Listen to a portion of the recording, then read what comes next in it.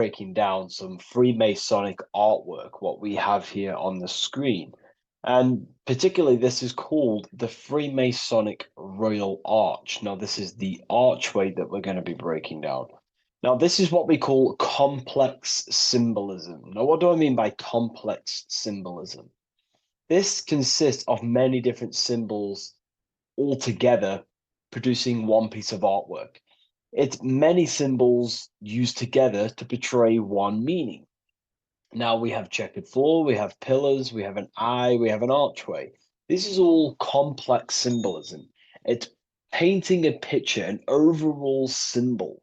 Now, when we're talking about Freemasonic symbolism, it's all about how to gain enlightenment and more self-awareness. Now, that is the aim of Freemasonry, of the spiritual path that you are walking, uh, consciousness, and gaining higher awareness. Because this is the eye. The eye is conscious. The eye sees, it perceives. It's about gaining more consciousness, more light, more awareness of yourself, understanding of your power, the power of the mind, the power of yourself, the power of the body. Okay, so this is symbolism and instructions. These symbols are hiding instructions on how to gain higher awareness, which is symbolized as light. Okay, so when we look at this image, the thing that stands out the most is that we have these two pillars. We have a left and right pillar. The left pillar represents masculine forces because normally we have like a sun here and a moon here in their different artwork. But in this one, we don't have a sun and moon. Okay. So everything in the universe has masculine qualities and feminine qualities, including consciousness. Okay, so remember, this is all about gaining more consciousness, gaining more understanding. We have masculine traits of consciousness and feminine forces of consciousness. Okay, so the left masculine force of consciousness would be direct action, the physical world, the physical body moving. That's a masculine force. Okay, and what else? We have action. We have the material world, the material body. This is what we can see with our two eyes, the material world. We can see our action. We can see physical reality. However, we have a right pillar, a feminine pillar, which represents what we cannot see. This is the feminine pillar. This is more of things that we can't see, the forces of consciousness that we can't see, such as thoughts, emotions, visualizations. You know, these are internal qualities. Because remember, we don't have one world. We're not this material body. We're not the external world. We are the internal world also. The internal world is a mirror of the external. The external mirrors the internal. So this is why these two pillars stand the same. However, they're different. They are mirrors of each other. Your internal world of consciousness produces the external world of material reality. It is the inner forces of thoughts, emotions that shape our external experience and our external actions. Okay. So essentially, what this is showing you here is these two masculine and feminine forces within us. The inner world, the feminine pillar, more emotional, intuitive, and the external world, the action, physical action, what we can see. Okay. And they're mirrors of each other. However, most people on surface level base consciousness is what the occult and esoteric call it. That conscious state that we're in when we just wake up, we realize we have consciousness and we realize our mind is not powerful because we have divided thoughts, we have divided actions, our mind and body are not working together. We have a very When we become awakened, we realize that we're in an animalistic state, a divided state of consciousness. This is what we're looking at here. This chessboard, the checkered board. It's black and white. It's duality. It's opposing. This symbolizes consciousness. Remember, symbols are symbolic of you, nothing external, but the state of your consciousness. This represents base level consciousness, hence why it's on the ground. The ground represents low. It's at the base, it's the surface, it's the ground upon we rise upon. We have to climb these pillars, remember. We climb these pillars towards the archway, the eye. Now I'm going to break that down later. So the black and white checkered board is confusion. It represents base level earth consciousness. You know, it's me versus you thinking. A lot of the world is stuck in this. They think, they're stuck in their ego. It's me versus you, where in fact we are all part of the whole. We're all part of an infinite awareness, an infinite consciousness. We're all actually one. We're all one. But on this chessboard down here, it represents base level thinking, base level consciousness, base level awareness. It's you versus me. We see life through the ego of of selfishness, pretty much. This is the internal division where our inner world is not aligned with our external world, where our mind, our internal thoughts are not being acted upon. Now, and that's not to say, oh, you should act on every single thought, because we all have intrusive thoughts. However, if you say you're going to do something in your internal thought and in your mind, the body needs to be a follow-up of that. You need to have honor within you that your body acts out the mind's will, the mind's desire. If you say you're going to start something, you need to start something. You should not have the contradiction between the inner and the outer world, which is this division you're in. If you say you're going to better your life, which is what Freemasonry and the spiritual path is about, bettering your consciousness, mastering your mind, and leveling up your awareness. Okay, you have to do what your internal world is saying. You have to act out left pillar action, your internal world. You need to build a connection between the mind and the body. The mind is the monarch. It is the command center. It is it's above all forces. The mind is the force that the body needs to obey. If you want to get out of this division, you have to align your mind's will and desire with your body's actions. You have to act according to rise above this base level consciousness. Okay.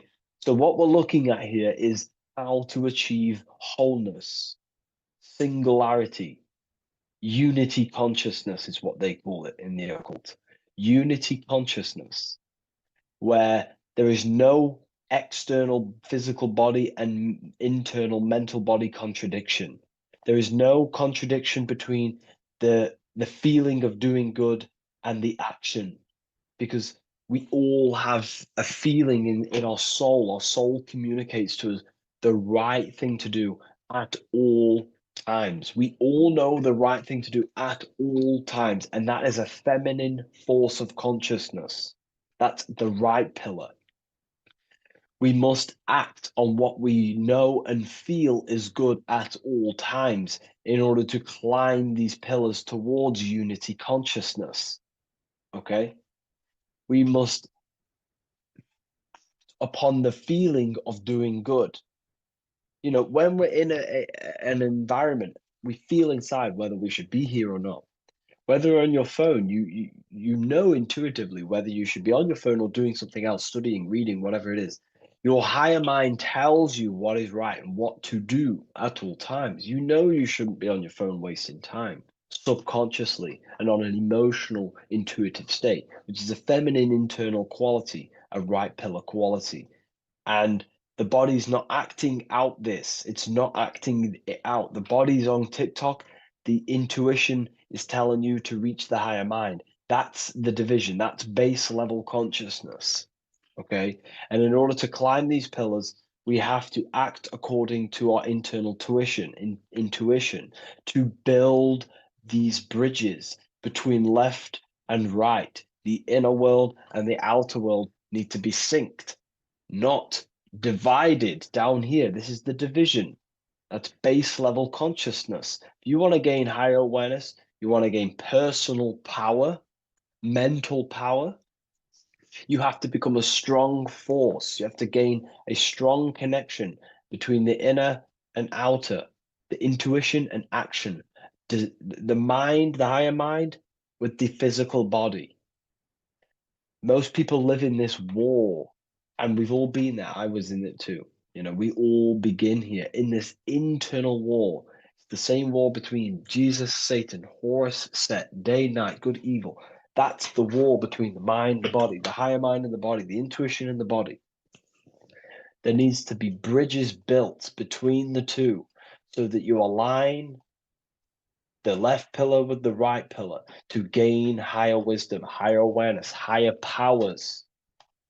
Because when the mind is contradicted, when your mind says it wants to do something, and you want to build the business, you want to study the occult, you want to reach your higher mind, the best version of yourself, but you don't act upon that, that is internal contradiction. The mind is not powerful in that state. The mind cannot direct its creative power, its forces, if it can't direct these forces into manifestation to create things in your life. You know, as you are aware, if you've watched my videos, you are a creator, you are a co-creator, a spark of the mind of God, and you are here to create and expand. In order to use the power of your consciousness, the power of your mind, the forces of your mind correctly, and to direct it with force, direct it efficiently, you have to align the inner and outer world, building the bridges to gain higher awareness, to gain higher power, to find out more about yourself or why you are here. Because remember, we're all being guided by our intuition. That is the true spirit guide. I don't like saying spirit guide. Spirit guides are not real. There's no force outside of you guiding you. It's your own soul guiding you through intuition, through emotional communication, the feeling of goodness, the feeling of what is right. Down here in division, you don't understand right from wrong, light or dark. But when you awaken, you start to understand right from wrong. You gain higher awareness. And this is what you need to act upon to climb these pillars, to align the left with the right, the inner and the outer, the masculine with the feminine, the action with the emotion. Okay? And this is why we have this symbol here. Because remember, let me draw this for you. Upward triangle represents fire, which is masculine, left pillar. The downward triangle is water, which is feminine. And together they combine to create this symbol, which is, again, symbol of unity consciousness. And when you gain unity of the inner and outer world, and you climb the pillar, which takes time, you don't just take one action and you end up all the way here. It takes time. You have to go up and up and up. Then you build the bridge between the left and the right, the inner and the outer, and you gain power. This is the unification. This is why these two angels are holding hands here. They're unifying, they're holding hands, they're working together. This is symbolic of the collective consciousness also. Our life is shaped by the collective consciousness. We need to work together. The elites are using this symbol as chaos. It's a symbol of chaos, internal division, chaos. And they keep us divided. They keep us on the chessboard. Why? Because we're weak on the chessboard. When you have chessboard-based consciousness, you're manipulated by the people who have higher awareness of the mind. You see, life is a mental game. Life's a mental game. We live in a mental universe. Life is mental. Okay? And the ones who use the mind more, the ones who know about the mind more, win the game. It's throughout history. You know, you can moan about this, you can whine about this, and it's okay. But this is life at the end of the day. The ones who know the forces of consciousness, the ones who know the mind, always rule over the ones who do not. You know, we can moan about it. I used to moan about it. However, it gets you nowhere. This is the game we're in. This is the situation we are in. We have to learn how the mind functions. And if we do not, you will be moved by the chess master, by the people with higher awareness, and you will be stuck in division, you versus me, light versus dark, racism, division, all just division tactics for us to be manipulated. Because we're not working together, that's when we're easy to be manipulated. So in this state down here, you're easy manipulated because you don't know how your mind functions. You have a base level awareness. You know, you live to survive. In fact, you're not living. You're just experiencing. Okay. You don't question whether you have consciousness or not. You take consciousness and life for granted. Okay. And you don't realize the power of consciousness and the forces of consciousness and the forces that are shaping your life, such as thoughts and emotions and visualizations. Okay. So I was there too. Everyone begins at this point. It's okay. If you're at this point, that is completely fine. I'm not, saying anything bad. We all start at this base level and we rise up. Okay. And we have to take action. So this is a massive misunderstanding in the spiritual community today is that, they just most people just focus on the left pillar, meditating, visualizing, trying to manifest things, or they sit around visualizing all day, hoping something's going to change. Action is just as important as visualizing and meditation. It's just as important. They come hand in hand. Masculine, feminine need to be unified. Okay. This is why we have these tools up here, right? We have the spade and a pickaxe. These are Masonic tools. The spade does what? It digs. It digs down because these are tools to lift ourselves out of this base level consciousness. We have to dig ourselves. We have to actively, masculine force, action, dig ourselves out of our lower mind. We have to shovel we have to destroy our old self. We use the pickaxe to destroy action, our old mind, our old thinking habits, our old actions, our old, emotional chaos. We have to actively destroy our old self. Okay.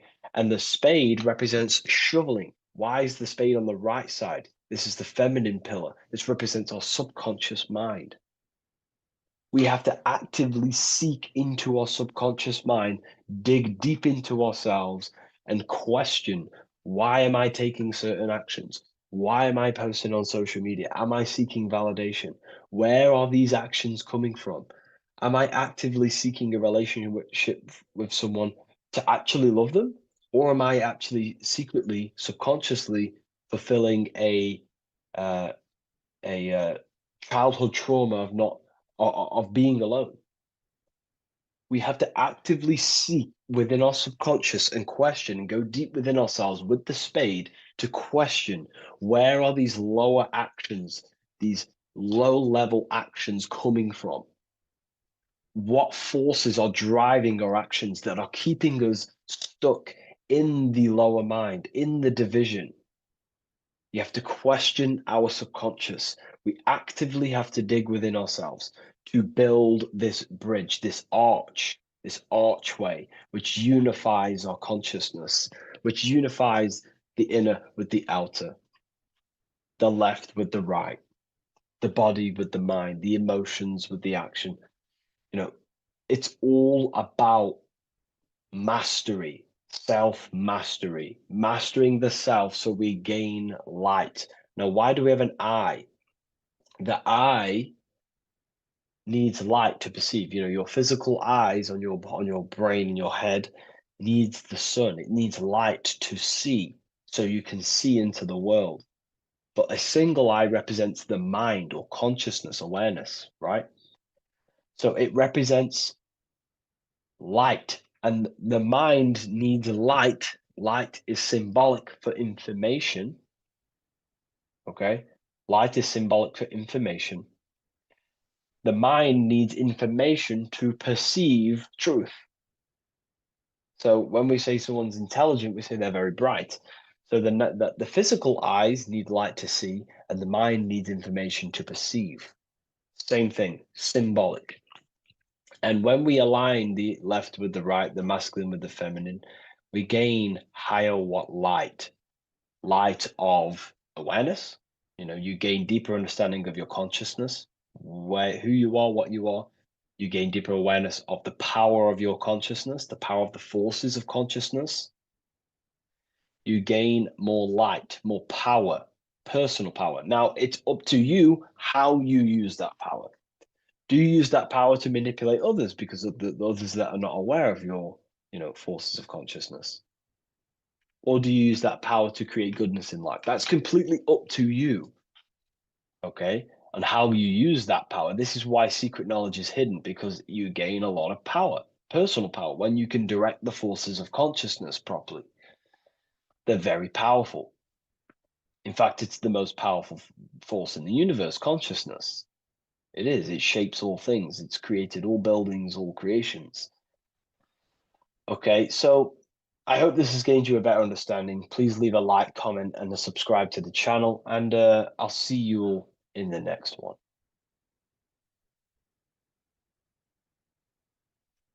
Welcome to Revival of Wisdom. Welcome people, we're back with another video. In this video we're talking about how Jesus Christ and Christianity is all sun worship. The Holy Bible of Christianity is not meant to be taken literal for history. It is a story and has lots of metaphors. Starting with the symbol of the cross of Jesus. This cross originates from this ancient cross of the sun. This symbol has been used for thousands of years, way before Jesus was a thing, in Europe, America, Asia, and all around the world. In fact, this symbol is still being used by Christians today, not knowing it represents the sun.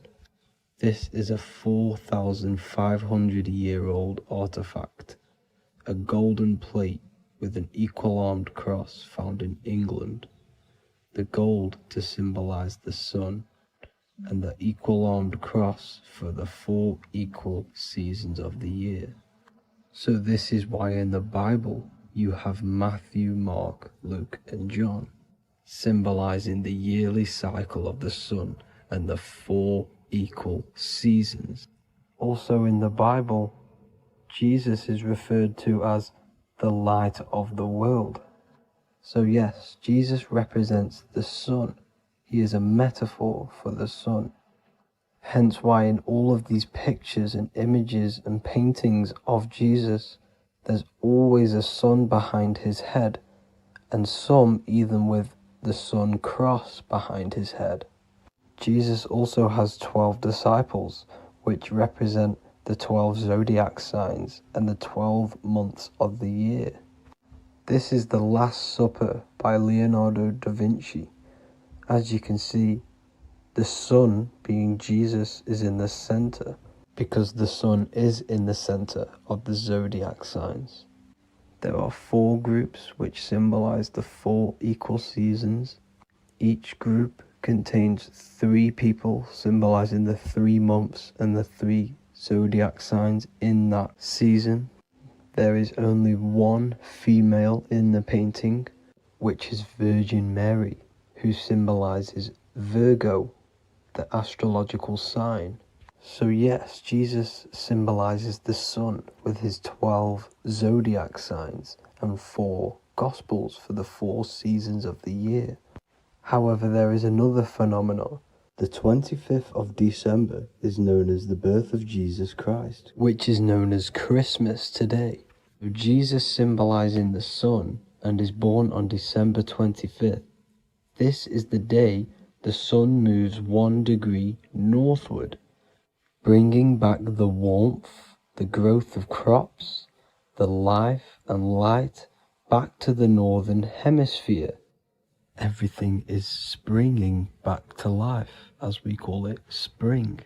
So it is said that the sun is born again on the 25th of December, and Jesus is known as the risen Saviour, because the sun is our risen Saviour, because it gives life to the whole of this realm, the warmth, the crops, and without the sun rising in the morning, we'd all die in about 2 weeks. And we all know how Jesus died on a cross. The sun also dies on a cross in the southern hemisphere. It dies on the Southern Crux constellation. And on December the 22nd, 23rd, and 24th, the sun remains in the same position. So the sun dies for 3 days, and it is born again on December 25th, when it moves 1 degree northward. And this is when the sun is born again, or resurrected, just like Jesus. Constellation Virgo is prominent in the spring sky in the northern hemisphere. So therefore, the sun is born a virgin, Virgo. And as you see in this image, you see Virgin Mary holding the sun. Us as humans do not own the sun. So therefore God owns the sun. So yes, the sun is the Son of God, and this is what Jesus is symbolizing. And just how Jesus sacrifices himself for humanity, that's what the sun does. The sun gives out all of its energy so we can live. There are many other Bible verses which represent Jesus as the sun. Now in Matthew 8:23-27, his disciples are in a boat and there is a massive storm. Jesus is asleep, meaning the sun has not arose. And the disciples say, "Save us, Lord, we are perishing." Quote, "Then he rose and rebuked the winds and the sea, and there was a great calm." End quote. Now this is a metaphor for the sun rising and calming the storm, because in the ocean, when the sun is down, that's when there are great storms. The worship of celestial bodies go back thousands of years, and it's called Astrotheology, and it can pretty much be traced back to all ancient civilizations. Now going back to the ancient Egyptians, the god Horus, the god of war, and he symbolized the sun in the morning. Ancients used to say that he walked over the sky in 12 steps. Yes, this could symbolize the 12 zodiac signs. It also symbolizes the 12 hours of daylight. So we have 12 hours of Horus, but now they've rearranged the word to hours. Horus and hours. And when the sun rises, Horus rises, we say horizon, which is Horus is rising. That's the etymology of horizon. Another Egyptian god called Amun-Ra was known as the god of all creation. He was the first god of them all. Amun was also a sun god. Therefore, after every Christian's prayer, they say Amen, sending their prayer through the sun to God. So this all goes back to the worshipping of the sun.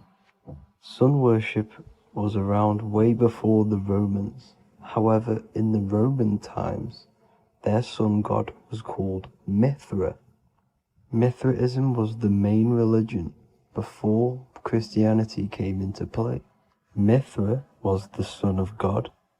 He died on a cross, and he was dead for 3 days and resurrected, just like Jesus. So the Catholic Church was not made in heaven. It was made by the Roman Empire. They mixed all the sun religions of Judaism, Mithraism, and other Arabic religions, and combined it into one, so Caesar, the Roman emperor, could gain his own religion. So yes, Christianity was a political move to gain more control over the masses, because it was a worldwide government at this point in time. So here is a Sumerian helmet with the rising sun symbol. And then the Romans also used this rising sun symbol on their armor. So sun worship has been going on for thousands of years, and it still goes on today. However, with all the programming and the low IQs, today we do not get the full interpretation of the Bible and these stories from the past. And Christians and other religions are all brainwashed to not question their religion and not realize their true origins and where they come from. I do advise you all to do your own research and come to your own conclusions. However, I'm just pointing out the facts and connecting dots for you all to see. That's it for this video, guys and girls. Thank you all for tapping in. God bless.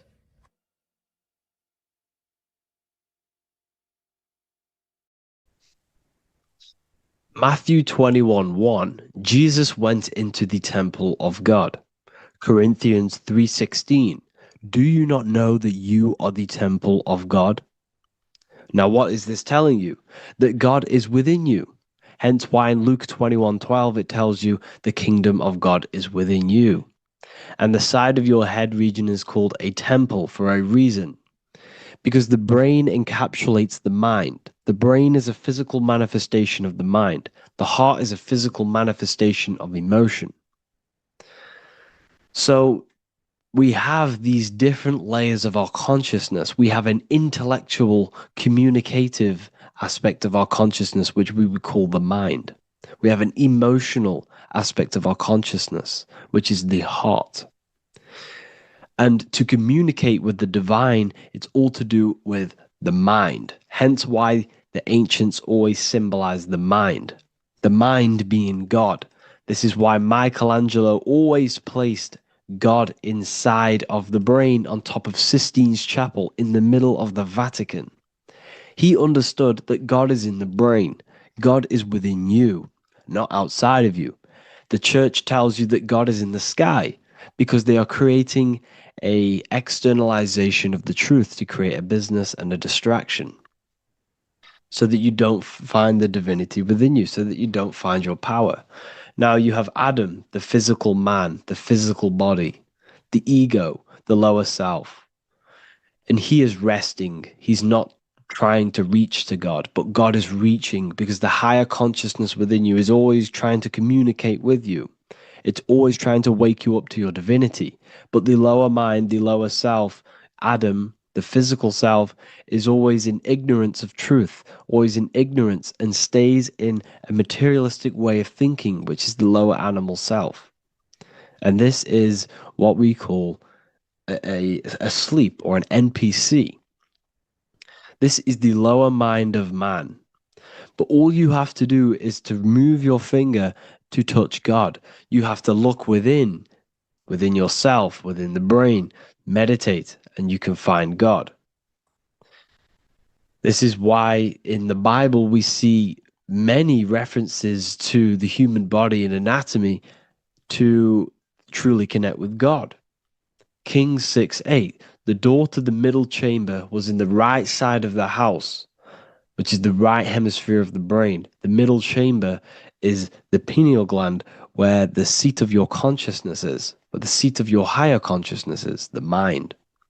And they went up the winding stairs, which is your spinal column, into the middle chamber, and out of the middle chamber into the third. So they went up the winding stairs. This represents raising your consciousness up the winding stairs. Your spinal column acts as a stairway of consciousness. Depending on what sort of consciousness you are operating in, depends on what part of the spinal column you are using. Because the spinal column ascends and descends consciousness. What do I mean? If you are in a reproductive way of thinking and you're always thinking about sex, you're jerking off all the time and you're always eating, all of your brain's power and your mind's power is being descended into the lower aspects of the spinal column, which represents hell, the physical state of man, Adam. the ignorant state. We're basically living off low-level pleasures like an animal. And the stairway to heaven is your spinal column. They went up the winding stairs into the middle chamber, which is your mind, your pineal gland, and out of the middle into the third stage of consciousness, physical, etheric, astral. When you meditate and you start to raise your consciousness during meditation, you enter the astral plane when you turn off thought. But this is the middle chamber inside of the brain. Here we see another painting inside of Sistine's chapel of God inside of the brain. This is the brainstem. This is the brain. This is the frontal lobe. This is the back lobe. This is the back lobe. This is the cerebellum. Here's the reptilian brainstem. Here's the claustrum. This is what we are seeing here. Anatomy. Here is another one in Sistine's chapel in the middle of the Vatican. This is depicting the brainstem. God's neck looks exactly like the brainstem. Here we see a real brain compared to God's neck, because the neck is just below the brainstem. And this is what they are symbolizing, because they knew that God is within you. God is a part of the human body. God is inside of the body, because the body is a vessel for consciousness, for universal consciousness. Inside of you, inside of me, is the same spark of consciousness. And this same consciousness is spread out into every living essence, because everything comes from the one source, the one God, the one consciousness. Matthew 6:22-23. The light of the body is the eye. If therefore thine eye be single, thy whole body shall be full of light.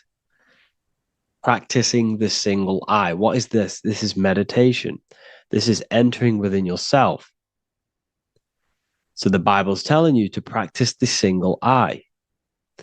But if thine eye be evil, thy whole body shall be full of darkness. What does this mean? If your consciousness is in an evil way of thinking, if your mind is filled with an evil, negative mind space, then your body shall be filled with darkness, with evil, with negativity. Because negative thoughts destruct the body. Positive thoughts heal and regenerate the body.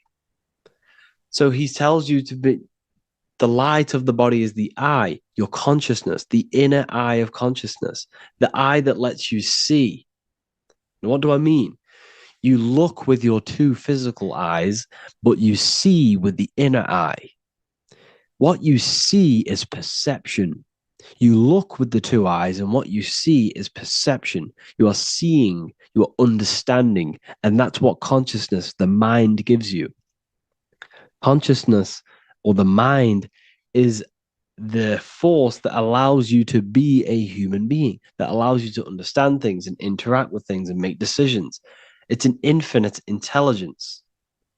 See, the mind is not the brain. This is a big confusion with people.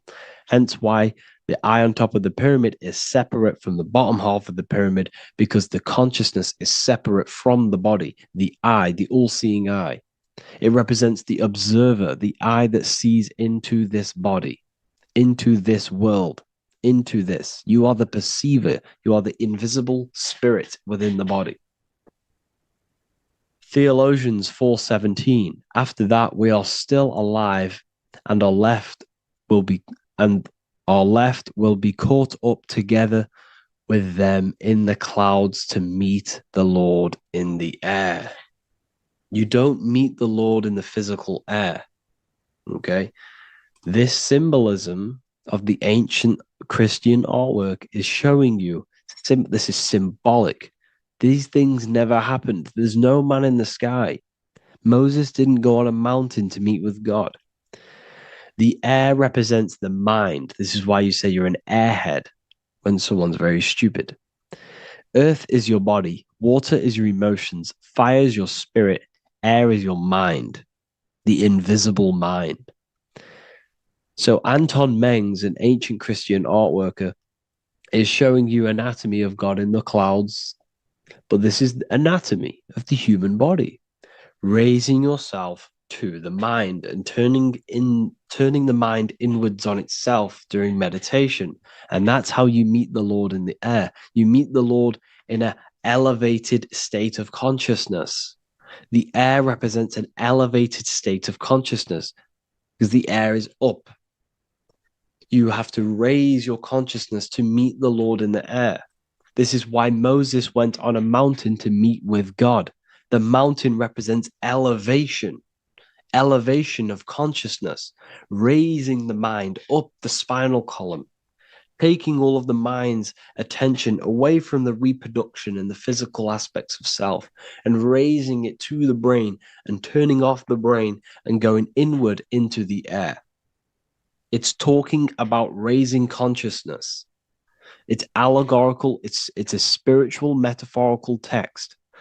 The side of your head's called a temple because inside that where that temple is, right in the middle of where you call the temple, is the inner chamber, the open room, the holies of holies in the Bible, or the land flowing with milk and honey, or Mount Zion. There's so many different names for the brain, or the upper room where Jesus meets his 12 disciples, the 12 cranial nerves in your brain. This is the temple of God. Your body is a temple of consciousness. It encapsulates consciousness. It encapsulates the mind and soul. John 10:30, Jesus states, I and the Father are one. Psalms 46:10, be still and know that I am God. He's talking about the I am within you, not within Jesus. Everyone refers to ourselves as I. I am God. When you say I, you're referring to the highest aspect of yourself, the aspect that is above all thought, above all emotion, and above all things. When you say I, you're referring to your pure awareness, your pure consciousness, the highest aspect of yourself. And anything after I is egotistical. I is God. The letter I is the Roman numerals for one, because there is one God, one consciousness. The letter I is one line, just like the number one. Matthew 6:3-4, take no thought. Therefore, take no thought. Take no thought. He says this 5 times because you must turn off the 5 senses and take no thought to connect with God.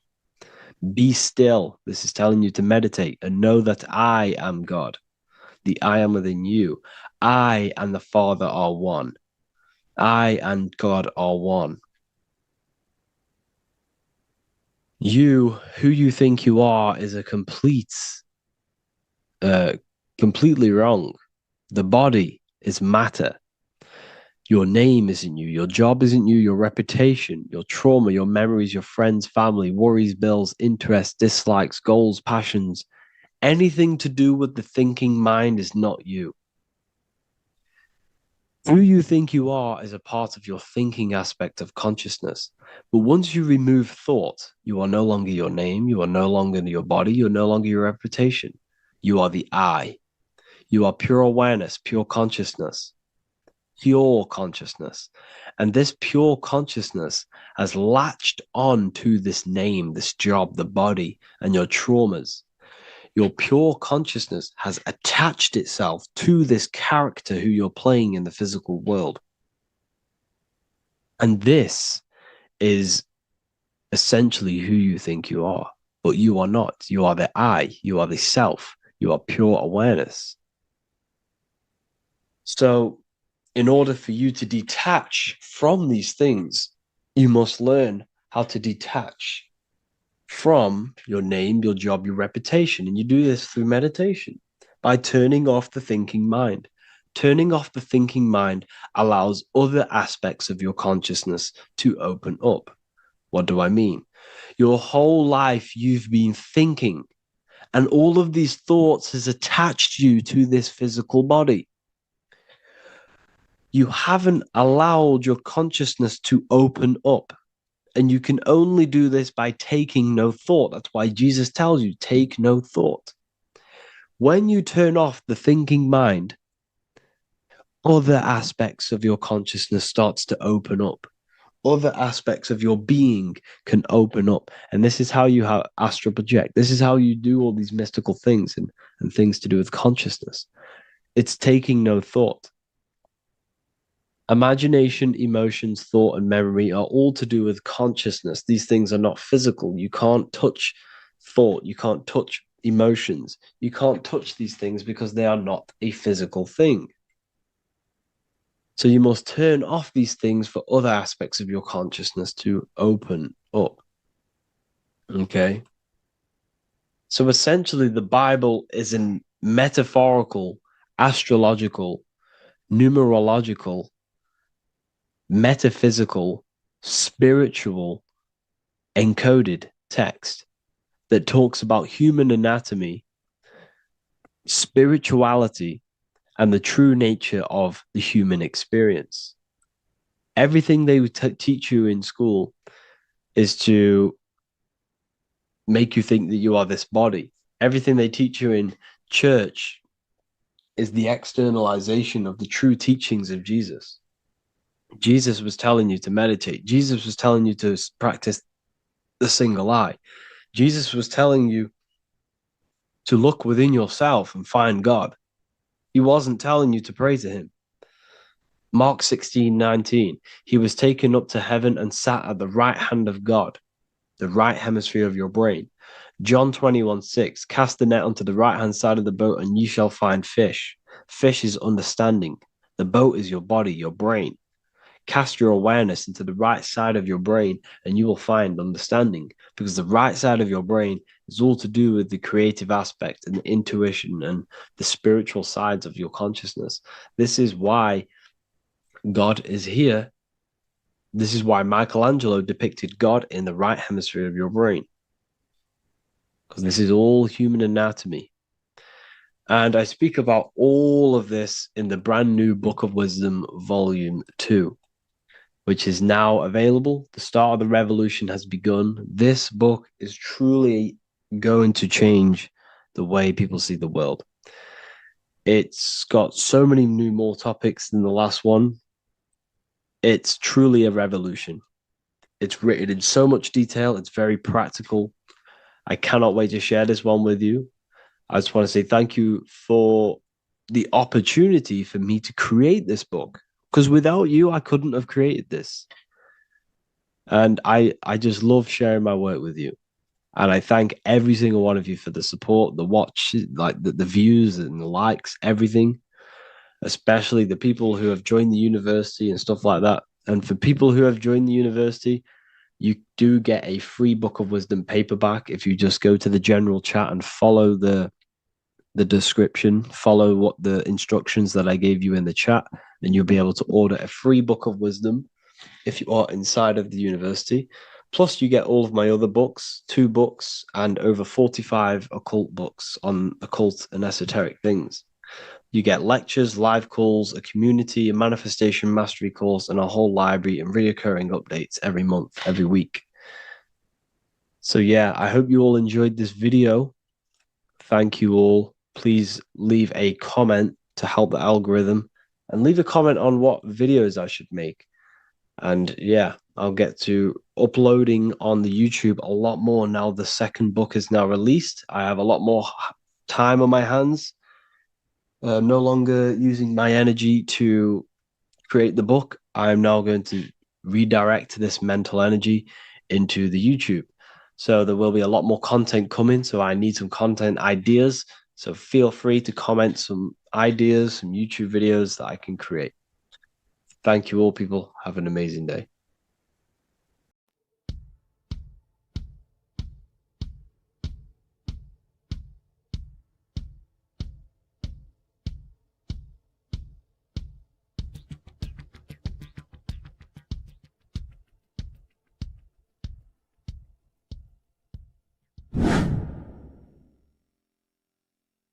What is good, people? How are we all doing? Today we're going to be talking about the different planes of existence, the occult side of the world, the things they don't teach you in school.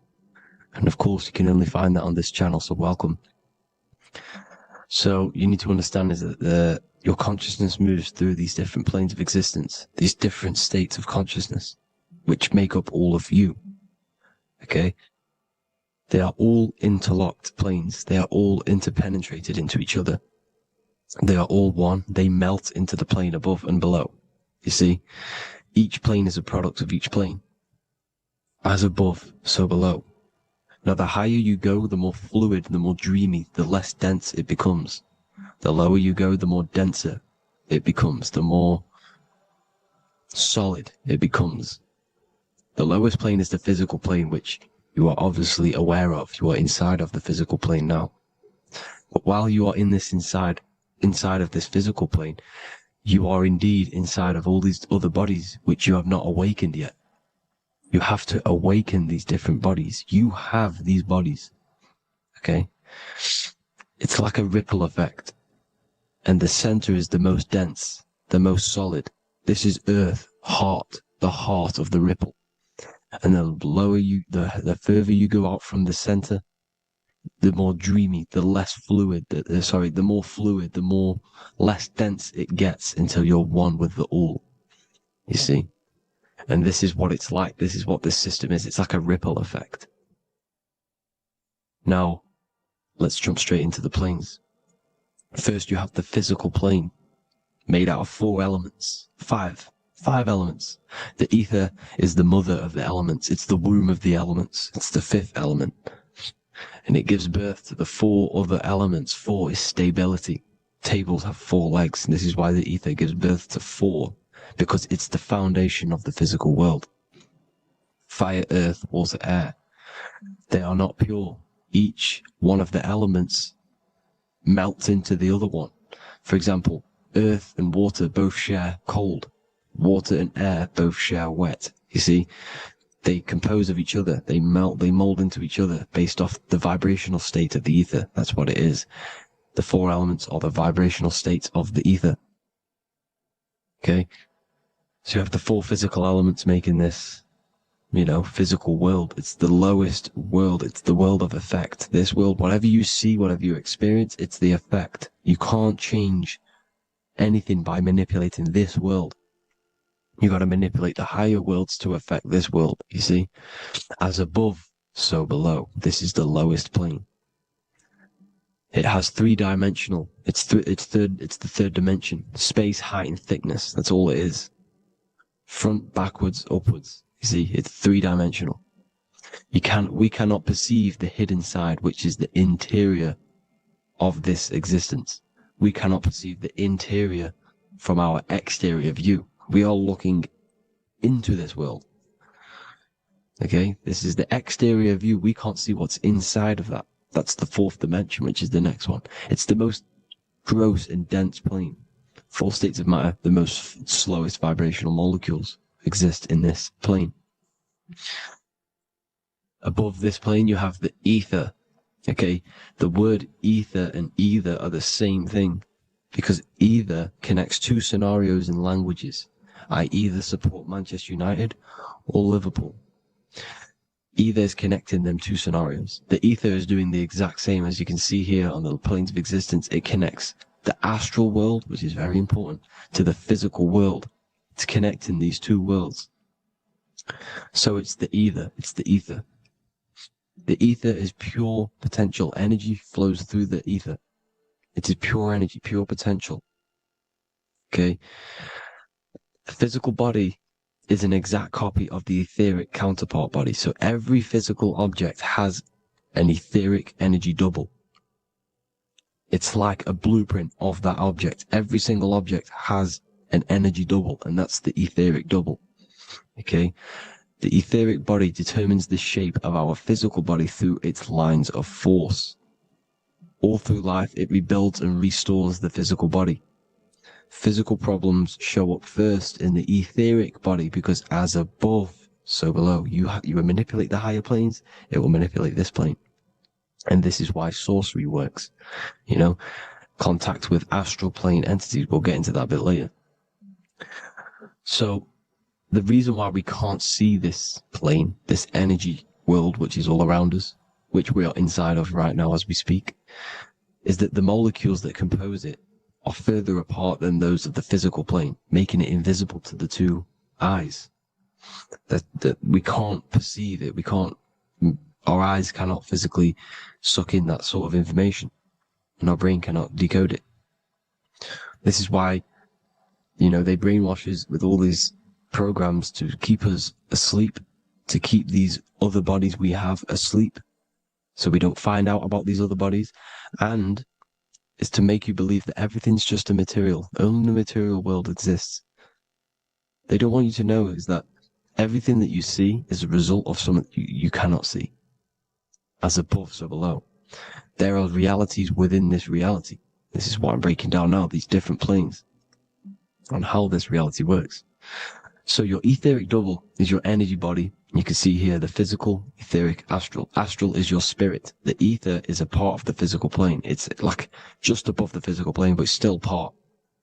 But then the astral plane is completely separate. It's another plane, but they're all interlocked. Don't think they're apart. They're all interlocked. They're all one. They all melt into each other. The chakras that we have are inside of our etheric body. They are our sense of organs which tune us to the fourth dimension. These 7 chakras connect us to the astral world, the fourth dimension. Okay? They are points for the flow of energy from the universe / 7 planets, because the 7 chakras are your 7 planets, and the 7 planets are connected to the astral world.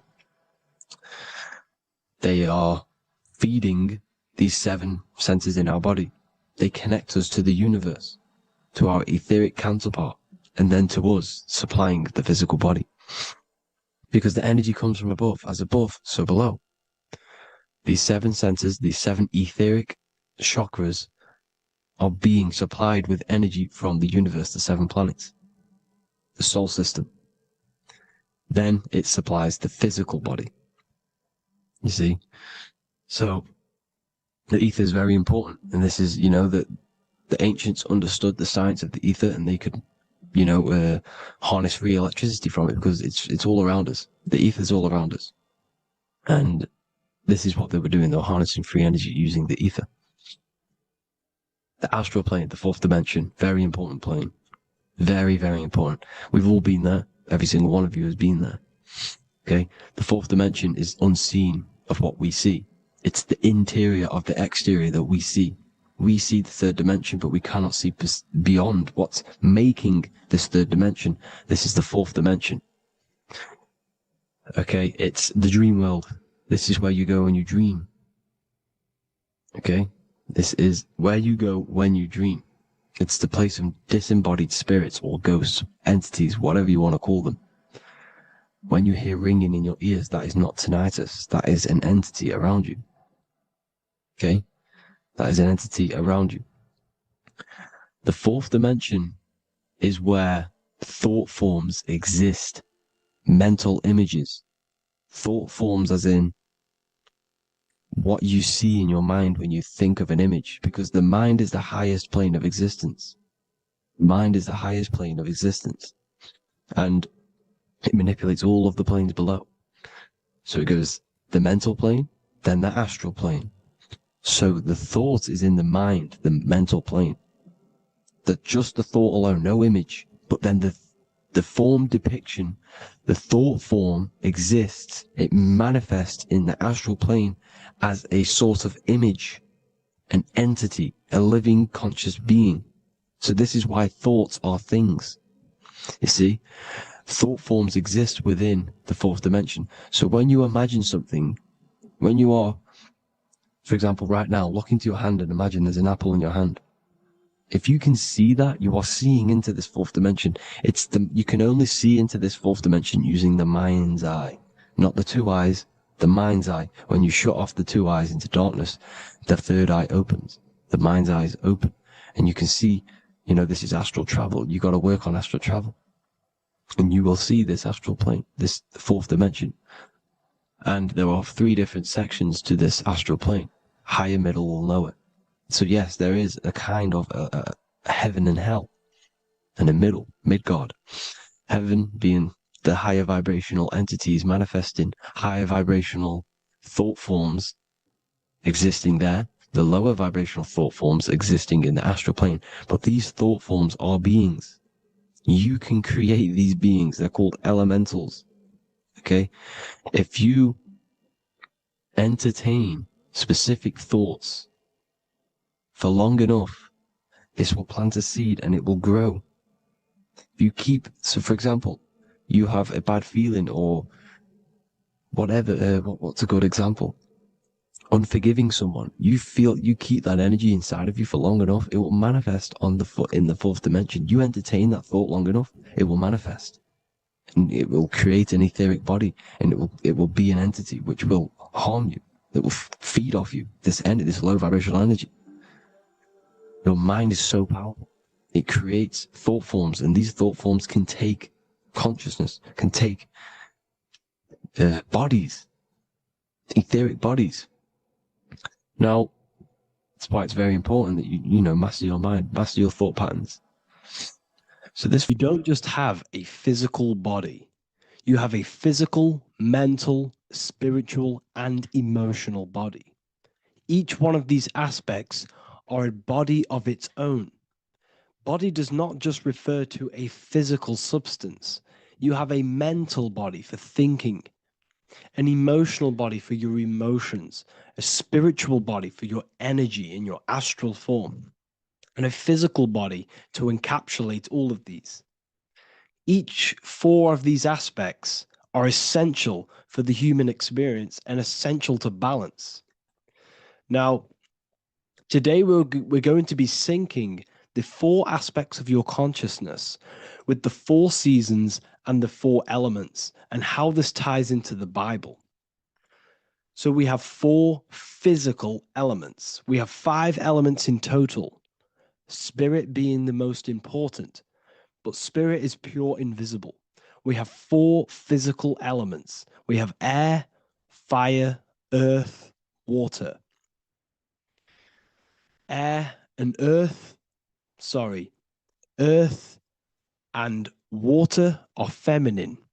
Air and fire are masculine. Air and fire are active. Water and earth are passive. The air corresponds with the mental body of consciousness.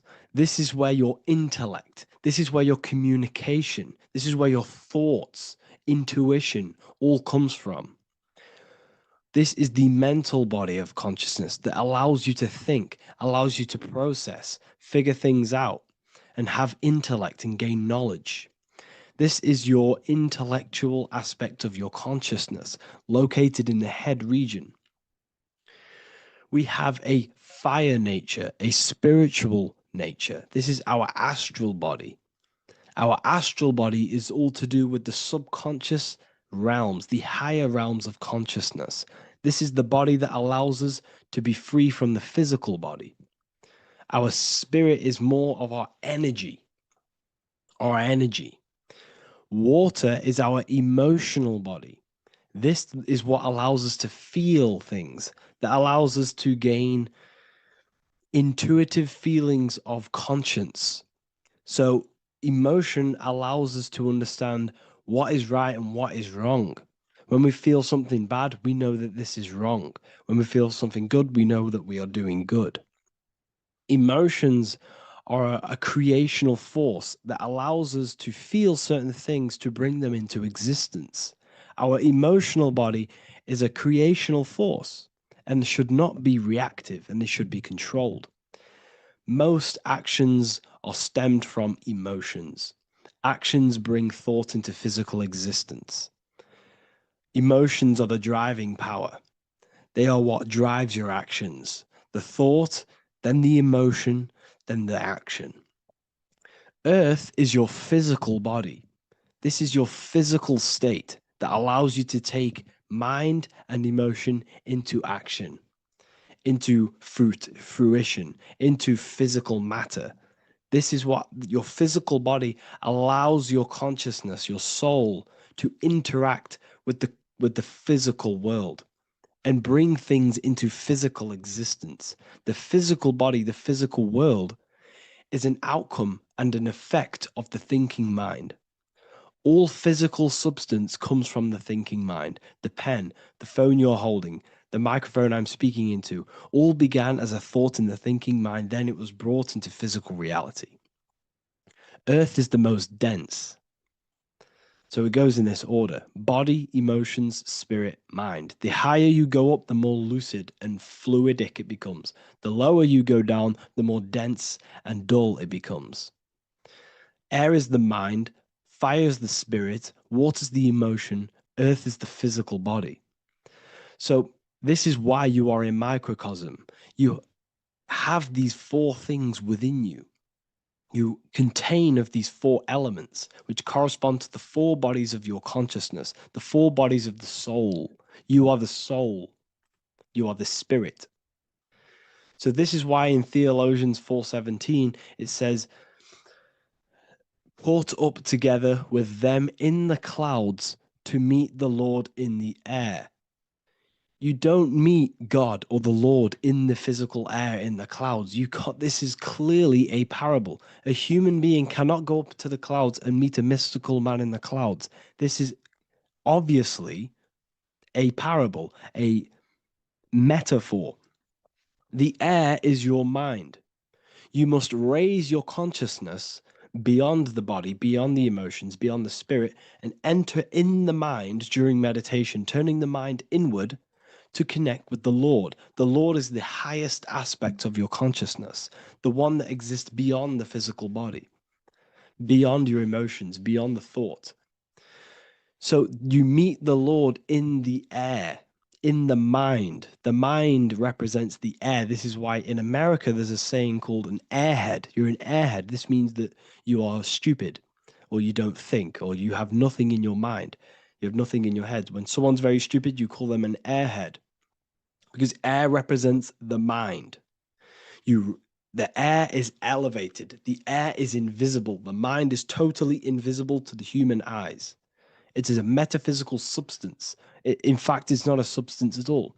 It's so fluidic. It's everywhere. The mind can be everywhere at all times. It can be anything. Nothing is impossible within the mind. Now, this is synced with the four seasons. The four seasons represent the four aspects of human consciousness, the four bodies of your consciousness, the four bodies of your soul. The sun is your soul, okay? And the sun travels around four seasons. Summer, when the sun is the most hottest point. Autumn, when the sun starts to move away from the hottest point. Things start to die. Then it goes to winter. This is when everything dies. This is when things enter in within itself. This is when darkness occurs. Then spring. This is the reignition of the sun. This is when the sun starts to bring back the warmth back to the summer.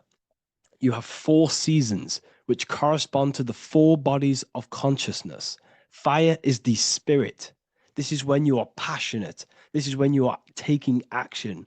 This is when you are fiery. The sun is blazing. You're taking action. You're very passionate. You're very spirit. You're in the spirit. Autumn is water, emotion.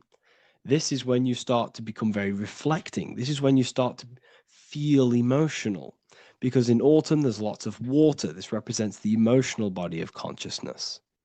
Winter is the mind. This is air. Winter, what happens in winter? Everything enters within itself. The leaves die, the trees die, everything dies and goes within. This is the mind. The mind is the darkness, remember. You close your eyes to enter within the mind. The winter represents meditation. In the winter, what do people do? They stay inside of their house. They research more. They read more books. They become more intellectual. They think more in the winter because we are so we're stuck inside. So we're more reflective. We're thinking more. We're more communicative. We're more intellectual. In the spring, this represents the earth, the body. This is when we start to come out of the mind and we awaken to the body, and things start to grow again. The plants start to grow. The earth is growing again and reborn again.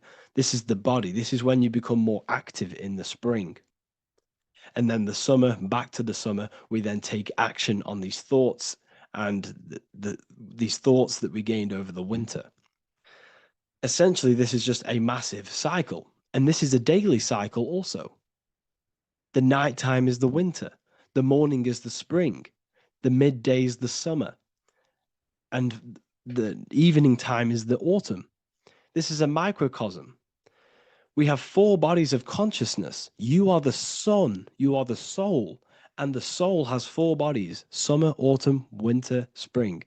Emotion, air, body, spirit. Sorry, emotion, mind, body, spirit. So you are the soul. You are the pure essence of consciousness. The sun is your soul in the heart.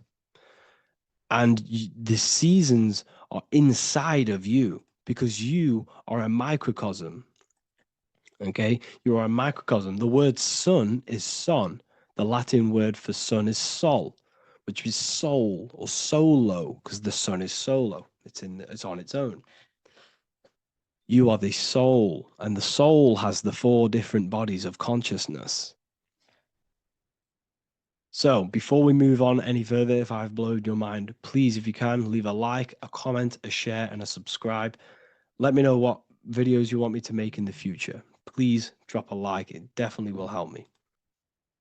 You are a microcosm of the macrocosm. Man is a miniature universe that goes through its own cycles. The seasons of the summer, winter, spring, and autumn do not occur merely outside of him, but within him as well. The summer is within you. You feel different in the summer. You feel different in the winter. You feel, depending on the body of consciousness, your soul's interacting with. So the sun in the sky is your soul inside, and the sun goes through these cycles, which is affecting your bodies of consciousness, because the cycles represent your bodies of consciousness. Now, this ties in with the Bible. This is why we have 4 Gospels. This is why Matthew, Mark, Luke, and John are always seen with the 4 different zodiac sign animals or symbols. So you always see each one of the Gospels. If you just type in on Google Matthew, Mark, Luke, and John, type in ancient pictures, paintings, or pictures of them, and you will find these 4 zodiac signs are always standing with each one. Taurus, the bull; Leo, the lion; Scorpio, the eagle. An old symbol for Scorpio was the eagle, and a man for Aquarius. Here you see very, very ancient paintings and artwork. Here we see Matthew, the man, Aquarius. Here we see John, the Scorpio. Same here. We also see it on the tarot cards, on the world card. We see the 4 fixed zodiac signs. Here we see it as well. These are called the 4 fixed zodiac signs. Now, when we look at the zodiac, we're no longer looking at the sky, because what you must understand is as above, so below. What is above you is inside of you. What is above is what is below. What is outside of you is within you. The zodiac is inside of you. The zodiac revolves around the sun. The sun is your soul. These are different energies of your soul. Like I said earlier, the 4 seasons are the 4 bodies of your consciousness. And in each body of consciousness, you have these different energetic energies that you can work with. Okay, so this is the true astrology. This is the true astrology, the internal esoteric astrology. You can't find much information on this at all. Very hard to find. So what we're looking at are the 4 bodies of consciousness. Obviously, when you look in the middle of each, when we look in the middle of each season, spring, the middle of spring is Taurus. The middle of winter is Aquarius. The middle of autumn is Scorpio. The middle of summer is Leo. These 4 signs are known as the 4 fixed signs. Okay, Scorpio is fixed. It's the middle of autumn. Scorpio is a water sign, emotion. Aquarius is the air sign, the mind. Taurus is an earth sign, the body. Leo is a fire sign, the spirit. This is why we see Matthew, Mark, Luke, and John with the 4 fixed signs of the zodiac, which represent the 4 bodies of consciousness. Leo, the spirit, fire. Luke, Taurus, earth, body. Matthew, Aquarius, air, mind.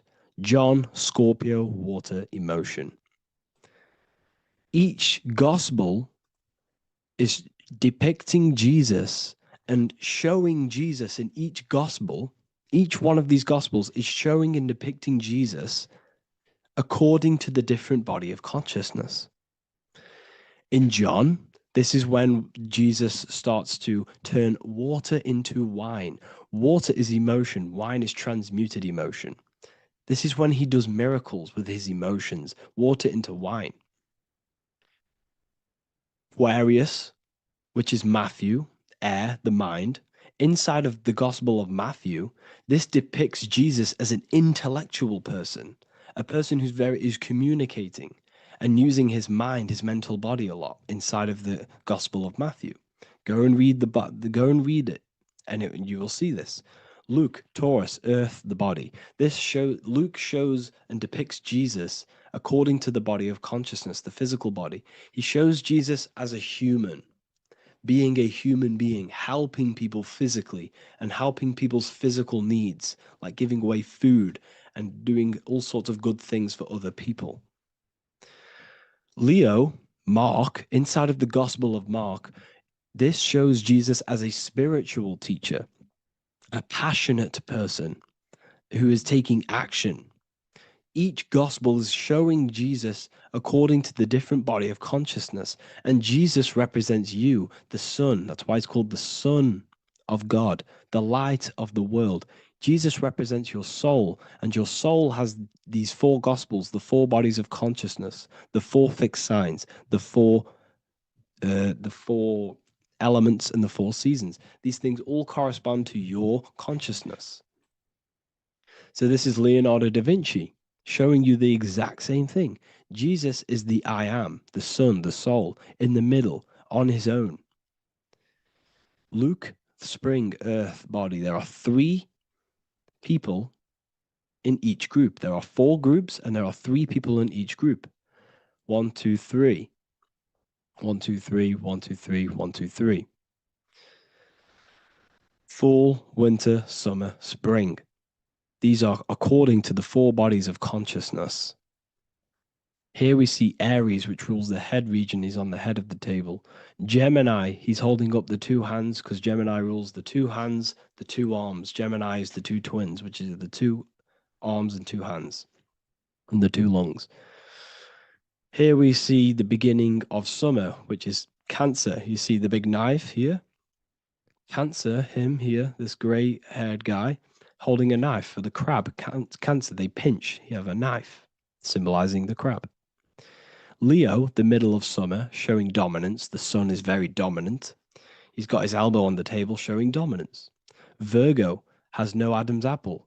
Cancer here is pointing at this woman's neck, saying there's no Adam's apple. This is Virgo, the virgin, the only woman. Jesus, the sun. This is Libra, the balancing. He's holding his arms out, balanced, showing the balancing of the sun. Because when the sun enters Libra, the sun is balanced between winter and summer.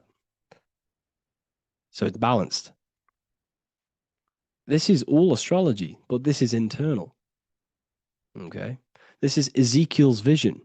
Ezekiel had a vision in the Bible, and he saw the face of a man, the face of a lion, the face of an ox, and the face of an eagle.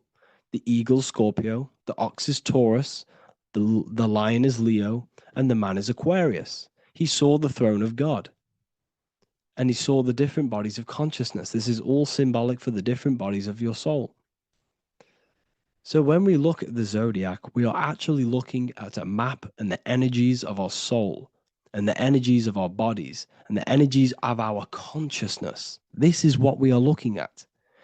Each zodiac is an aspect of our consciousness and an energy that we can work with and that we must purify.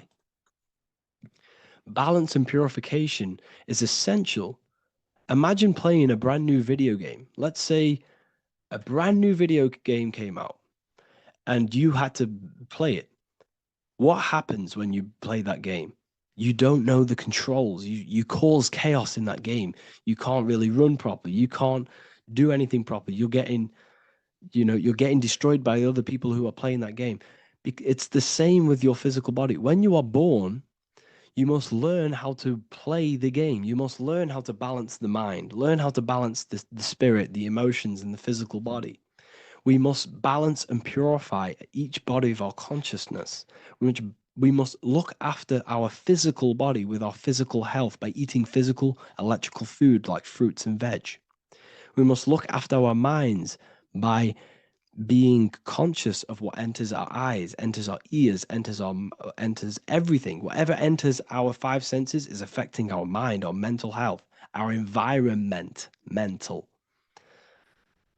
We need to look after our thoughts. Control our thoughts by purifying our thoughts, only positive thoughts. Then we must purify our emotions, feeling only gratitude and love and not feeling these negative, dull emotions. Then we must look after our spiritual body through meditation and looking after our spirit. But remember, when we look after our mind, it all begins in the mind. Each body of consciousness is interlocked with the other. If you have a negative, if you have an unhealthy body, you have an unhealthy mind, spirit, and emotions. If you have an unhealthy mind, you have an unhealthy body, spirit, and emotions. If you have an unhealthy emotions, you have an unhealthy spirit, mind, and physical body. They're all interlocked. You must balance each one of them. Look after your physical body, look after your thoughts, look after your emotions, look after your spirit. But remember, the mind is the most powerful one. It's mind over matter. Once we look after the mind, because once we start to control our minds and control every thought we think, this will then turn into discipline in our physical body. Because once we learn how to discipline the mind, we learn how to discipline what we eat, we learn how to discipline what we feel, we learn how to discipline our spirit. This is all interlocked, but work on the mind first. Work on the mind first. All of this knowledge is inside of the brand new Book of Wisdom, Volume 2. This is a revolution of human consciousness. If you've read it, please leave a review down below. If you've read Volume 1, leave a review down below. This is the next revolution. I don't see this information anywhere. This is the next revolution of human consciousness. And of course, if you are serious about this and you truly want to gain enlightenment and join an amazing community where you can connect with me on live calls, lectures, the Manifestation Mastery course, you can gain access to my library with over 45 PDFs plus my books. And if you do join the university, you can order a Volume 2 free of charge. All you have to do is to pay for shipping. If you truly take your knowledge serious and you want to take advantage of life, join the university. This is where truth seekers belong. Just want to say thank you all. Please leave a comment. Please leave a like. It's going to help me a lot spread this knowledge to the world. And yeah, share this with a friend and subscribe. Thank you all.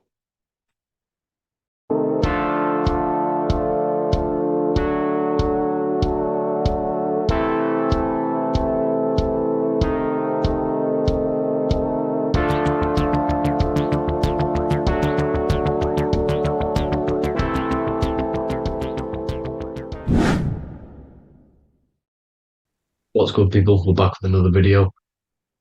This is going to just be a quick video. Manifestation, magic, bending reality. So let's jump straight into this. So you have a conscious and a subconscious part of your mind. The conscious is what you're conscious of, what you're actually doing, where you can choose or not.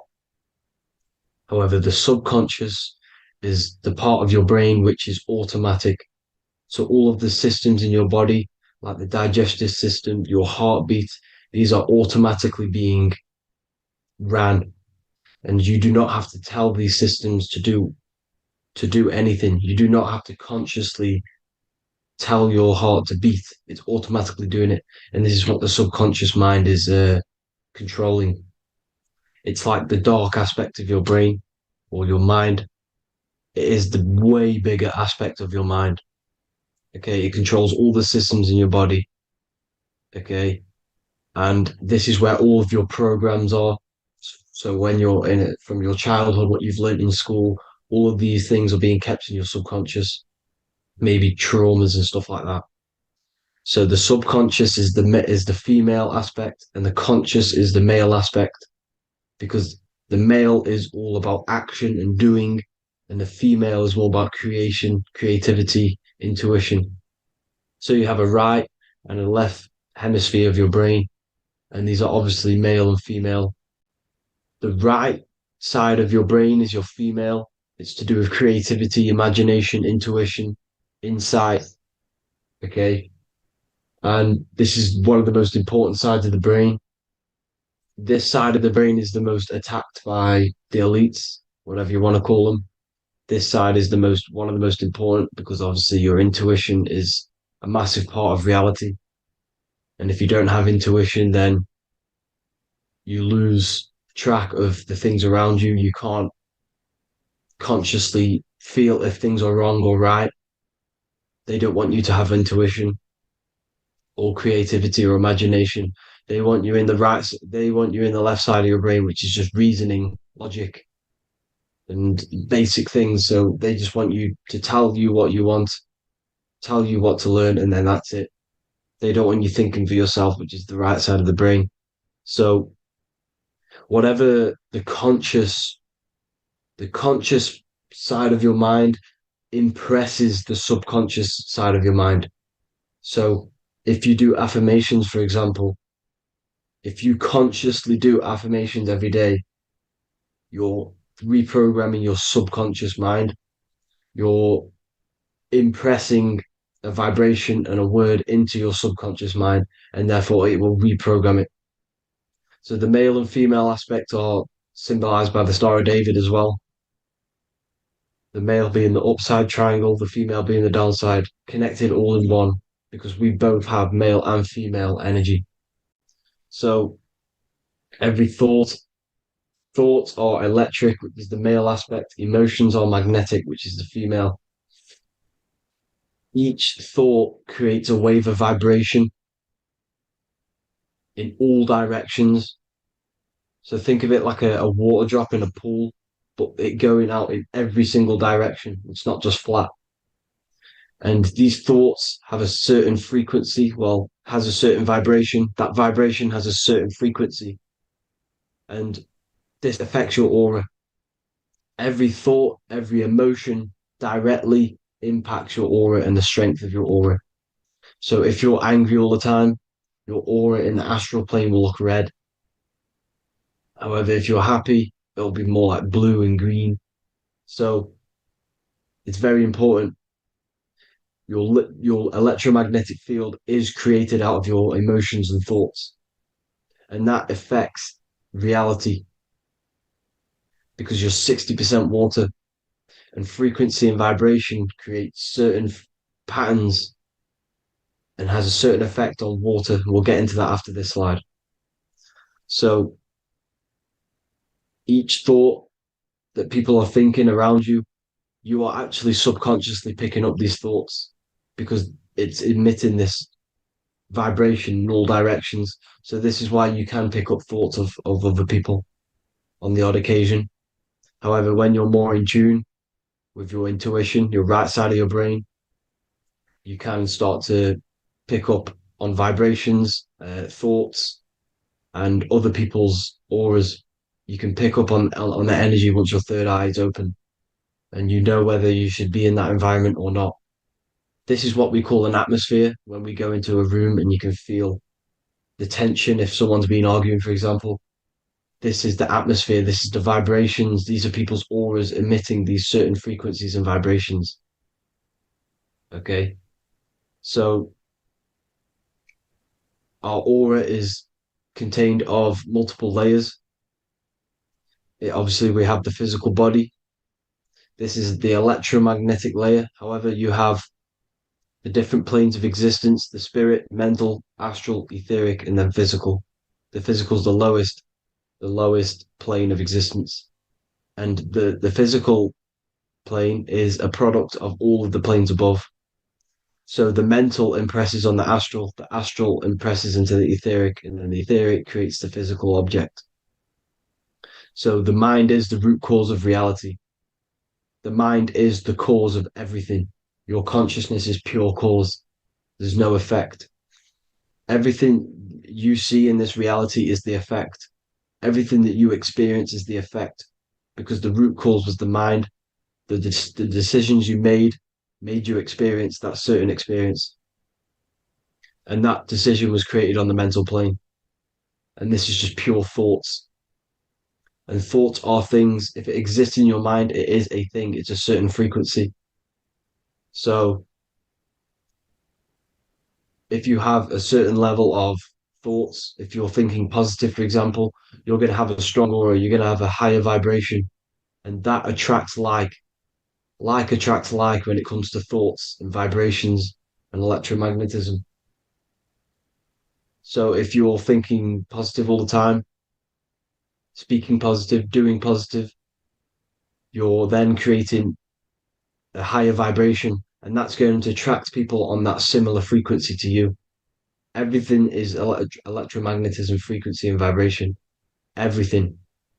You see, so this is why, for example, if I put my hand to a TV screen, if my finger was the same vibration as the TV screen, it would go straight through it. However, the particles in my hand and the particles on the TV screen are two separate vibrations, and this is what causes the friction to stop and not my finger to go straight through it. So, like I said, when you don't feel the vibe of someone, when you don't feel right, you don't really get along with someone, this is a vibration. Your vibrations are not matching, they're not similar, they're two complete different vibrations, and they're not aligning properly. So music has a massive part on this. Music is a massive, massive tool for the elites because music is frequency. And in 1975, the musical instrument are all tuned to 440 hertz. So Spotify, Apple Music, most of the music on YouTube is all set to 440 hertz. And 440 hertz is not divisible by 3, 6, or 9. And when you can't divide a frequency by 3, 6, or 9, it's not a natural frequency. As you can see here, this is 432 hertz. This makes a nice geometric pattern. However, 440 hertz is a distorted pattern. So when you listen to this, this actually shuts off the whole right side of your brain. Like I said at the start, this is the most attacked side of your brain. It's to do with creativity, imagination, intuition.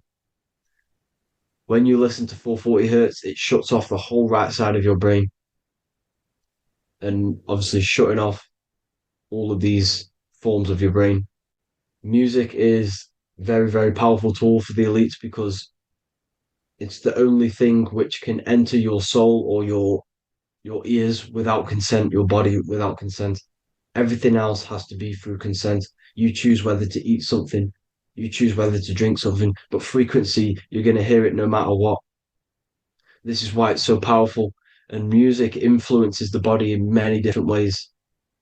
It's the most powerful imitator of everything. It directly affects all listeners.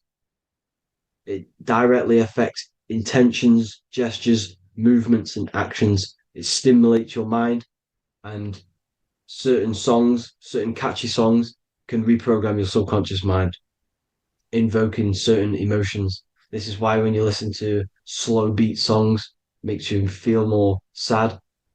When you listen to upbeat songs, you feel more energetic. This is because these frequencies have a profound influence on reality and on how you feel. Because, like I said, you are 60% water. And as you can see here, each frequency creates a different geometric pattern. And inside of you is 60% water. So, like I said, 440 hertz is going to make a distorted pattern in your water. And this is going to have a profound effect on your emotions and your reality. So, like I said, health is not just the body. It's you are made of body, mind, and spirit. You need to look after what you put in your body. You need to look after your spirit and look after your mind It's very important to keep all these in balance because once one of these are unbalanced, it affects the other two. So if you're eating wrong, it's going to affect your spirit and mind. If you're thinking wrong, it's going to affect your body and spirit. These are all interlocked. Uh, you have to look after them all. So it's very important you understand music. Stop listening to low vibrational music. To be honest, you want to listen to music without any sort of speaking inside of it. You just want pure uh, frequencies, which are the solfeggio scale, like one of these, for example, 432, 528 hertz. These are all good frequencies. It's called the solfeggio scale. And these frequencies make you more in tune with nature. 528 hertz is what the earth vibrates at. So it's very important. And the Rockefellers are the one who changed this to 440 hertz. The Rockefellers, one of the elite families. So if you want to manipulate reality, it's very important to have your chakras aligned and having a high vibration, because the higher your vibration, the more powerful your words and your intentions are on reality. So the lower your vibration, the harder it is to affect reality because you're on a lower state of consciousness. Like I said, you have the mental, astral, etheric, and physical. Everything is a product of the one above. As above, so below. This is what Hermes Trismegistus was saying in the Egyptian days. This is where it comes from. As above, so below. If you affect above, it directly affects below. So, like I said, meditation helps on this, helps align your chakras. Think positive, feel positive. Like I said, your feelings are magnetic, your thoughts are electric. So once you combine these two together, you're then creating an electromagnetic frequency, and that will have profound effect on reality. So the law of cause and effect. The law of cause and effect.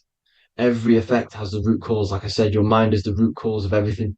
Every decision you make is having a different effect on reality. Everything happens for a reason due to the root cause, which is your mind. You choose everything that happens in your life. Okay. So it's very important you understand this and you constantly make the right decisions, the good decisions to have good effects on your reality. You have to be very conscious of this law because nothing escapes this law. This is the law of all consciousness. So think about it. Imagine a massive ball of consciousness. However, off this ball are different sparks, and each one of these sparks are in each and everyone's body. This spark is governed by these laws, the law of cause and effect, the law of correspondence, the seven hermetic principles. It's very important you understand this because this mass ball of consciousness is what is obeying these laws, and everyone has this spark of consciousness inside their third eye. And like I said, everyone is the same consciousness. This is why if you do bad unto someone else, that will directly affect your reality. So if you hurt someone, it's going to come back to you in one way or another because you are that same consciousness. This is like a mirror of reality. As within, so without. Whatever you feel on the inside, you're gonna see that on the outside. You're gonna experience that reality, whatever you've impressed. So there's different ways to bend reality to your will. This is kind of a sort of magic. So obviously you have black magic, which is manipulating reality to harm and influence others, or to be very selfish. And then you have white magic, which is manipulating reality for the good of humanity. So you do have to be very careful with your intentions, people, when you're trying to manipulate reality, because this is nothing to be played with. If you are manipulating reality for the wrong reason, it's going to come and bite you in the ass in some way or another. Because everything is balanced. Everything balances out in this reality. Nothing escapes the laws. Not one thing escapes the laws. So if you're stealing from yourself because it's just going to come back in one way or another. Inside of everyone's heart, you know whether you're doing good or wrong. You can feel it when you do something wrong. You can feel it when you do something good. The heart is the center of the torus field. It's balance. And this is why you say follow your heart, because it's the center of the torus field. It's very important to listen to this inner voice inside of you, because that is telling you the right things to do, the good decisions to make. And when you keep following that voice, that good voice inside of you, it takes you to your life path. Very important to follow that voice. However, don't let the ego get in the way of it. Don't care what your friends are going to say. It's very important to understand this. So you have different ways of manipulating reality. You have sigil magic. This is where you create your own sigil or symbol. You create your own sigil and symbol, and then you charge it. You behind that symbol, you have an intention. So, for example, if you want to manifest wealth, you create a sigil which represents what you want. You create that sigil, you draw it out, you charge it, because wherever your attention goes, energy flows. So whatever your attention is, you're sending energy that way. So what you do with your eyes and your hands, you place attention on the sigil. Imagine that it's glowing. Imagine that you're sending energy to the sigil, and then you burn the piece of paper once you've done this. And then after this, you meditate on that symbol. You constantly think about that symbol, because that symbol is the frequency, is the thing that you want to manifest. So that's one way. Or you can just meditate on your reality. So imagine yourself having already what you have. This is what they call a mindset. You must set your mind to the frequency what you want to manifest. Okay. So if you want to manifest wealth, for example, imagine yourself being wealthy. What would it feel like? What would you be doing? Imagine a scene in your mind. Constantly do this, and you're putting out that frequency. Like I said, you must think, because the thoughts are electric, and then you must feel, which is magnetic. Together, this creates an electromagnetic frequency, and this is how you attract things to you. You will attract the certain people to come in your life to bend reality to your will. Okay. Or you've got mirror magic. Stare yourself in the mirror, because a mirror reflects light. It also reflects energy. So you've got to be very careful with what you say to a mirror. You've got to be very, very, very careful, because whatever you send into that mirror is directly sent straight back to you. So if you're thinking negative, you're sending negative energy back straight to you, and that's going to have an effect on your reality. Affirmations are very important, because your words are frequency, your words are vibrations, and each word you say has a certain frequency. If it's positively charged, it's going to affect you positively. If it's negatively charged, because like I say, your brain and your mind is like the director of energy. That's what your brain is. And it directs energy into certain things. You can either positively charge it or negatively charge it. And this brain is creating your reality constantly. It's manifesting your reality constantly in the present moment. So this is what the government knows. The government know your mind is the root cause of reality. This is why they call themselves a government. Government. The New World Order is not being manifested by them. They are controlling the information. They are controlling your perception of this reality. And they know the mind is the root cause of reality. Therefore, if they control your perception of reality and your information, what you believe, you're going to manifest that information, that perception. So we, the people as a collective consciousness, are the ones manifesting this New World Order. You see, so this isn't black magic. They're actually tricking us into manifesting their own their plans, this New World Order. You see, this is how smart these people are. They know how to get around the laws of reality. They know how to bend reality to their will without facing the consequences. They're getting humanity to do it.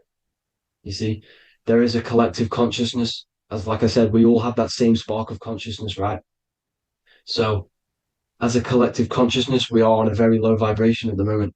However, we are waking up rapidly. There are more and more people waking up at the moment, and light always chases away the shadow. Light is a lot more powerful than darkness, you see. So one person waking up has a massive effect than one person being asleep. It has a profound effect. Because like I say, the light always chases away the darkness. It's more powerful. The light is always more powerful. High vibrations are more powerful than lower. So that's it for this, people. I hope you all enjoyed. This is a short, quick video. God bless you all.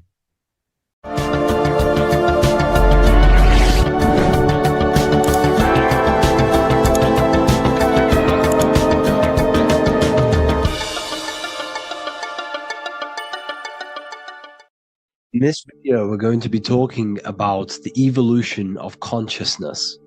You are born human, however, you possess consciousness, which is the awareness behind your being, the awareness behind your thoughts, the experiencer behind your five senses, the experiencer, the observer behind your thought, emotions, and senses.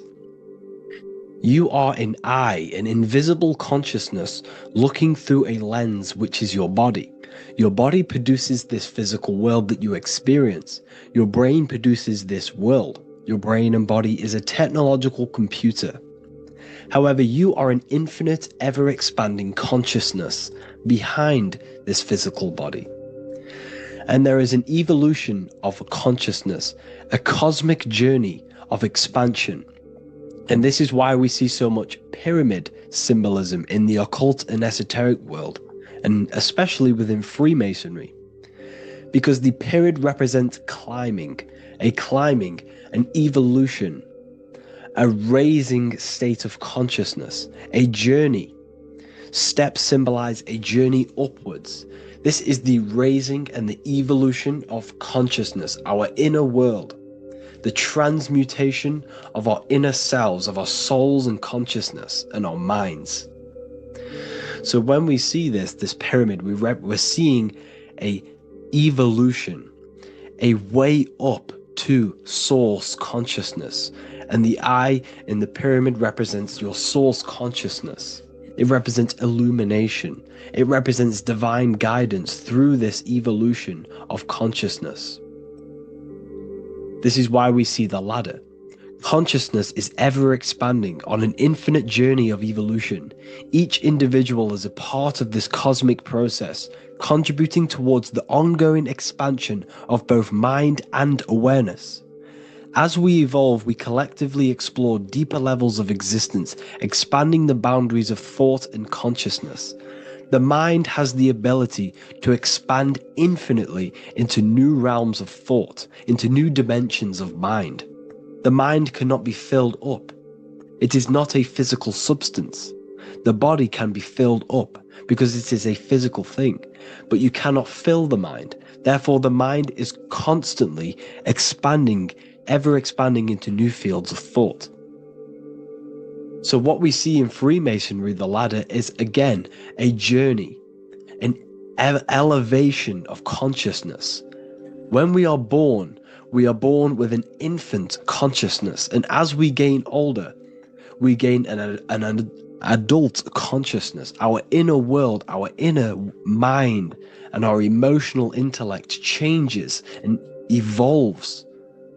We are significantly different from when we were very young as an infant. It's because our consciousness evolutes, it changes, it alters like water. So just like this evolution of your own consciousness as growing up, there is consciousness of beings existing in cycles beyond our own. And their consciousness is unimaginably different from ours. They operate on a higher level of understanding and knowing, experiencing reality in ways that transcend our current comprehension. Our minds right now cannot comprehend the highest states of consciousness. There are entities, there are beings beyond our own, existing in higher dimensions of consciousness that we cannot comprehend because they have expanded. They are on a further way up the ladder of consciousness. However, we are all on the same journey. None of us can take the same journey.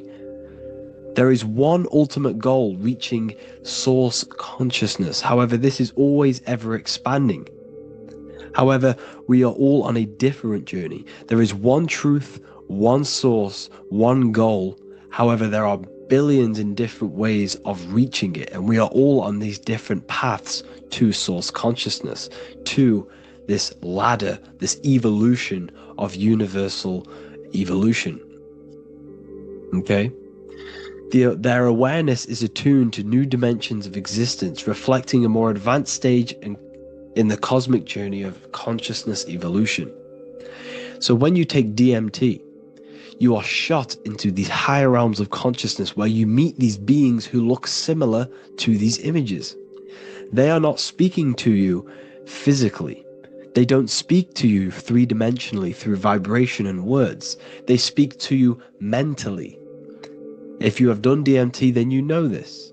And if you have met these beings, then you know this. You might have even met some of these types of beings on mushrooms or any psychedelic drugs. Because ultimately, when you take these mind-altering substances, it's altering your consciousness. It's merging your consciousness with the spirit of that substance. And you are essentially attuning your mind to higher dimensions of consciousness. That's why we say we're getting high when we take these substances. Therefore, when you meet these beings on DMT, you are essentially meeting beings who are attuned to higher dimensions of consciousness, and they speak to you mentally. They speak to you telepathically through thought, because the universe is mental. Everything exists within the mind. The way you are now, your physical existence, is a state of mind. Mind, thought creates matter. Spirit and matter are two opposing ways of thinking. If we have a very spiritual mind, we have an expanded mind, we are a spiritual person through the mind. However, if we have a very low state of consciousness where we think about food, sex, lust, and all physical things, then we have a physical consciousness. Matter and spirit are two opposing forces, two ways of thinking. The mind attunes itself to different levels of understanding in different dimensions. So, essentially, this is what we're looking at. The body is a vessel for the fluidic, formless consciousness, a temple that houses the essence of our awareness. While the five senses are limited to perceiving only the physical plane, the mind transcends these limitations, capable of perceiving the full scope of reality. It is through the mind that we access deeper truths beyond the material, tapping into boundless nature of existence. Physical existence is a thin band, a thin layer of reality. It's like 0.001% of reality. And your five senses are only tuned into this layer of reality. But the five senses are, by design, only allowed to perceive physicality. But the mind has the power to expand beyond this physical five sense state. The mind has the power to expand and evolute. It is a conscious decision whether you want to take this path or not. You can stay in a three-dimensional way of thinking, or you can expand your consciousness from within. It's not an external journey. There is no God going to save you. You must save yourself. Therefore, behind every single one of these eyes is the same source consciousness. However, we are all different cells in a different journey. The organs in your body, the cells in your body are all alive. They all possess same consciousness, universal consciousness. However, we are all on a different journey of evolution. As above, so below. As the baby is in the mother's womb, when the baby becomes conscious, there is a world outside of its mother. What does it do? It presses and seeks a way out to be born in the other world outside of its mother. It is the same with your consciousness, your mind. When your mind becomes aware that there is realities beyond the immediate surroundings, it seeks a way out. And this is exactly what I'm doing to you now. I am now expanding your mind and telling you there is other ways of reality. There is other dimensions of consciousness which you can access through inner transmutation, through different ways of thinking, spiritualism, and meditating and connecting with yourself and detaching from external things. We can upgrade our consciousness. Your body is a womb. Why Jesus says you must be born again to see the kingdom of God, because you are born physically and then you must be born again spiritually, awakening your inner consciousness. So like I said, as the baby is in the womb, It's the same principle. As above, so below.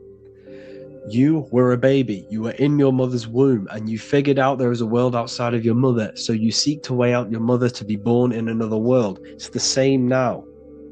You must do this now. This is your spiritual evolution. This is the evolution of consciousness. It's ever expanding.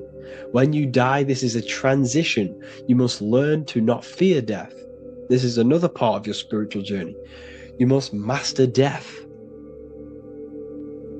Therefore, like I said before, the mind has limitless capacity to expand into new realms of thought, continuously exploring uncharted ideas and concepts without boundaries. The mind can ever expand. It can never be filled. It can never ever know everything. There is infinite fields of knowledge, infinite fields of thought. Your current state is just one stage on an infinite pathway. You won't remain human forever. The human experience is a crucial phase where we learn to balance polarities, master the fundamental laws of the cosmos. It is a period of growth and transformation, preparing us for the next stages in our cosmic evolution. The goal is to strive for perfection, yet the true perfection is unattainable. It's like a tunnel, and there is a light at the end of the tunnel. And as you walk through this tunnel, the light is ever moving backwards. You should forever seek to meet that light, but you will never meet that light because consciousness is ever expanding. You should strive for perfection, yet knowing that perfection is forever unattainable. The journey is endless, with each step revealing deeper layers of understanding and experience. The pursuit of growth and expansion is itself the essence of our evolution. You can find all of this knowledge in the amazing book that I have read for years. I have read this book, The Emerald Tablets of Thoth, the Atlantean, by M. Dorial, translated by M. Dorial. I'm telling you now, this book, now that I've told you this, you have some context on the book. The whole book is about evolution of consciousness. He's talking about higher dimensions beings. He's talking about how you can transcend this physical plane. It is truly the most amazing book you will probably read. One of the best spiritual texts you'll see. It's hard to understand, so you must read it over and over again. And the more your mind progresses, like for me, I read this every couple months. And the more I learn about consciousness, the more I expand my own consciousness. And every time I read this book, I pick out something new that just completely blows my mind. Because you can only understand this book to your level of consciousness, to your level of understanding. So now that I've told you all this information, go and read this book and it will absolutely blow your mind. And so will the Book of Wisdom Volume 2, which is now available. I released it the other day. I'm just going to read a page out now. This page is called Spirit and Matter. The Earth is not merely a dense, lifeless rock drifting through space. It possesses spirit, a living essence that animates its form. But what do we mean by spirit? Spirit in esoteric terms refers to the energy, the life force, animating the principles infused in matter. So essentially, what this page is talking about is how everything has spirit, consciousness within it. You are the middle, you are spirit and matter. You have the ability to expand your mind to the God self and raise above our animal instinct, our material self, and know the divine and expand. Animals cannot do this.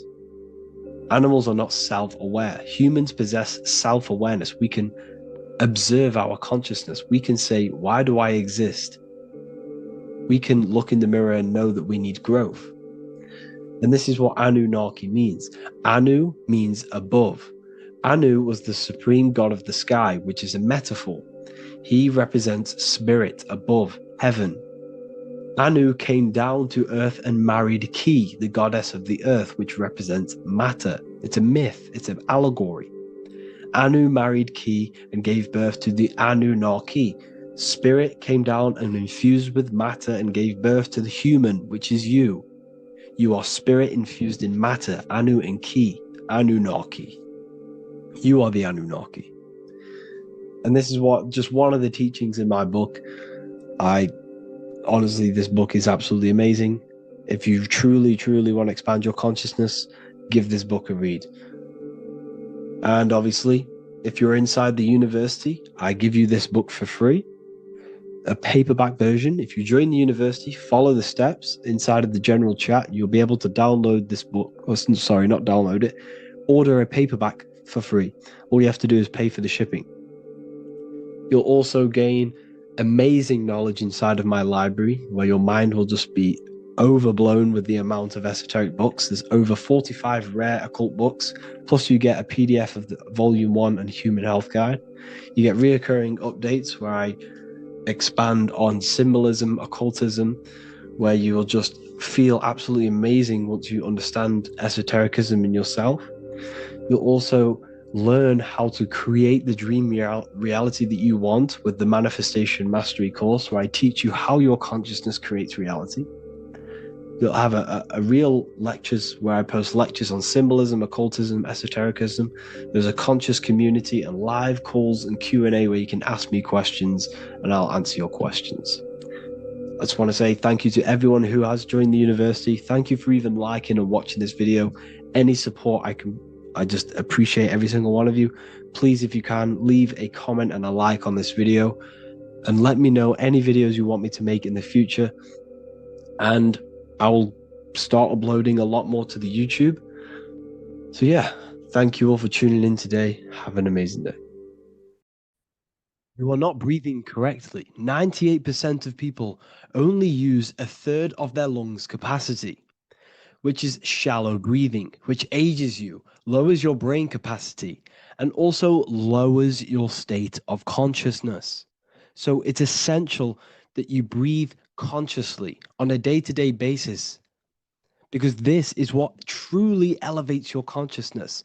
I am going to give you the key for you to raise your consciousness just through breathing alone. Such a simple thing, but yet the most effective way for raising your state of consciousness and becoming more spiritually and mentally advanced. So tune in for this video and I'm going to show you exactly how to do it and the symbolism behind breathing. Air is more than just air. It carries electromagnetic energy. So now I'm going to give you the science behind this spiritual truth. This invisible force is what sustains all physical life, providing the life force energy essential for existence. Electromagnetism. Everything is fed off electromagnetism. Your body is an electromagnetic battery. Now, we can prove that air carries electromagnetism just by doing a simple test, a simple scientific experiment, by getting liquid oxygen and pouring it between a north and south magnetic pole, two polar opposite magnets.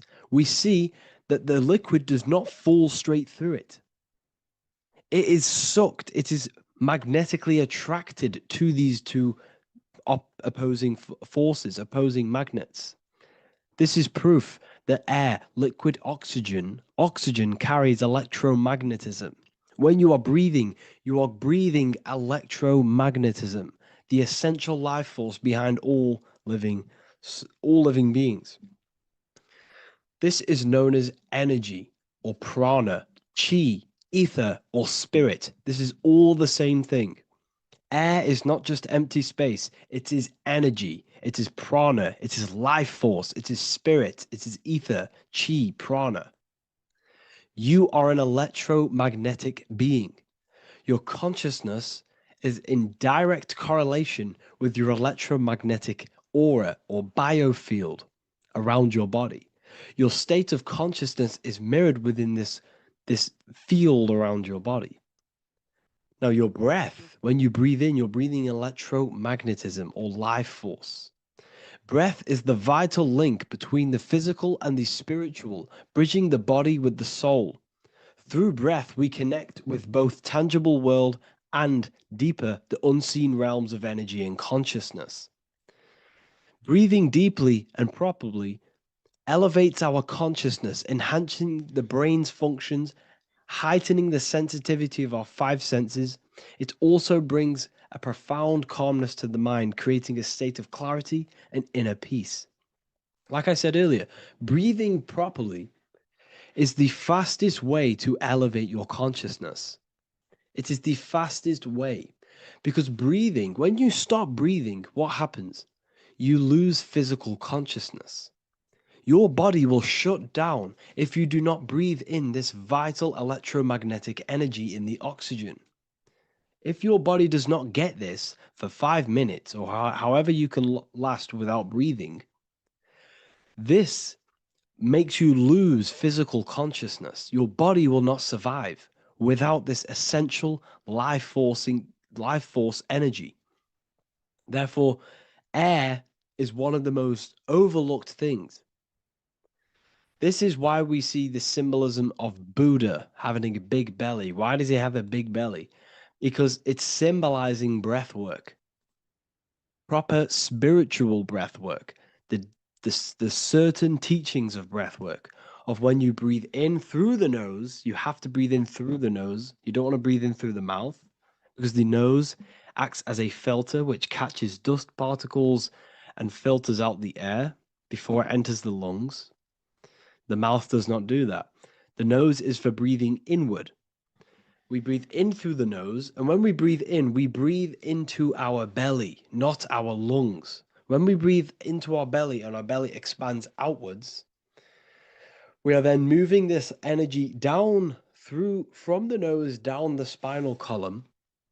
And when we breathe back out, the belly goes in, which is raising the energy up the spinal column, back out through the mouth. This is the true way of breathing, because when we breathe, we are moving energy. We are moving electromagnetic energy. When we breathe in through the nose, the energy travels down the spinal column. And when we breathe out, we are raising this energy back up the spine, some of it going out the mouth, and some of it reaching the brain, activating dormant brain cells in the brain. But when we breathe, we need to make sure we are using 100% of our lungs' capacity, because the lungs is what transforms this special energy into consciousness, physical consciousness. So this is why Buddha has a big belly. It's not because he was fat. It's not because he was overweight. It's symbolism. It's symbolism of breath work. So try this. Do this for 2 minutes while you watch this video. Breathe in through the mouth as hard as you can until you no longer can fill any more air into your lungs and belly. Breathe it into your belly, not your lungs. And breathe out through the mouth. Do this for 5 minutes or 2 minutes, however long. I promise you, breath affects your consciousness. You will notice the difference. If you do it quicker, the quicker it'll affect your consciousness and you might go lightheaded. But that lightheaded is you activating your spirit, your energy body. So try this just when watching this video. When you breathe consciously, you are renewing both your energy body and astral body, aligning your consciousness with a higher state. This practice feeds new life force energy into the body, revitalizing and enhancing your overall well-being. Like I said, your brain requires the most amount of oxygen. When we have shallow breathing, this is reducing the brain's capacity. Because when we are not breathing properly, which 98% of people are only using a third of their lungs capacity, we are essentially only using a third of our consciousness, because your breath is directly correlated to your consciousness, your state of consciousness. When you breathe in through the mouth, out through the mouth, out in through the nose, out through the mouth, consciously and deeply for 5 minutes, you will notice that your senses are more powerful and sensitive. Your brain is quicker.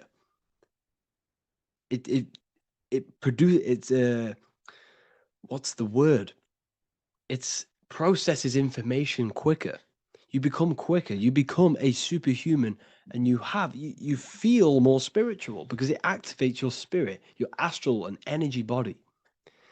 So when we meditate, it's definitely important to breathe in through the nose and out through the mouth as deeply as possible to align with a higher state of consciousness. And this is the easiest way to separate your consciousness from the body. When you breathe in deeply for long periods of time, while meditating, while taking no thought, when no thought is present and you gain a rhythm of deep breathing, this is the gateway. This is the gateway to opening your consciousness. Because when you stop thinking, other aspects of your consciousness can open up. All of our lives we've been thinking, which is blocked off the higher states of consciousness. So breathing is very, very important. It affects our overall well-being. And this is Yahweh, the in and the out of breathing. When we breathe in, this is Yah. You can hear it. It sounds like Yah. And when we breathe out, that is Way. This is the name of God, apparently. But God is within you. You can connect with God. You can connect with source consciousness within you by breathing, by raising your state of consciousness through breathing and meditation. This is why the Bible tells you the Spirit of God has made me, and the breath of the Almighty gives me life. You are consciousness. You are God. You're an extension of God's consciousness. Job 27:3. As long as my breath is in me and the Spirit of God is in my nostrils. The Spirit of God is through breath. John 20:22. And when he said this, he breathed on them and said to them, receive the Holy Spirit. The word spirit means breath. In Greek, Hebrew, Latin, it all means breath or wind or air. The Holy Spirit is a certain way of breathing, a breathing technique that elevates your consciousness, that syncs you up to a holy consciousness, an elevated state. That is the Holy Spirit. That's why it tells you in the Bible, when he said this, he breathed onto them. He breathed onto them and said, receive the Holy Spirit. You must breathe to receive the Holy Spirit. When you breathe, you are renewing the body's energy. You're taking in new life force, which is regenerating your cells, regenerating your brain, nervous system, and also connecting with consciousness, pure consciousness. This is not something that we should be doing during meditation. Yes, it is. We should be doing it during meditation, but this is something that we need to apply all of the time. This is the fastest way you can raise your consciousness. I just want to say, all of this knowledge is inside of the Book of Wisdom, Volume 2. Make sure to give a like and a comment on this video to help the algorithm. And let me know what you think about the last book or this book if you have read them, to let the new people know what they're looking at with this book. This is truly life-changing, the Volume 2 and Volume 1 is truly life-changing. You can get them in a bundle also. Learn hidden knowledge inside of the Ethereal University. This is where truth seekers belong. I'm not here to try sell you this, but this is the place for truth seekers. And if you are serious about your spiritual journey and serious about gaining knowledge, which gives you the advantage over life, join Ethereal University. This will definitely help you. Thank you for watching this video. Please leave a like and comment. Make sure to give me any suggestions on videos you want me to make in the future. Thank you all. Hello, people. Today we're going to be talking about the secrets of the human heart. Everything they told you about the heart is a complete lie. There are secrets behind it, and you're going to find out why. And it's very important that you understand that the heart is not a pump. It's not a pump. They lied about this. The lungs is a pump. The lungs is what pumps the blood around the body. It's the oxygen. Oxygen is reacting on the blood. Now, what do you use to use a pump? You use air to pump things up. That's what your lungs are. They use air, oxygen. Now, oxygen carries magnetism. If you pour liquid oxygen between two magnetic magnets, you find an attraction, as you can see here. So this attraction proves that there is magnetic principles within oxygen, liquid oxygen. So when we breathe, we are essentially breathing in magnetism. Magnetism is the force driving this world. So your heart is a chestahedron. It's a seven-sided shape in geometry, and each side is pretty much equal. It's a chestahedron. Look at the word chestahedron, chest, where your heart is. And it looks very, very similar. So this is the sacred geometry of the heart. And when a chestahedron is placed in an angle, when it's placed in a box, a cube, it sits at an angle of 36 degrees off center. This is the same angle which the heart sits within the chest. That's why it's called a chestahedron, because that's what the heart is. It's a chestahedron. And when you place a chestahedron into water, it causes a spiral. It causes a vortex motion, because your heart is essentially a vortex generator. So the heart is not a pump, it is a valve. This is where blood goes into. And when the blood goes into the heart, this is what causes it to vortex, because the heart is in a shape of a vortex. Look at the tissues, everything's wrapped around, everything's spiraled. See this here? This is the spiral of magnetism. So all of the valves and the cords and the fibers are all wrapped around each other. It's a vortex. And if you take off the tissue of the heart, you would see this. It kind of looks like the Holy Grail. And this is essentially the vortex spiraling of the heart tissues. And if you unraveled the heart, because your heart is one tissue, it's one muscle. Look at it here. This is a heart unfolded. And it's just spiraled together to create this. That's what the heart is. So the heart's tissues is spiraled here, and the heart itself is all wrapped around each other in a vortex, in a spiral. Because all spiraling is all to do with magnetism. So the heart is a vortex generator. The heart takes blood, so blood enters the heart.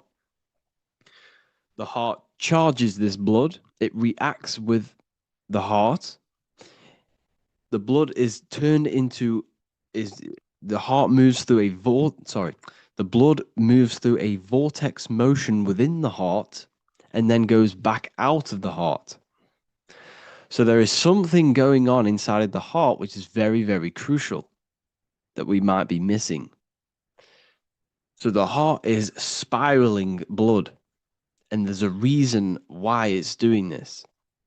When you spiral something, it gives it more energy. It gives it more frequency, more energy, more force behind it. So by spiraling the blood, it's turning blood into plasma. That's what the heart is doing. It reacts with the heart, it turns it into a vortex and turns the blood into the fourth state of liquid, or fourth state of matter, which is plasma. Okay? Plasma is proved to be in the blood. Plasma is a part of the blood that carries platelets and red blood cells and white blood cells around the body. Plasma makes up approximately 55% of the blood. So plasma is a state of matter, which they'll never tell you about because they try and hide plasma as much as possible. It's ionized gas.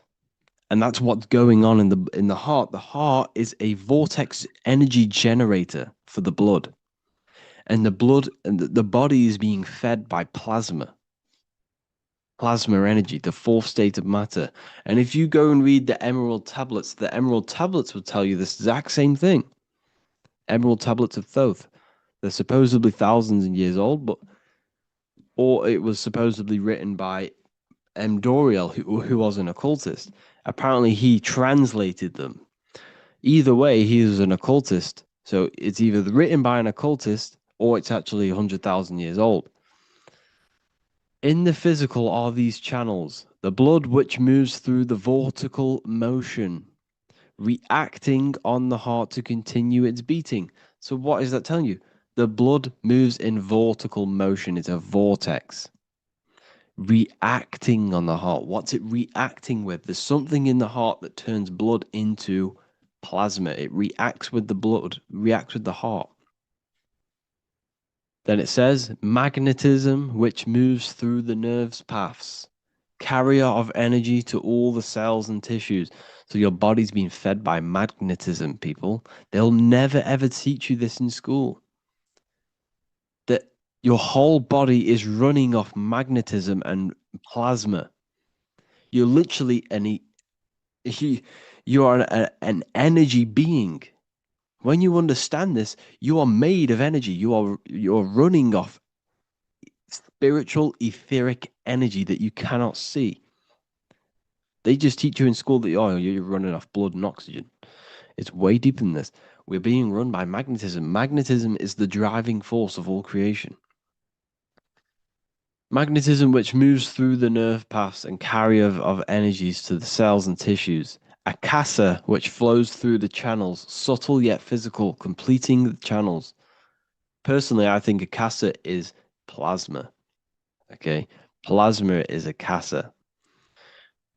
Completing the channels. Each one of the three attuned with each other, each affecting the life of the body.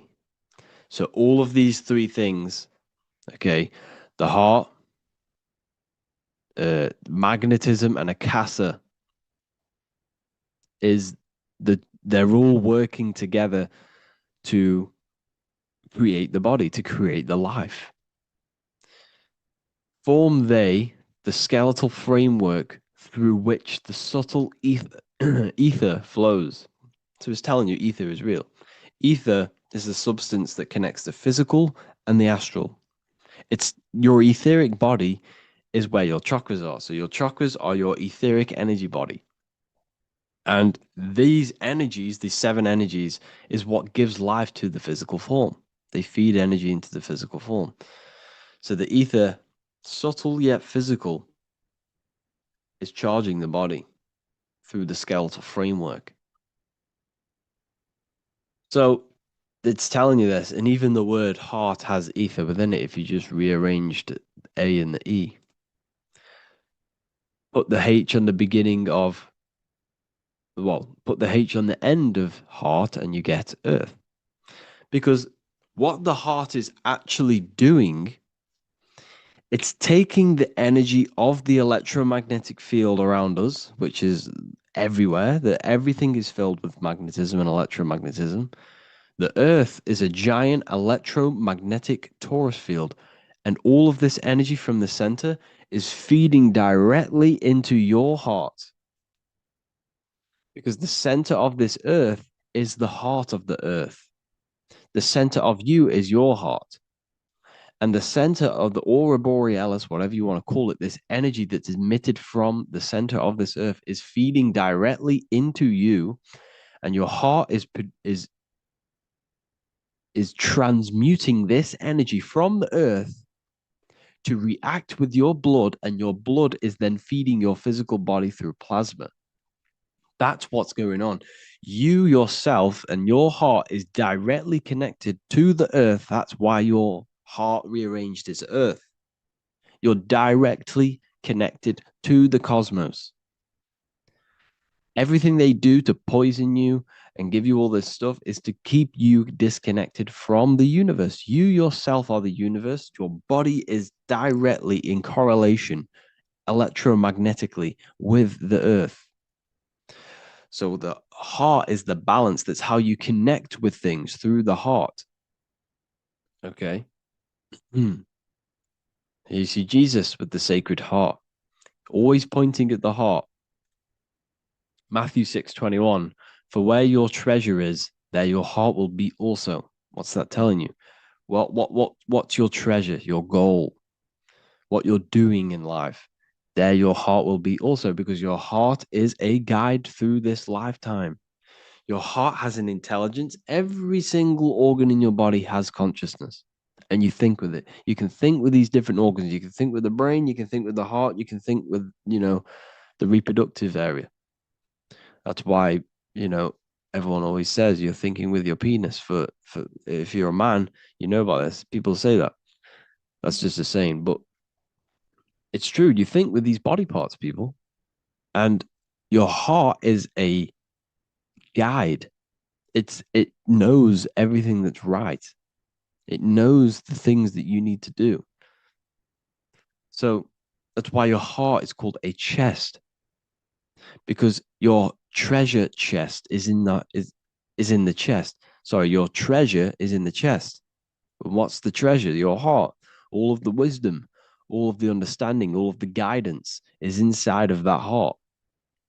And you need to follow your heart. That's why we say follow your heart to find your treasure in this life. Find your purpose. That's what your treasure is, your purpose in this life. So the heart is also producing your electromagnetic field around your body. And the heart is all to do with emotion. So thought happens in the mind, which is not the brain. Then the thought in the mind produces brain activity, electrical signals, and then these electrical signals are sent to the heart, which produces an emotion. So essentially, the brain and the heart are directly connected. You need to sync them. You need to sync the brain and the heart. Why? Because you need to be thinking with emotion behind it. If you think with lack of the heart thinking also, if you think without the heart, you are only thinking for yourself and not for the empathy of others. You have to think before you take action of the emotion of others and have thought of people's feelings behind. So you must sync the heart and the brain. The actions you must take must be in line with your heart. Your heart tells you everything. Before you do something, you can feel whether it's right or wrong. You can feel it deep down within you. When you quieten your mind, you can feel it. Where when you're doing something wrong, especially when you're a child, because as you get older and you constantly do negative things, then yes, you can block out the heart completely. But deep down within people, they know what they're doing and they know whether it's right or wrong. You feel horrible when you do something bad. You feel it inside of you. And Manly P. Hall said, every time you go against the heart, you are destroying your electromagnetic field. It kills the magnetism of your body every time you go against it. Obviously, I don't know if this is true, but I agree with this. Manly P. Hall was an enlightened individual who understands the anatomy of the body, understand all of the occult things. And essentially, every time you go against your heart, you are killing the magnetism of your body, your cells, and everything about you. Because your whole body is magnetic. You have magnetic attraction all over you. So there's a saying, well, obviously in Christianity, what happens in heaven happens on earth. Well, what happens in the brain happens in your heart. Heaven is the head, earth is the heart. Every thought you think produces an emotion in the heart. Every single thought triggers an emotion. When people say they got a broken heart, because all of that emotion is in the heart. Not in the heart, but in the invisible intelligence behind the heart. You must understand there's a consciousness, an invisible spiritual consciousness behind every physical thing.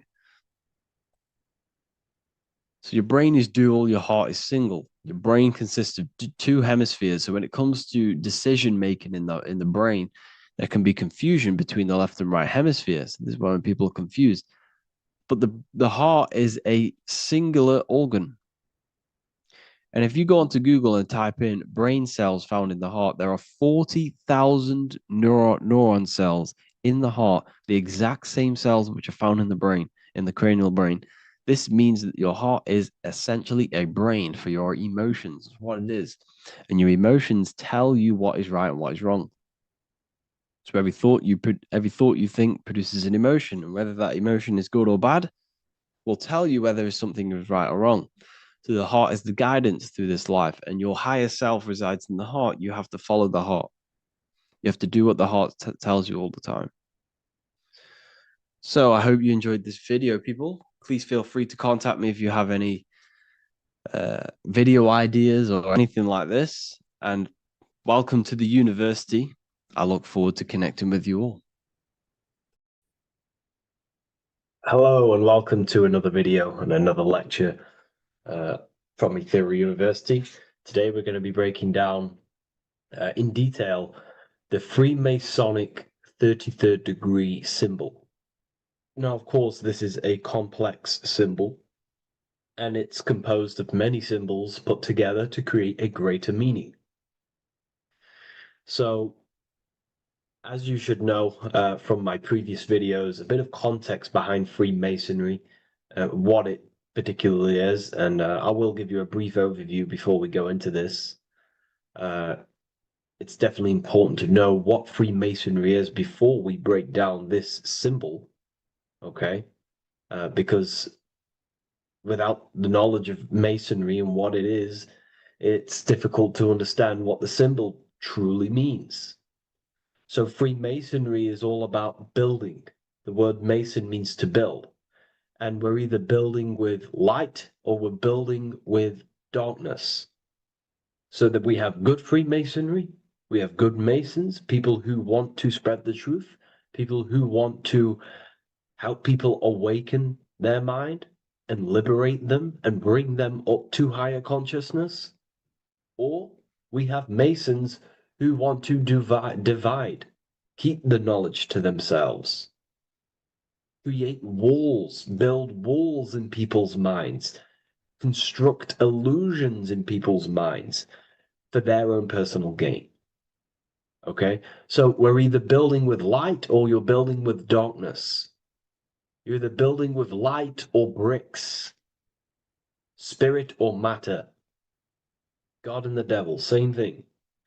You're either uplifting people or dividing people. Each and every single one of you is a Freemason. Well, a Mason. Not a Freemason, but a Mason. You are a builder. And you're either constructing division in you and other people, or you're either creating oneness. Everyone is doing this. Everyone is building.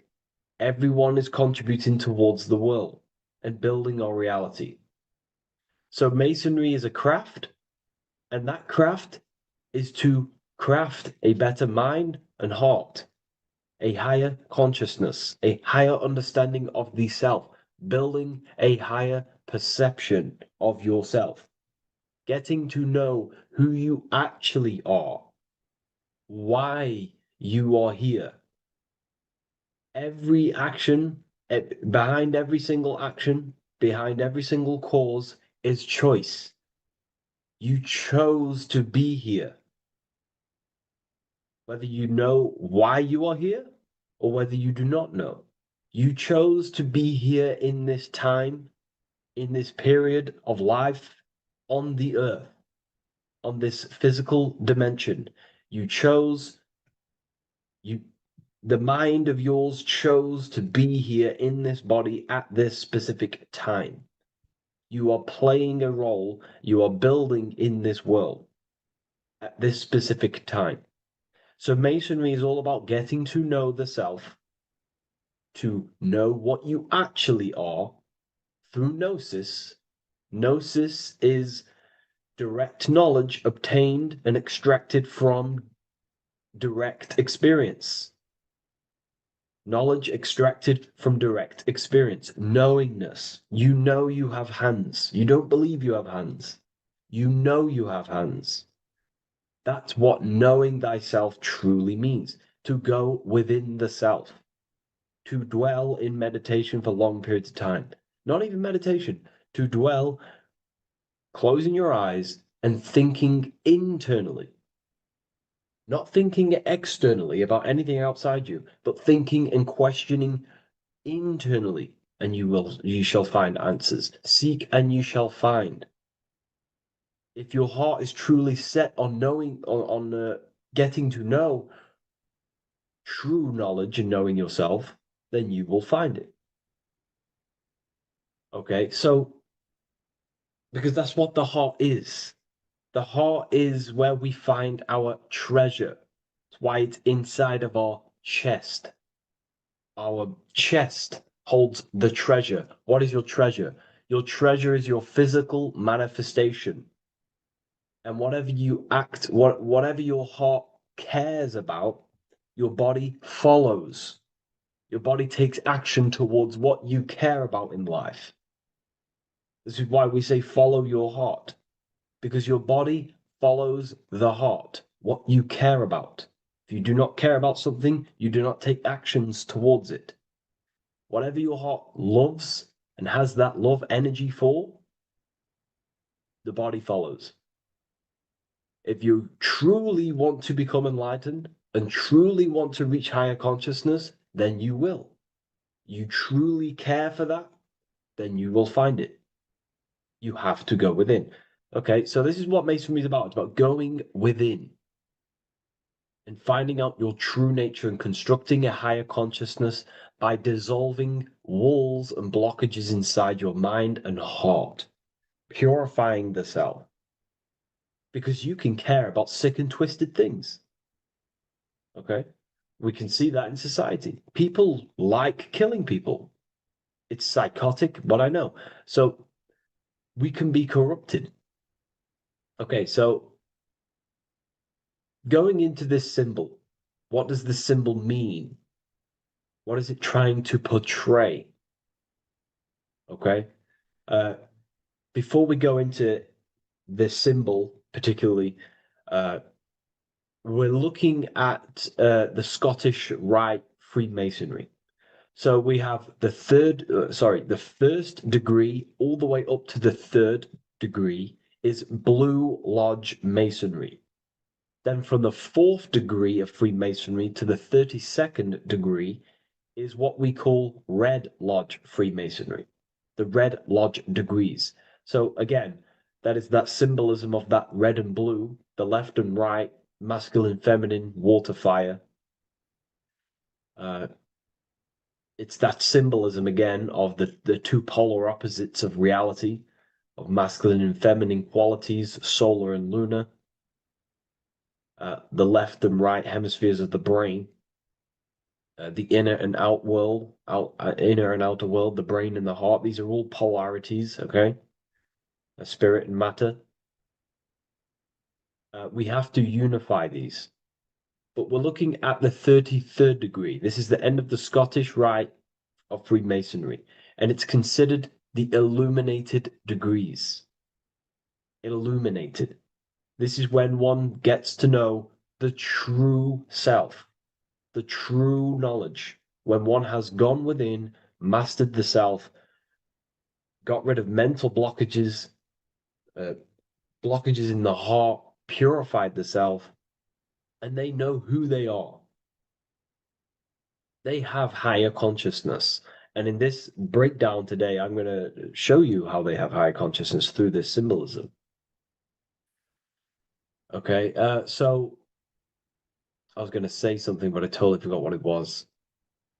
But anyways, we'll move forward with this symbol. Oh, that's what it was. Water melts, well, ice melts at 33 degrees, symbolizing ice represents solid matter, ego, the physical body, left brain thinking, physical reality identification, identifying self with the ego, the name, the job, the reputation. That's the ice, that's solid, that's ego thinking, left brain thinking. When we identify ourselves with the body, our ego, our name, our job, our reputation, our family, that is ego. That is pure earthly survival base level consciousness. This is the degree, this is the level of state of mind that we need to rise out from and figure out what we are, what you actually are inside you. When you turn off your thoughts, what are you then? If you do not think, you are not your name, your job, your reputation, your family, your beliefs. Because when the mind is turned off, there is still something left. That is you. And that is the substance that we have to get to know through gnosis, through going within and thinking internally and dwelling within. Okay.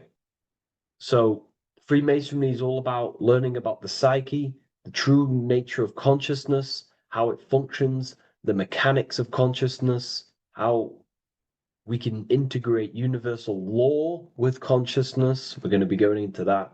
Natural law, how we can become one with God's law.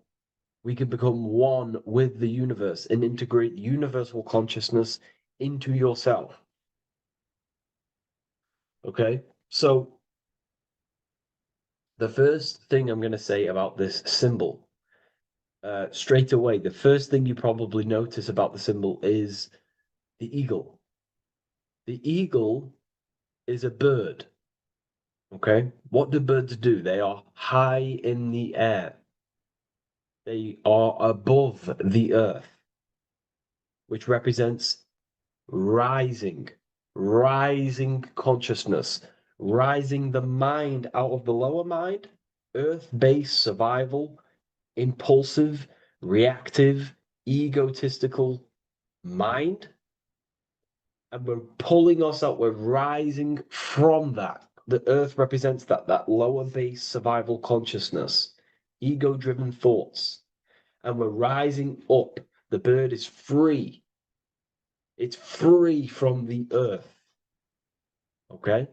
It's free. It's elevated. It looks down upon the earth. So the eagle is a bird which represents higher view of self, a higher understanding of the self. It's elevated. We have a higher view of myself when I reach the 33rd degree. That is what it's showing you. That is what it's symbolizing. Okay? It's above the earth. It is free. It looks down. When you have higher consciousness, you become enlightened. It's impossible not to look down. You do look down on people, but not in a bad way. Not in a bad way. That sounds bad. I understand if that sounds bad, but that's not a bad way. I don't mean that in a bad way or a bad-hearted way. I mean that as when you have higher consciousness, you can see people who are living and dwelling in zombie mode, low level earth based consciousness. They think they're the body, they think they're their name, their job, their reputation, their family. So it represents looking down because I have higher awareness of myself. I know what I truly am. The water is flowing at the 33rd degree. The water melts at the 33rd degree, representing the flowing of consciousness, the flowing of the mind, flowing of light energy entering the body. Because when we reach higher consciousness, when you raise your consciousness, which is just an easier way of saying mastering thoughts, mastering yourself, we no longer give attention to negative thoughts because we understand what thoughts are and why would you let your own mind take away your own power? So again, Freemasonry is about gaining personal power, not in a bad way. Well, it can be used for bad. Gaining mental power, a strong mind. Most people have very, very, very weak minds in this world. Very weak minds. This world is a mental world. We have to gain strength in the mind. It's a mental universe. The stronger the mind, the better your reality. The less affected you are by external things. Nothing external should ever bother you. Okay?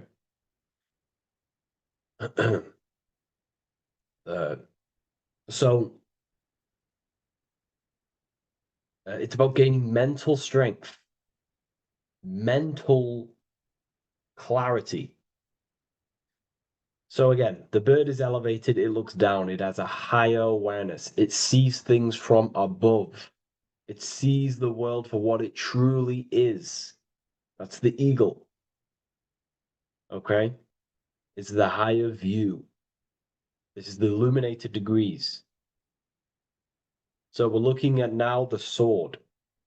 The bird the eagle, the double-headed eagle, is standing on the sword. Very symbolic. The sword is not above the eagle. The sword is below the eagle. The sword moves through the air. On a basic breakdown of the sword, it represents power. Power. Because if I have a sword, I hold the power over you.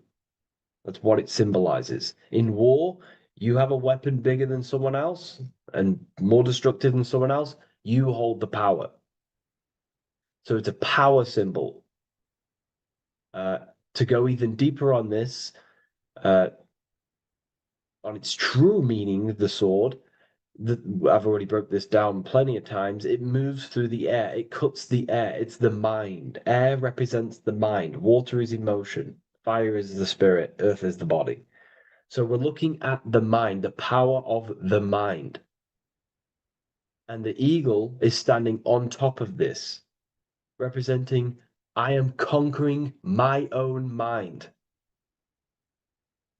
I am conquering my mind. My mind does not conquer me. My mind is truly mine. I hold the power over it.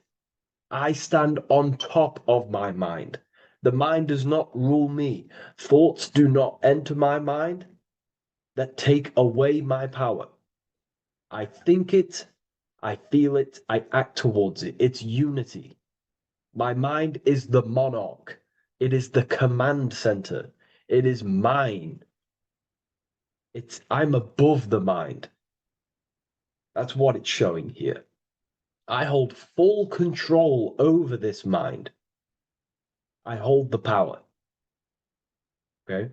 And I have an elevated view of the mind. The eagle is elevated. It looks at the earth from above.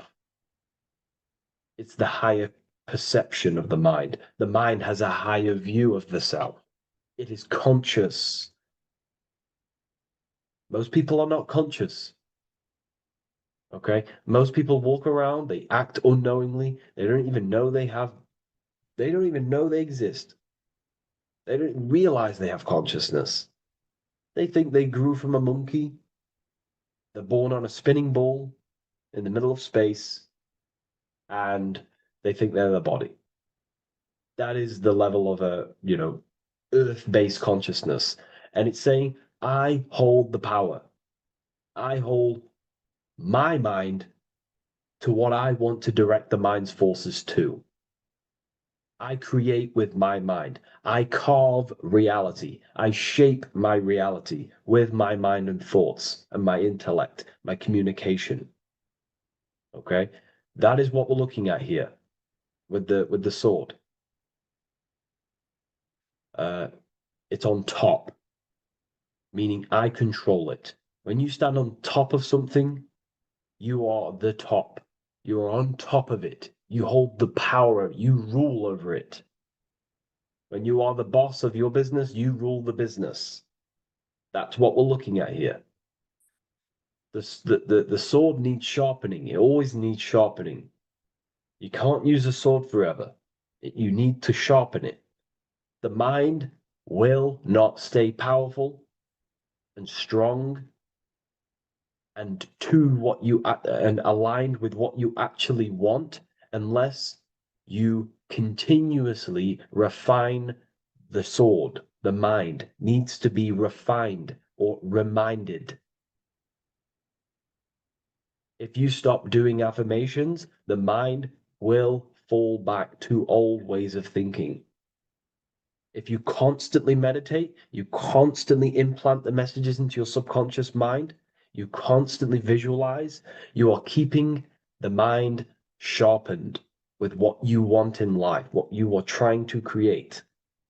And the mind will continue to think with that power, with them words, with them visualizations. If you fall off, if you stop meditating, you will lose control of your own mind. Okay? This is symbolizing you have to keep on top of the mind. You have to keep control. This is what the world is. The world is like Minecraft. You ever played Minecraft? You're a builder. Okay. What do? You control the man in the world. That's what you are. You need to control this body in the world. It's all about control. You are in a game. It's like Grand Theft Auto. You don't know how to use the buttons. You're going to create chaos, and you're not going to have that much fun in the world in GTA if you don't know how to work the buttons. Same with this world. You are in a world, and you need to learn the buttons of the body, the mind, the soul, the heart. How will these things function so you can actually live a better life and create what you want in the world, aligned with natural law, of course, unless you want to walk down the path of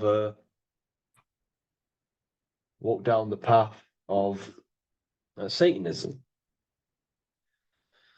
So this is what we're looking at with the sword. Now, moving on, we're looking at this little banner here. This says "God and my right" in Latin. God and my right.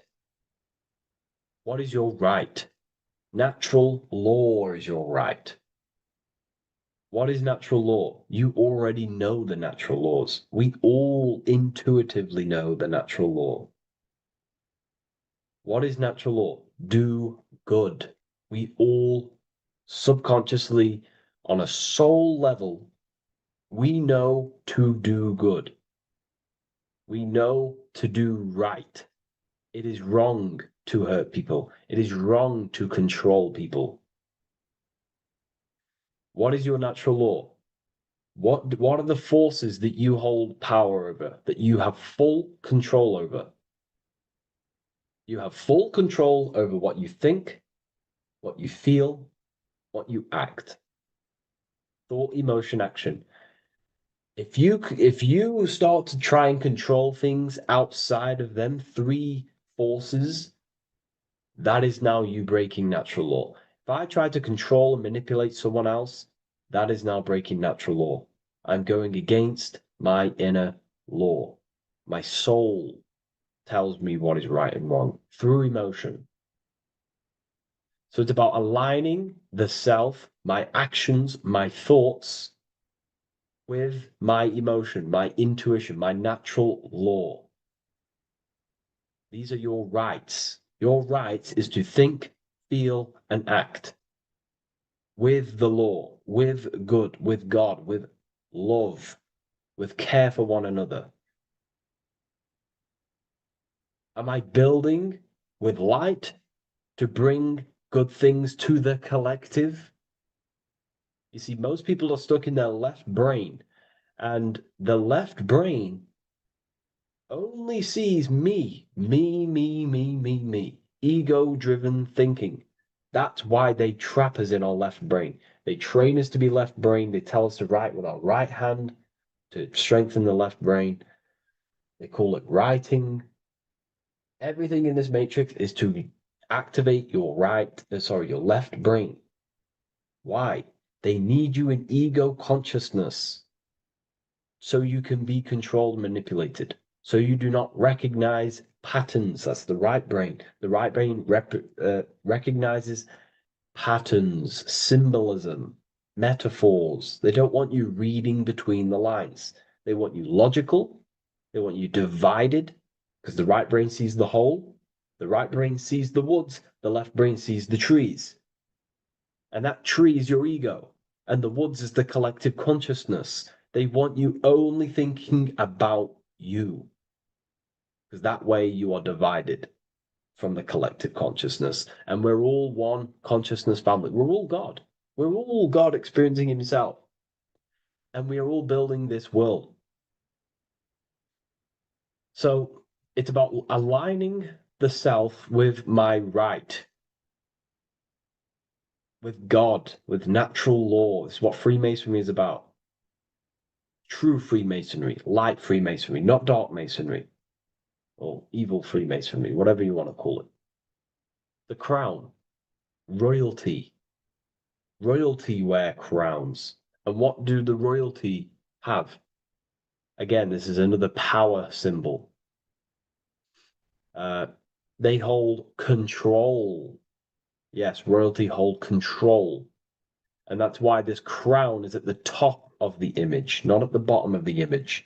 It's at the top, representing I control the left, I control the right. I control my left brain and my right brain, the two eagle heads, the two views. The eagle has one eye on each side. It's looking, it's seeing.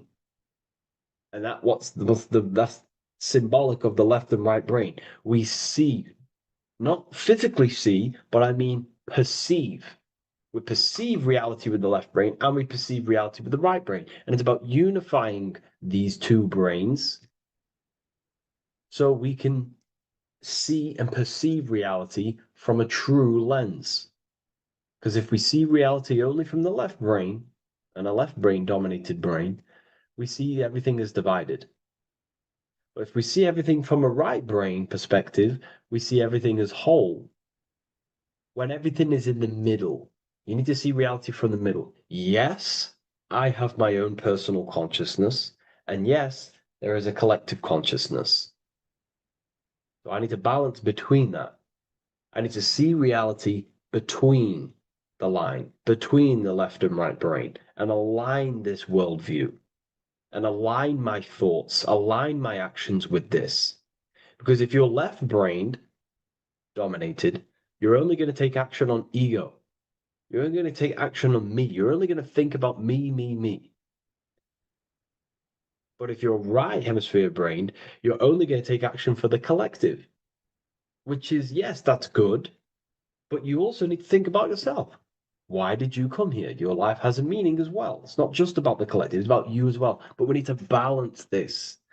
You see? This is what we're looking at. The crown is in the middle, representing the balance, the power over the two. Okay? It's the balance, it's mastery, it's control. Royalty hold control over society, royal families. So it's about controlling the self. It's control over the eagle, control over the sword, over the mind. It's about personal power we're looking at here, self-control. Now we're looking at a upright triangle, which represents the element of fire, which is masculine. Masculine is all to do with action, the physical body. We're looking at fire, which represents spirit or transformation. Fire is a very transformative element. It transforms things. Okay, so we're looking at self-transformation through action. This is what we're looking at here. Fire is a very, very masculine force, a very penetrating and transformative force. So we're looking at transforming the self, not through knowledge, but through action. We have transformed the self, 33rd degree. I've reached the 33rd degree and I have now fully transformed. Now, there are higher degrees than 33rd degree, but we're just breaking down the symbol. That's a whole of a lecture. But this represents full transformation. 3, another, if you watch my video on numerology, you know 3 is all about what? Transformation. Thoughts, emotions, actions. These are the transformative forces that turn and create reality. Jesus dies and dies and resurrects after 3 days. Transformation from dead to the awakened. Brahma, Vishnu, Shiva. God is threefold. 3, 3, 3, 3, 3, 3. Electricity, magnetism, dielectricity. The 3 forces that pretty much create physical matter. Transformation is 3. So we're looking at transformation through action. Action is a very transformative force. There's no point learning this knowledge if you're not going to act upon the knowledge. A lot of people join the university, they learn a lot, but they leave because they don't want to take the action. They don't want to do the hard part. They don't want to act towards higher consciousness. They want to dwell in their lower mind. That's fine. That's your path. That's their path. But if you truly want to raise your consciousness, you have to act upon it. You have to actively not take the action. It's about what you do and do not do, because not doing something is also an action. If you are not participating in the low level pleasures like sex, casual sex, masturbation, going out and getting blind drunk. These are low level pleasures. It's going to keep you on a low level frequency and a low level consciousness. That is also an action, not doing that. It's about what you not do as well, which is very important. You have to act upon it to reach this degree. You will not reach this degree if you have not taken a lot of action towards reaching higher consciousness, reaching self-mastery over the mind, controlling the mind. This is what, again, it's about taking action on actually controlling the mind, controlling the self, gaining your power. Okay? Okay. This is another fascinating part about the eagle head and wings. It also represents the past, present, and future. The crown is, again, symbolic of the crown chakra. This is all to do with knowledge. So we're looking at knowledge of the past, the eagle on the left looking behind, and the eagle on the right looking forward. So we're looking at the crown, knowledge of the past and the future.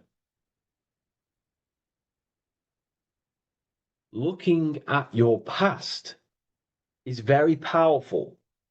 What has led you to this very point in your life? What actions have taken you to this point? And not only you, remember, there is a collective. Remember, you always have to keep that in mind. Every action you take, you have to always align it with the collective consciousness. It's not just you in the world. We have a collective. So how did you and how did the collective get to this point in life, in this present? How did we get here? How did we get into this mess? Humanity is in a mess.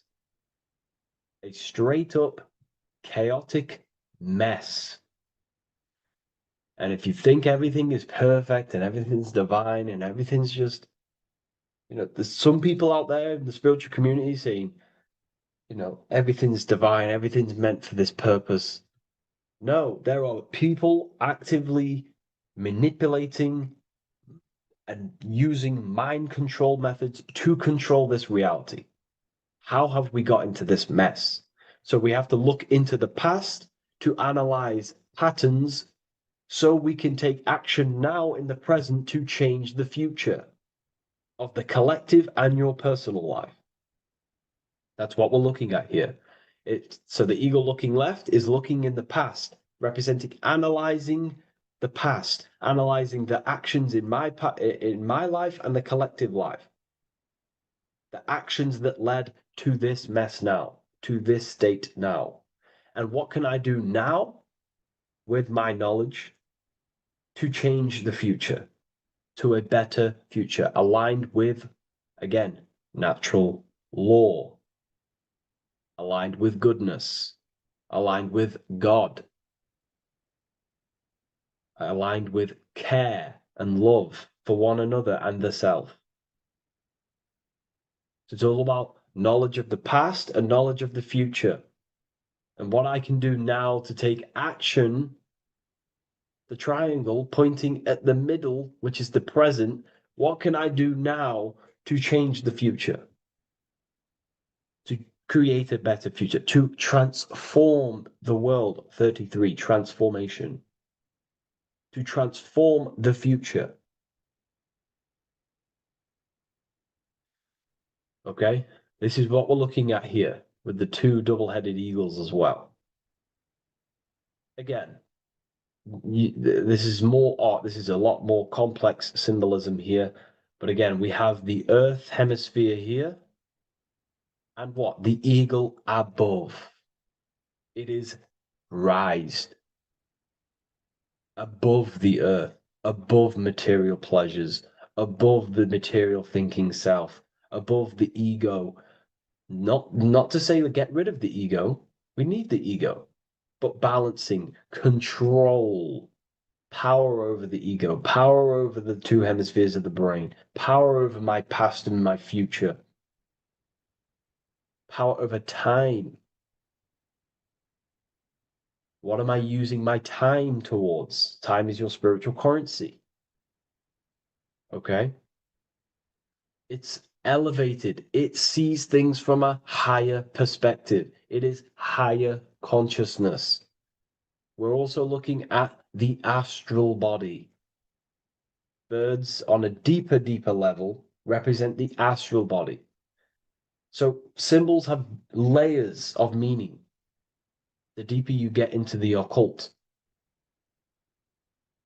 So when you join the first degree, you get, a good interpretation, and the higher degree you go, the more deeper the symbol reveals. As the more deeper you know yourself. So we're looking also at the astral body, the light. What is the light? Light is a massive symbol in Freemasonry. It's knowledge, gnosis. When you're very intelligent, you call someone, they're a bright child. They have enlightenment, light in the mind.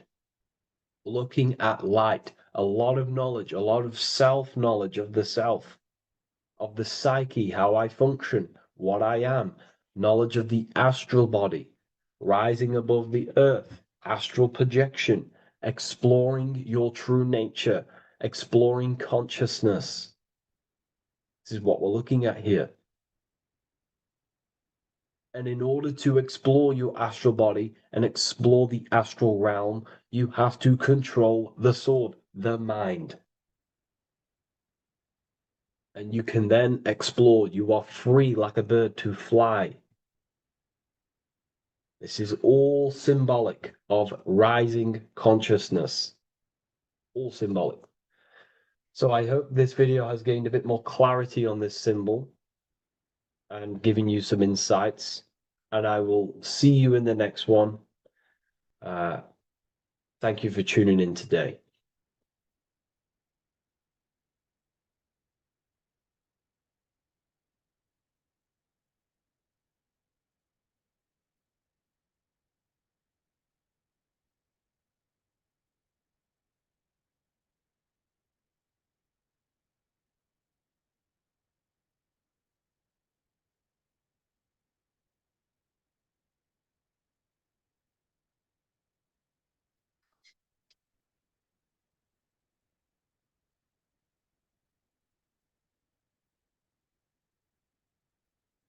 You're living in 4 planes of existence right now, but most people are only aware of one. And that's why they feel lost, disconnected, and stuck in cycles they can't explain. If you don't understand the blueprint of reality, you'll keep trying to fix the physical, while the real causes lie in the unseen dimensions that you have direct access to. You must understand that the universe only exists in the mind. Everything is a projection of consciousness. Therefore, consciousness produces everything. Our internal world is consciousness. Our external world is this physical body, physical world. Everything is an externalization of consciousness. For example, this was a thought. Now it's made physical. But before this was invented, it was existing in someone's mind, in consciousness, invisible. Then it was made manifest, made physical. So everything in this physical plane is the effect. The cause is consciousness, mind, the mental plane. So now I'm going to explain these different dimensions of consciousness. You don't just exist in this physical plane. The physical plane, in fact, is the lowest plane there is. It's the illusionary plane. So first of all, we have the Buddhic plane. This is the nothingness. So think of it like this. Absolute nothingness. If you turn off thoughts, there is nothingness. This is the void. And out of the void springs infinite potential, which is the mental plane. Now, your mind has no limitation. It can think anything, be anywhere, anytime, any place. In the whole world, there is no limitation with the mind. This is the realm of infinite possibilities. This is the realm of thought. Thought is a dimension, information and thought. To go a little bit deeper on this, there are pockets of thoughts, what we call in the occult fields of thoughts. Your mind does not think thoughts, it receives them. Your mind is like a radio. Whatever the mind is tuning into, setting its mindset, setting your frequency or setting your mind, you will receive thoughts based on that set, whatever you set your mind to. So there are pockets of thoughts that we penetrate in the mental plane. The mind is the mental plane, the infinite possibilities. This is the spark of creation. This is where all things begin to manifest as an idea in the mind as a thought. So if you want to gain certain information, you need to meditate or do thought exercises where you are penetrating that dimension of thought, that pocket of thought. For example, if you want to find a way on how to make financial wealth, you would use your mind, set your mind on wealth and money and think, close your eyes and think about that specific topic and see where your mind takes you. And you will expand your mind into different pockets of thought and gain information. So this is the mental plane. This is how you can use the mental plane. You can use the mental plane to do this. Then we have the astral plane. We have higher, middle, and lower astral plane. The astral plane is the body for thought. So every dimension, physical, etheric, astral, mental, Buddhic, is a body for a dimension above. Each dimension below is a product of the dimension above. So for example, the astral plane is imagination. This is the lucidic realm of imagination. This is where thoughts begin to manifest into some sort of form. It's not a physical form because this is physical, but imagination is a lucidic form. It's not really physical, but it's there. It's a projection of light. It's astral matter condensed by the willpower of the mind. So depending on the vibration of that thought will depend whether it manifests in the higher astral plane, middle astral plane, and lower astral plane. If you think about more material things and visualize material things, this will manifest on the lower astral plane because material matter is low vibration. Now, that does not mean it's evil. That does not mean it's bad. Okay? It just means low vibration just means more material. But if you think and imagine more spiritual things, this manifests on the higher astral plane. So the astral plane is the screen in your mind that allows you to vision an apple, that allows you to vision anything. It's that mental projection that's inside of your mind. Now, this is what we call the third eye. It's an eye because the eye is the mind, and the mind can see into the astral plane. It perceives this spiritual world, this lucidic realm that we have access to. This is where also infinite potential takes place. This is the realm of spirits, demons, jinns, whatever you want to call them. Spiritual entities exist in this because this is where thought forms manifest into form. This is where thoughts create bodies. Think of it like this. The mental plane is a thought of a chair. The astral plane is the imagination of that chair and all of the different possible chairs that could possibly be. The etheric plane is the energy double of that chair. And the physical plane is the physical chair. So as you can see, the higher we go up, the more formless and lucidic it is. The lower we go down planes, the more dense it becomes. This is formless and this is form. Everything manifests through this process. This highlighter is down here in the physical plane, but the idea began in the mental plane. Everything begins in consciousness before it creates a physical body. It goes through this process. Therefore, if you want to start to mold and create your own reality and create things in your world, you can use these planes to your advantage. You can use your mind to do mental thinking exercises by closing your eyes and expanding your mind into a different pocket of thought to gain wisdom, gain information, gain downloads. The way you do that is simply get into a meditative state, close your eyes, pick a topic that you want to think about, and see where your mind takes you, but always remain centered on that topic. And you can do this for maybe an hour or two or half an hour, and your mind will take you places where you will unlock information. You can even use this to make decisions in your life. Think of the topic and see where your mind takes you. You'll gain information. This is how you use the mental plane for ideas. The astral plane is imagination. You have to reconnect with your imagination very vividly. Your imagination, your consciousness is infinite. It's not a three-dimensional plane. It's an infinite plane. You can think and make form anything in your consciousness, in your imagination. You can think anything and you can imagine anything in the most vast details. You just have to reconnect with your imagination. I have a free book on my website. I'll leave the link in the description. It's an ebook. It's called Activating the Inner Eye. This is going to help you reconnect with your imagination. It's a practical guide on how to imagine. So once you know how to use the mental plane and astral plane, thought and imagination, you pretty much need to use the physical plane to take physical action with this physical body that you have and start to manifest these desires you have in the higher planes.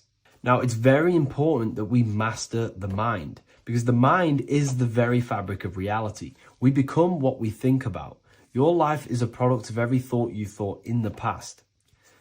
It is the mind that directs the flow of consciousness. And wherever this consciousness is flowing is what you will create in your life. Consciousness is the most potent force in the universe, and the mind is pretty much the universe in a microcosm form. It is infinite potential. And your mind will continue to expand into new realms of thought forever and ever and ever. You are eternal. You are not this physical body down here. You are consciousness. Literally dreaming that you are in this physical body. So everything begins with the mind. We need to be conscious of the thoughts that enter our mental field of consciousness. There is a level of self-awareness that you can reach where you can become conscious of pretty much every single thought that enters your mental field. Now, we have over 7,000 thoughts a day. You can gain such mastery over your mind where you can become conscious of every thought you think. And that is when you gain superior power. Because when the mind is fully under control of self, you can direct the mind's potent force into a specific goal. Most people's minds are dualistic. They want something, but their mind is thinking something else. They have limiting belief systems. They have the little voice that comes in and says, you can't do this, you're a failure. That is a fractaled mind. The mind needs to be singular. It needs to be on your team and not an enemy. Do not let your own mind take away your power. Your mind should be on your team, giving you power, giving you the best possible thoughts and the best possible beliefs. When the mind is in this condition and on your team and not taking away your power through the destructive thoughts, it becomes a potent, powerful force used for manifestation to create anything. And the way we get the mind on your team is through constant meditation to learn how to control the mind and turn it on and off. Subconscious reprogramming through visualization, affirmations, cultivating emotions associated with your goal. All these three ways we can reprogram the mind slowly over time so that it becomes powerful and becomes on your team and doesn't give you negative contradicting thoughts. When the mind is fully aligned on one thing, it can create massive empires and things in your physical reality. So I hope this video helps, and I'll see you in the next one. This one secret that is hidden and guarded within secret societies grants you profound power, which can fully transform your life and perspective on reality. Today, I'm going to reveal this one secret, which you probably already know, but never realized how deep it truly is. This has the power to change your life. It is the key to your potential.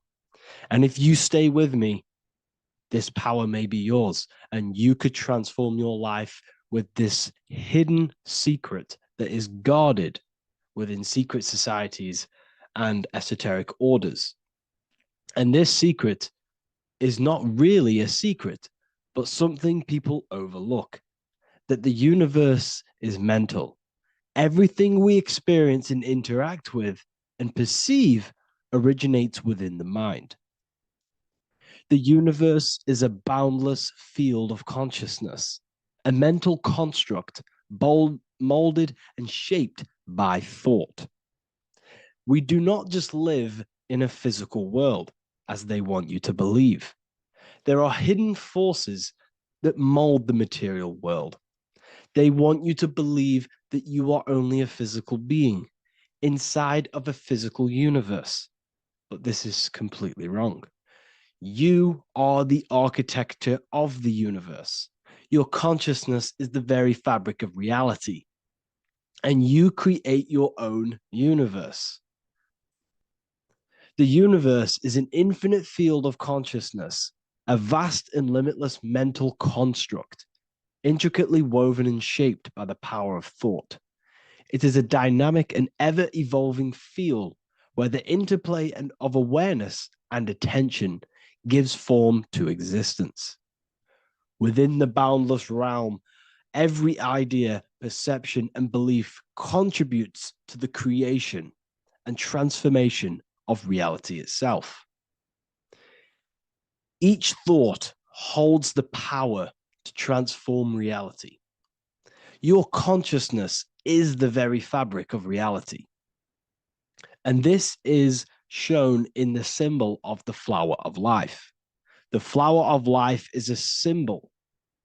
It symbolizes the interconnectedness of all existence, illustrating how every thought is not merely a fleeting moment, but a ripple that reverberates across every layer of reality. Each action, like the intricate overlapping circles of this pattern in the symbol, extends its influence far beyond its origin, weaving a web of interdependence where every choice impacts the whole. It serves as a profound reminder that everything is connected, bound by an unseen field of consciousness. This symbol represents how one action, one thought is a ripple in the whole vastness of the ether of consciousness.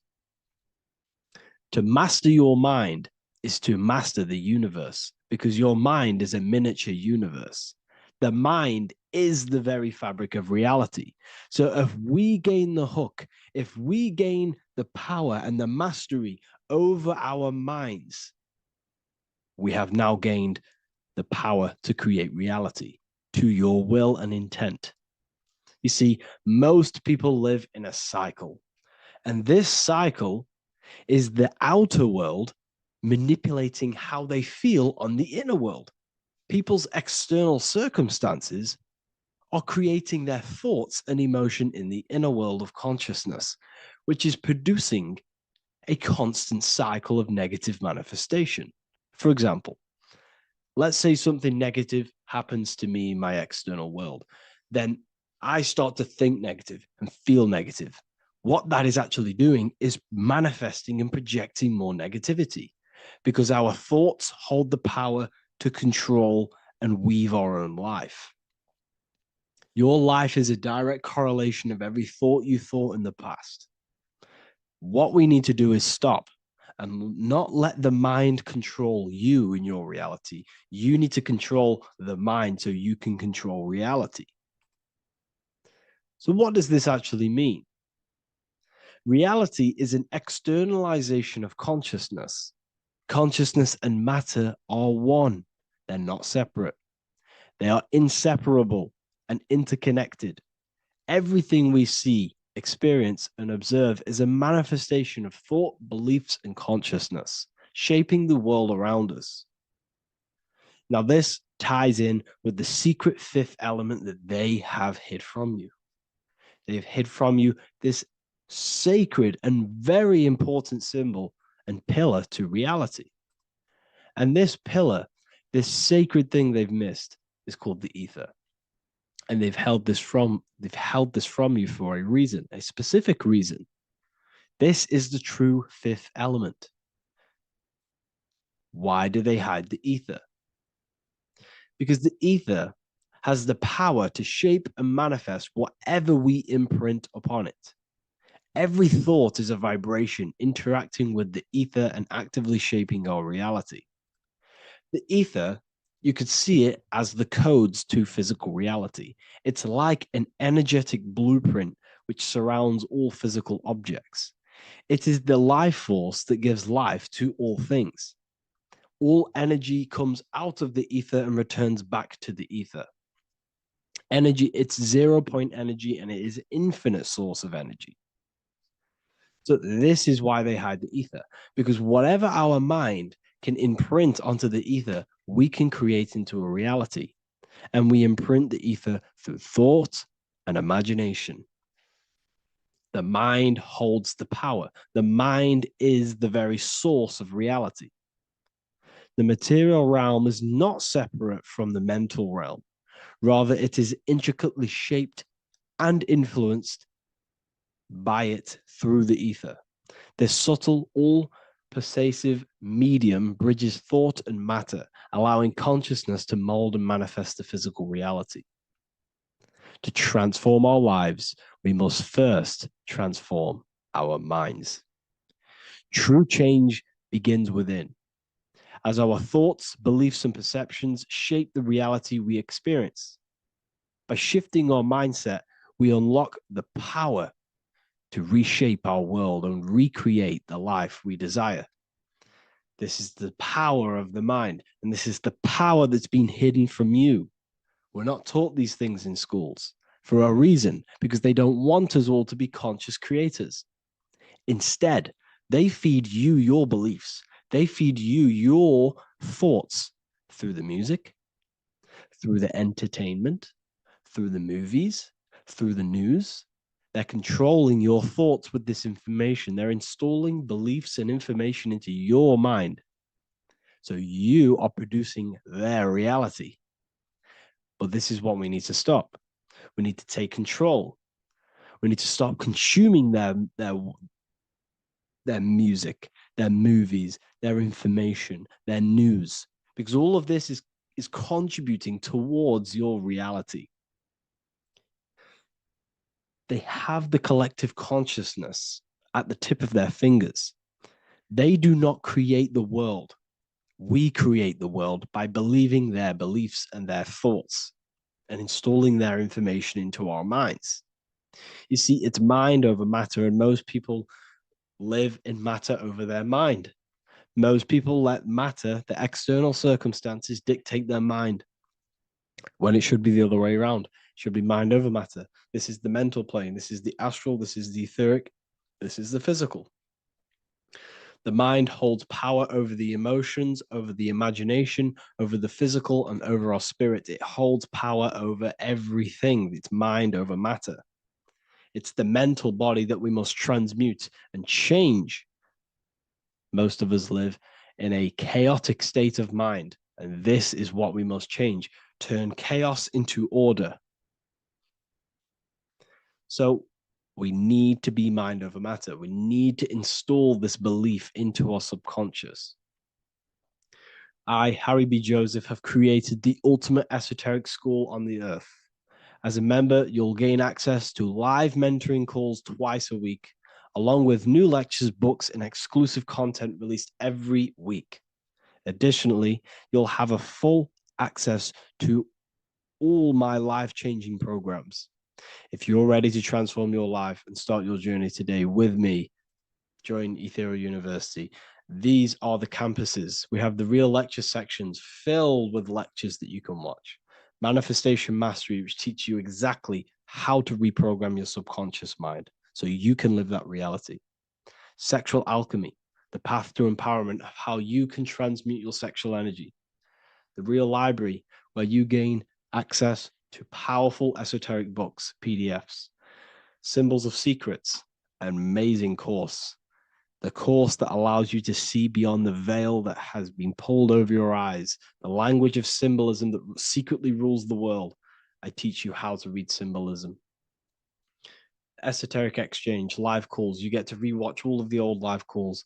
Mindwave Hub, this is a place of binaural beats where you can listen to infinite amounts of binaural beats. So you can meditate to them. Meditation section, numerology, health section, and electromagnetism. This is a life-changing place. And if you are serious, we only accept serious about changing your life and studying the occult and esoteric, this is the place for you. I've been there. I've been on YouTube looking around for valuable information, trying to find good accounts, good channels. It's very hard. I had to go through years of trying to find good information on YouTube. But what I've done is instead of you searching around everywhere for bits of information and connecting the dots, I've put it all into one big place. You get your binaural beats, you get all the programs you need to walk the path of enlightenment to transform your life. I will connect with you on the inside, and I hope this lesson, this lecture, you gained some information, you gained some power from it. Please like and comment, or don't. It's up to you. If you have any reviews, if you have any ideas of lectures that you know, if you don't understand certain things, make sure to leave a comment and I can make a lecture about it. I can make a video about it for sure. I don't mind taking recommendations for videos. So I thank you all, people. Have an amazing day.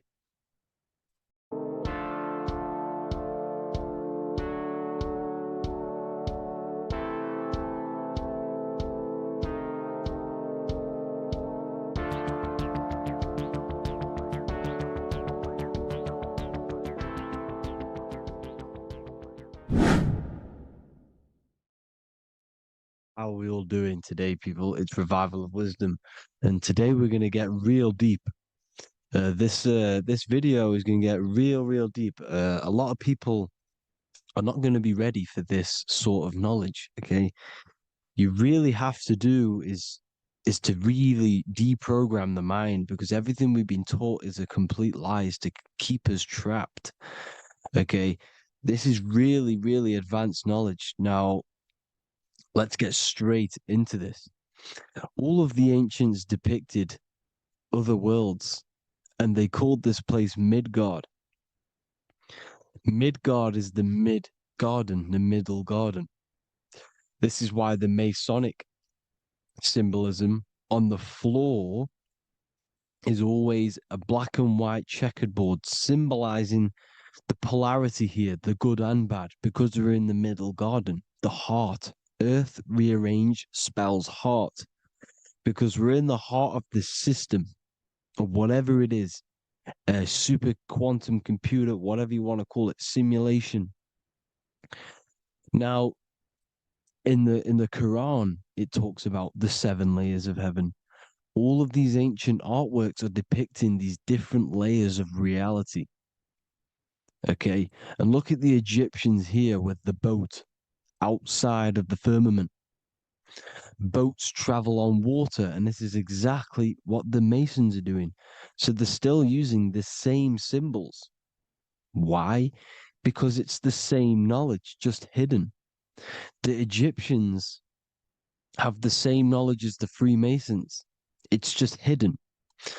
Now, this cosmology that they're showing here, which is probably made maybe 100 years ago, this painting or artwork, is the exact same as the one we see here, with the arch, the boat.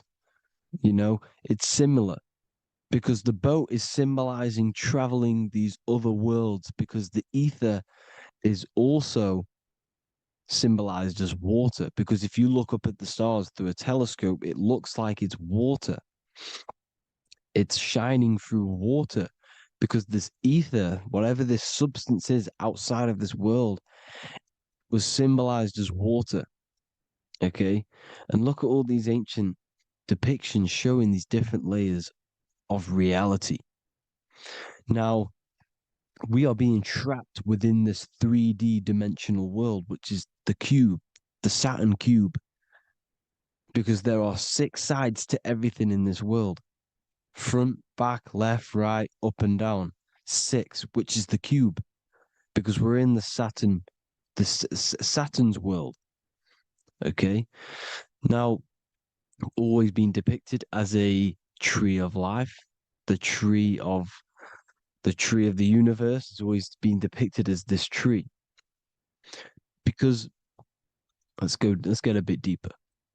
Now, the cosmology of this reality is the sun, the moon, and Polaris, always in the Masonic art. The sun, the moon, and Polaris, the all-seeing eye. If you go inside of the temples, of the Masonic temples, they always have this star in the middle, shining light beams. Okay? Look here. The light beams coming from the big star in the middle, which is Polaris. This eye is God. It's God's light shining down from his abundance. Now, when you astral travel, you will see this big ball of light above you, and this big ball of light is God. But you cannot travel towards it until you are pure.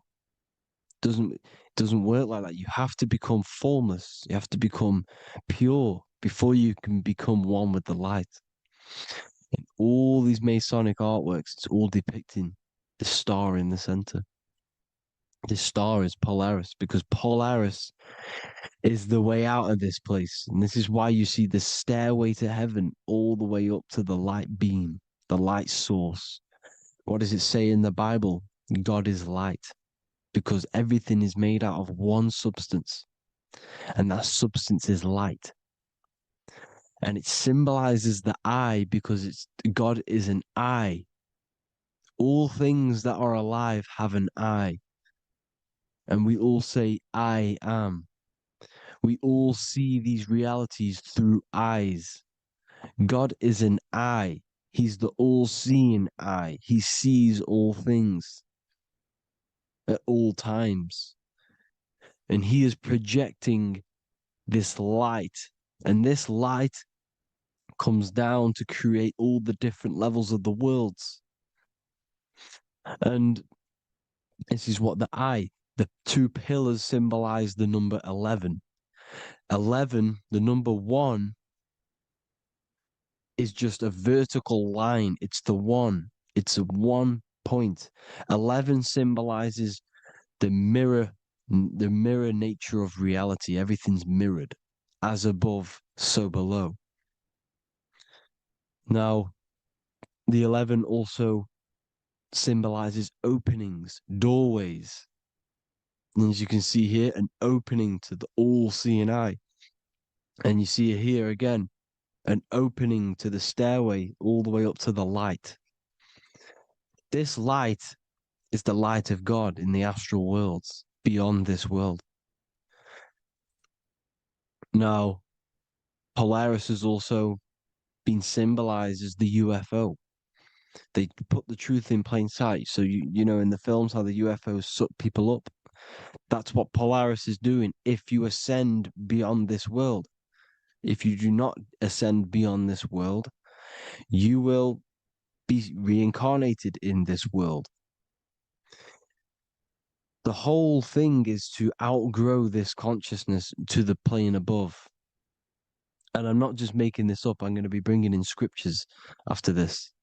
But you can see with the Christmas tree, we always put a high, big star at the center, at the top, which is the star of Polaris, which is exactly what the Masons are doing here. The star at the top. And it's on top of our Christmas trees. And all of these symbolize the other stars, because Polaris is the most high star. And all the other stars are wrapped around the firmament lower than Polaris. And that's exactly what the Christmas tree is. And it's a triangle. It's a triangle, just like light beams travel from one point in the triangle, just like the all-seeing eye. It's a triangle. The light is coming from one point and sending its rays downward. You see, it's kind of like you see here with the water. And the lower you go, the darker it gets, the more evil it becomes. And this is what the ancients would call hell. Now, this all-seeing eye is Polaris. And below Polaris is Mount Meru, the North Pole, the magnetic North Pole. The Tower of Babel, which is in the Bible. The etymology of the word Babel, Ba meaning spirit, which gives the ability to move the soul through the worlds, which is that's the ancient Egyptian description of the word Ba, meaning of the word Ba. You have the Ka, the Ba, the Ak, but the Ba is the one that gives the ability for the soul to move through the worlds. Your soul can't speak into a world without incarnating into it.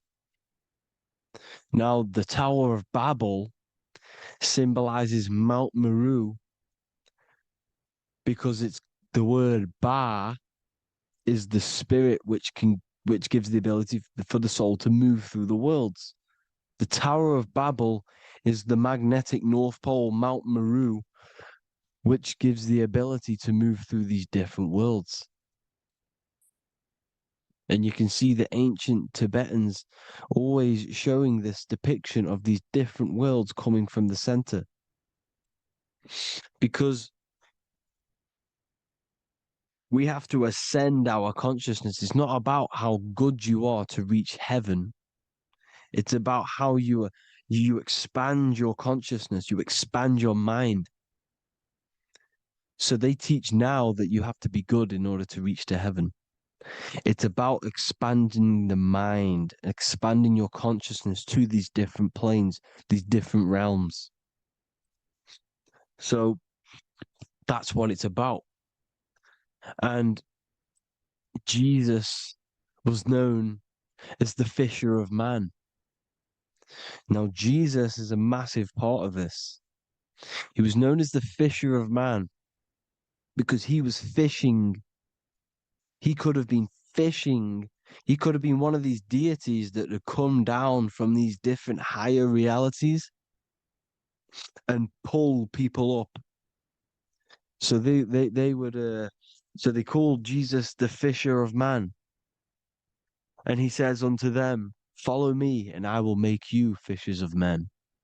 So these deities that we see in the past, like Buddha, Krishna, Hermes, Thoth, Jesus, could all be these entities who were coming down to pick up the minds that were worthy enough to see the higher planes of reality.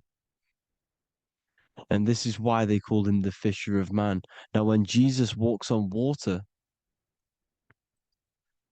there is a parable with Paul. And he says, but Jesus immediately said unto them, take courage, it is I, don't be afraid. He's talking about astral travel here. He's talking about leaving the body. Because when you leave the body in astral travel to see these alternative realities, you can't be afraid because fear is a bondage, which is what the Emerald Tablets talks about. Lord, if it's you, Peter replied, tell me to come to you on the water. The water. Come, he said. And Peter got down from the boat, walked on the water, and came towards Jesus. But when he saw the wind, he was afraid and began to sink. When you become afraid in astral travel, you sink back into your body. Lord, save me. So this is talking about Jesus pulling people up into different realities. And you can see the fish is the symbol of Jesus. Is another symbol of Jesus, a fish. Because fish symbolize deep occult knowledge. Because fish travel the depths of the ocean. And They symbolize us because we are fish underneath the ethers. And Jesus was pulling people up. You see, so the Bible is a people today believe the Bible is a book telling you how to reach to heaven, how to become godly and reach heaven. But you've got to become the Jesus Christ to see these alternative realities. Now look at the Emerald tablets is a massive part, and it speaks so much about these different realities. Look what it says here.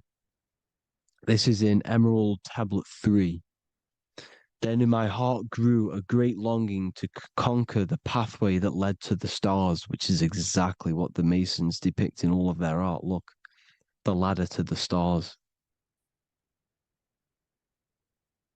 And then he goes on to say, years after years, I sought after wisdom, seeking new knowledge, following the way, until at last my soul, in great travail, broke from its bondage and bounded away, broke from the bondage of the body.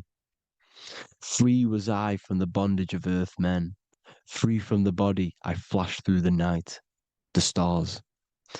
The stars are a massive part in the astral world. Each star is a different reality. And the true astrology is the star that you came from. You came through a star to reach this, to reach here. There is a reason why you are here. There's a reason why you have the personality traits, because your soul came from a specific star. This is why we call them stargates, because they are gates in and out of this reality. And Polaris is the way out to the higher worlds. Now look, far into space, my soul traveled freely into the infinite circles of light. Beyond knowledge were some planets and great gigantic beyond dreams of men. Then he goes to say, lift up your flame from out of the darkness, fly from the night and ye shall be free. Lift up your flame. Your flame is your soul, because it has to be lifted up out of the darkness. This is the darkness, this world, this body's the darkness. Because it's a bondage. You need to break free. You need to learn how to astral travel, people. You have to learn this. If you want to get out of this world, you have to learn how to astral travel and see the other realities.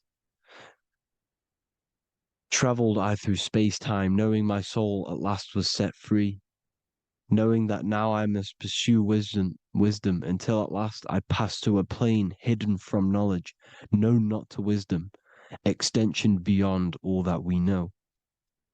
So he's talking about he went to a place where we cannot even comprehend here, a place that is not even known to earth men. He's telling you he's ascended out of this world to the planes that are beyond. And it says here in the Emerald Tablets, man is in process of changing to forms that are not of this world. Grows he in time to the formless, a plane on the cycle above. Know ye must be one, ye must become formless before ye are one with the light. The light, the same light that I was talking about, the Masonic light, with the triangle, God, the one source. Ye must become formless before ye are with the light. Formless, you have to leave the body.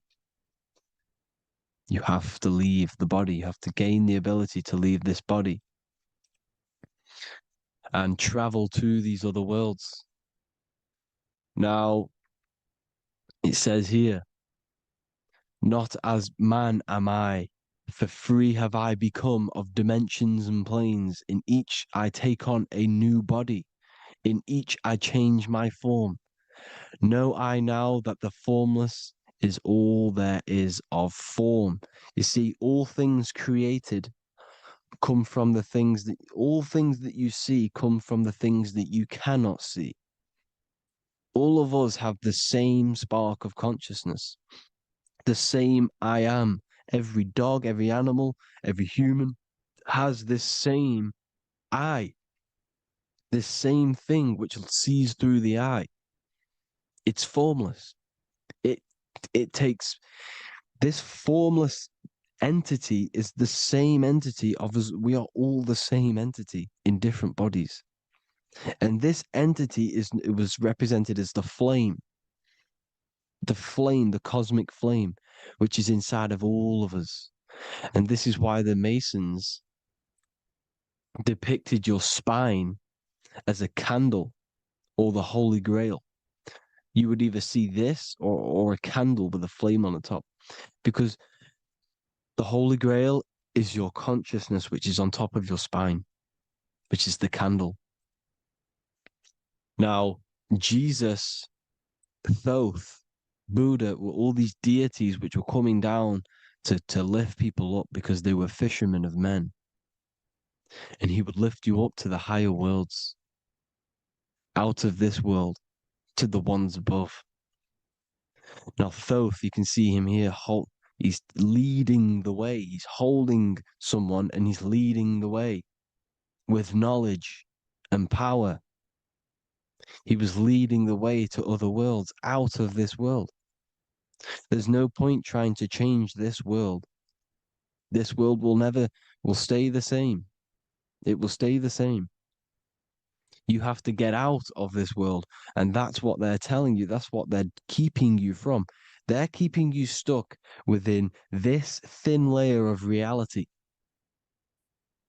So what the Masons are doing, they have the ability to astral travel.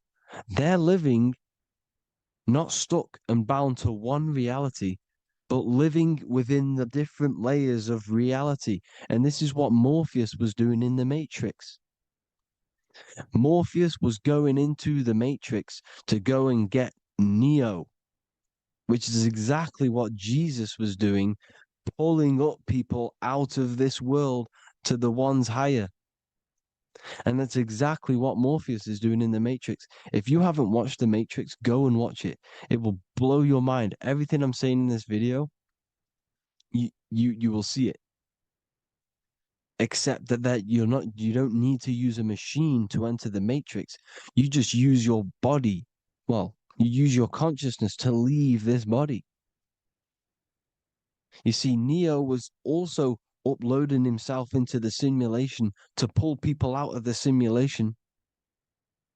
And this is exactly what all of these gods were doing. The fisher of man. Look, he was pulling people up out of this reality with the knowledge. Now, Jesus was always depicted with the mushrooms. Look at all this mushroom art. Mushrooms were literally the origin of Christianity. You can see it everywhere. There's mushrooms in all of the ancient art. Every single one of these paintings you see here, there's mushrooms on them. Mushrooms have the ability to see alternative states of consciousness. Now, if you go and do them and you go to sleep, if you pop mushrooms, you go to sleep and you will wake up in another reality. You will wake up in another reality. Don't try it if you don't want to do it. But if you've got the heart to do it, do it. Eat them and go to sleep. You'll wake up in another reality. And Jesus was handing out mushrooms to the bright minds, to the minds that he wanted to fish out and pull up to the higher realities. He was giving them mushrooms to see themselves in an alternative state, in an alternative reality. This is why there was so much mushroom art. And it's not just ancient Christians, it's Sumerians, it's the Mayans, the Celtics, the Egyptians, all used mushrooms. All of them. Look at all this art. It's on stones. It's everywhere. Because mushrooms, see, everything in nature is a macro. Look at the form of a mushroom. It's literally your spine and brain. Because they alter your consciousness. Your body is just a radio receiver Everything that you're experiencing is a program being ran by the central nervous system, and your consciousness is experiencing this program, these electrical impulses of the nervous system, because it's all feeding back to one point, which is the pineal gland. And this is the candle with the light on it. Type in Masonic candle and you'll see it. It's your spine with your spark of consciousness on top of the spine. And it's a mushroom, because this sends you to alternative states of consciousness, alternative realities. Now, they were all doing this, the Egyptians, the Mayans. Now, there's more symbolism which goes into this. Look at the Christmas trees we use. The Christmas tree with the presents underneath them. Magic mushrooms grow under trees. And these are the presents under the trees that we symbolize today with Christmas. Santa's red and yellow for the red and yellow mushrooms. The same mushrooms Mario has to collect. And when he gets enough mushrooms, he levels up. And then what does he do when he go past the world? When you win that world in Mario, you go to another reality. You go inside of another world. It's truth in plain sight. And it's using mushrooms. It's using mushrooms. Everything, all of the characters in Mario, well, a lot of them are mushrooms. Look at this one. The presents, black, yellow, and red and white. Red and white mushrooms. And the bow on the top is the mushroom head. That's a bit of a reach, but you know, the symbolism never lies, is what you need to understand. And it's as above, so below. Now look at the Sumerians. The Sumerians were also multi-dimensional beings. Okay, look at how they have the double faces. They had 1 foot in this reality and 1 foot in another reality. And look at this one, a double-headed god inside of like a portal. You see? Because and look at these with the wings, the astral travel. Birds, ancient birds symbolize the soul, because the soul is a bird. It flies to different worlds. It flies around the cosmos. And mushrooms gave you the ability to see these alternative states of consciousness, these alternate realities, because you exist in infinite realities. You exist in infinite realities. Now look at the 33rd degree Ordo Ab Chao badge. You get this badge when you become a 33rd degree Freemason, and it's a double-headed eagle. A double-headed eagle. And you can see this in Sumeria first. Sumeria have the same symbol, a double-headed, bird. You can see it here as well. And the Masons are still using this symbol today. And when you become a 33rd degree, 33 vertebrae on the back of your spine, above the vertebrae is your consciousness, and it's a double-headed eagle. One reality in one. You become a multi-dimensional being in the 33rd degree. And I've heard many interviews of Masons say it becomes Luciferian. You see, they speak in code. These Masons can't tell you about what they learn about, but they will speak in code. They said it becomes Luciferian. The word Luciferian is lucid.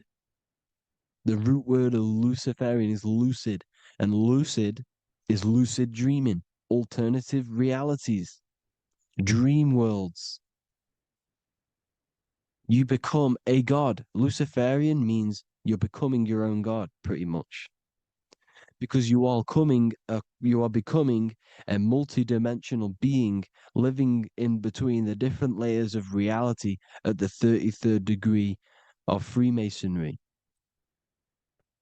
And look at the double-headed eagle, because the birds symbolize the soul. and they reach high, they fly high, just like the soul wants to fly high to the light, to become one with the light, like the Emerald Tablet says. Now look at Janus. Janus was another god, and he's known as the god of doorways. Janus always depicted with a double head. Janus is why we say janitor or January. And January is entering a new year. Janus is known as the god of doorways with keys, always got a key, because keys open doors. That's why the janitor holds all the keys. And Janus always has double heads because he had one foot in this reality, one foot in another. He was a multi-dimensional being, a Luciferian, living between the different layers of reality, except from instead of being stuck in one like we are. Well, a lot of people. And that's the whole point. You see, all of this stuff is about like changing the world and stuff like that. This world will probably never ever change. It's probably been like this forever. Well, forever, for a long time. But it's about moving out of this reality to the higher states.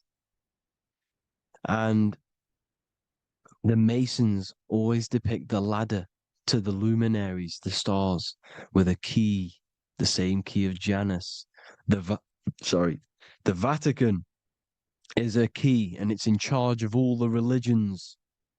Why is it a key? Because they're holding back the key.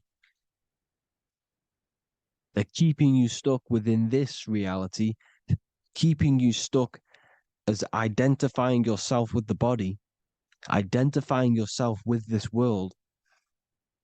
You are not in the world is within you. This is a program being ran by your central nervous system, and your consciousness is experiencing this reality.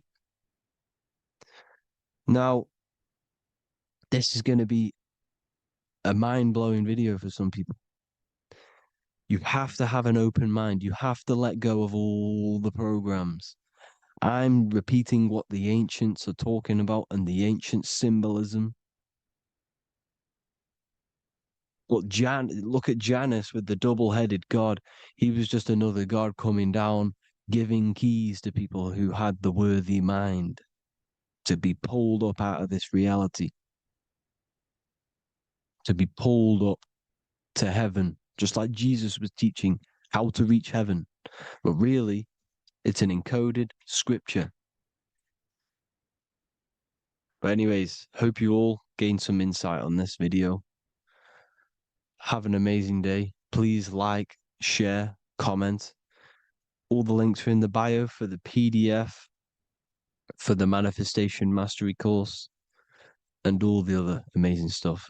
And if you want to support the channel, I'd greatly appreciate it if you became a Patreon member. Hope you'll have an amazing day, people. God bless.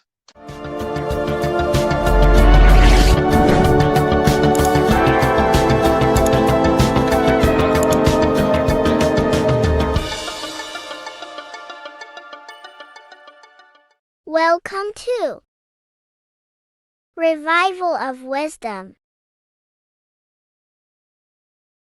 This video is going to be about the flat earth and the breakdown of the whole cosmology. I'm going to be digging very deep. I've got a lot of pictures and images to show you, and a lot of dots to connect. So let's start with the Freemasonry art.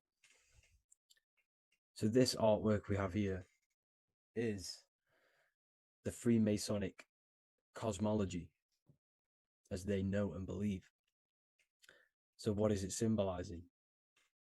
We obviously have to start off with the 4 pillars representing the 4 corners of the earth. The 4 corners with duality.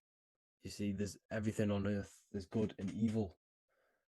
Good, evil, positive, negative. Good, bad. This is the checkerboard. This is what it symbolizes. Okay. Obviously, we have the sun, the moon. The sun gives you energy. It's the anode. The moon is the cathode. It's the opposite. It takes your energy. So therefore you become sleepy when the moon comes out. You see, everything on Earth, everything in the universe is balanced. There's complete balance symbolized by duality. There's always two opposites. We have the all-seeing eye, and obviously 7 stars representing the 7 planets, but not planets as in we know planets. They're not physical spinning balls of gas. They are energies. They are lights emitting from the realm above this realm. They are lights through the firmament, through the electromagnetic field. So let's go through that again. The 4 corners, duality, positive and negative, cold, dry. Everyone on Earth has an opposite. Everyone, there's 2. Okay, and then we have the sun, the moon, the 7 planets with a 5-pointed star. What's the 5-pointed star? Of course, it's the 5 elements: spirit, water, earth, fire, and air. Okay, that's what the 5-pointed star is symbolizing, the 5 elements of Earth. And then, most importantly, we have the compass. The compass is very, very important, hence why it's in the center. The compass is symbolizing many, many things. And one of the most important things, but we'll get into that after.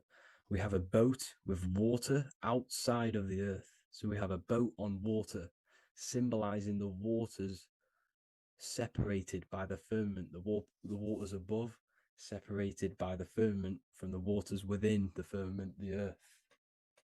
So this is what it's symbolizing. So the compass, what's the compass? This is where the compass comes from. The Polaris, the most important star there is, because it's in the center of Earth. The sun, the moon, and the black hole, black sun. Because all creation comes from center, the seed center. Okay, but we'll get into this after. But also, this is a very important Masonic symbol because they use this symbol a lot. This is one of their main symbols, hence why Neil Armstrong has the Masonic ring with the compass on it. The people who supposedly went to the moon, which obviously they faked to push this globe model, because the globe model is based upon fear. Because the globe model, if they can sell you the globe model, they can sell you anything then. You don't know where you actually are. The globe model is to push fear upon the masses, because the globe model means there's not enough resources. There's also risks of asteroids hitting the planet. There's also risks of space extraterrestrial invasions, global warming, asteroids. You see, this is all the fear that they can gain off selling you the globe model. Okay, because they don't want you to know that this is an intelligent design. And also, they're hiding God, the creator, the source. This is why they are satanic. They are opposites. They are lefty, Lucifer, right, righteous, godly. Hence why they do the symbolism on their eyes. 666. This is another famous, famous astrologer. Astronaut. This is another famous astronaut doing 666, showing that he's in the alliance of the occult. But even look at their 10th anniversary stamps. They have a Masonic compass on there. Also, the Order Out of Chaos. Order Out of Chaos, double-headed eagle. Okay, the Order Out of Chaos ring, which they wear. So all of these astronauts are in the occult. They are lying to you. They are in with this order, this Masonic New World Order, whatever you want to call it. So let's break this compass down a lot more. Because as I showed you here, the center, okay, this is what the compass is symbolizing. Let's go into the North Pole map. This is from 1595. This is a rough estimate of where this map came from. It's from around the 1500s to the 1600s, maybe 1400s. There's not an actual set date on this map because obviously our history has been tampered with. But let's break down this map and the symbolism that they use towards this map, because this map is the map of the North Pole. Okay, so in the center, we have the black rock symbolizing the tower, the pole, North Pole. And what's on top of the North Pole? Obviously, it's Polaris. North Pole and Polaris. Okay, with the 4 islands around the center. Okay, 4 islands around the center. And this is what blew my mind, right? They say that Santa sounds similar. And if you look at this pole that's pointing to the North Pole, you see this line here. So this is obviously from the 1600s. What color is Santa? He's red and white. Just like this map pointing to the center is red and white, and Santa comes from the North Pole. So it's not a coincidence that they use red and white. They're mocking this map because obviously they took over after the 1500s, 1600s. They took over around the 17, 1800s. So they're mocking this map with Santa coming from the North Pole with this red and white line to the North Pole. Notice the 4 islands, okay, like windows, their symbol, they obviously in the occult, they're part of the New World Order, is symbolizing these 4 islands with the blue behind it for the water. Okay, so this is another occult logo. They're symbolizing this center because the center is so important. Okay, we'll get into that. Also, we have the Mayan cosmology.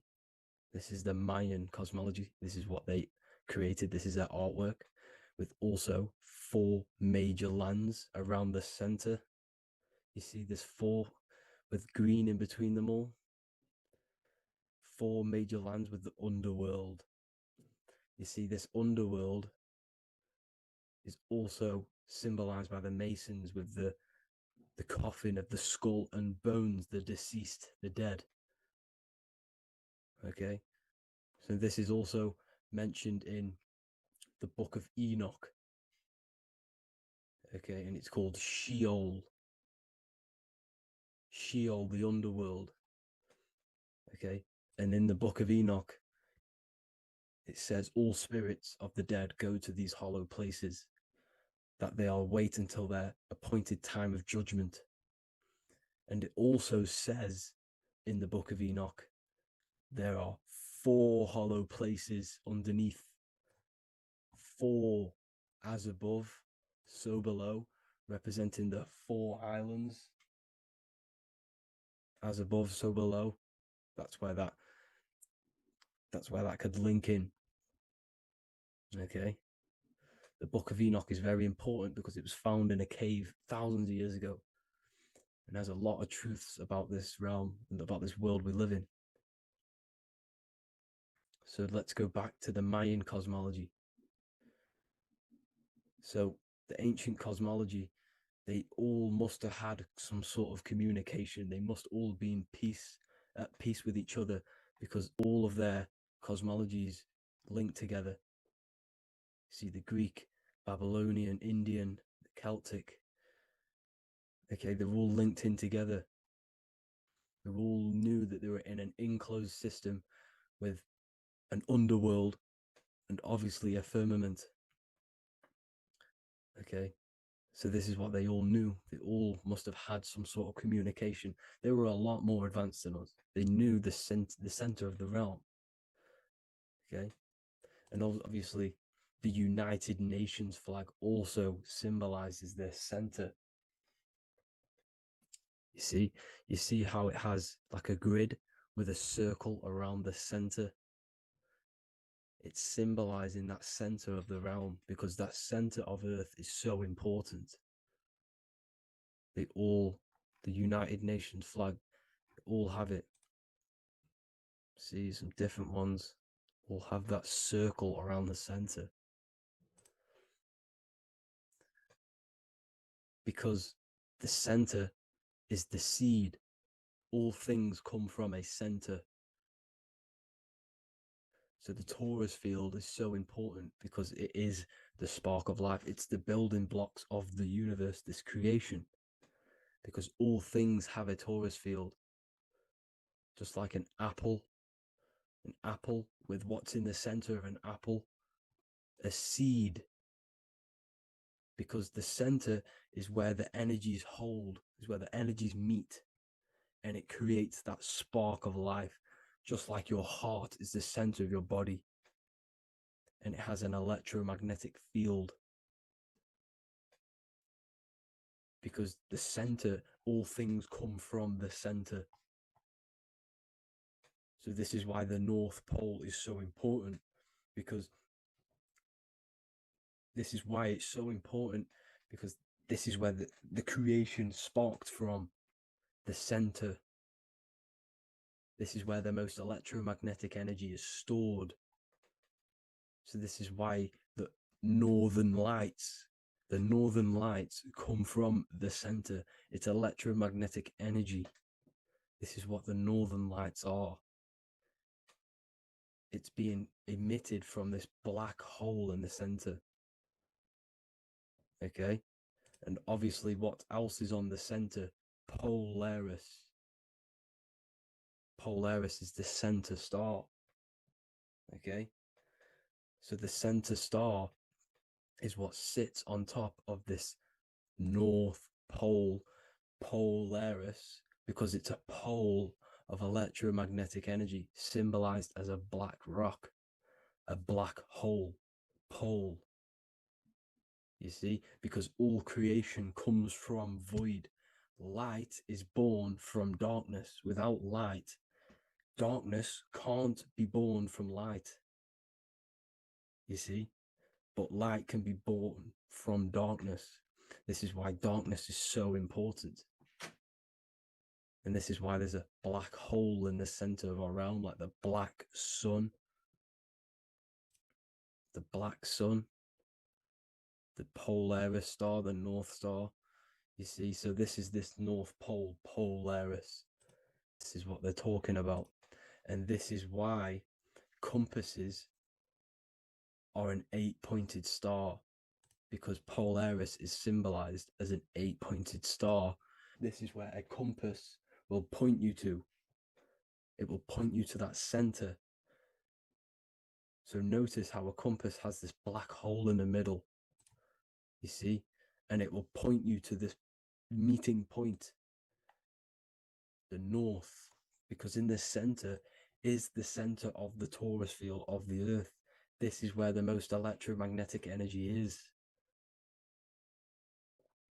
You see, everything gets sucked into the black hole. Okay, this whole reality is being projected from that center point, just like your eyes suck in light. It's a black hole.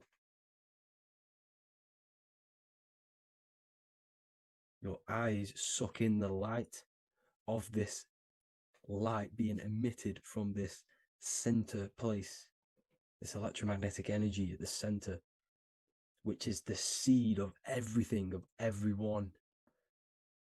You see, just like an apple has the seed in the center in darkness, because in the center of the apple, it's dark. It's black. It's pitch black. But that's where the seeds are. That's where the life is.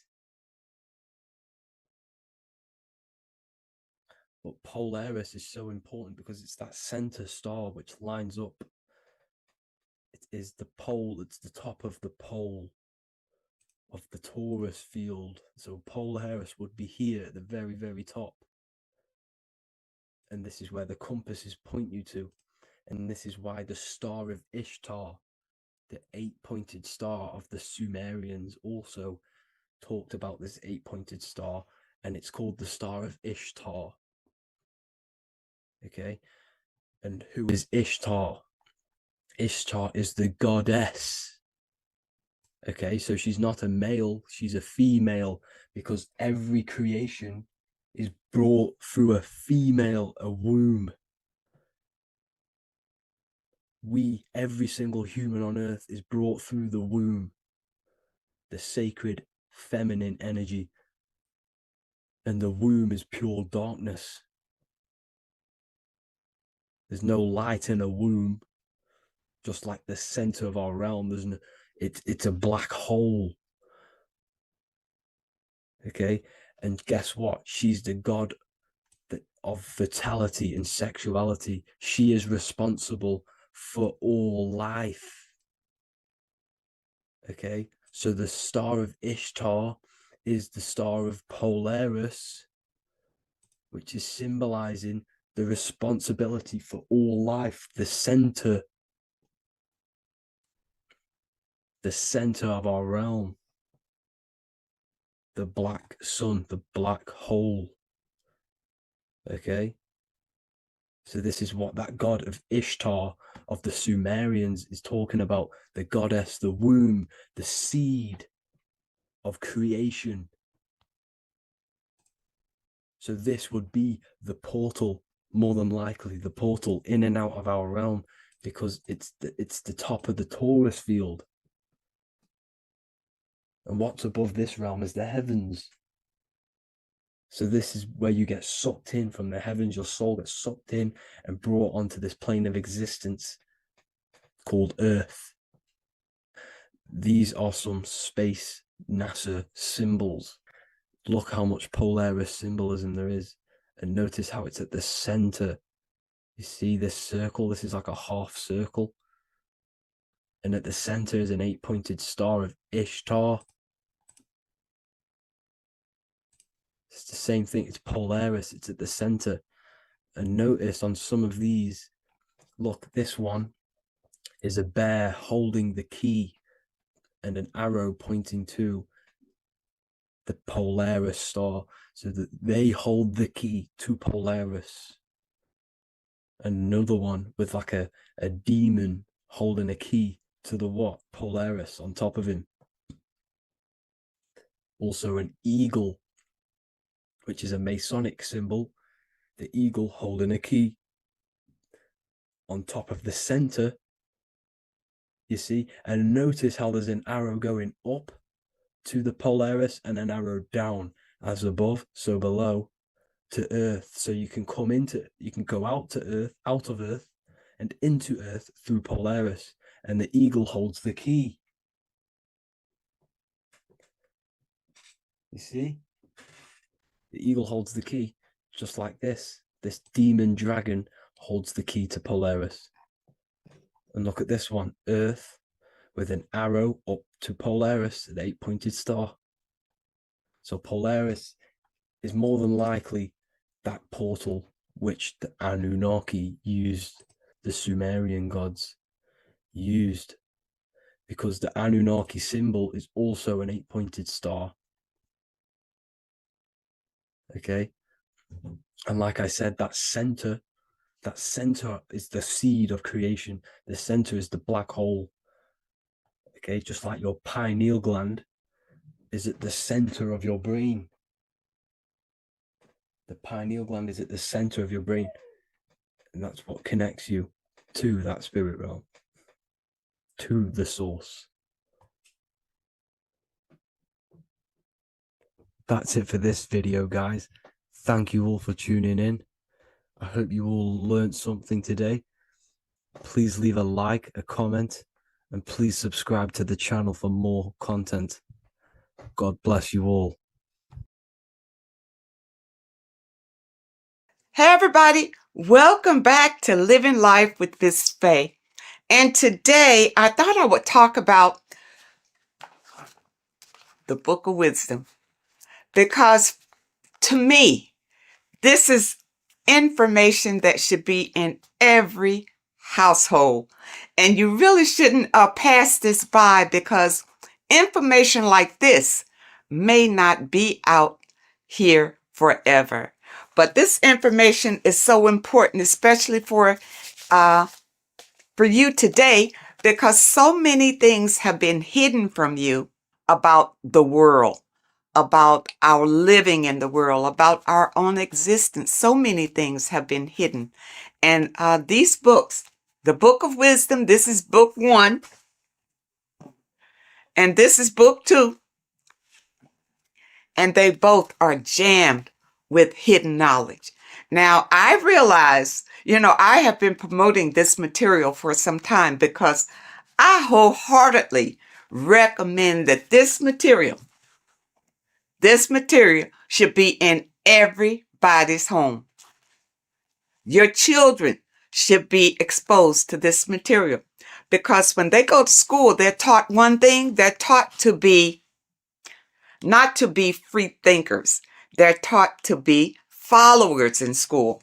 And this information goes into why that happens and why the system keeps you in the dark. All right. And also your religion has a lot to do with it.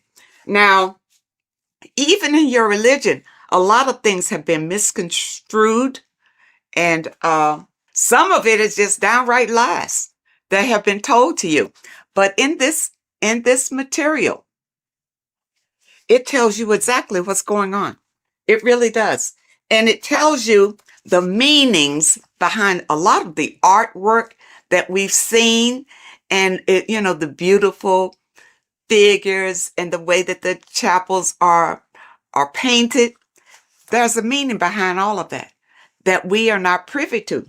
But this information reveals it. These people have really dug deep into finding the truth. And I am a truth seeker. So I am all about finding out the truth. Now, in book 1, it's an overall summary, and it really opens your eyes about a lot of things. Look at this. Know thyself. Do you really know who you are? Do you really know who you came from? Do you really know how powerful you are? The powers that be don't want you to know that you have power. They want you to live your life in fear, number 1, because when you're fearful of everything, then it's easier to control you, easier to manipulate you. And people look at it. When you go to school, what are you taught in school? You're taught to follow instruction. You're taught a skill to work for someone else. You're not taught to work for yourself. You're not taught to think for yourself. You're taught to obey orders. People, you're bigger than that. You're more intelligent than that. And this book of wisdom will help to open your eyes. You're not stuck in a life that you have no control over. In book 1, it talks about man is God made flesh, and it tells you why that is. We're all a part of the God source. That's how we were made, being a part of it. And a lot of us don't know that. We just think we're just out here flapping in the wind, and that's not true. It talks about the influence that the moon has over our lives. In a full moon, you realize that there's a lot of activity that goes on during the full moon because it energizes people. It energizes, and a lot of times there's a lot of crime that goes on because people are energized. They don't know what to do with that energy, but they're being affected by the moon. And it tells about Saturn and what Saturn has to do with your religion, and what Saturn has to do with our existence. Okay? This book goes into all of it. And what it does, like I said, book 1 is more of an eye-opening summary of it all. And it says here, this discerning wisdom doesn't merely offer easily assimilated insights. It serves as a guide, illuminating the intricate threads weaving between our essence and the cosmic expanse. It provides an abundance of information to facilitate the evolution of your mind, your body, and your soul. This is genuine awakening. The author is Harry B. Joseph, and I know a lot on social media, a lot or whatever. You've probably seen where he'll tell you some inserts from these books. And volume 2 is a more in-depth look at it. So if you want to go really deep, then you want volume 2. Now, one thing in volume 2 that I thought was interesting, of course, everything in here is eye-opening. But I wanted to bring this one to you because it's about the significance of sex. It says sex is a sacred ritual that transcends the physical realm and also takes place in the astral plane. So, you know that saying, as above, so below? Everything that happens here on this plane happens in the astral plane. So when you have sex with someone, you have bonded with them in the astral plane. And that's why you can't just walk away from a sexual experience and not have the energies from that person, because you have shared energies doing this sexual ritual. And really, that's why it's better to wait until you are married to have sex and not have casual sex with all sorts of people. Because even here it says, casual sex, often driven by superficial desires such as greed, lust, and monetary attraction, tends to vibrate at a lower frequency on the astral plane. Now, what does that mean? If your casual sexual experiences are vibrating on a low vibrational astral plane, well, what's in a low vibrational astral plane? Demons, low entities that will attach to you, because that's where you are. They will attach to you and make your life miserable. You see, that's one way how we get these entities attached to us like parasites, because of casual sex. You got to be careful of that. And the only way that you can break the tie from a casual sex is through a spiritual awakening. See, when you have casual sex, these entities feed off of that energy. That's why they attach to you so easily. This is what you need to be aware of. And a lot of you don't understand why your lives are in the toilet. It's because of the things that you are doing and the people that you are interacting with. And if you had this material beforehand, then you would be aware and able to guard yourself from a lot of heartbreak and disappointments in your life. Because once these entities attach themselves to you, they're not bringing you any good. They're going to bring you harm. Okay? And devastation. You don't want that. When sexual activity is engaged from a place of love, deep passion, and high vibrational energy, it fosters a protective and positive atmosphere. Protective and positive. When you engage in a sexual experience and you both love each other, it's genuine love. Okay? That's what you get. Not when somebody's fooling you and tricking you and making you think that it's love. And as soon as you've had sex with them, now they disappear. Now they have nothing to say to you. Now they'll tell you that they didn't want to get involved. You know, they're not looking for a relationship, that sort of thing. Well, no, that's still low vibrational because you didn't wait until you got to know the person. Just had sex with them. Don't do it.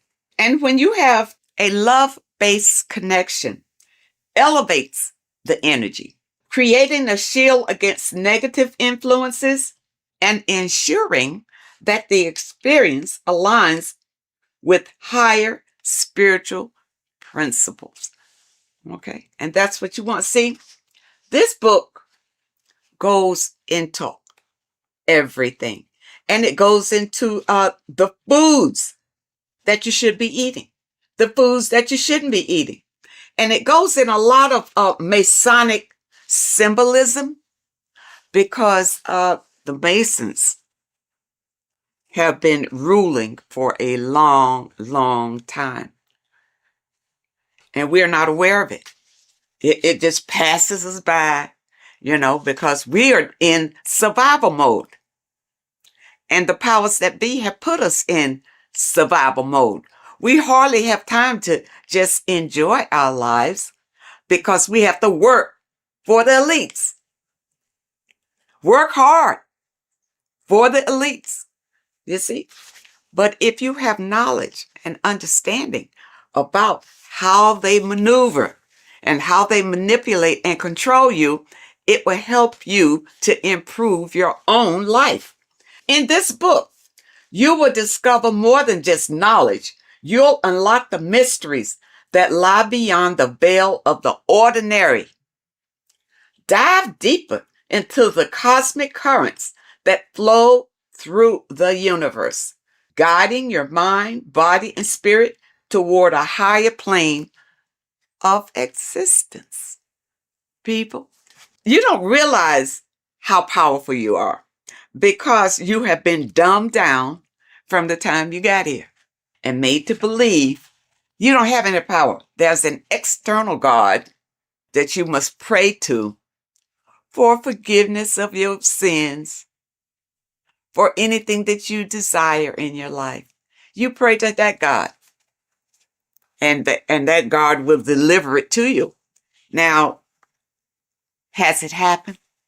Have you received all that you desire from the God that you have been worshiping? If not, maybe you need to know the truth about things. Maybe you need to look deeper into things. Now, it also talks about symbolism, and symbolism is everywhere. But many times we don't understand what the symbolism is. And we see people doing these mantras, you know, and we think, you know, it's evil what they're doing. What they're doing is calling in power from the entities that are around them, because they understand that we are all energy. And they do these mantras to bring in energy, whether it's for confidence, whether it's for strength, endurance, or whatever. That's why you see a lot of celebrities doing these mantras that you think is evil, because you don't know, because your mind is closed and you're living in fear of everything. You don't understand, but you see them progressing and doing better and better and better and doing all these evil signs. These signs are not evil, number one. They're not evil. They have learned how to manipulate energy to their benefit. And you don't know how to do it. That's why you need the information. You need the information to learn how to manipulate the energy that's already here to better your life. The first book will open your eyes to it. When I first got this, I tell you, when I first got this book, I was so impressed by it. I bought my people a book, sent them a book, you know, whether they can understand it or do something with it or what. But I think it's so important just to have it in your home, because somebody is going to pick it up and this information will resonate with them and put them on a path of enlightenment. And those of you who have your book, spend a little time every day reading and understanding, because there's so much information, even in the first book, that it will take you a while to go through, where you can understand what it's saying in every page. The advertisement on social media talks about this book. He goes through some key points, but don't think that he's covering all of this information. It's too much information to cover in a 1 or 2 minute stint, but it's information that can change your life. This is the thing, people. It's worth every penny, even if you don't have much. If you don't have much, you need to save enough to get these books. Get both of them. You see, I got both of them. Start with this one. If you never dug into this kind of information before, start with this one. This tells about the black cube. These things are in the world today that you don't know what it means. You don't know anything other than what your leaders have told you about it. Well, who's to say they're telling you the truth about what it is? Okay? It's all here. Okay? All here. It talks about the scam. It talks about scams in here. And what this one is, you see NASA right there? You remember the moon landing? All of this is to deceive you. And this information brings out the truth, the absolute truth. And volume 2, you see volume 2 is thicker than volume 1 because it goes deeper. It goes deeper. And even if they come out with a volume 3, I'll be ready for that one too. This one opened my eyes to so many things that I had questions about, as far as heaven, hell, the gospel, the Bible. For a long time, I just rejected the Bible totally. I rejected it because the stories in the Bible didn't really make sense to me. It really wasn't logical. Going through this material, I realized that the Bible is written in parables. All right. It's like morals to a story.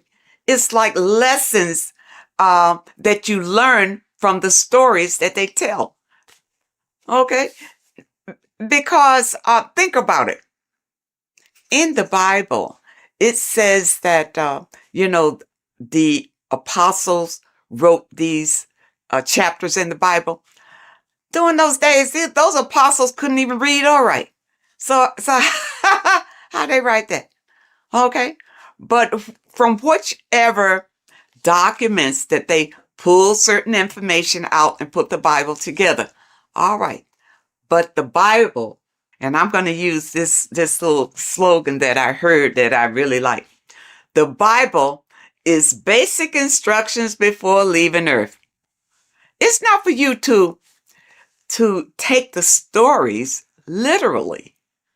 It's to take the meaning behind the story and apply it to your life.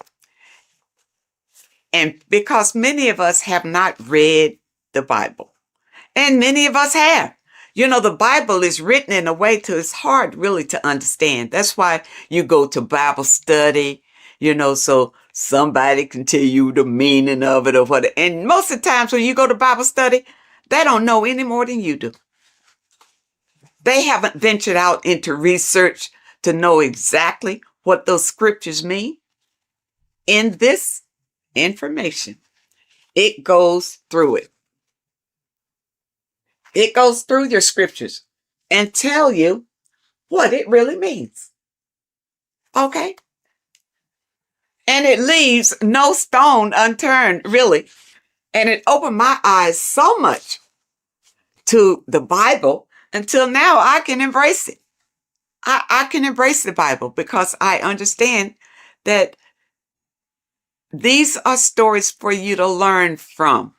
But you got to understand the meaning and what it means. For instance, water is emotions.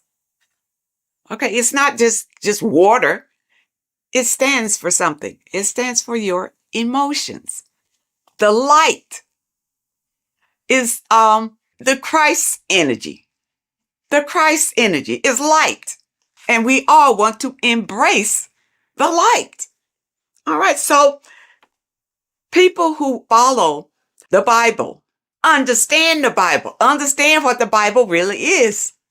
Don't be deceived by the interpretation of the stories. Many of the interpretations that you are given is to put you in a subjective role, a slave than a master. Puts you more in a slave role if you take those stories literally. And that's why you're not encouraged to go out and look for other information, especially in your religious institutions. They don't encourage you to venture out for other information because they'll tell you the information. Just keep coming here. We'll tell you all you need to know. You see, but I understand about religion because I was raised Christian. And the thing about it, even when I broke away, it took some strength because your mind, you have a mindset about it. Being raised as an infant in the church, that's all you know. Every Sunday, you go to church. Yeah, you go to church. Your body is used to going to church. But then when you decide, well, no, it's not working for me. I'm not, my life is not changing. My life is the same.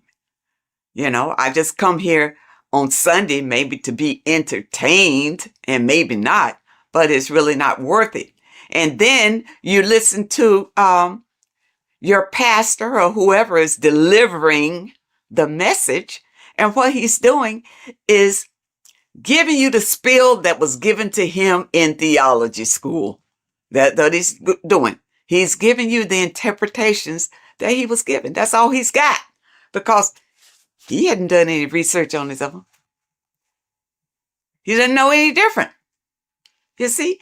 And there are many people out here who feel like ignorance is bliss. I know you've heard that. Ignorance is bliss. No, it's not. Especially in today's world with so many changes coming down the pike and fear is leading it. Fear is right in front, leading all these changes down the pike. And fear is leading it so that you won't buck against it. So that you will be so afraid, you'll just hold on tight and hope that you come out okay on the other end. But if you get this material under your belt, it will give you strength and a way to grab the power that you have inside of you so that you won't feel desperate and you won't feel afraid. You'll feel empowered. And that's what we all want. That's why I feel like everybody should have this material in their home.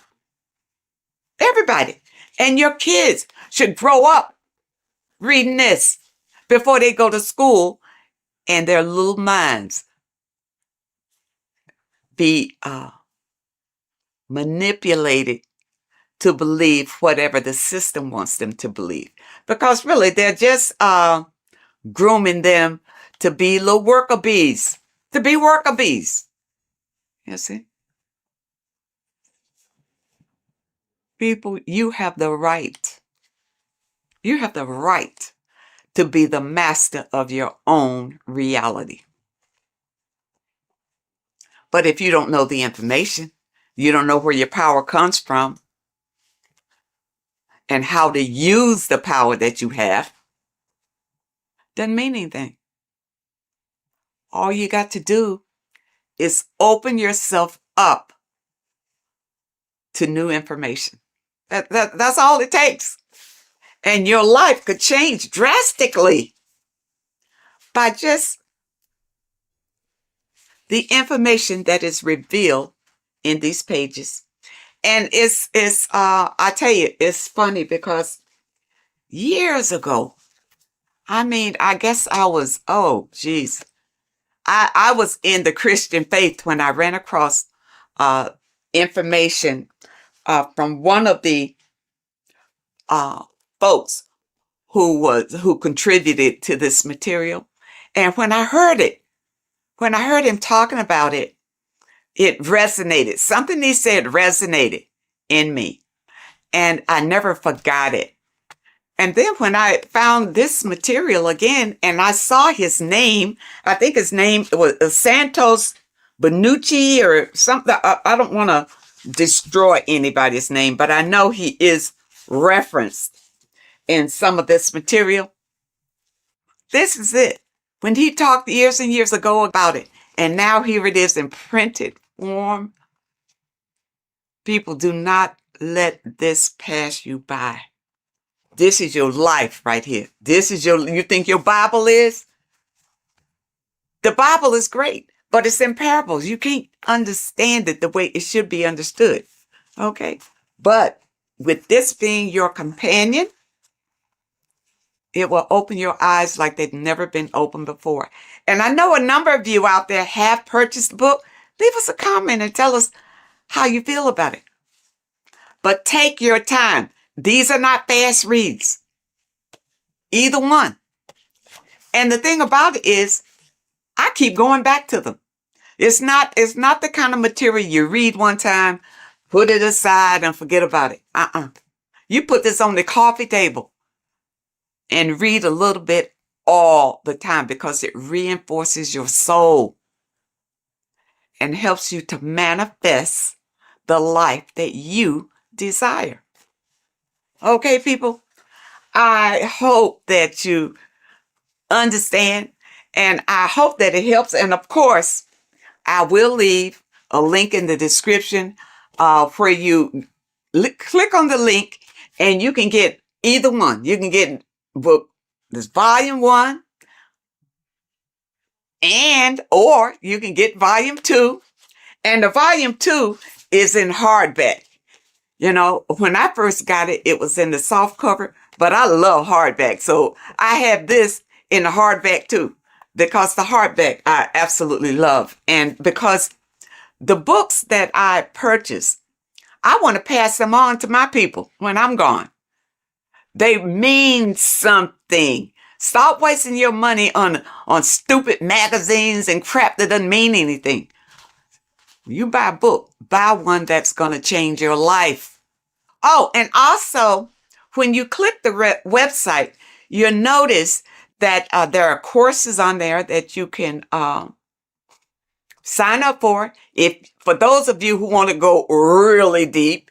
And also, there's a PDF on food. And I'm waiting for them to come out with the book on that. I don't want a PDF. I want the book. And once they come out with the book on foods that you eat and foods that you don't eat, I will be the first one to get that one. So I encourage you to add these to your library.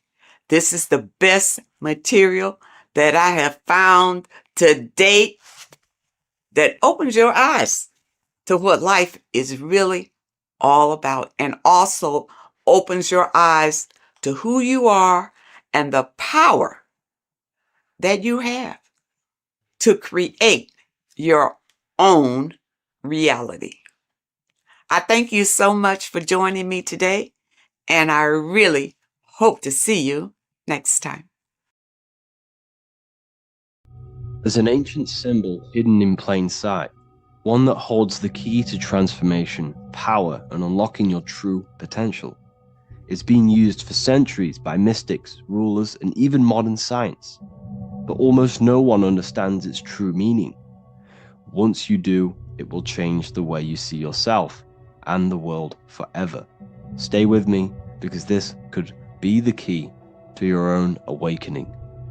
The symbol of the snake, or the serpent, is a very powerful symbol that refers to something within you, that we all are on this journey. So first of all, we see this symbol in ancient Egypt on the top of the pharaoh's head. We also see this with Buddha, with the snake on top of the Buddha's head and below. We also see this in Rome, with the Roman god Mercury holding the staff with the snake. We see this in Adam and Eve story with the snake tempting Eve. We even see this today on the medical facility. What does this mean? Why is this symbol being used for thousands and thousands and thousands of years? It has a very deep esoteric meaning. We see this in the caduceus staff, and we even see the snake representing the Kundalini. What does the snake actually mean? A lot of people think it represents the Kundalini, which it does. However, there's a deeper interpretation of this symbol, and it goes very far beneath the surface of what the snake actually represents. Okay? So first of all, when looking at symbols, we need to observe what the snake does in nature. The serpent sheds its skin. The serpent shedding its skin is a sacred symbol of an inner transformation. It transforms from its old self to a new self. It sheds layers of itself. As the snake discards its old exterior, it mirrors our own journey of realizing outdated beliefs and patterns, paving the way for a renewed, authentic self on the esoteric path of awakening. Essentially, it represents transformation, but not transformation of our physical bodies, transformation of our inner world. Now, this is where things get a little bit tricky and you may become a little bit confused, but I'm going to make this very clear for you. The snake symbol or any symbol can be used for different context. For example, the Kundalini. We see the snake representing the Kundalini. We all know that energy can't be destroyed, only transferred. Like I said, this is a transferring of energy. It's a changing, a transforming, shedding its skin. It represents transformation. Sexual energy is energy, and we can transform the sexual energy into a Kundalini awakening to activate dormant brain cells in our brain and to activate the human light body, which is the spirit. We can cultivate, save, and retain our sexual energy, transmute it up the spine to activate the brain. This is a symbol of transformation, of energy in this context. However, when we go to the emergency services, this does not mean the same thing as the Kundalini. The snake in this context represents transformation of health. When we are picked up by the emergency services, we are looking for a transformation. We are unwell and now we need to transform to well-being. This is why they use this symbol. It represents transformation, especially with the pole and the snake climbing. It's climbing, it's transforming from the bottom to the top, shedding its skin, shedding old layers, transformation. We see this in the Bible with the snake tempting Eve to eat the apple of the tree of knowledge of good and evil. Well, what does this mean? Where's the transformation in this? Well, this is a very hidden one. The transformation takes place in Adam and Eve's consciousness and their mind. They go from a pure, whole state of consciousness, from being tempted by the snake, and they eat it and they transform into knowing the good and evil, into the dualistic ways of thinking and the dualistic meaning of this world. Let me rephrase that. They understand the dualism of this world, and they now understand the two good and bad ways of thinking. They know the knowledge of good and evil, of duality. They shifted from a whole state of consciousness into their consciousness being split into good and evil. This represents the journey of every single soul that incarnates into this world, including yourself. When you were a child, you were whole. You had no understanding of good and evil. But as you grew older, you've eaten the fruit. You grew to understand the knowledge of good and evil. Your consciousness split from a whole into a separate and divided way of thinking and divided understanding of the world. We suppressed aspects of ourselves to fit in with society norms, and we just limited ourselves with limiting belief systems. We knew the knowledge of good and evil. Our consciousness split from a whole state. This is what Adam and Eve is symbolic of. We see this with the Roman god Mercury, with the snake. Mercury represents intellect, communication. He's always flying in the air, which represents the air, the mind, the intellect. He's holding the snake to represent transformation of the mind. This is what we call mental alchemy. Turning base metals into gold, turning the unenlightened aspects of our mind into enlightened ones, turning our negativity into power and control. We see this with Buddha, and Buddha is all to do with transformation of the inner world, transformation of the mind and the soul and the emotions. And it also represents the Kundalini. We see this in ancient Egypt. We always see the snake on the head, representing the place where the third eye is, representing the intellect or the mind's eye, the third eye, whatever you want to call it. This is the place of the invisible intelligence within us. This is our mind or intellect. And this is the transmutation of the mind. This is why the snake is on the head, representing the transformation of the mind, going from the unenlightened into the enlightened, going from the uncontrolled to the controlled mind, so that we can control the very fabric of reality. I've kind of just given that away. Why is this important? Humans are creators. We're the architects of creation, endowed with the divine power to channel the fourth dimension, which is the imagination, into reality. Each thought and intention is a seed. When nurtured with focus and clarity, transforms the unseen into the tangible experience. This creative process bridges the gap between the ethereal and the material. Humans are creators. It's impossible for you not to create. Whether you're doing this consciously or subconsciously, you've been creating your whole life, turning non-physical thought into physical reality. We are creators. However, the mind cannot create in a state of chaos. The mind cannot create with limiting beliefs. The mind cannot create with thoughts that come and destruct our minds. The mind cannot create consciously and effectively if there are impulses within our mind and we have no control over the mind. So this is where self-transformation comes from within. This is where the snake comes in. The snake represents the transmutation of our mind from the uncontrolled to the controlled. In this context of the Egyptians with the snake on their head. It's all to do with mental alchemy. In the occult tradition, the mind is seen as a delicate instrument that demands constant vigilance. Left unchecked, it reverts to archaic and destructive thinking patterns. Like a finely honed blade, it must be continually sharpened through discipline and self-refinement. In this unending process of unveiling and mastery, we learn to shape reality, harnessing the power of our thoughts to manifest the highest potential. It's all to do with mental alchemy, and this is how the snake is connected to you. And what the snake represents to you, it represents the transmutation, the changing of ourselves, of our consciousness, so we can gain control in this 3D world.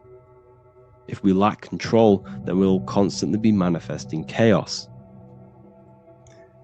Now, there are 3 ways that we can transform our world, and we can slowly transform our mind. Now, this is not an overnight process. It takes periods of time of purification.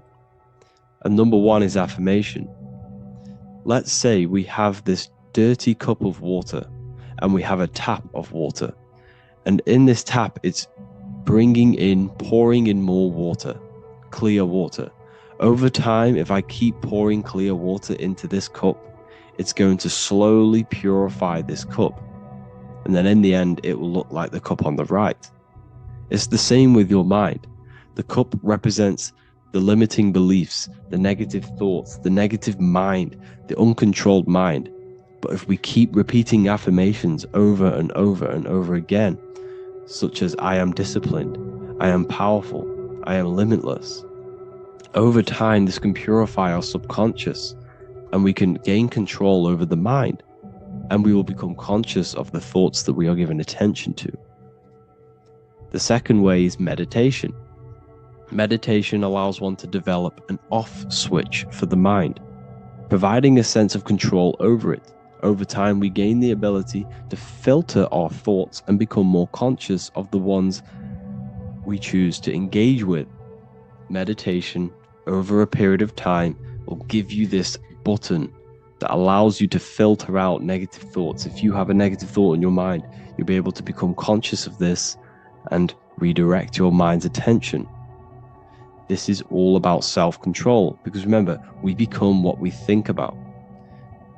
The snake represents the transmutation of the self. And another way is visualization. Visualization allows your subconscious mind to experience the reality you desire, accepting it as truth. As the subconscious becomes more immersed in this imagined reality, it works to manifest it into your conscious experience. Your visual eye, visualize, visual eye. You're using the mind's eye to see and mold your future. That's what imagination is for, to create in your future. You can become your future now in your imagination. And this can slowly purify your consciousness, slowly purify your mind, which will then, if you do all three of these over periods of time, you will see great transformation from the inside out. And your outer world will start to mirror your inner transformation, because it's as within, so without. You change your inner world of consciousness, of thought and emotion, you'll change your external reality and your circumstances. So I hope this lesson has gave you a great understanding of what the snake actually represents. And now that you see it, you will see this everywhere. Every time you see a snake, you know it represents the transformation. So please, if you can, leave a like, comment, and subscribe, and turn on the alerts to make sure you never miss a video. And if you have any video suggestions, feel free to make a comment and I can make a lecture on it. I appreciate you all watching this video today, and I'll see you all inside my university if you're inside, and I'll see you all in my Telegram if you join, and I'll see you in the next video, of course. Thank you and take care. There is a secret meaning behind the number 666. 666 is 3 sixes. The number 3 in occult and esoteric numerology represents the 3 aspects of human consciousness. We see this symbolism in the all-seeing eye with the light and the triangle. The triangle is the number 3. The eye represents consciousness, observation, and the light represents the light of consciousness, because consciousness is pure light. The 3 aspects of our consciousness is thoughts, emotions, and actions. Every thought creates a feeling, and the feeling creates the action. All physical manifestation is driven from these 3 aspects of our consciousness. All physical manifestation comes from thought. Every object you see around you, this screen, the phone you're on, the laptop you're using, or the iPad, was a thought in the invisible realms of consciousness. Then it was brought into physicality through feeling and action. This is because man is made in the image and likeness of God. We are all mini creators. We are all extensions of God's creative consciousness. Therefore, the number 666 represents 3 sixes. 3 is thoughts, emotions, actions. The number 6 represents the cube, because cubes have 6 sides. This material world that we experience, everything has 6 sides. Everything's created by cubes. We can move forward, we can move backwards, we can move left, right, up and down. This is the cube that we are stuck in. Therefore, 666 represents our 3 aspects of our consciousness, thoughts, emotions, actions, all contributing towards our physical self, material world, material pleasures, completely cutting ourselves off from our spiritual, true, divine self, which means 666 is representing a state of consciousness. a state of consciousness where we only operate from a place of material needs and survival things.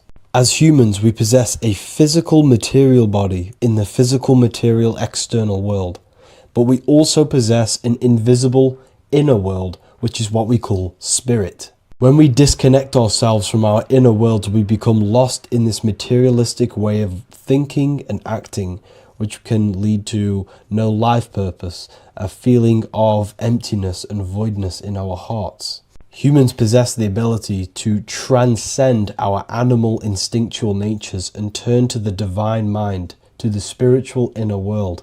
It is our inner world that is projecting our outer world. The outer world is just an effect of our inner state of consciousness.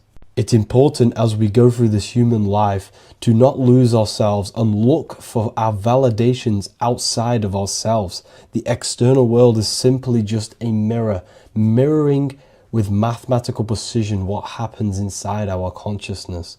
When we change our inner world, we produce effect in the outer world.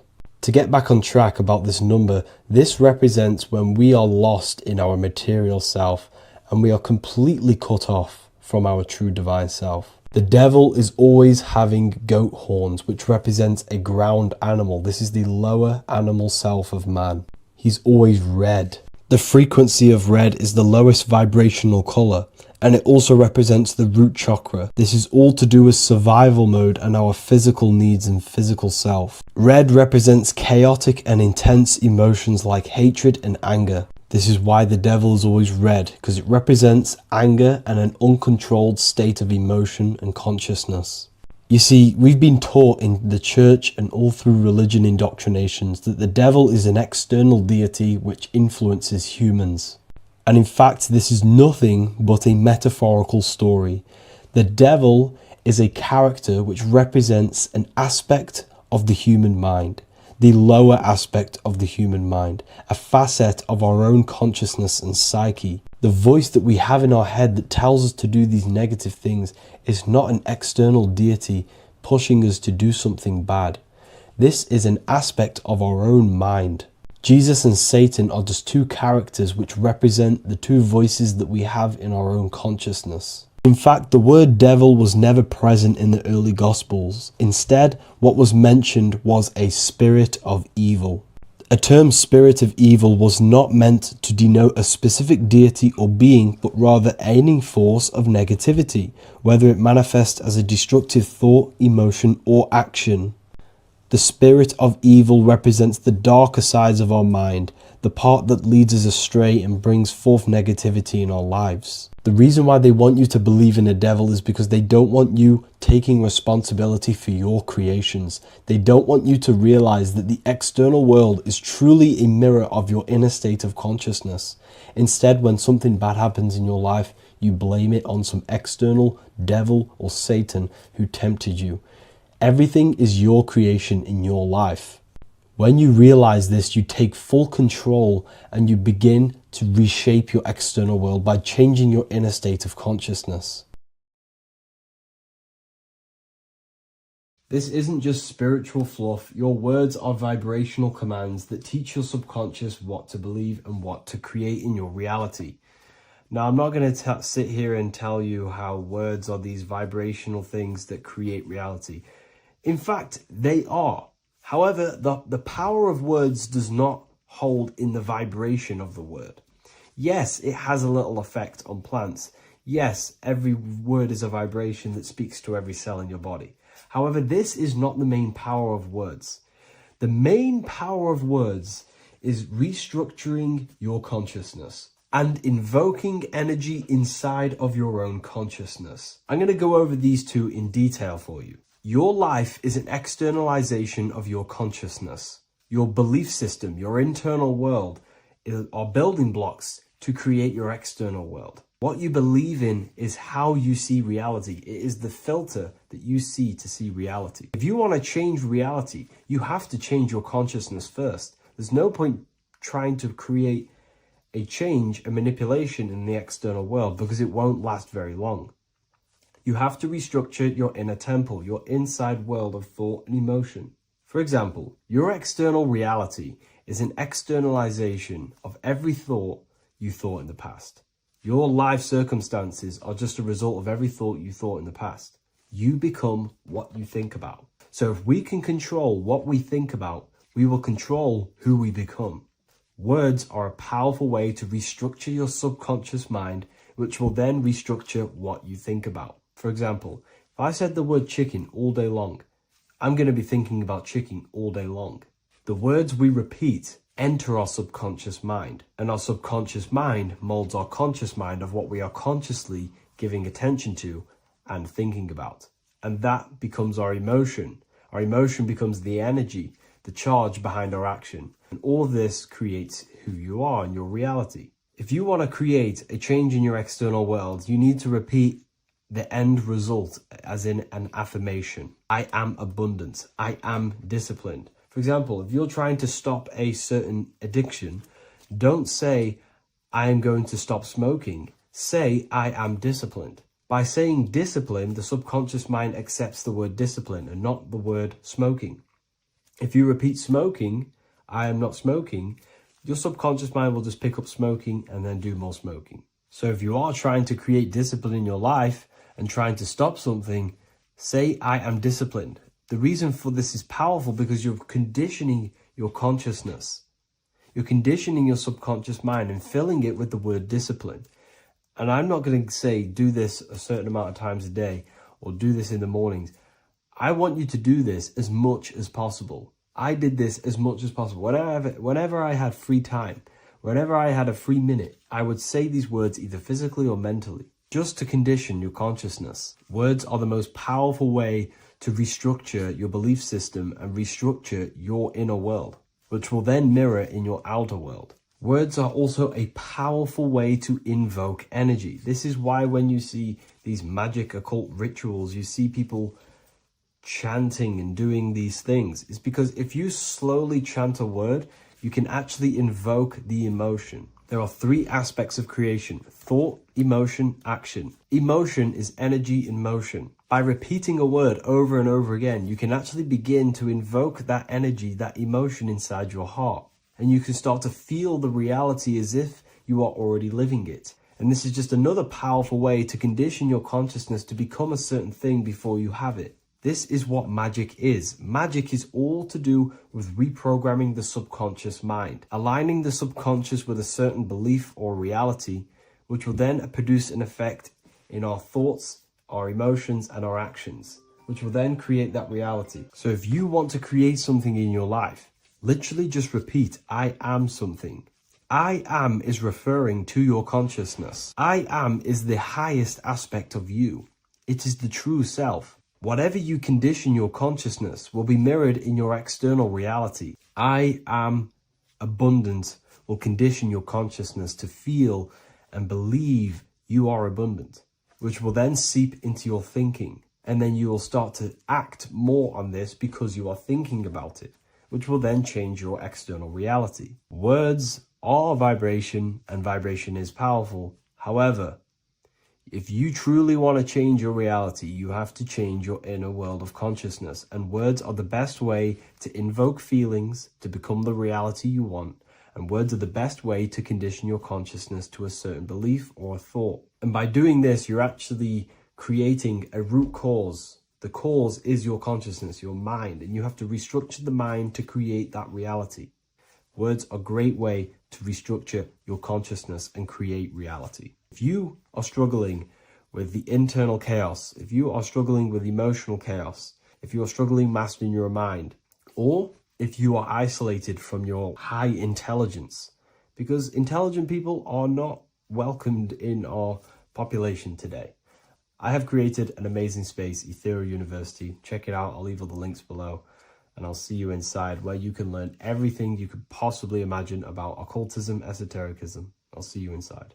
What if I told you the devil is closer than you think, and it's not actually a real person, force, or spiritual entity outside of you, but a being and an aspect of your own mind and psyche? In this video, you will learn exactly what the devil is and the true esoteric meaning of the devil. The first thing we need to understand is that the universe is a mental universe. Look around you. Every action, every building, everything you see around you was begun first as thought in the mind, then manifested. We use the mind to build and shape our reality. The universe, the world, only exists inside of our mind. Therefore, God and the devil exist inside of our own psyche. So first of all, the devil is not a literal being, but a symbol of the lower self. It represents the unmastered, ego-driven part of the human mind, a symbol of destructive thoughts, emotions, behaviors, lives in realms of chaos, fear, hatred, lust, and ignorance. This is why we see the devil as red, because red is the lowest vibrational color on the color spectrum. It also corresponds with the root chakra, which is all to do with survival instincts. Red represents chaotic and intense emotions like hatred and anger. When we are angry, our face turns red. The devil represents our animalistic fundamental needs, our instinctual needs, our survival state of consciousness. We have a survival state of consciousness and a godly state of consciousness. Our godly state of consciousness is creating, not just experiencing in the animal state, but consciously creating reality. This is why we see the devil with a goat head, an animalistic head, and the head is where the brain is. The animal head represents living off instinct, the part of our mind that lives on urges, impulses, and instincts, eating, sex, power, ego-driven actions, and ego-driven thoughts. Animals are only aware of themselves. Animals live on instinct. They have no ability to consciously create like humans. This is our lower desires for the material world. That's not to say the material world is evil. However, when our consciousness is only seeking material things, this leads us down a path of self-destruction, because nothing material can ever satisfy our soul. Everything material is temporary. Therefore, the devil represents the part of us that seeks only material desires, only material fulfillment, the ways of thinking where we only think about ourselves and ego-driven thoughts. It also represents the unchecked, unconscious self, where we have no mastery over our thoughts, over our emotional impulses, and no mastery over our actions. We're living in instinct and impulsive states, which causes chaos, selflessness, destruction, and keeps us bound to our lower material 3D state of consciousness. It's important to recognize that the word devil was never present in the earliest Gospels. Instead, what was mentioned was a spirit of evil. This distinction is crucial because it underscores that the idea of the devil, as popularly conceived, does not actually exist as an independent entity. Rather, it is a personification of the lower aspects of the human mind, a facet of our own consciousness. The term spirit of evil was not meant to denote a specific deity or being, but rather any force of negativity, whether it manifests as a destructive thought, emotion, or action. A spirit is a force, an energy, and we have three forces that create our reality: thoughts, emotions, and actions. We have full control over these three aspects, which transform and mold reality. A destructive thought, a destructive emotion, a destructive action is a spirit of evil, and it originates from the darker aspects of the human psyche. So now, because we're on the topic of the devil, we have to look at the pentagram, which is obviously connected to the devil heavily. The upright pentagram represents spirit, air, water, earth, fire. Upright, which represents spirit, the most important element on top of the earthly elements, showing spiritual principles over material principles. As spiritual beings as we are, we have to put our spirit first, our higher self first, and material things second. Why? Because material things never satisfy us long term. Seeking material fulfillment will leave us feeling unfulfilled in the long run and very unhappy, and we can lose ourselves in illusions. We have to put our spiritual principles first, seeking wisdom, knowledge, connection to the divine, and connection to our higher self is what gives us true fulfillment in our hearts and souls. But when we see this pentagram inverted, we now have spirit on the very bottom, which now represents earthly principles on top of the spiritual principles. We're putting our earthly elements on top of our spiritual element, which this inverted pentagram represents no longer caring about spirit, no longer caring about our invisible internal world, and only caring about this external body, food, sex, material things, cars, money, and all the things outside of us, the world outside of our mind. This is what true Satanism is. Satanism is not worshipping an external deity, but it is worshipping the self, only fulfilling the ego's desires. This is what true Satanism is, and we have all been conditioned to live in this state. Satanists want us to believe that there is an external deity called Satan or the devil, and the reason they do this is because they trick us, making us believe that we are not Satanists, while they are actually conditioning us to be self-seeking, ego-driven people, where we only care about sex, food, material things, and money, which is actually conditioning us to be Satanists. 80% of the population today are unknowingly involving themselves in Satanism, which is ego-driven thoughts, actions, and emotions, dwelling and living in this state where we only care about ourselves. When we are spiritual, we realize we are all one. We are all one consciousness family, and we need to do things that help and contribute towards our collective experience, helping others instead of seeking to serve only the self. The angel is depicted with wings, which represents elevation, higher self. The devil is represented with an animal horns, which is on the ground. A goat is on the ground, which represents the lower self. This is the elevated mind and the lower material mind. Horus, the bird, higher self. Set, the ground animal, lower self. Jesus and Satan. These are two forces, two characters that exist within the human psyche, not real entities. They are forces of our minds, and there is a battle between our higher self and lower self all the time within our own minds. There's always a part of us that's telling to do one thing and another thing, to do something bad and to do something good. There is this battle inside of our own consciousness. Here we have the human spinal column. The human spinal column is showing you the higher and the lower self. The higher self represents the head. The head is where the mind is. This is the creative essence of the universe. This is where all material things begin as a thought in the mind. We create with the skull, with the brain. This is our higher self, the heavens, connected to the heavens, the sky. And the lower end of the spinal column is where our reproductive organs are, where our gut is. Our reproductive organs and our gut is all to do with survival. The lower end of the spinal column, lower instinctual 3D based consciousness. The lower end of the spinal column is where our lower self dwells. Eating, consumption, power, and sex, lust. These are all emotional forces and instinctual based organs that are not inherently evil, but when we dwell and live off this lower end of the spinal cord, it keeps us in low states of consciousness. Our goal to raise to our higher mind is to balance this, not to overeat, not to abuse power, not to abuse sex and lust, but to master these organs and gain the ability to say no to these organs so that we can raise to our creative side of consciousness. Instead of dwelling in our instinctual nature, we can turn to our creative nature and consciously become a builder and constructor of reality. This is the true way of raising consciousness. This is the stairway to heaven, out of the animal consciousness to the higher consciousness. To wrap all of this up, it's all about gaining control over our instinctual lower nature and allowing our spirit to rule over our body and not our body ruling over our spirit or mind. The moment you let a thought become instantly an action is the moment you are an impulsive person. We are all trained to be this way. It is okay if you are in this state. The moment you let a thought turn straight into an action without questioning, that is the mind controlling you and you not controlling the mind. We need to gain control over the mind, and we do this through many different ways, through meditations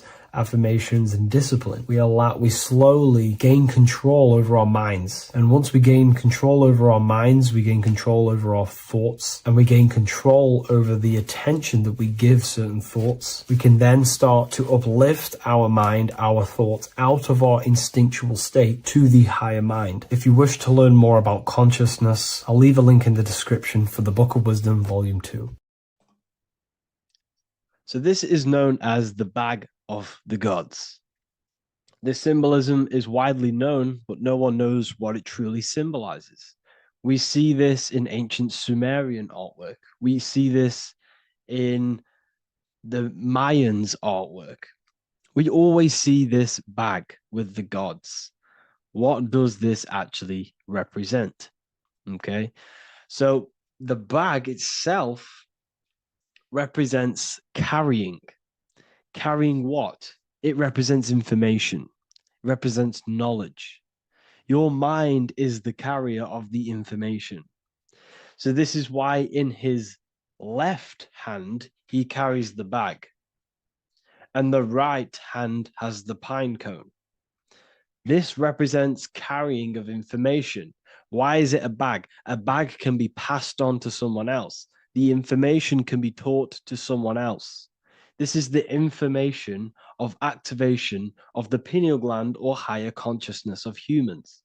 Because as humans, we all possess an animal nature, the nature that tells us to eat, to steal, to gain material wealth, to survive, to hate. This is our animal self. This is our animal behavior. But we also have a divine nature of consciousness, which we have access to, the higher planes of consciousness, the planes that manipulate this material world and create all things in this material world. The human mind has access to. The animal does not. The animal has no idea he exists. The animal has no inner dialogue, but humans have the inner dialogue. Humans can create infinitely. We can expand our minds infinitely into new realms of thought. So we have this higher divine nature and a lower nature. This bag of the gods is basically just representing the knowledge they possess of higher consciousness, of the higher aspect of life, okay? Which is the activation of the pineal. The pine cone. The pine cone is in his right hand. The right represents wisdom. The left represents intellect, knowledge. Knowledge and wisdom are two separate things. Wisdom is applied knowledge. It's a feminine aspect. Knowledge is just gained information that you know, which is masculine. So in his right hand, he holds the pine cone. The pine cone can be opened and shut. The shut pine cone represents the asleep human being, the human being that exists in his lower nature, that just basically survives, lives on eating, consumption, material lust, living in chaos with his emotions, living in a place of hell. This is the animal nature. Then we have the awakened human, the one who has consciousness of himself, the one who looks within himself, the one who knows there is more to him when he looks in the mirror. He is far more than just the physical body. He is a divine spiritual being, a divine being who has limitless potential of creation into the material plane. So this represents the awakened. This represents the asleep. This is why he carries the pine cone in his right hand. It represents applied knowledge. This is the information. This is the intellect he possesses. And this is the applied knowledge of the awakening, of activation of the pineal gland. Because remember, the pineal gland is not your consciousness. The pine, pineals, the same root word. Pine cones were always symbolizing the state of consciousness one was living in, whether he was asleep or awake. We see this at the Vatican. We see the pine cone over the two pillars. This is the two pillars of Freemasonry, and the dome. This is the Royal Arch of Freemasonry. This represents your head. This is the two pillars, the two hemispheres, and the pine cone in the middle, which is the pineal gland. What is the pineal gland? The pineal gland is not your consciousness. It is not the third eye, and it is not the mind. It's not the mind's eye. The pineal gland is a radio receiver. This is your body. Your body is an antenna. Most people think they are this body. This body is nothing but a receiver and a downloader of consciousness. Your brain does not produce consciousness. You are not this brain in your head. This brain is a downloader of consciousness. Consciousness comes from a way higher divine plane, which is what this image is showing here with the clouds. The mind is light. Consciousness is light. And this light is coming down into the material plane, and your body is basically a crystal antenna which is receiving and downloading this consciousness. So you can experience a three-dimensional reality. So God can experience himself in a divided, separate state. This is what this represents. Now, the pineal gland can be activated, okay, and stimulated, because the pineal gland has physioluminescent crystalline jagged shaped cells on it. And obviously these are crystals. Crystals are on your pineal gland. And what do crystals do? Radios use crystals. Your phone uses crystals. They tell you that crystals are woo-woo and pseudoscience because they don't want you to know the power of crystals. Your body is basically a giant crystal. Your pineal gland is a radio receiver for your consciousness. So if they can ruin your pineal gland and damage it, this will damage your connection to the divine, to your true self, to consciousness, to God, whatever you want to call it, the source. There is all one source consciousness, and we're all collectively connected to it. And this is our connection. This is our antenna. So what a radio does, a radio has an antenna, and the frequencies are all around us because all the radios are playing in your ear right now. But what the antenna of a radio does is tune into a specific frequency to pick up that frequency and play that frequency. It's the same with your consciousness. You're all a fraction of God's consciousness. So that is essentially what we are looking at here. We're seeing knowledge, intellect in the left hand, and applied knowledge, activation of waking up to higher consciousness, to the higher human form. Because we can reach beyond our physical form. We can turn our animal self into a divine being, into one of these so-called gods. These gods are nothing but human beings. The Anunnaki were not gods. They didn't come from the sky. These are normal, regular human beings who activated their higher consciousness. This is what we have here. This represents spirit. Birds represent spirit. So do we have any questions? I'll take some questions now. That was just a short lecture on what that symbol truly means. Okay, so if we have any questions, feel free to go ahead and ask some questions. Anything that you don't understand, anything that you want to know. Okay.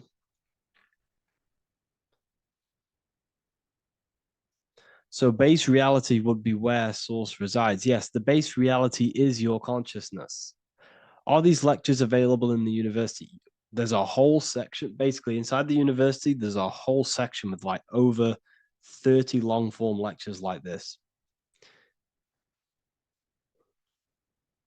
So the base reality is where the source resides. Yes, the base reality is your inner world, your consciousness. That is the only thing that exists. Your outer world is just an effect of your consciousness. Your consciousness, everything that has gone on within the mind and emotion is pushed outwards into your reality. You have thought and felt your way into your external circumstances. Your life is a direct correlation of every thought you thought in the past. Therefore, your inner world of consciousness is creating and molding your outer world.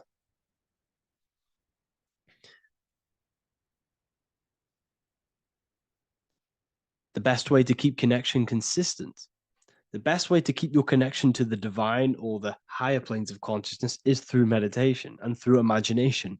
Imagination is the fourth dimension. It is the astral plane. That screen that you have in your mind is not a physical screen. That is the divine plane of the astral. And this is essentially where all objects of this material world comes from.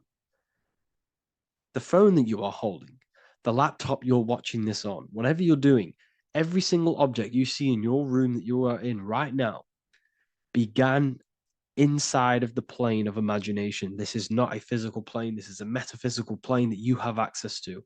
And you have the ability to bring down this plane into physical form. That's what we call manifestation. That's what the ancients called magic. This is what we now call in science metaphysics. It's all the same thing. So yes, you all have access to the divine planes. Unlike animals, this is why humans are so advanced.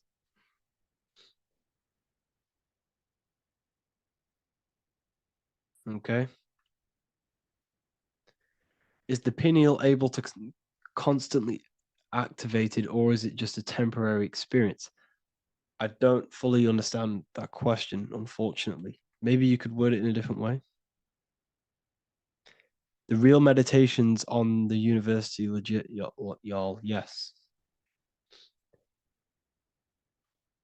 In order to connect to consciousness, you need to sit in meditation and turn off your feelings, and the feeling of unity will come. Do I understand correctly? Yes, that is correct. So when you sit in silence and in stillness,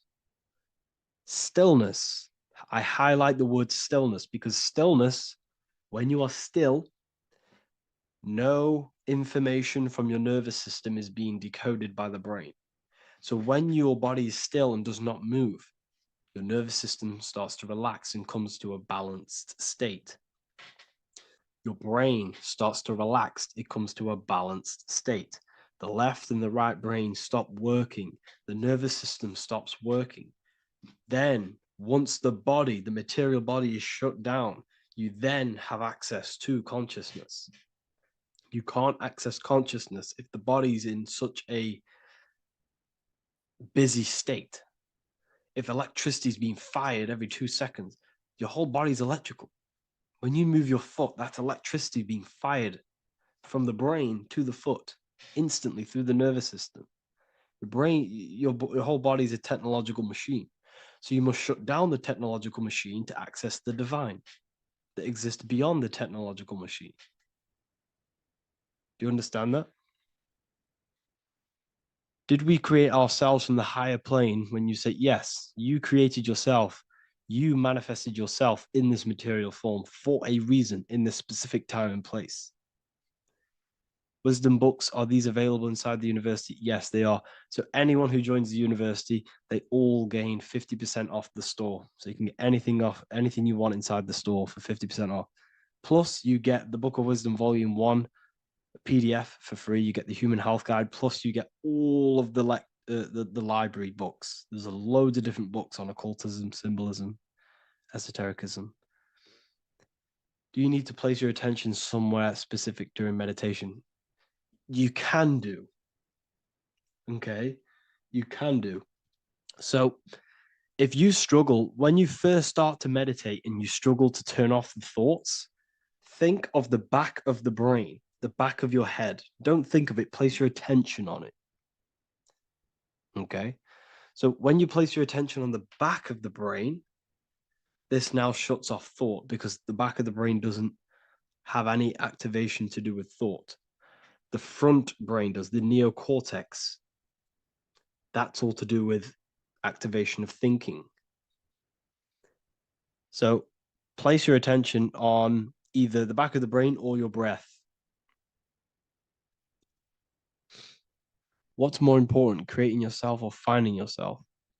It's balance of both. So in order for you to create fully, you must have awareness of self and awareness of thought and control over the mental dialogue, the inner voice inside of you. Okay. When you control that inner voice, that is when you gain power. That inner voice is what brings commands into physical reality. Before you kick a football, there is a change in consciousness. There's a decision made in consciousness before the body takes to action. Therefore, every physical manifestation is a change of inner consciousness before it's a physical reality. You can have the reality you want through consciousness before physically having it. That's the secret to creating. But you must believe it like you know the sun is going to rise in the morning. That's how much you should know that you have that reality in consciousness through feeling and thought and imagination. And that's how you can truly create in your reality. Shrooms help with consciousness or ego. I can't really talk about that because I'm maybe uploading this to YouTube, unfortunately. But we need to clean our pineal gland first from calcification. Yes, definitely. You should go on a detox the body. Because you can't really connect with consciousness if your body is in such a dirty state. Because the brain is, your nervous system is in a state of fight or flight, trying to fight off all these toxins. So when you meditate, you're probably going to be having thoughts all the time because your brain's firing, your nervous system's being attacked through toxins. So you must detox to have a true connection with the divine. Your diet plays a big role in your spirituality and mentality. What is the most optimal food for pure consciousness? Fruits and vegetables. They possess consciousness. So when you place them inside of you, they're syncing with your consciousness. How to check the cleanliness of your body, your skin, your teeth, your tongue, your mouth. If your skin has spots, different colors on it, you're not clean because your skin is a reflection of your inner organs. Coffee's not the best for you. Coffee gives you fake energy. Okay. So what coffee does, that buzz you get off coffee is actually the toxic effect of the chemicals reacting with your body. If I'm inside the university and wanted to buy your book, you said it would be 50% off because we are your student. Is that automatic or we need to have a code? You will have a code. Yes, I'm going to releasing a code for all the students after this. Caffeine equals neurotoxin. Yes, it fries your brain, it fries your nervous system, it fries your dopamine receptors. Will the Q&A last week about money symbolism be posted? Oh, I didn't post that. That's my bad. I totally forgot. I will post that after this. Thank you for reminding me. How to detox the body. The best way to detox the body is going through a week cleanse of fruit. So only consume fruit, sea moss, and cayenne pepper, and lots of freshly pressed juice. Do that for a week or 2 weeks, depending on how you feel, and then start to fast. You will lose weight, but you're not losing weight. You're losing impurities. It's good to do this every couple of months, to just go on a raw fruit diet, cleanse the body, push everything out, and then start to fast while consuming sea moss and having lots of freshly squeezed juices. What is an alternative for coffee? Something with high energy levels. Okay. We're not taught the most simplest thing about the human body. It is an electromagnetic machine. It's electrical. It runs off electricity. The only energy you need is electricity, and that is found in fruits, vegetables. If you want energy, drink pure, fresh, pressed juice. That will give you more energy, more electricity than coffee. Can we cleanse ourselves through oil pulling? Do you recommend it? I do oil pulling every day with coconut oil in my mouth. Celery juice is a good one, very good one. Yeah, celery juice.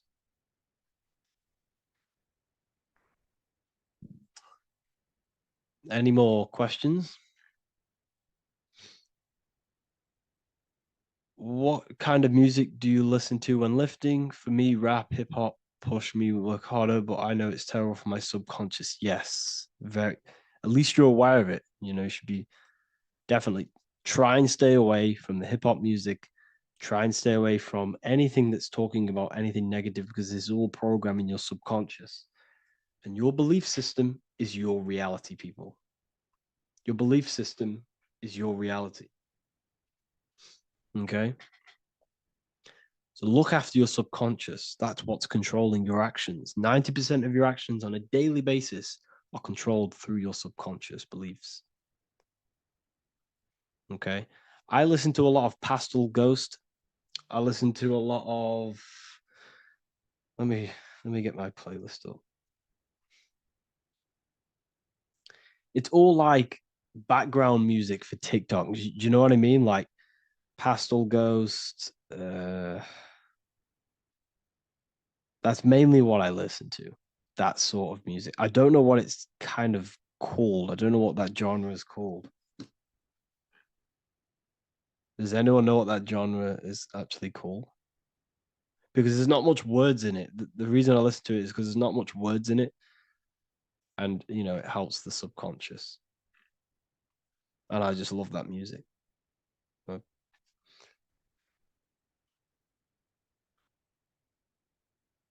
Like lo-fi, yeah, a bit of lo-fi.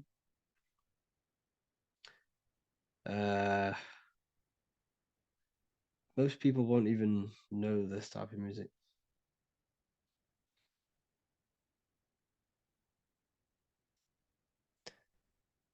Can you tell us how you use cayenne pepper? So I mix it with freshly squeezed orange juice every morning. So the first thing I have, empty stomach, I have a teaspoon of cayenne pepper, mix it in and just down it every morning. And sometimes at night.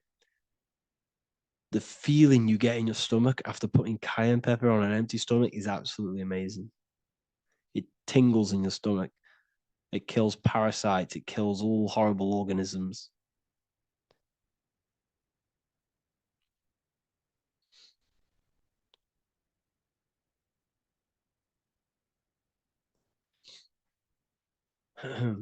Mix it with hot water. Yes, hot water and key lime water. That I bet that's powerful. If you mixed warm water with key lime with cayenne pepper in first thing in the morning, I can imagine how powerful that is. I've never done that, but I'm going to try that. Do you use sea salt? I don't know what to think about sea salt, to be honest. I try and stay away from it. I don't know whether it's good, don't know whether it's bad. I'm kind of mixed on it. Mixed information. You know, I've heard people have benefits. I've heard other people say stay away from it. So I don't know. I just stay away from it. Just I'm not too sure on it.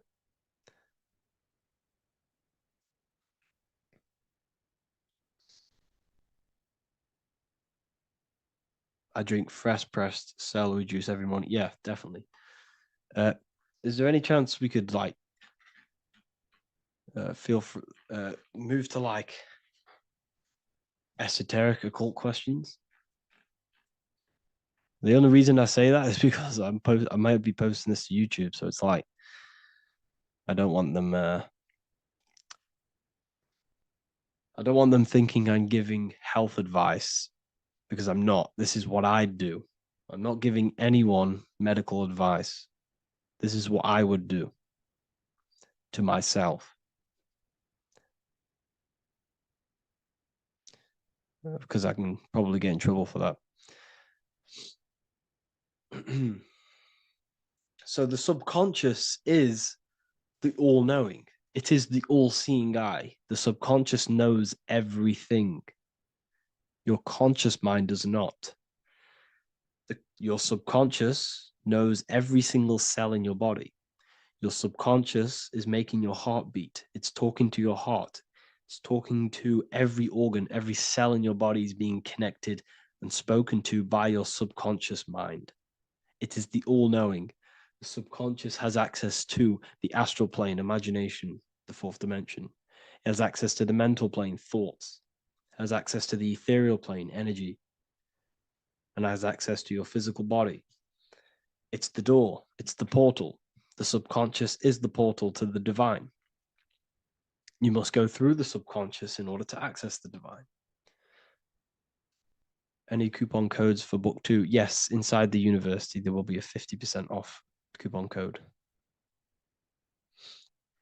Speaking of ancient civilizations, why did they use symbols to give us true knowledge? This is a very, very good question. Very good question indeed. The reason they use symbols is because symbols are their keys. They hide meanings. They hide things.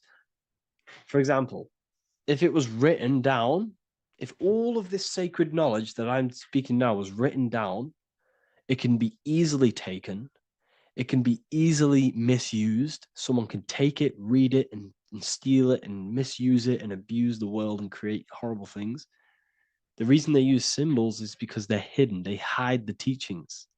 Only the ones who possess the key, that possess the knowledge, can read the symbol. So the symbols act as a guard towards this higher wisdom, this higher knowledge, which gives you power. All of the knowledge I teach you gives you power. And you can misuse it. You can misuse your imagination. You have no clue, unless you've put this into action, how powerful your inner consciousness is. You can become a Okay, listen. If you hate your job, it's not the job that you hate. Think about it. It's not the job that you hate. The hate is coming from your inner consciousness. It's the state of consciousness that you hate. So what does that tell you? You can change that inner consciousness to another reality, the feeling of another reality. You can become that consciousness within before you actually externally have it.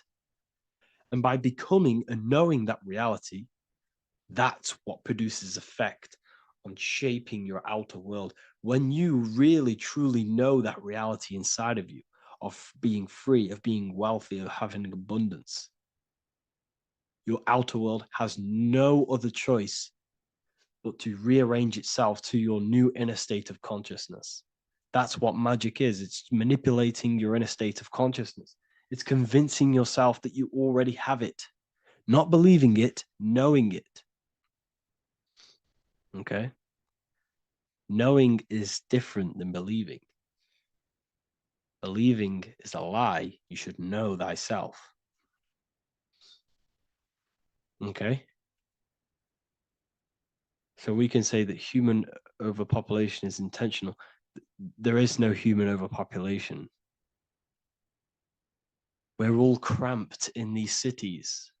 We're all cramped into one little place. We're not supposed to live like that. We're not supposed to live so cramped. This is why there's so many weirdos out in public. So many weird people doing weird things. This is when things start to go weird, and we shouldn't be living in this state, in this condensed state. We should be spread out. Okay. There is no overpopulation. It's just an illusion, because we all lived in such. Have you ever been on a plane? Have you seen how much land there is? It's crazy. There's no overpopulation. And how many people do they say there's in the world? There's not that many people in the world that they say. I think it's like 8 billion. I think they say there's 8 billion people. There's not 8 billion people. There's probably more like 2 billion.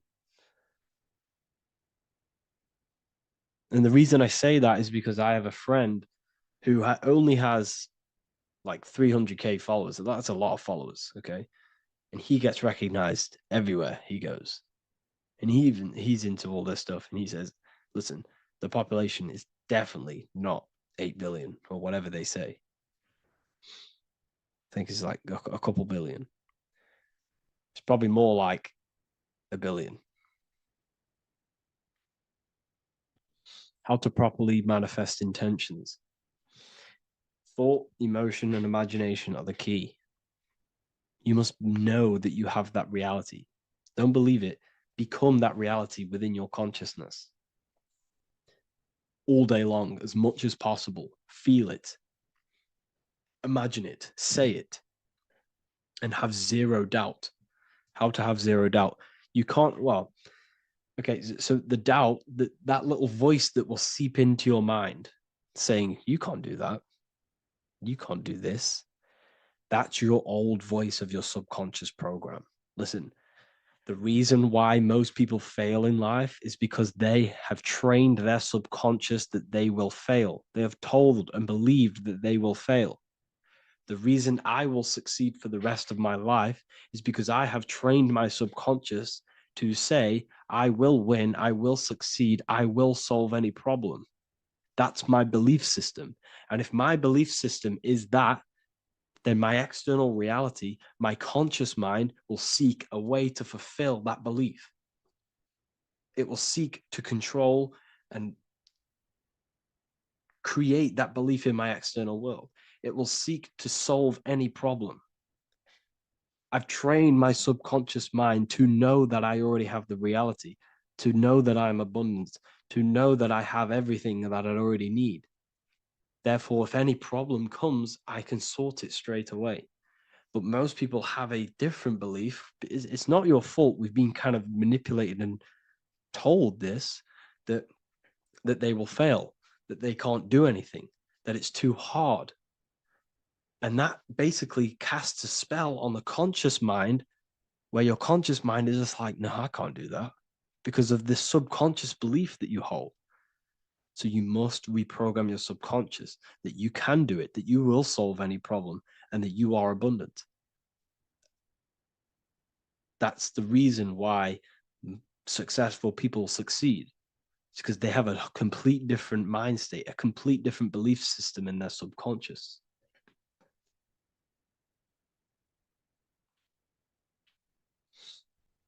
Do you offer mentoring? Yes, I do offer mentoring, but it's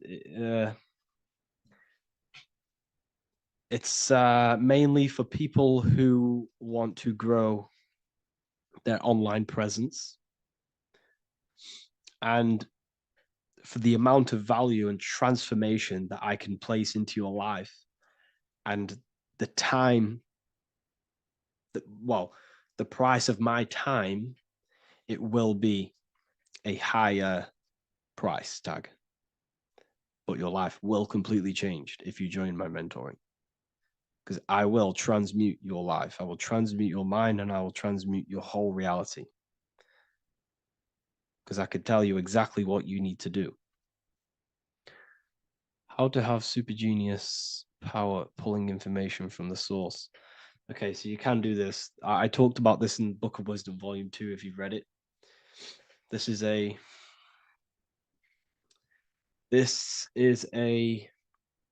technique that Albert Einstein used. This is a technique that Thomas Edison used. This is a technique that all of the ancient geniuses have used. So you get on a chair, you place metal below you or plates, and you hold a metal ball in your hand, and you fall asleep. And every time you fall asleep on the chair, you're going to drop the ball, because your body will become unconscious, and you will basically drop the ball, and it will wake you up because it's going to hit and make a loud bang on the plate. And every time you go to sleep, basically what this is actually doing is shifting your consciousness from conscious into the subconscious. So from physical into the astral, your consciousness is shifting between these two planes.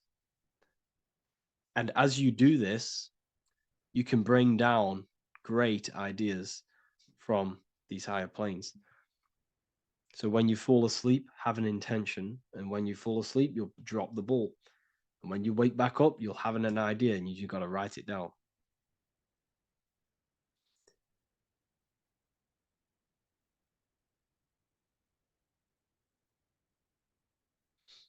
How to balance chakras. Don't focus on balancing your chakras Focus on the mind. The mind is the cause of the chakras being blocked. If you have a blocked throat chakra, this is a problem in your mind, not the chakra. You see, the chakras are a result of the mind. You transmute the mind, you can transmute the chakras and cleanse them.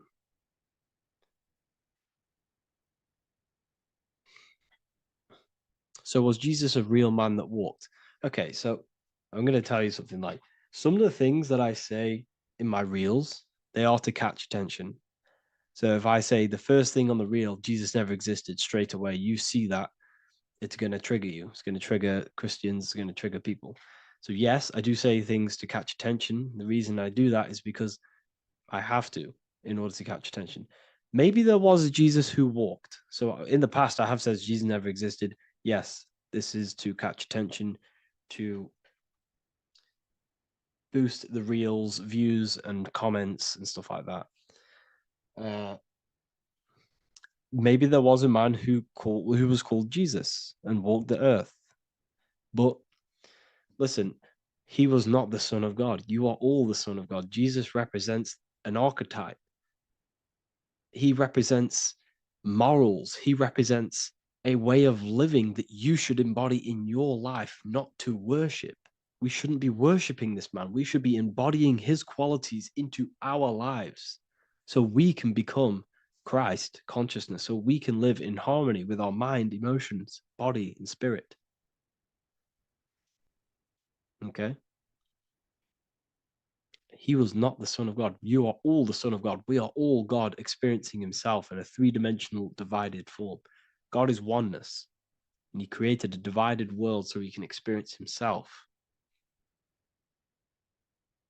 Why do you quote from the Freemasons oft times? I don't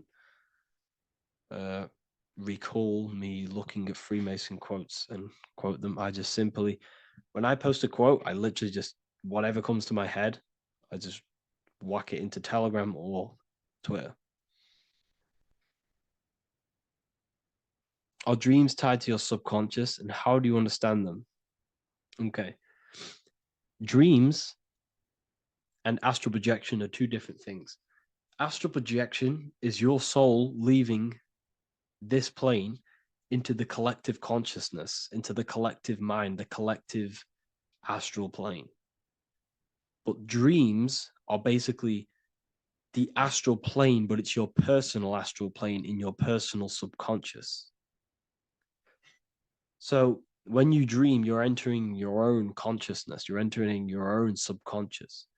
Every character, every event that happens to you, everything that is said to you, everything that happens to you in your dream is yourself pushed outwards, and you're basically experiencing your own mind. If something scary comes up in your dream, this is your belief, this is something in the back of your mind materializing and coming to you and showing itself to you. So in order to understand your dreams, it's basically suppressed emotions, suppressed thoughts, all lingering in your subconscious materialized. Okay. A few months ago, I'd have concurrent dreams of getting in a car crash that lasted for months. Then one day out of nowhere, I got into a really bad accident, and that low-key bugged me out. I didn't know if my mind was trying to warn me or what. You can explain that. Okay. If you are having dreams about having a car crash, this is a belief. Okay, so let me tell you something. Let's say you're a drug dealer, okay? And you live in fear every single day of the police coming to you. This dealer every day is worried, he's scared, and he lives in fear of the police getting him. He was believing it. This fear, this emotion he was feeling on a regular basis, repetition, and the emotion is basically impressing your subconscious. It's impressed his subconscious that deeply that he now believes it. It's now become a belief. So one day the dealer gets caught and he goes, prison. Let me tell you something. He placed himself there because he created a program, a belief in his subconscious of the police. And his external reality is now in a prison cell. But that prison cell is just an external manifestation of the prison cell of fear he installed in his subconscious mind. The four walls he's now trapped in is just basically an externalization of his own belief system that he created through consciousness, through the subconscious.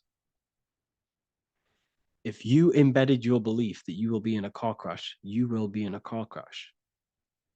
He placed himself there. He materialized that reality through the thought, through the emotion, through the belief. He put himself there. You see? So if you were having dreams, this was maybe, it could have been anything. You could have watched a program when you were a child about a car crash, and that maybe scared you. Or you saw a car crash when you were very young, and that scared you, and that impressed your subconscious. Then you had a dream about it. Then you started to believe it. And then one day, bang, it happens. That's the power of the subconscious mind. It holds control over you. It holds control over every aspect of your reality, of your being. So, I hope you all enjoyed this live. I'll see you all inside Ethereal University. I'll be posting another lecture this week. And yeah, let me hold on.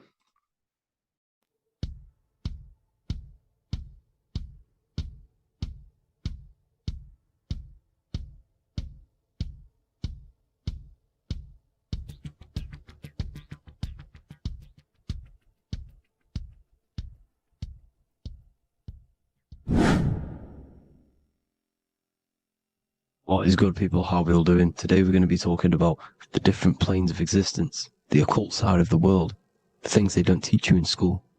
And of course, you can only find that on this channel, so welcome. So you need to understand is that your consciousness moves through these different planes of existence, these different states of consciousness, which make up all of you. Okay?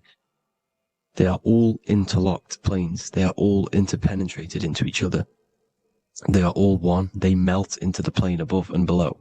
You see, each plane is a product of each plane. As above, so below. Now, the higher you go, the more fluid, the more dreamy, the less dense it becomes. The lower you go, the more denser it becomes, the more solid it becomes. The lowest plane is the physical plane, which you are obviously aware of. You are inside of the physical plane now. But while you are in this inside of this physical plane, you are indeed inside of all these other bodies which you have not awakened yet. You have to awaken these different bodies. You have these bodies. Okay? It's like a ripple effect. And the center is the most dense, the most solid. This is Earth, heart, the heart of the ripple. And the lower you, the further you go out from the center, the more dreamy, the less fluid, the more fluid, the more less dense it gets until you're one with the all. You see? And this is what it's like. This is what this system is. It's like a ripple effect. Now, let's jump straight into the planes. First, you have the physical plane, made out of 4 elements. 5 elements. The ether is the mother of the elements. It's the womb of the elements. It's the 5th element. And it gives birth to the 4 other elements. 4 is stability. Tables have 4 legs, and this is why the ether gives birth to 4, because it's the foundation of the physical world. Fire, earth, water, air. They are not pure. Each one of the elements melts into the other one. For example, earth and water both share cold. Water and air both share wet. You see? They compose of each other. They melt, they mold into each other based off the vibrational state of the ether. That's what it is. The 4 elements are the vibrational states of the ether. Okay? So you have the 4 physical elements making this physical world. It's the lowest world. It's the world of effect. This world, whatever you see, whatever you experience, it's the effect. You can't change anything by manipulating this world. You got to manipulate the higher worlds to affect this world. You see, as above, so below. This is the lowest plane. It has three-dimensional. It's the third dimension. Space, height, and thickness. That's all it is. Front, backwards, upwards. You see, it's three-dimensional. We cannot perceive the hidden side, which is the interior of this existence. We cannot perceive the interior from our exterior view. We are looking into this world. Okay, this is the exterior view. We can't see what's inside of that. That's the fourth dimension, which is the next one. It's the most gross and dense plane. 4 states of matter, the most slowest vibrational molecules exist in this plane. Above this plane, you have the ether. Okay, the word ether and either are the same thing, because either connects 2 scenarios in languages. I either support Manchester United or Liverpool. Either is connecting them 2 scenarios. The ether is doing the exact same, as you can see here on the planes of existence. It connects the astral world, which is very important, to the physical world. It's connecting these 2 worlds. So it's the ether. It's the ether. The ether is pure potential. Energy flows through the ether. It is pure energy, pure potential. Okay? The physical body is an exact copy of the etheric counterpart body. So every physical object has an etheric energy double. It's like a blueprint of that object. Every single object has an energy double, and that's the etheric double. Okay? The etheric body determines the shape of our physical body through its lines of force. All through life, it rebuilds and restores the physical body. Physical problems show up first in the etheric body, because as above, so below. You manipulate the higher planes, it will manipulate this plane. And this is why sorcery works. Contact with astral plane entities. We'll get into that a bit later. So, the reason why we can't see this plane, this energy world, which is all around us, which we are inside of right now as we speak, is that the molecules that compose it are further apart than those of the physical plane, making it invisible to the 2 eyes. That we can't perceive it. Our eyes cannot physically suck in that sort of information, and our brain cannot decode it. This is why, they brainwash us with all these programs to keep us asleep, to keep these other bodies we have asleep, so we don't find out about these other bodies, and is to make you believe that everything's just a material. Only the material world exists. They don't want you to know is that everything that you see is a result of something you cannot see. As above, so below. There are realities within this reality.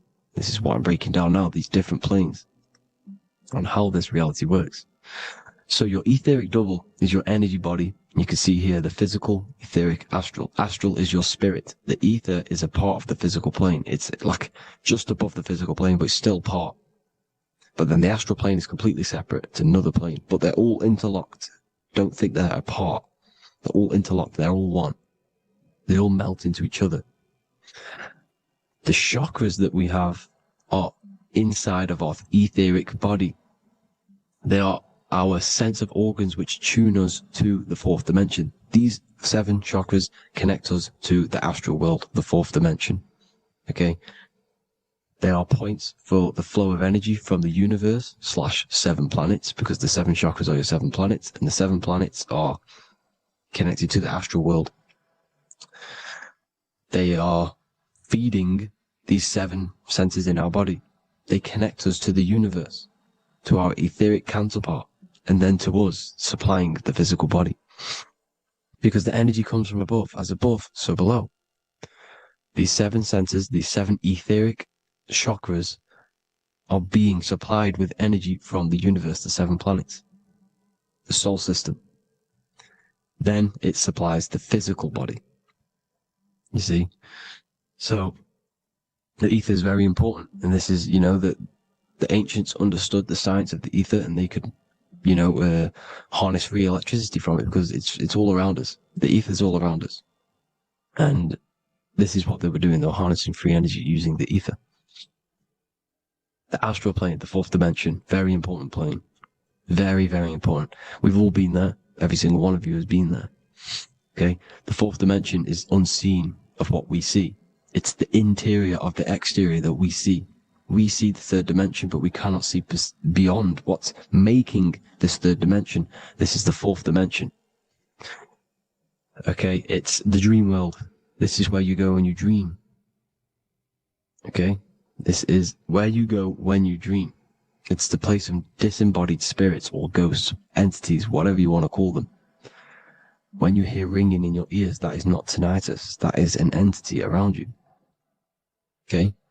That is an entity around you. The fourth dimension is where thought forms exist.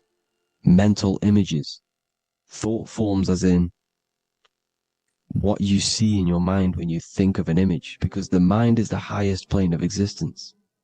Mind is the highest plane of existence. And it manipulates all of the planes below. So it goes the mental plane, then the astral plane. So the thought is in the mind, the mental plane. That just the thought alone, no image, but then the form depiction, the thought form exists. It manifests in the astral plane as a sort of image, an entity, a living conscious being. So this is why thoughts are things. You see, thought forms exist within the fourth dimension. So when you imagine something, when you are, for example, right now, look into your hand and imagine there's an apple in your hand. If you can see that, you are seeing into this fourth dimension. You can only see into this fourth dimension using the mind's eye, not the two eyes, the mind's eye. When you shut off the two eyes into darkness, the third eye opens. The mind's eye is open. And you can see, this is astral travel. You got to work on astral travel. And you will see this astral plane, this fourth dimension. And there are 3 different sections to this astral plane. Higher, middle, or lower. So yes, there is a kind of a heaven and hell. And a mid-God. Heaven being the higher vibrational entities manifesting higher vibrational thought forms existing there. The lower vibrational thought forms existing in the astral plane. But these thought forms are beings. You can create these beings. They're called elementals. Okay? If you entertain specific thoughts for long enough, this will plant a seed and it will grow. If you keep, so for example, you have a bad feeling or whatever, what's a good example? Unforgiving someone. You keep that energy inside of you for long enough, it will manifest in the fourth dimension. You entertain that thought long enough, it will manifest. And it will create an etheric body, and it will be an entity which will harm you. It will feed off you, this low vibrational energy. Your mind is so powerful. It creates thought forms, and these thought forms can take consciousness, can take bodies, etheric bodies.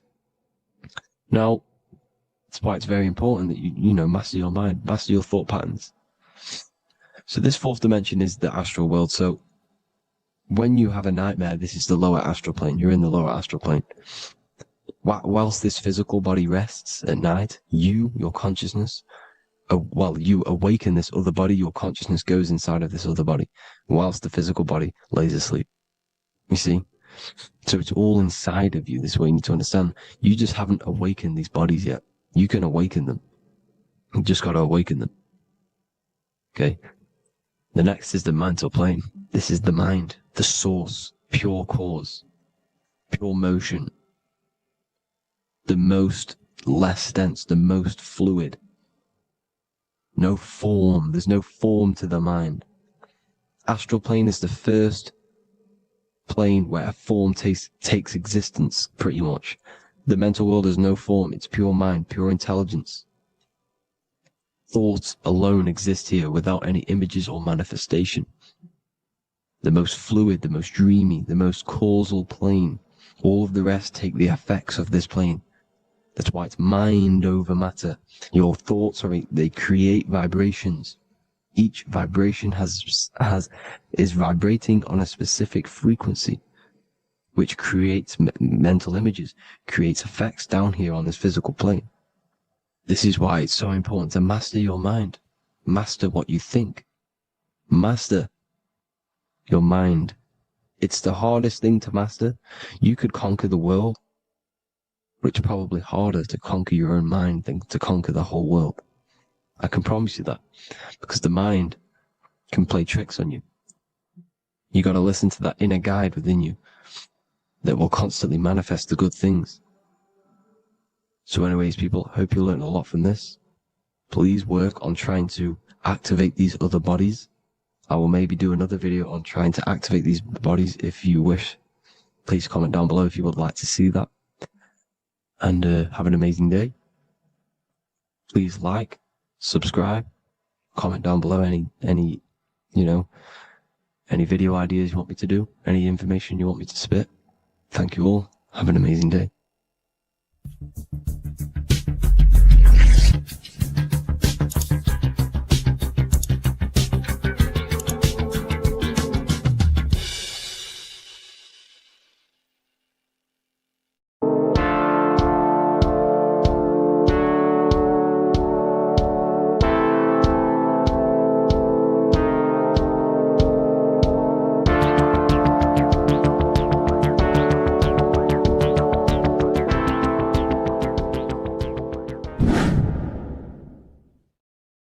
Welcome back, people. We're back with another video.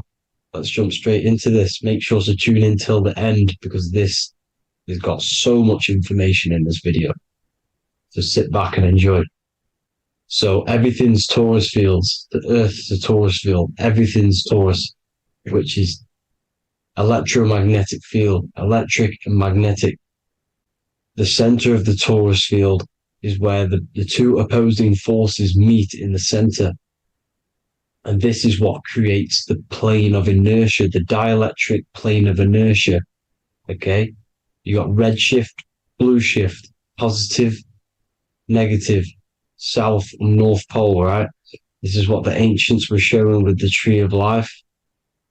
As you can see here, this is the plane of inertia, and this is the torus field. Everything consists of this. Everything is a torus field. A atom is a torus field.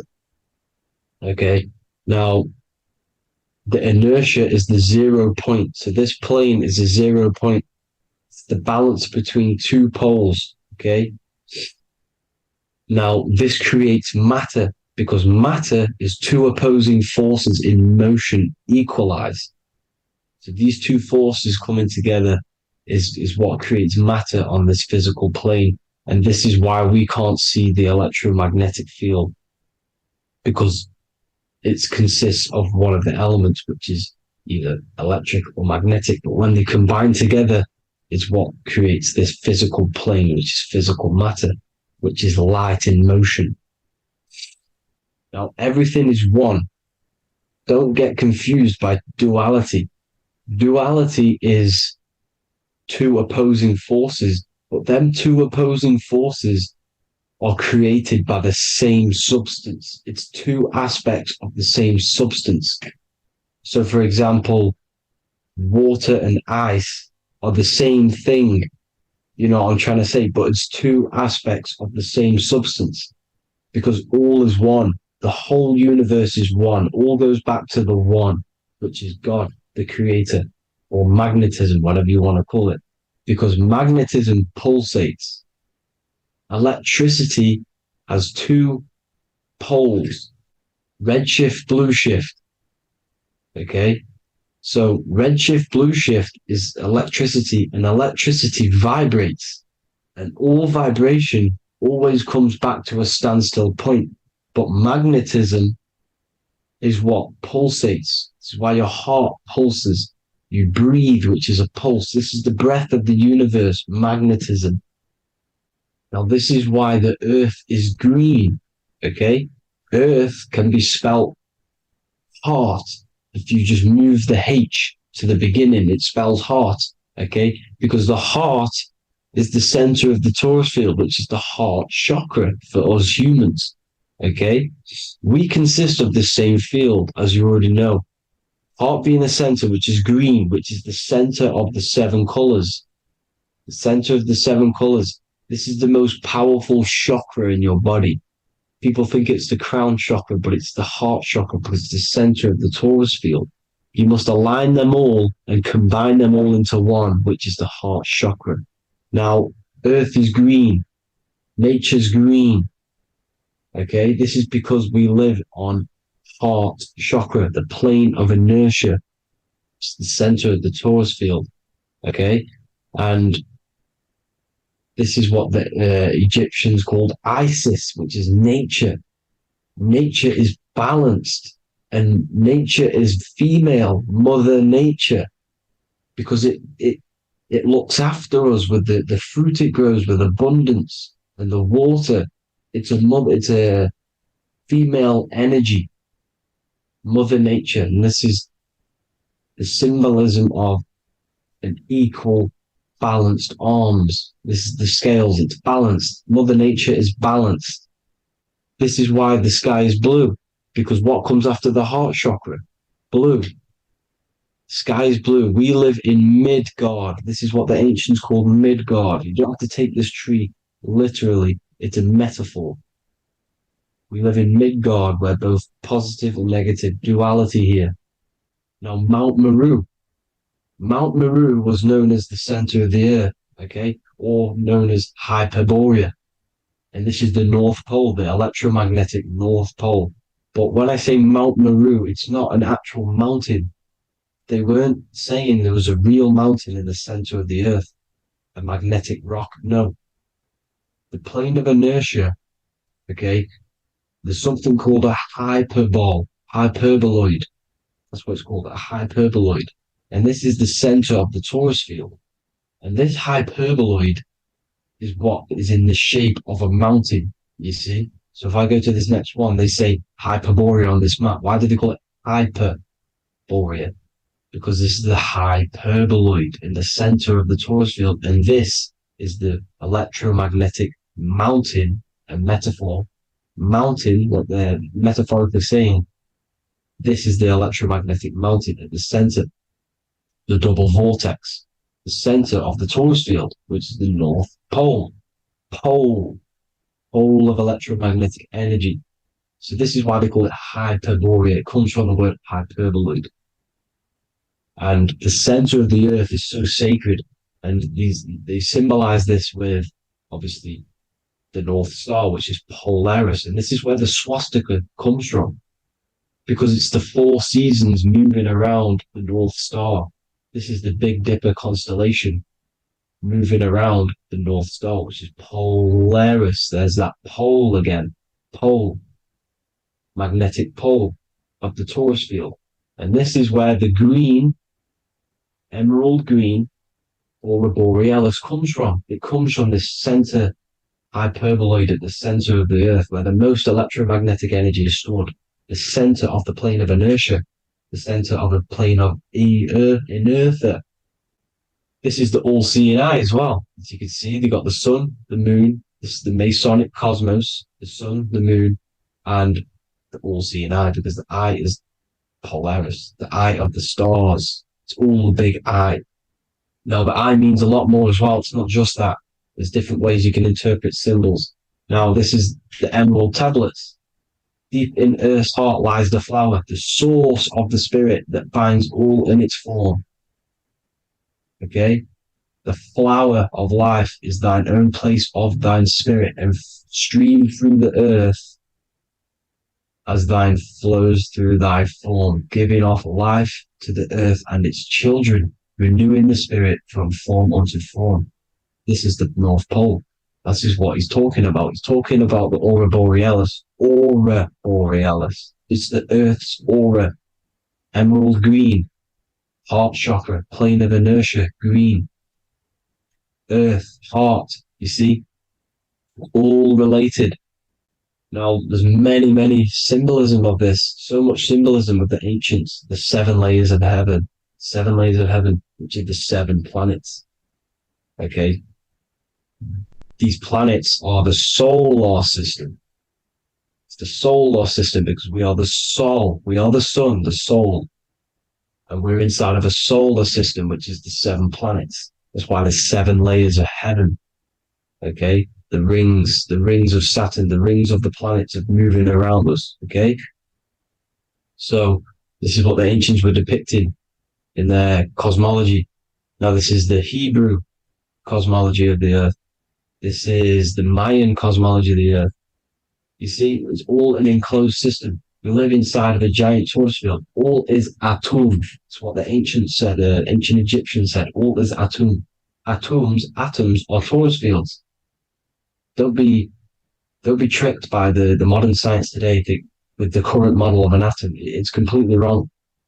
They're hiding the torus field. They're hiding the electromagnetic field, which is in everything. Absolutely everything is in motion, and motion comes from this field. And you see, this is upside down, but this is I think it's pretty sure it's candles, but the 7 candles, the 7 planets, the 7 Elohim. You see?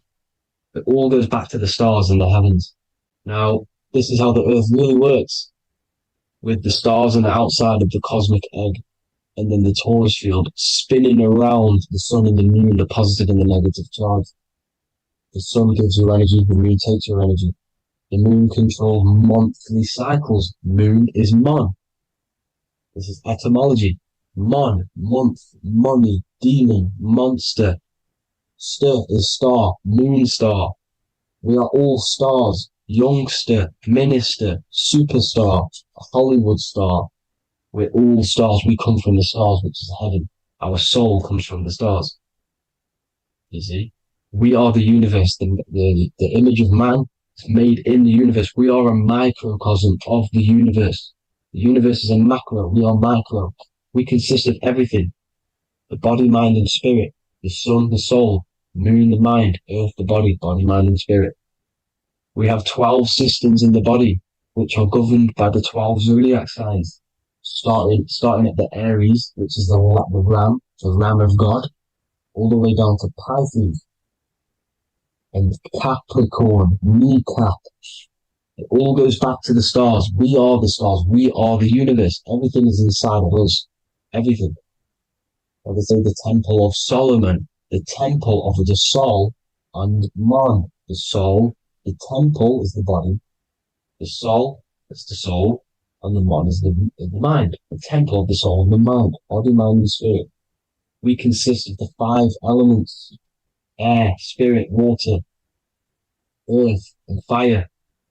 We consist of everything. We are the universe. We're made in God's image, which is the universe. You see? Now, everything goes back to the stars. The ancients worship the stars because the stars govern everything. They govern the systems in the body. They govern your life. This is why your zodiac is so important, your sign. Each zodiac has a specific element associated with it as well. Aries, which is the first sign, the Ram of God, the Lamb of God, which is a fire sign. Fire, first. Fire, first. F-I-R, this is etymology. The cerebrum, ram, which is in the brain. Aries, the ram, controls the head, the face, and the nose upwards. So it controls the cerebrum. The Torah, which is, I'm pretty sure it's the Hebrew Bible, which is the Taurus. Tornado comes from the Taurus field. You see? Everything's inside of you. It all goes back to the Taurus field, and the Taurus field is everything. Now, like I said, 12 zodiac signs, 12 systems, 12 cranial nerves in the brain, the 12 disciples of the Bible. All symbolic. Have to read the Bible properly. Now, this center, at the center of the earth, right? This is what's stirring the ether. And the ether consists of the 4 elements. Because there's 5 elements. Spirit can be called ether. People call it spirit or ether. Ether is pure potential, pure energy. It's what connects the astral to the physical. It's the dimension between the physical realm, which we're on, and the astral. So it has pure potential. It's pure energy. This is why we say either. I either want to go there or there. It's connecting two scenarios. That's what the ether is. It's connecting the two worlds, the astral and the physical. The center is like the cosmic womb. There's a black hole in the center. This is the center of the torus field. This is the womb of creation. This is the womb of creation. And inside of this black womb with the 5 elements, and everything's being stirred around. Everything's in motion. Light is motion. Everything's motion. Now, like I said earlier, light crystallizes into physical matter. They are the same substance. Spirit and matter are the same substance, but different variations, different aspects of the same substance. Low vibrational spirit turns into matter. High vibrational matter turns into spirit. Or light, whatever you want to call it. Matter is light crystallized. This is where we get the 7 metals from. The planets are light, specific frequencies and vibrations of light. When these lights, or the planets, materialize, material metals materialize, they turn into the 7 metals. Saturn turns into lead. That's why lead is red. Saturn is red. The sun turns into gold. That's why the gold is yellow and the sun is yellow. You see, Saturn is the time god. What happens in autumn? The leaves turn red and they die. This is why Saturn, Satan, time god, the reaper, everything is crystallized till it's death and then reborn again. You see, rust, when things rust, it turns to red because it's Saturn. Saturn crystallizes everything. He's the reaper who comes around in winter. You see, he's Satan. Jesus and Satan, the sun and Saturn. They say we live in a solar system. The solar system, I think I've already just broke this down. The 7 planets are the 7 chakras. Everyone already knows this. But I'm going through it anyway. But this is where we get the 7 planets from. And the 7 metals. You see, all the ancients knew it was an enclosed electromagnetic system. It's not a spinning ball in the middle of space, people. They want you to believe this so you get stuck in this material world. Because if you believe everything's material, you can never affect this plane effectively. You can never create your life effectively if you don't understand the planes of existence. Because the mental plane is a higher plane. And it breaks down and it controls the planes below it. The mental plane, hold on, I've got it here for you. The mental, the astral, etheric, then physical. Etheric connects the physical to the astral, but the mental is what's above them all. You see? Now, it's important to understand this. It's important. However, the ancients always talked about the enclosed system. Only NASA, which is introduced around the Roman times, not NASA, but the globe Earth was introduced around the Roman times. Okay? By these Masons. These Masons introduced this because they wanted to take over the minds of the masses and control them. These people worship the physical realm. They know how it works. They know the ins and outs of it. They know how to do the magic. They know how to do it all. They understand it all. That's why Masonry have to take the oath. The oath of not speaking. You're not allowed to speak about anything you learn about in Masonry because they're discovering the truth about your mind and how it creates reality and stuff like that. So this is the Masonic cosmology, the 5-pointed star, the 5 elements, the checkerboard for duality, positive and negative, the 2 aspects of every substance. This is another ancient painting depicting the firmament, the stars inside the firmament, the sun.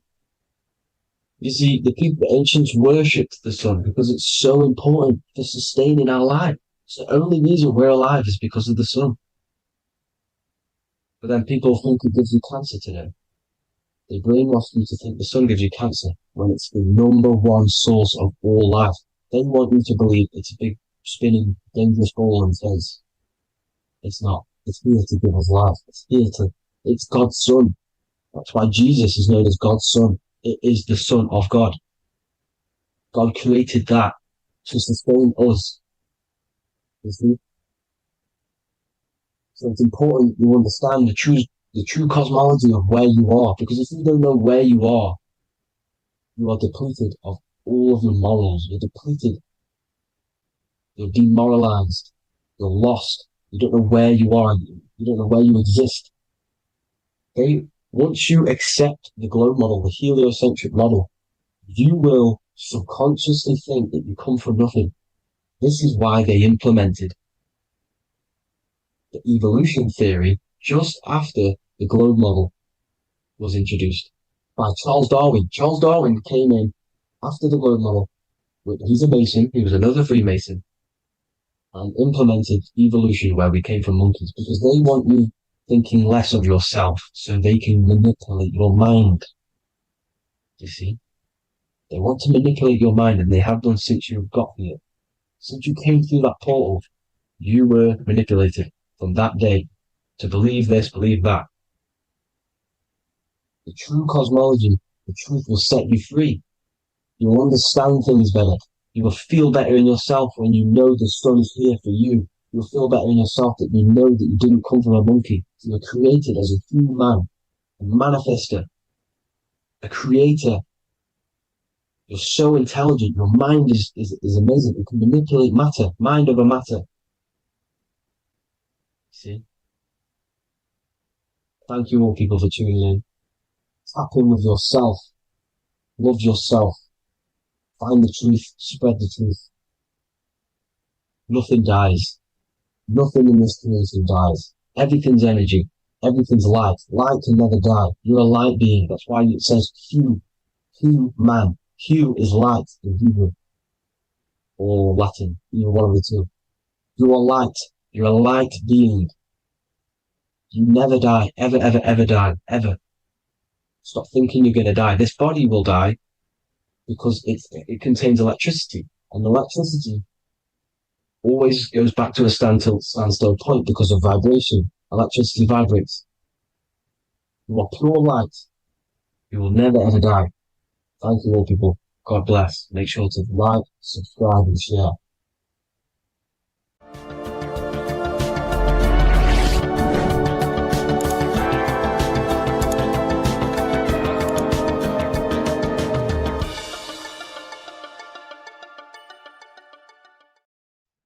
Hello, everyone. Today we're going to be discussing the esoteric and occult meaning behind the story inside of Genesis, the story of Adam and Eve. This is a widely known story, but not many people know the true esoteric meaning behind it. Okay, so today we're going to be breaking this symbolism down. Before we get into this, please leave a like and a subscribe on the channel. I would greatly appreciate it. And please comment below any lectures or anything you wish to know, and I could maybe make it in the future. The first thing we must understand about the Bible is that it is an esoteric and occult book. It is written in allegory. It is written in such a way that we understand the book compared to our level of perception. Now, what do I mean? If a child read the Bible, they would gain a standard meaning and story behind it. They would gain a normal interpretation of the book, of being good, praise God, and be a good person. However, me, who have studied the occult and esoteric and symbolism for a very long time, when I read the Bible, I see a deeper meaning. I can read between the lines of the allegories, which means the Bible is written in such a genius way that it speaks to your level of intelligence. Depending on how advanced you are mentally and with knowledge, will depend on how you decipher this book and how the parables inside the book can speak to you in your personal life. Okay. So the Bible is the greatest psychological book ever written in history. This is why it's known as the greatest story ever told. It's a story. What we must understand with the Bible is that the Bible creates on the surface a logical way of thinking, which is what we call religion. We read the Bible and if we think logically and we take that book literally, then we gain a religion. But if we look beyond the surface, this is what we call esoteric, metaphorical, symbolic. You can read between the lines using our right hemisphere of the brain in deciphering this book and what it truly means to us and the evolution of our mind, body, and soul. What this book actually reveals between the lines is instructions and stories which teach you how to level up your consciousness, how you can sync the mind, body, and spirit and the soul all together so you can live like a god. This is what the esoteric is. It's the purification of consciousness. Now, when it comes to Adam and Eve, okay, what we must understand is that this is the beginning of creation. This represents the beginning of your life in an esoteric way. This is symbolic for the beginning of your incarnation into this physical world. Okay. And we have Adam, masculine, Eve representing feminine. These are the two masculine and feminine energies which create the whole material universe. Okay. And as we are born with a pure consciousness. We are born with pure consciousness. Well, now, what do I mean? As a baby, we have no knowledge. We are pure essence of the soul. You know, we don't gain the knowledge of good and evil. We are pure. Yes, we're not happy all the time as a baby, and we're not sad all the time, but we have no ego. This is what I mean. Our consciousness is not split. As a baby, you are whole. You have a whole consciousness. You are yourself. You have no false identifications, no limiting belief systems, nothing. You are pure awareness and the pure soul and the pure mind. Now, this is what Genesis is representing. As we grow older, the more experiences we gain, the more thoughts we start to think, the more knowledge we gain of this world, the more impure our mind, our heart, our soul, our spirit becomes, the more impure our body becomes. As we grow older, we're infected with negative beliefs, negative thoughts, and society norms. This is a big one. As we grow older, we are molded by society. We shut off areas of ourself and we push them away so that we fit in with society. We all know this. We all did this in school. We pushed away parts of ourselves to act cool or to fit in, whatever it may be. Whatever type of person you were in school, we all went through this because society and culture is programmed. So as we grow older, our consciousness splits. We gain a persona, an ego, and we gain a shadow self, the subconscious, and we gain an ego. Now, the ego is what you show to people. It's that character that you show, that you put on to your culture, to your family, to your friends. This is a false identification. And we also gain a shadow self. The shadow self is gained through experience. This is the subconscious. Our ego is created through experience. And so is the subconscious and the shadow self. Okay. So as we gain age in this material body, we fall from the Garden of Eden. We gain the knowledge of good and evil. This is what the symbolism represents of us leaving the garden, us eating from the fruit. Now, the fruit represents the knowledge, it represents the insight, the experience. which splits our pure consciousness. Our soul splits. Okay? We lose connection with the divine. We lose connection with our pure self through material experiences. We may lose ourselves in material experiences. We may lose ourselves in lust and material gain, wealth, and all of these lovely things that the material world offers. We lose ourselves in this. Okay? And not only that, there's another symbolic thing that we're missing with being a child. There's another symbolic meaning behind this tree in this story of Adam and Eve. And this is sexual energy. Okay?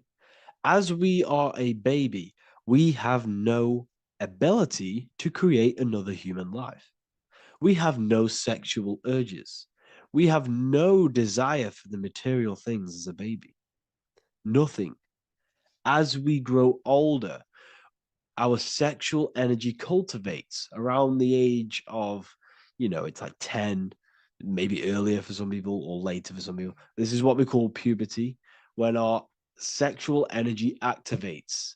This is when the masculine and feminine energies are present within the body. And we are now given the ability to create human life. We're now given the ability to bring in a soul into the material world. Now, this is what we believe and know in the esoteric world. That is what sex is. You're bringing a soul from the astral into the physical. Okay? So as you grow older, you gain this ability to use the power of creation. You gain this force within you that allows you to open a portal in the astral and bring in a soul to the material. Now, this power can be misused. This power is very powerful and should not be misused. In occult and esoteric teachings, we teach and learn sexual transmutation, how we transmute sexual energy into different areas of our life so we can grow and create. Because sexual energy is creative energy. It creates a whole new human being. So if we retain it, we can transmute it into creativity. So this energy is kind of corrupting us as well. And now I'm not saying growing up is evil, all this thing is evil. This is a natural cycle that we must go through. The soul of us must go through this cycle so that we learn, so that we overcome it, so that we gain mastery over ourselves, so that we expand ourselves. I recommend you watch the Evolution of Consciousness lecture that I did on my YouTube. An amazing lecture. It talks about the evolution of consciousness and how we're on a never-ending cycle of life and death and expansion. So leaving the Garden of Eden is symbolic. You see, Eve represents emotion. She's feminine. Adam represents action. That's why he bit the apple. You see, Eve takes the apple and tempts Adam because she's the emotion. She's the sexual desire. And Adam eats it. He releases. He misuses the power of his creation. He misuses his consciousness because of material illusions and material desires. This is natural, okay? As we grow older in this life, our soul has to experience sin. We have to experience negativity. We have to experience evil, okay? And we have to misuse this power within us to learn about it so we can overcome it and gain control over it. Now, this is why the Bible says in Genesis 3:6, "For God doth know that in the day ye eat thereof, then your eyes shall be opened. Ye shall be as gods, knowing good and evil." This is very, very, very symbolic. We come into this world to experience a dualistic way of reality. We come into this world to challenge ourselves so the soul can grow, because the soul comes from pure love from God. But we come into this world so the soul may know what it's like to be evil. You see, we are like a seed. Our soul's like a seed. And when that seed grows, Okay, and it's planted. Them roots must grow to hell in order for the top of the tree and the roots to grow to heaven. In order for the soul to reach the higher states, it must descend down into the lowest states. Good and evil. This is the story of good and evil. Okay, and this is the story, a psychological story of how the human mind has functioned in this life. This is what this story is representing, of how our soul and mind is functioning, how our consciousness is splitting and growing up and evoluting. Okay. Like I said, snakes represent sexual energy. They represent, snake, when you've been snaked. This is why we say you've been snaked, because it represents a temptation of sexual energy. This is why the Kundalini is symbolized as a snake. This is the serpent within us that we can rise to activate dormant brain cells in our brain. Now that's called the Kundalini awakening. I'm not going to get into that into this video, but this is what it symbolizes, the tree and the knowledge of good and evil, because our body is the tree. Our central nervous system is the tree. The snake is our sexual urges and this false temptation that tempts us to interact with sin, the material world, okay, and go against our higher divine self. This is what it represents. Now, it's very, very symbolic. Not everyone is going to agree with this, but this is my interpretation of Genesis based on my research of occultism, symbolism, metaphors, and me studying the Bible. This is my interpretation, and I hope it resonates with you. It might not resonate with you, but this is what makes sense to me, and this is what has made sense to many other occult researchers who are in this space as well. Okay, so please leave a like, leave a comment, leave a subscribe. I'd greatly appreciate if you could, just give me some support on this channel. We're nearly at 100,000 subscribers, which is insane. I just want to say thank you all. And I will see you inside the university. If you join, I'll look forward to mentoring you, connecting with you on the live calls. There's a new symbolism course, which is going to be available very, very soon. And if you join the university, you also get a 30% discount on all of my products, astrology readings, one-on-one calls, all of my books. So I hope you gain some insight on this video, and I'll see you in the next video, and I'll see you inside the university. Have an amazing day.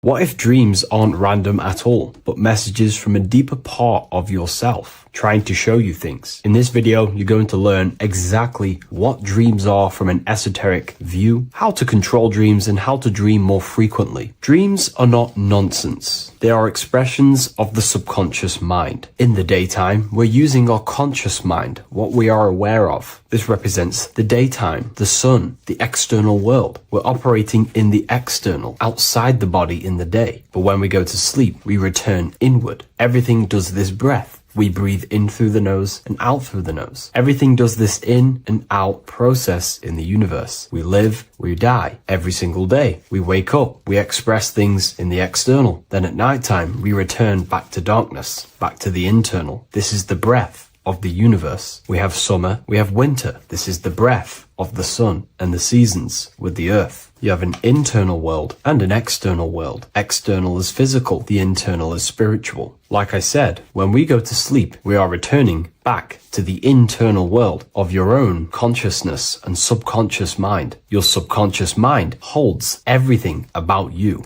your memories, your traumas, everything you've ever learnt, your language, your name, your job, everything you identify with is stored within this vast network of the subconscious mind. It is your own personal consciousness. Therefore, when we dream, we return back to the subconscious mind, and we are in fact thinking, but in a subconscious way. The subconscious does not speak the same language as the conscious mind. The conscious mind uses language, thoughts, and all things that are very logical and very easy to understand. The subconscious is the complete opposite. It is very indirect, metaphorical, and symbolic. The subconscious communicates and works in symbols. Ultimately, symbolism is the language of consciousness. This is why in occultism and esotericism, it is filled with occult symbols, because symbols are used to communicate directly with the consciousness within, the subconscious mind, and the subconscious mind is ultimately connected to the collective consciousness. We are all connected and tapping into the mental plane, where we receive thoughts, ideas, depending on what we attune our mind to. That's why we call it a mindset. But getting back on topic, the subconscious mind is your own personal network. It is like a net, an interconnected web of your thoughts, memories, traumas, emotional blockages, and all the things you identify with and have experienced in your life is stored within this network. It can be seen as a web. One example of the subconscious mind using symbolism is this next story I can tell you. Let's say I was in a very traumatic car crash as a young child. I experienced a lot of emotional trauma in that car, and that deeply impressed my subconscious mind with that trauma of emotion that I felt. Therefore, every time I see a car in my external world, that car is now a symbol that represents the state of consciousness I was feeling in that particular time of the traumatic car crash. The car is a symbol for a state of consciousness within my subconscious mind. Just like when you see a word, that word triggers what you believe that word to be in your subconscious mind. Symbols are the language of the subconsciousness. Therefore, when we dream, we are basically seeing symbols of our own personal subconscious mind. Our higher mind, which is basically our subconscious, the higher version of you that exists beyond your human thinking mind, communicates using symbolism. The higher mind does not speak human thoughts, human language. It speaks the language of symbolism. Therefore, when we dream, every event, every person, everything that happens, and everything you see is your own personal subconscious mind materializing within the plane of the astral plane. This is a dimension that sits just above the physical world that everything is pulled out of. For example, look around you. Everything you see around you was thought, then imagined. Imagination is the astral plane, and this astral plane sits above the physical world. As above, so below. These objects were thought, imagined within someone's mind, and then pulled into a physical reality. Therefore, the imagination is what you're experiencing within a dream. It is your subconscious mind thinking and materializing within the imaginative plane.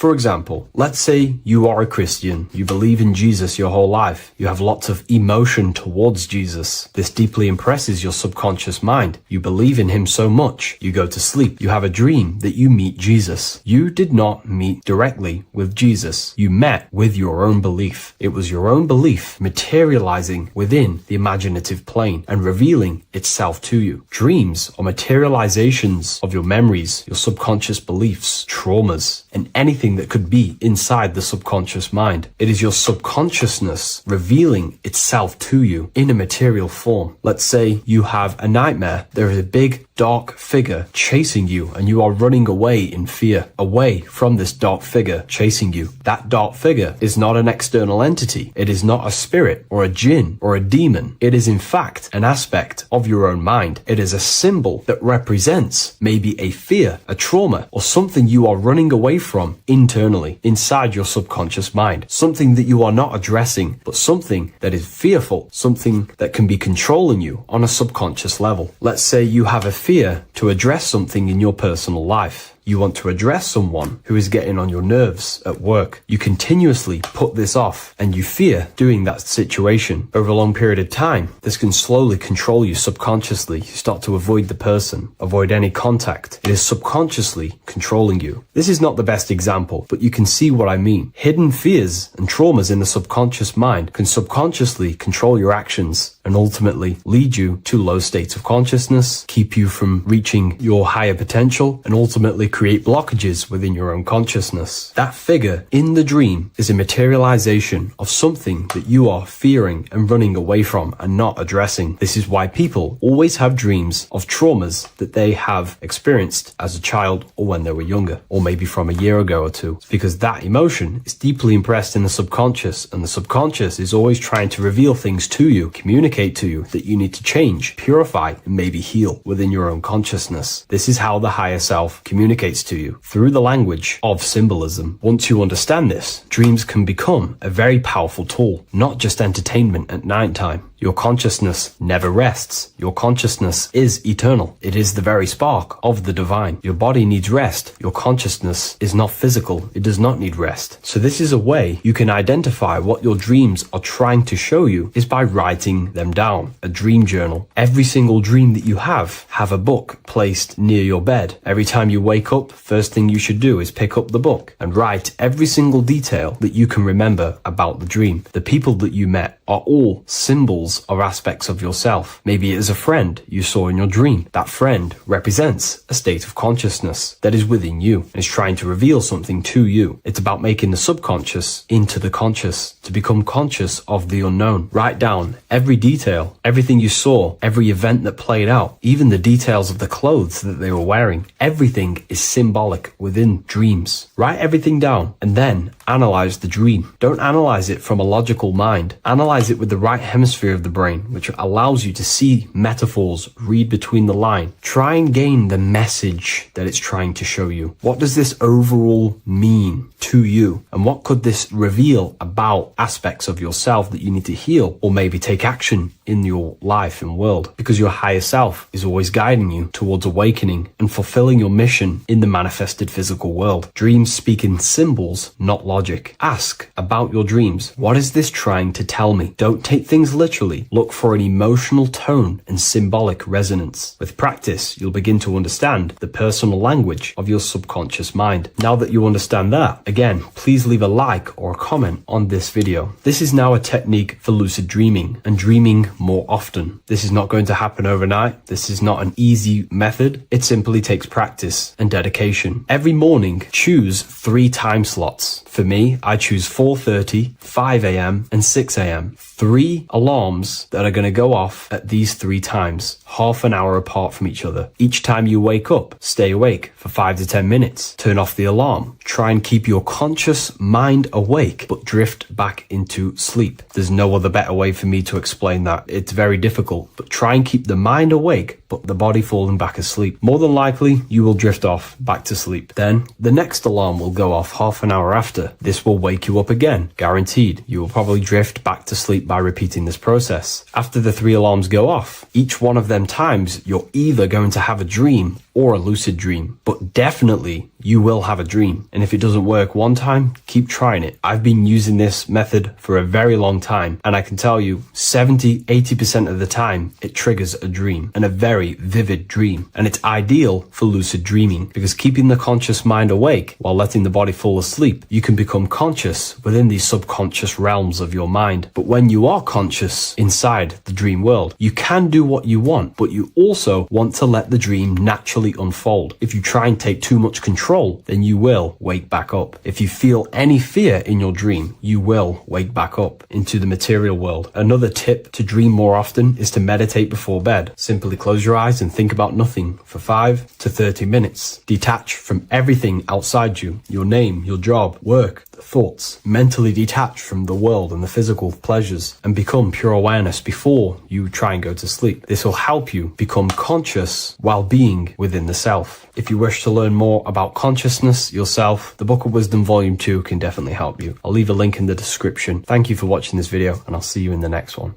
Welcome to Revival of Wisdom.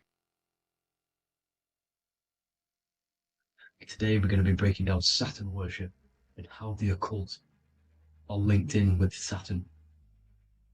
Okay, so first of all, let's start with the celebrities. All these celebrities are doing 666. Okay, covering the one eye, which also symbolizes the all-seeing eye, which is another occult symbol. But we're focusing on the 666, the 6 with the 3 fingers. Also, we have CERN, CERN with the 666 within their logo. Also Disney, okay, as you can see here, 666 within their logo. Pepsi, Coca-Cola, and even Cadbury's. Monster Energy with the 666 in Hebrew numerals. Unleash the beast. So what is 666 to do with Saturn? Because on Saturn, there is on their north pole of Saturn, there is a six-sided hexagon, okay? So Saturday is named after Saturn Day, the sixth planet. It is also the sixth day of the week, and has a six-sided polygon on its north pole, 666. Not only that, when you create a star out of the hexagon, you will create a six-pointed star, okay, with six triangles within the star, and a six-sided hexagon, which all adds up to 666. Okay, so this is why all these symbols contain 666. So why do they worship 666? Saturn. Because Saturn is the god of time and death, okay, and order and lessons. Okay, Saturn is a very cold and dry being. That is the sixth planet from the sun. Okay, Saturn represents the winter, which symbolizes death.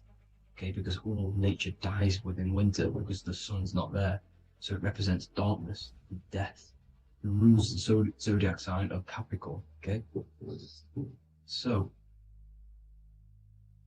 in the celestial cycle, Saturn is always opposite the sun.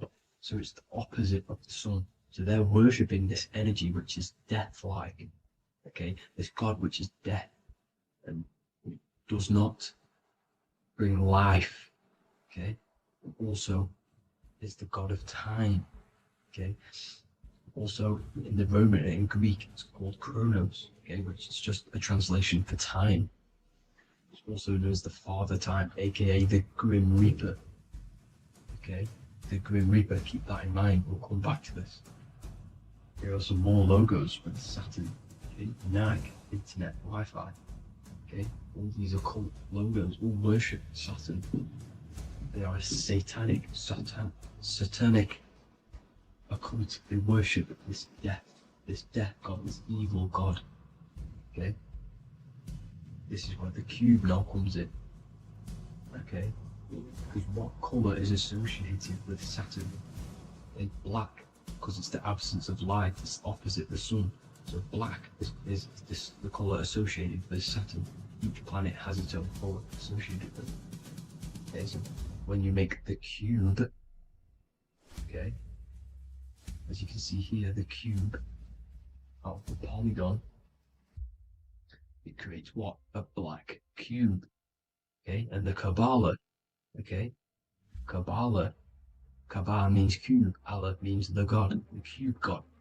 These religions are secretly worshipping this cube god, the god of death, Saturn, Satan. It's the same entity behind it all. Okay, so also we have these black cubes in Australia, Denmark, all around the world, these black cubes, because this occult is worldwide. It's Saturn, Satan taking over this realm. Okay, also with this black cube, they walk around it like the rings of Saturn. Around the black cube of Saturn with the rings, they walk around in circles. What are circles? Cycles. What is a cycle? Time. The time god. This is why it has a ring around it, because it represents time, cycles. Okay, and this is another depiction. Saturn, always depicted with this Reaper staff. Okay, keep in mind this staff, just like we associated with, aka the Grim Reaper. The Grim Reaper also wears a black robe, representing Saturn with the same staff. Can you see it? This is where it comes in.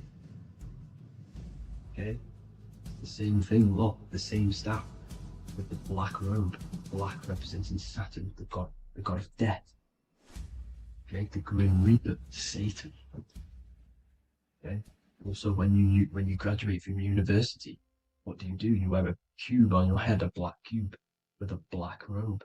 This is Saturn worship. See, this is how Satan has tricked the world into worshipping him, not God, the sun, which represents God. So what is a corona? Because a corona is a crown, a circle, okay? A set of concentric circles of light seen around a luminous body. So Saturn. So this is why they used to worship Saturn by wearing crowns in ancient days, and we still do to this day. The king or queen has a crown, a corona. Also, corona, the drink. Corona adds up to 666, just like Saturn is 666. But like you see in the corona, you see the staff. You see this staff, just like the staff of Saturn, the Saturn god, like the Grim Reaper, with the black robe and the staff, just like the Saturn god. What is the Grim Reaper? It's a killer. It represents death, just like Saturn, the god of death and time. So all these occults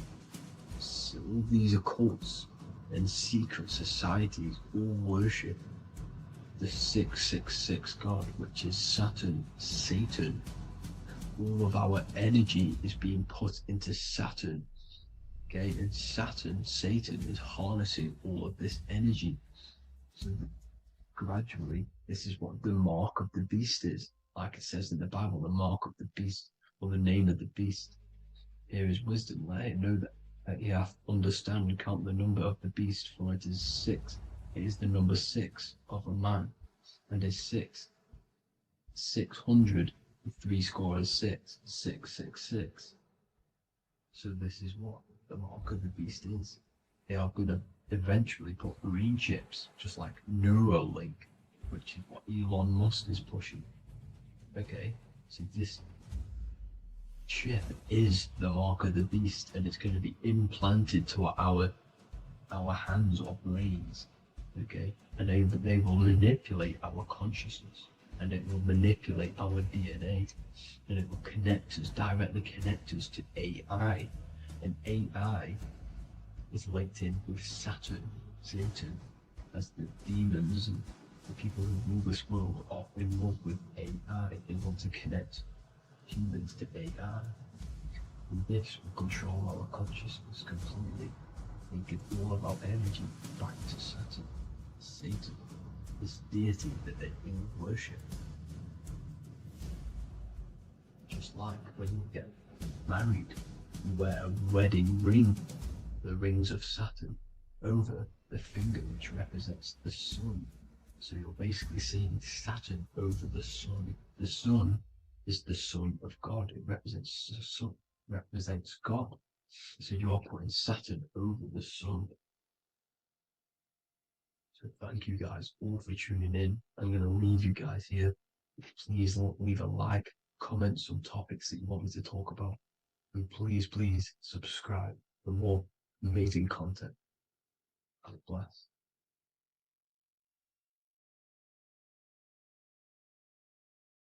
Mentalism, conscious and subconscious mind. You need to understand that the mind is the root and the cause of all reality. I am mind, you are mind. Every single living creature in this physical plane expresses and manifests mind. We are all the invisible substance of mind. We are all the source, which is God. We are all consciousness, which is mind. Before we manifest something physically, we manifest it within the realm of thought, which is the mind. Thought then manifests into astral imagination.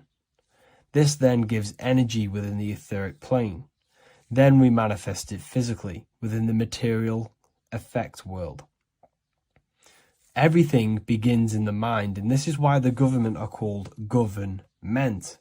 The word men comes from the Latin word mans, which is an English translation for mind. We see this word in entertainment, government, mentality. It means mind. Govern means control. They are controlling the mind through information. Information creates perception within our minds, and so do the words that we use and the language that we speak. It all creates perception within the mind. It is our perception that creates reality, and our reality is a level of realization. Your reality is realization. Everything begins in the mind. This is why they are controlling your mind through many different things. Okay? So essentially, they understand how the mind works. So this is why they manifest all things through mentally and not physically. Okay? You have a conscious and a subconscious mind. The conscious mind is what you are consciously aware of. It is the 10% of your mind. It is the mind that keeps you alert. A part of your conscious mind is for survival. A part of it is your visual field. A part of it is your just five senses. It is basically what you are consciously aware of right now. Your subconscious mind is the 90% of your mind. The subconscious mind is what holds all of your memories, your programs, and all things that you have ever experienced is all stored within the subconscious mind. It is this part of you where you draw memories from, where you draw your words from. I am consciously speaking, but the words that are coming out of my mouth are not thought about consciously. They are coming straight from the subconscious mind, where all programs and memories are stored. It is essentially this part of the mind which is manifesting our daily basis behavior, because the subconscious mind stores the programs which we are operating our life off. For example, if you tie your laces, you do no longer have to consciously do them. Your hands literally just know exactly what to do because you've done it that many times. So essentially, you create these programs within your subconscious mind through repetition and emotion. These are the two main ways your subconscious mind is programmed and installs things that you do on autopilot. The subconscious mind, like I said before, manifests 90% of your daily basis actions and 90% of your daily basis thought patterns. For example, if you were in a car crash 10 years ago and you had a very traumatic event, that car crash and that emotion that you felt in that time impressed your subconscious mind with a program. And even to this day, 10 years later, you are still wary about entering cars because of that program. Even though you may be not thinking about the car crash, you are still wary about entering cars because of that program, because of that emotion impressed upon the subconscious mind. You see, everything you say, everything you think, and everything you feel is telling your subconscious mind, that is what I want. The subconscious mind takes everything literally. Even if you are talking about someone else, your subconscious mind only knows you, and it only knows yes, and it only knows the now, the present moment. So this is why the golden rule back in the ancient days was treat others like you want to be treated. Because the way you treat others is telling your subconscious mind that is how you want to be treated. And this will create subconscious programs within you, affecting you. So, before you go to sleep every single night, what you want to do is to impress your subconscious mind with thinking and feeling of something that you want to become. Become that reality. Think and feel that reality. And by doing this, you are impressing your subconscious mind, and you will wake up in the morning with ideas. Because when you install a program within your subconscious mind, like I said before, it manifests into at least 50% of your thought patterns. So let's say I created a program within my subconscious mind of how to become financially free. Well, I created the program that I am financially free. My conscious mind will start to slowly think about that program and how I can achieve that program, because the conscious mind operates on survival.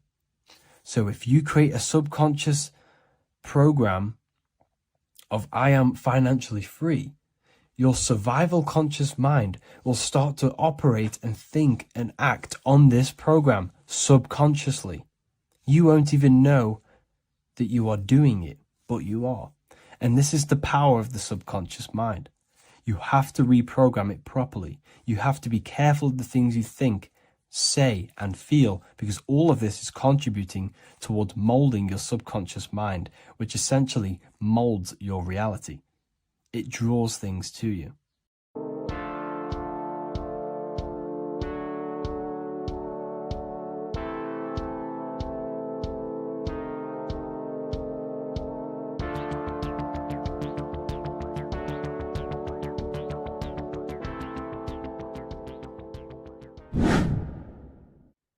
How are we all doing, people? It's Revival of Wisdom from the Wisdom Academy.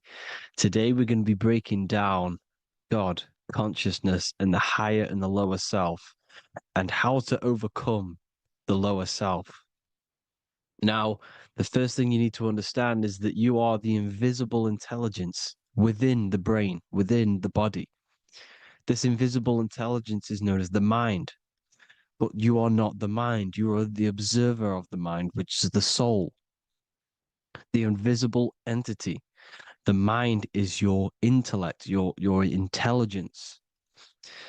Now, the mind is, it's hard to put this in words, but the mind is something that gives you the ability to explore the universe.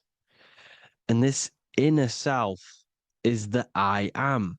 It's the quiet, the inner self, the voice you see in you hear in your head. This is why within spells high twin, inside, internal. The I is also the number one, which is one line. Because the one and only, is the inner self, which is the I am. This is why you say, my name is Harry. You are not Harry, you are the I, the inner self, the intelligence. Okay, this is why Jesus in French is I am. You look with the two eyes and you see with the inner eye. I and I, the same thing. Okay, because the I inside is what gives you the perception of what you're looking at.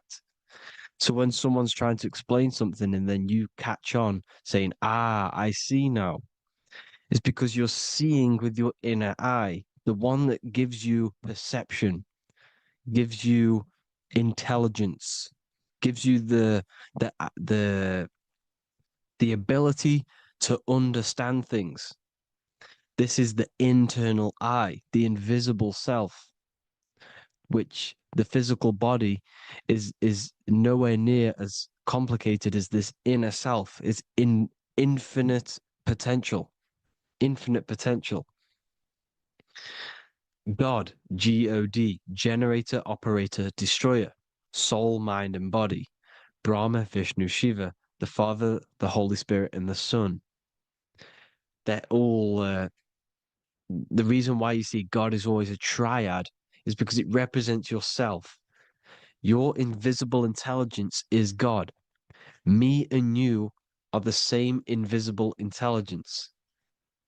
We are the invisible intelligence experiencing the program being ran by the central nervous system and the brain. I always say this in my videos, but I have to, in order for you to understand the things that I'm going to say later on in the video, you need to understand this concept, is that you are the consciousness experiencing the nervous system, the tree of knowledge of good and evil, which is you here. You would be in this invisible intelligence right here in the center of the brain. Now, this is why the ancient Christians show God is in the brain. This is the brain stem. This is the brain. This is also the brain stem and the brain. the brainstem and the brain.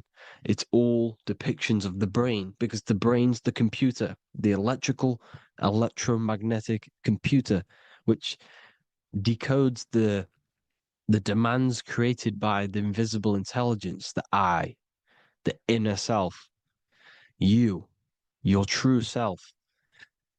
The person moving, if you observe what someone moving, this is going to sound, but if you observe someone walking, it's not the body. The body is moving, but the thing telling it to move is the invisible intelligence. Before you kick a football, a decision is made within your invisible intelligence, your mind. And this consciousness, this invisible intelligence, is either stuck between the lower self and the higher self. Okay? When the invisible intelligence, meaning the true self, identifies itself with the physical body, it will trap its mind within physicality. This consciousness that we have is either operating in the lower self or the higher self. It's either feeding the material body or it's feeding the spirit. Okay? But because we are physical and spiritual, we need to be even. We don't want to be meditating all day long because we do have a physical body as well whilst we are here. We are playing a game in physical matter. Okay? Now, the reason that you incarnated here is to learn a lesson because the mind can manifest anything it wants within the astral planes, within the world of imagination. It can manifest anything it likes, but it incarnates into matter, into this game, so we can understand labor, because anything in matter, you have to labor to manifest. But in the astral, you can manifest at the click of a finger. You come here to learn the knowledge of good and evil. And your consciousness, I came out a bit off topic there, but your consciousness is experiencing the lower or higher self. The lower self is manifested in the lower parts of the body. Sex, food, and power, the lower three energy centers. These centers are like mini brains. You are literally thinking with these centers. And when your mind is stuck within these lower centers, you'll think, have you ever heard the term of thinking with your penis or thinking with your, you know what, as a man? Even females maybe, but mainly this is a boy saying, you're thinking with your penis. This is a truth. It's truth in plain sight. You think with these energy centers. When you're living off the lower three centers, all you care about is sex, food, and power. Eating, sleeping, and greed. Power's kind of like greed. Now, when we move up to the higher parts of the body, when we live our life within the higher parts of the body, this is considered heaven. Love, expression, intuition, and wisdom. This is what we need to be aiming to do, moving out of the lower half of the body and living our life within the higher self, the higher parts of the body, thinking with the higher energy centers, thinking with love, expression, intuition, and wisdom, spreading love, expression, intuition, and wisdom to others. Heaven is even. This is why Jesus is pointing at the heart chakra, always pointing at the heart. Earth rearranged his heart because in earth you're manifested as a physical being. You're in the heart, good and bad. You need to be balanced between the good and bad. Because love can be a demon too. That's a whole nother video, but love can be a demon. Now, the seven chakras are known as the seven seals in the Bible. When the Lamb opened the seventh seal, there was silence in the heaven for about half an hour. This is a verse from the Bible. The Lamb is Aries, which is the higher brain, the cerebrum, Ram, Aries. Because when the Ram opens the seven seals, you enter the kingdom of heaven. Because these chakras seal your invisible intelligence. They seal your true self. You are behind these seven seals, your true invisible self, your true consciousness.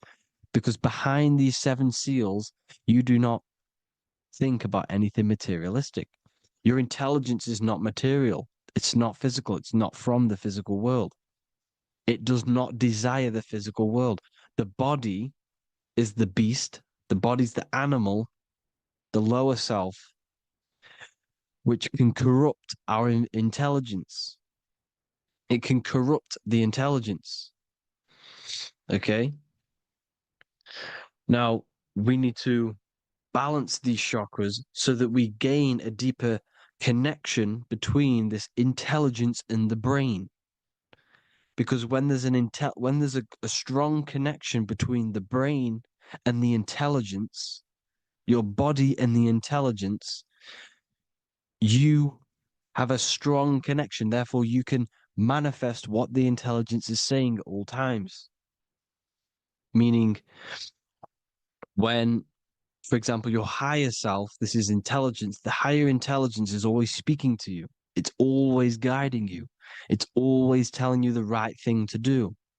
You can feel it when you're doing something wrong. You can feel that you're doing something wrong because this higher self, this intelligence knows what it needs to do here. And when there's no connection between the body and our intelligence, our true self, when we strip away, when you close your eyes for long periods of time, you will figure out you are this invisible, infinite, creative being. There's no words that I can't describe what it is, but it's the voice inside of your head that you can feel when you close your eyes. You are this being inside of the heaven, because this is heaven, this intelligence. And when there's a strong connection between the body, you can manifest everything it's saying.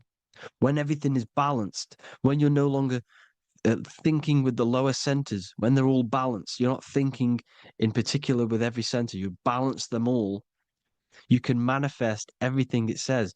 Your body will act out what the intelligence is always saying.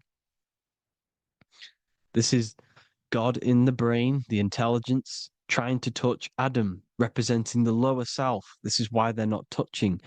Notice how Adam is resting, but the intelligence is always reaching out, stretching, symbolizing metaphorically saying it's guiding. I'm always reaching out. The intelligence, your intelligence is always guiding you. It's always reaching out to you. But Adam is ignorant of it. The lower self is ignorant of it. And that's why he's so relaxed and God is so stretching out. Because at our highest self, that when you think of when you want to better your life, that highest true version of yourself is God. When you're manifesting this, your highest self, this is God. Your truest form, your most perfect form, that is God. Your highest version of yourself, that is God. Emotions are not what you've been taught. Emotions are not something that should be reactive, okay? You should not let the emotion be you, except that you should experience them instead of letting them become you. You need to understand there's a separation in our consciousness. You have the soul, which is the person who is observing your thoughts. When you think a thought, who's the one observing that thought? The soul, you, the I am, the I, the inner self, the one and only. And inside of every single body, inside of me, inside of you watching this video, there is this same intelligence that is inside of me, inside of you. And it's the exact same intelligence, experiencing a different body. And this is what we mean by the universe is mental. We are all sharing the same ball of consciousness in a different body. The animals, the fish, the cells, all expressing this one consciousness. Me and you are the same. This is why the golden rule is treat others like others should be treated, because I am you and you are me in a different body. Now, going back, you need to identify that there's different levels of consciousness: soul, mind, emotion, and body. Okay? Your emotions are on a separate layer than the body, the mind, and the soul. So when you identify there's a difference between all of these, you do not let them become you. You do not let your mind rule you, because your mind can be corrupted. Your soul is the one that is pure good, pure love, but your mind can be corrupted. Okay? Your emotions can be corrupted. The body can be corrupted, but the soul can never be corrupted, only layered on top. You can only throw piles of programs within the subconscious, layering the soul down, but deep, deep down inside of every single one of you, there is a loving being. Because the love comes from the heart. Love is the universal emotion, expression. Now, your thoughts can become bondage, your emotions can become bondage. Now, what do I mean by bondage? By conquering the lower self, we need to conquer our own mind, because the mind is what's manifesting the lower self. When you're thinking with the lower half of the body, when you're becoming your emotions, you need to experience the emotion, not become the emotion. Do not let the emotion become you. Do not let your thoughts become you, because your thoughts are tools that you can manifest. Your thoughts are the idea. Your emotion is the energy that you can use to manifest that thought. Your emotion is energy in motion, emotion. You use emotion to manifest, to feel as if you already have the thought. Therefore, you become that vibration. Therefore, your emotions are actually a creational force that is given to you to manifest things, because you're a human, a manifester. You're here to manifest things. You're a creator. You are a god. Your inner self, your intelligence, your I am, the one and only inside of you, the inner self, the quiet one, the one that's deep, deep down, the invisible intelligence, is it's creating things all the time. All the time. Speak no evil, see no evil, hear no evil. This is the astronauts, they're Freemasons, but they understand this, because thinking, seeing, and hearing can corrupt your mind. And when you have a corrupted mind, you'll have a corrupted subconscious. The subconscious will manifest into the body, because 90% of your behavior comes from the subconscious mind. So you got to speak, see, and hear no evil. But sin, what is a sin? To overcome our lower self, to overcome our lower self, the 7 deadly sins are not something that goes against an external God. A sin is something that goes against your inner guide, your inner conscience, the inner self that is always speaking to you. It's always telling you the right thing to do. A sin is something that goes against this inner guide. And this is why you can feel something where you can feel you're doing something wrong, because the inner guide is speaking constantly. And when you commit these 7 deadly sins, which are 7 internal states which keep your invisible intelligence bound to your physical body. Because evil, right? Evil love bondage. This is why they stay in this realm and they control this realm, because they love the bondage of the body. They like matter. They want to stay in matter for eternal life. They don't want to ascend back into the heavenly realms, where you do not have a physical body. You can explore the universe within the astral planes. They stay bounded to the body, bounded to the 3D construct of the physical world. They have greed, lust, envy, gluttony, wrath, sloth, pride. They want all of this. And if you want that, that's okay. But deep, deep down, you don't want that because your soul is always telling you the right thing to do. Your soul knows what to do to get out of here. It needs to detach from the external world.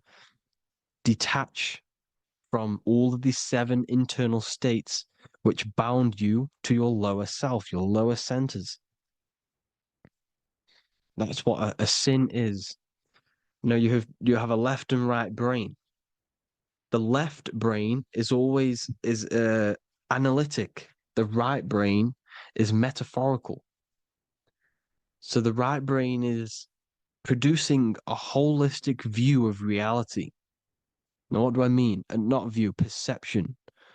When you see, because your eyes are parts of the brain, when you look at something and you look, that image is produced in the back of the brain in the visual cortex. And then the right brain produces a perception, a holistic, it breaks down what you're seeing into a holistic image, a holistic perception. So, for example, if you're in a woods, the right brain sees the whole woods as one big woods. The left brain is breaking that perception down into individual trees, branches, and leaves. So the left brain's to do with duality, the right brain's to do with wholeness, unified. The left brain's dualistic, analytic. This is necessary so that we can pick things up and manipulate them and break things down. We need the left brain, we need the right brain. I'm not saying any of them's bad, but the left brain, sinister in Latin, means left. Because when you're left-brained, you see everything in dualistic. You see everything is dual, when everything's actually one. We need to be focusing and strengthening our right hemisphere. I'm not saying sit in the right hemisphere all the time, but we need to be strengthening our right hemisphere. And this is why left is sin and right is right. Because when you focus on the right hemisphere, you see the holistic perception of creation. The right hemisphere sees humanity as one unified consciousness. The left hemisphere sees everyone as individual persons and egos. Because the left hemisphere is dualistic. And this is why the Bible says, cast the net onto the right side of the ship and ye shall find. John 21:6. What does that mean? Cast your energy, cast your perception into the right hemisphere of the brain, and ye shall find unified consciousness. You shall find your higher self, the one and only. If then you have been raised with Christ, seek the things that are above, where Christ is seated at the right hand of God. Wow. Powerful. What does this mean? Seek the things that are above, where the Christ is seated at the right hand of God. God is your consciousness, your invisible intelligence between the 2 hemispheres. The right hand of God is the right hemisphere. Seek the things that are above the heart. Love, intuition, expression, and wisdom. Seek the things that are above the heart, the higher self, the higher part of the body. Because when you seek the things of love, expression, intuition, and wisdom, you create a strong aura. You attract the same frequency. And this frequency is heaven, God. This is the Sumerian artwork showing the Lamb. This is a step symbolizing stepping upwards, raising up. He's stepping over the Lamb up to the bird. His hand is going to the bird. The Lamb symbolizes the lower self. Okay? The bird with the wings is in the sky. It represents the higher self. This is why angels always have wings, because it represents the higher self in the sky. The lamb is a ground animal, symbolizing the lower self. He's stepping over the lamb to the bird, his higher self, his invisible intelligence, Horus and Set, Jesus and Satan. Look, Horus has an evil brother, Set, just like Jesus and Satan. Horus is a bird, higher self. Set is a ground animal, lower self, which is the devil and the angel on your shoulder. You see? The right and the left hemisphere, the two wings. So the devil and angels always speaking to you.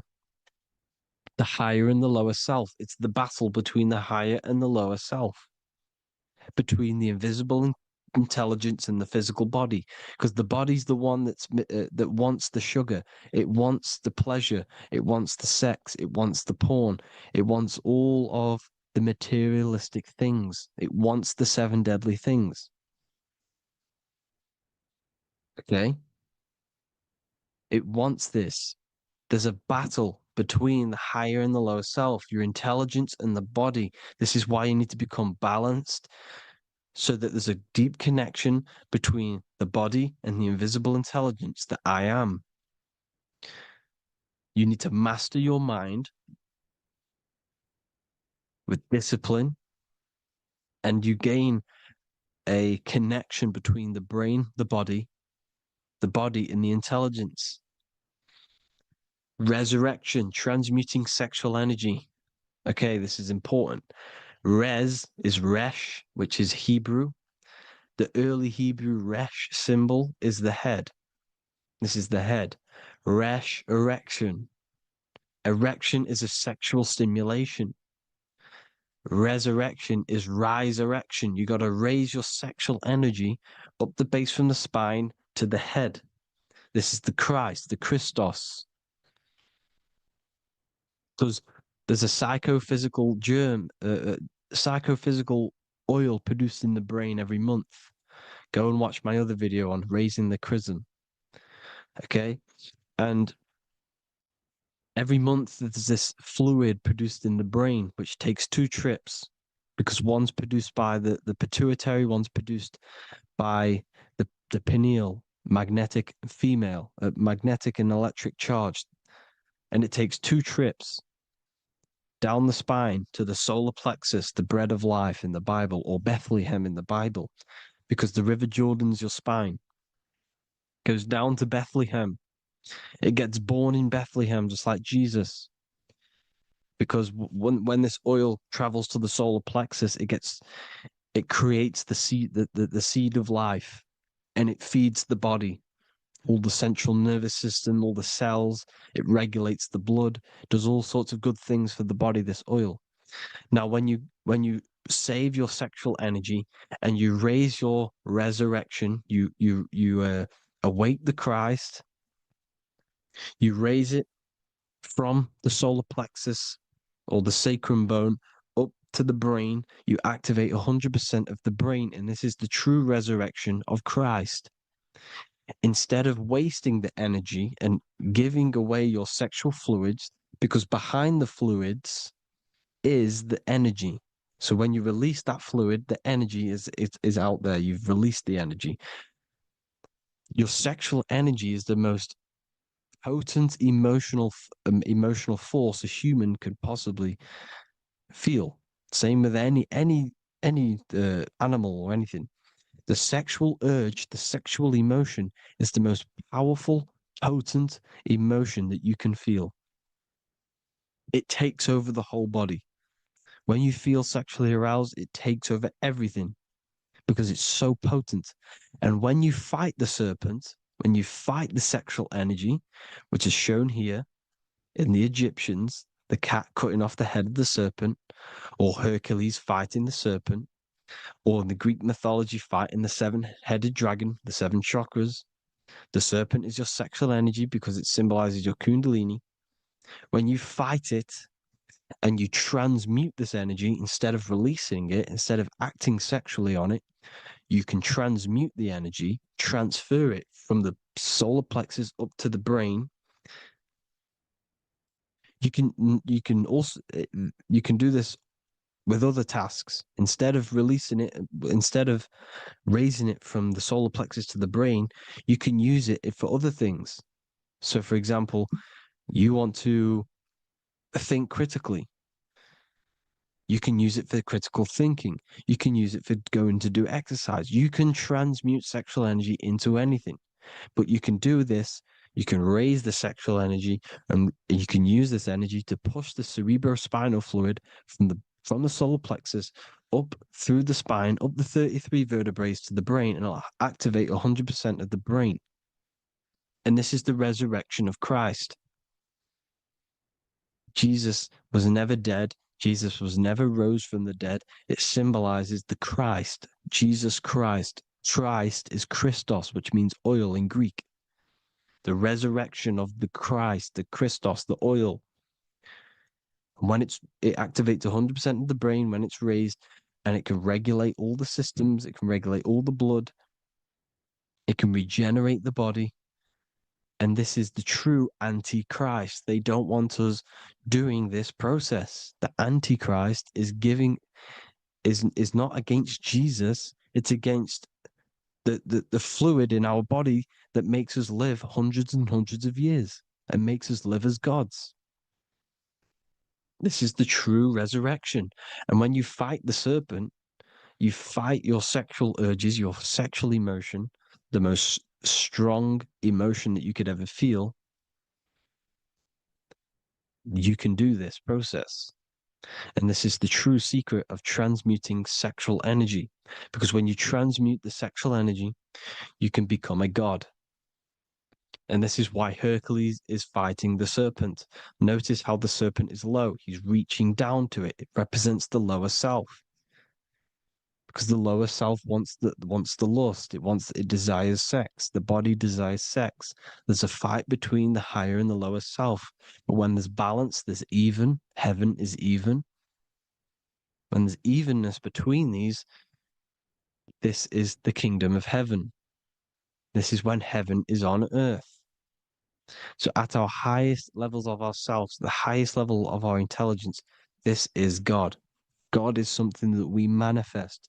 We need to achieve Christ consciousness by battling the body. There is no battle outside of the physical body. It's an internal battle. Jesus and Satan have been externalized. Nothing exists outside of you, because I explained in the beginning how you are the consciousness experiencing the central nervous system. Therefore, there is nothing outside of you. It's all internal. Jesus and Satan have been externalized. Why? Because it's business. The church is a business. It's all a business. They've created these figures to be historical when they're not historical. The Bible's not historical. It's all externalized. It's called exoteric, when the truth is esoteric, internal teachings.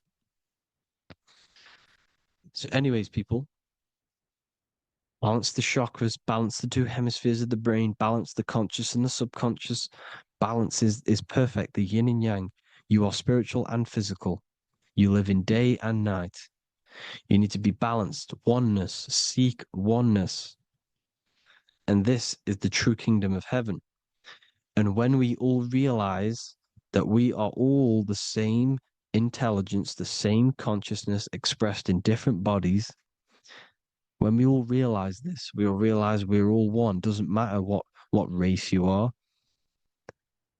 It doesn't matter what race you are, where you're from, your nationality, because none of you are actually from here.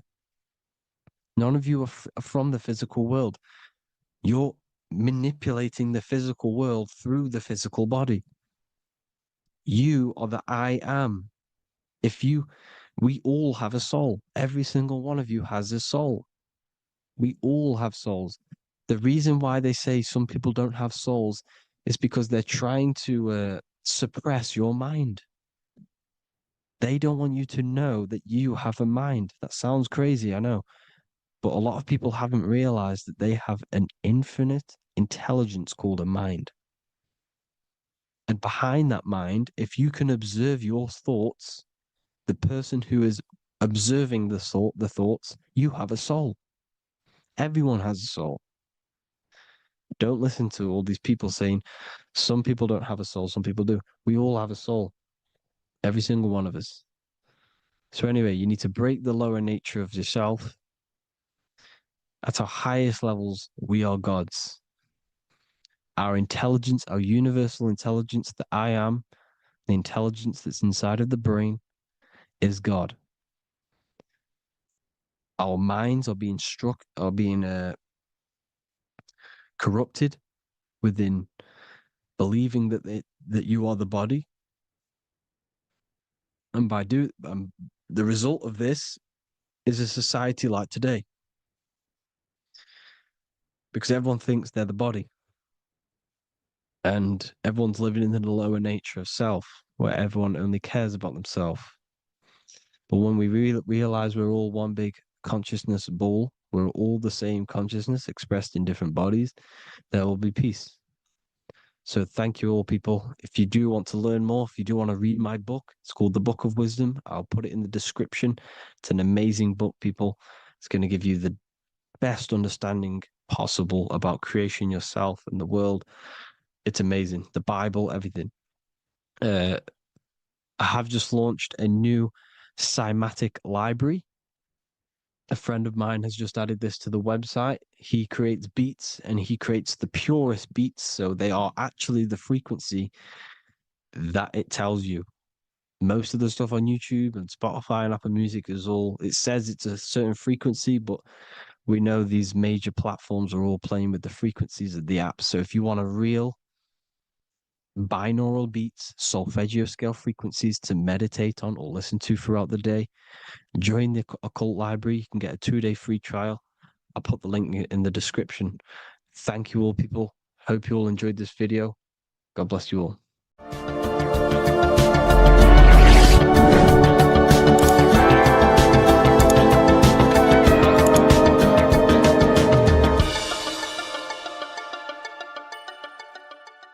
By the end of this video, you will understand the 3 expressions of consciousness, how to use them to create the life you truly want. You'll discover the hidden meaning of the word God, the secret power of the number 3, and how consciousness itself is the key to your reality. We have 3 main expressions of consciousness. We think, we feel, and we act. God is 3-fold. It stands for generator, operator, destroyer. The generator is the mind. This is what thinks, generates ideas. This is the beginning of all creation. This is the first expression of consciousness. It is the first form of consciousness, not a physical form, but a spiritual form. Then we have the operator, which is emotion. When we think something, if we have care or any emotion towards it, then we take physical action, the body, the destroyer. We think, we care, we act. Thoughts and emotions are the 2 spiritual forces which merge together and give birth to actions. Think about it. Why are you watching this video? Because you had a care to watch the video. Therefore, the reality in front of you is because you had a thought, you had a care, you took action to express that reality. Everything goes through this 3-fold process. This is why we say, follow your heart, because the body does follow the heart. We think something in the mind, we feel something in the heart, and the body takes action towards it. Everything operates on the care energy of the heart. The body follows the heart. If you do not care about something, then you do not act towards it. It is the care energy that guides our actions in this world. Going back to the generator, the mind is a part of the mental plane, the infinite dimension of infinite information. There is no limitations in the mind. Everything already exists as a piece of information or a thought. This is the beginning of all creation, the spark of creation itself, thought, the mental plane. And our mind exists like a radio, our conscious mind. This is why we call it a mindset. What we set our mind onto through attention, mental attention, whatever we set it on, we receive thoughts that are very similar to what we set it on. The mind is like a radio, and whatever we tune that radio to, we receive that frequency and play that song. So if we purify our minds through ritual work, meditation, and affirmations, the mind can become a temple to receive higher thoughts, higher ideas, and better genius ideas. Going back to operator, this is the Holy Spirit.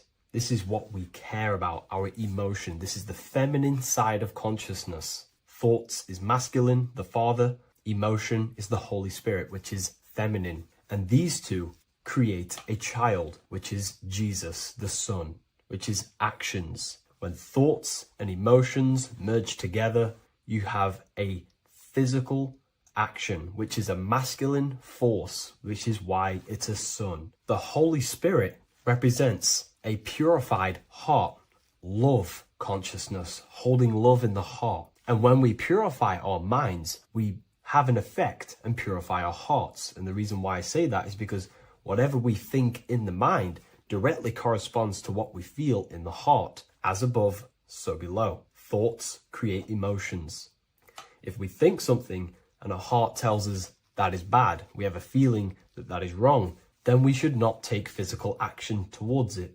And if we do take physical action against the feeling of knowing it's bad, then you are going against the spirit. That's what the word Satan means, or Satan. The Hebrew word for Satan is Satan. It means adversary or opposer. You're opposing the Holy Spirit. You're opposing what you know is good. You're taking a sin against the spirit, against the guidance from your soul, the knowingness of good. So when we do purify our mind, we purify our hearts. And when we cultivate love for the self and one another's in our hearts, we gain the Holy Spirit, which is love consciousness.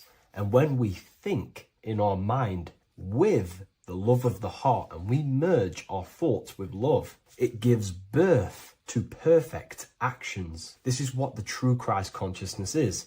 We think with the love of the heart and it gives birth to perfect actions.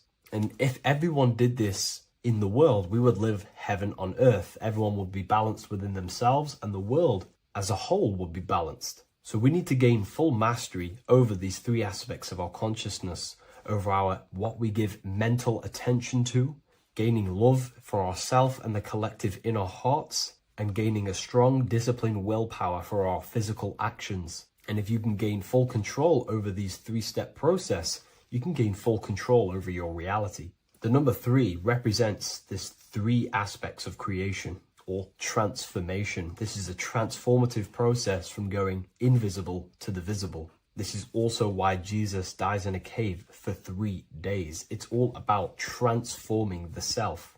Transformation is the number 3. Me personally, I think the Holy Spirit has been replaced for the sacred feminine aspect of consciousness.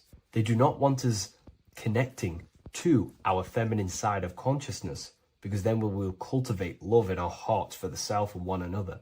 And love is the most potent force there is in the whole universe. It is what unifies everything. It nurtures everything. It allows things to grow. Think about it. When you hold love or care for someone, you grow relationships. The sun is the perfect symbol and representation of love energy. The sun gives abundantly, expecting nothing back, and allows everything on the earth to grow. It's a caring, nurturing, feminine force that allows things to grow and unify and come together. In today's world, we mainly have thinking and acting without emotion, without care, without the judge of our hearts. It's all about gaining unity consciousness.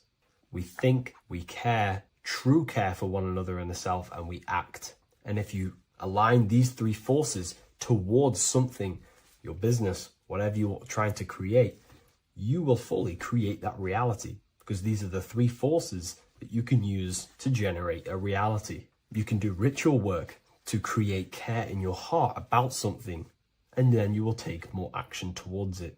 The book I'm using here is the Book of Wisdom, Volume 1. You can get this paperback or PDF on my website. So I hope this video has helped you. Please leave a like, comment, and a subscribe on the channel if you like the content. Let me know what you think about the Holy Spirit and if it is covering up the feminine side of consciousness in the comments section. What if I told you many people around you have probably sold their souls? It's more popular than you think, and it's very easy to do. Selling your soul is not something that you can just go and meet the devil and do it. It doesn't work like that. But before I tell you exactly how you can sell your soul, and how not to sell your soul. What is the soul? So looking at Jesus, we always see two lights surrounding his head, one surrounding the heart.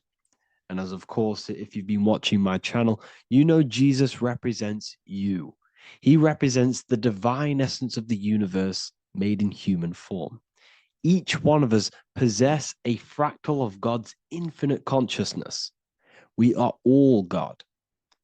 We are all God experiencing himself in a three-dimensional divided form, separated from his oneness. God wanted to experience himself, so he made this world.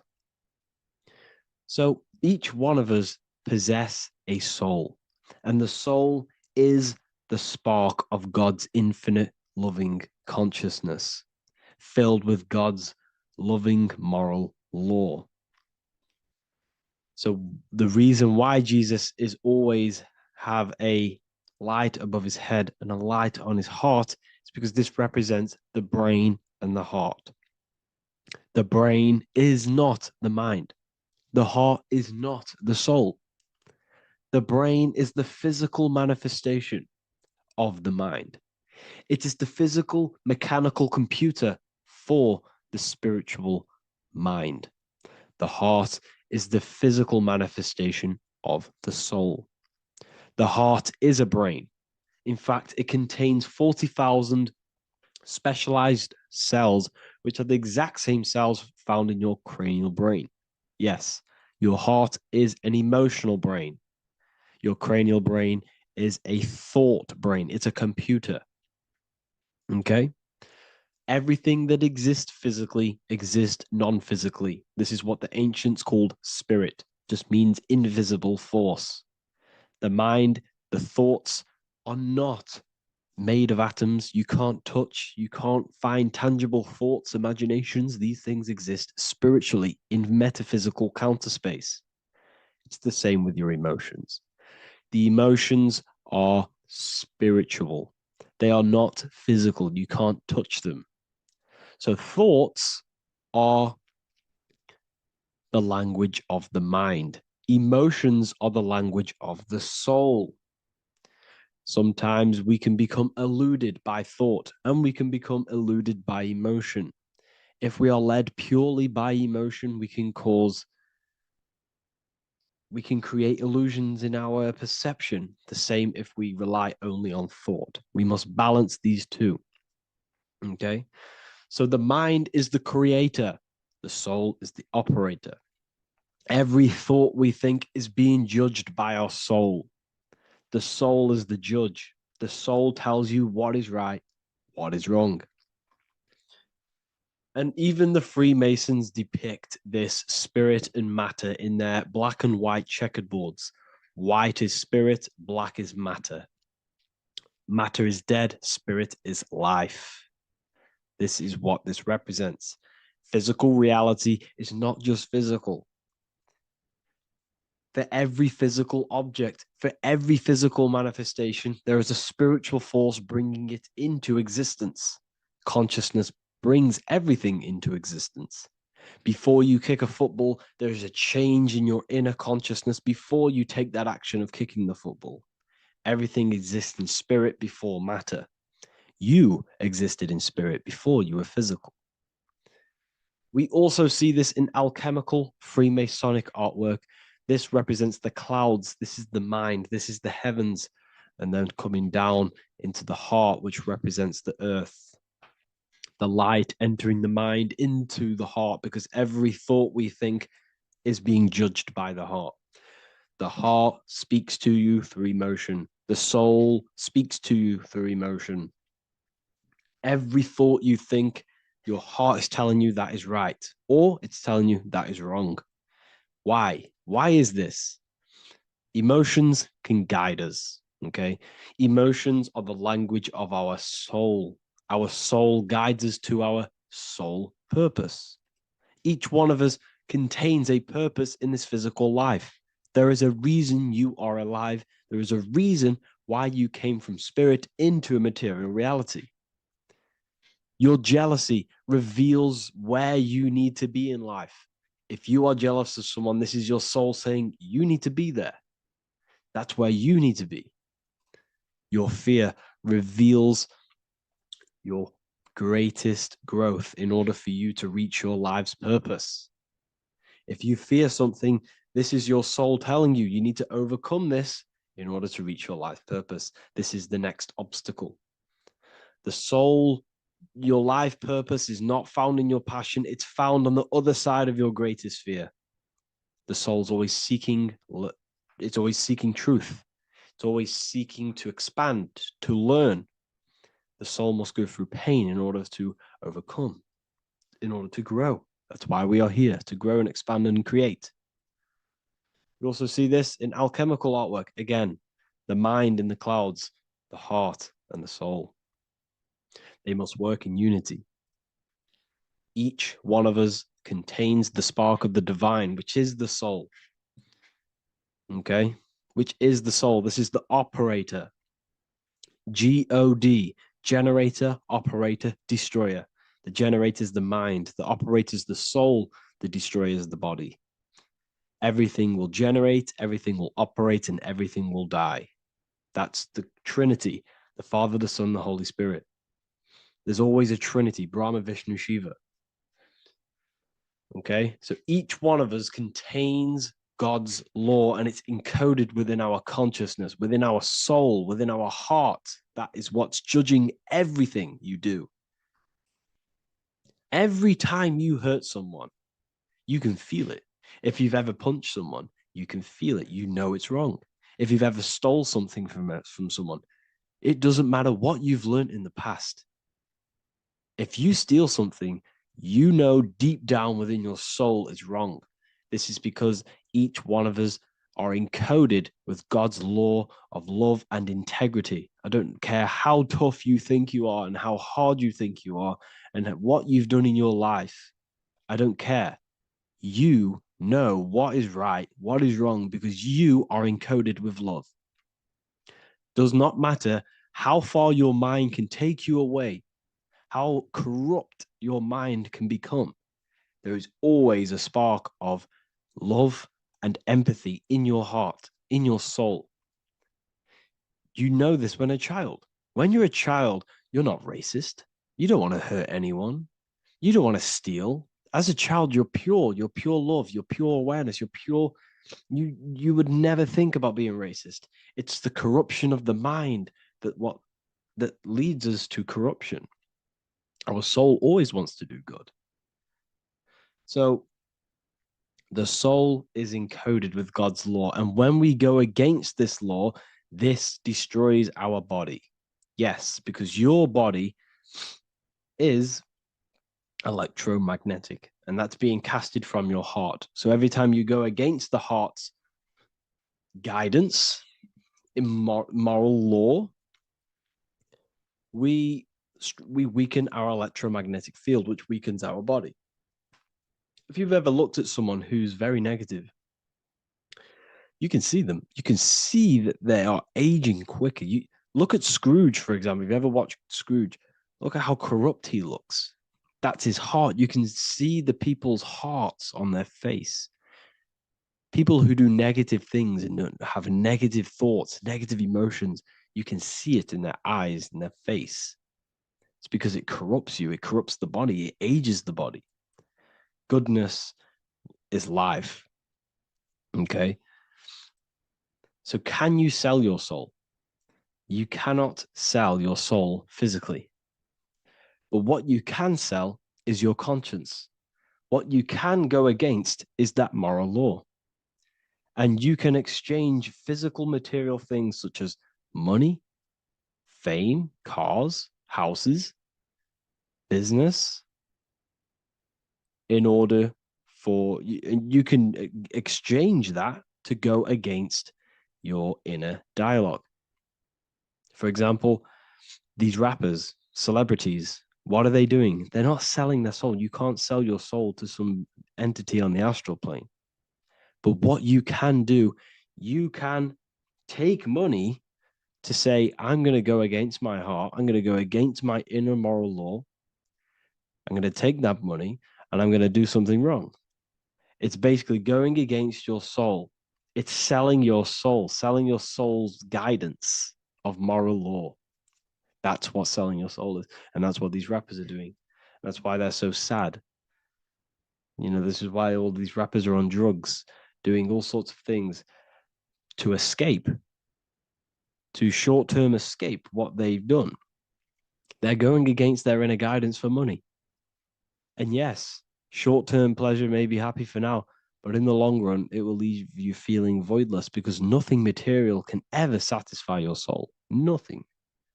You could gain £1 million tomorrow, guaranteed within 2 weeks, you'll be back to the exact same position mentally, emotionally as before, because nothing physical can ever satisfy you.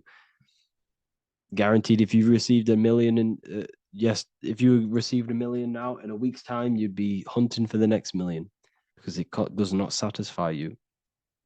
There's a reason why these billionaires don't stop working, because they're so addicted to earning and earning and earning.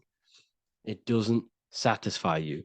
The only way you can satisfy yourself is through Christ consciousness, is through self-love, is through loving thyself, knowing thyself, and becoming balanced internally in consciousness instead of seeking external validation through material things, which end up leaving you feeling voidless, empty inside, and sad and depressed and anxiety. Everyone's looking outside of themselves for validation, when true validation comes from within. True satisfaction, true happiness comes from within, reaching Christ. Christ is a state of being, a state of consciousness that we must cultivate within ourselves so we can live a happy, balanced life. You can have all these material things when you're satisfied inside, but don't rely on them.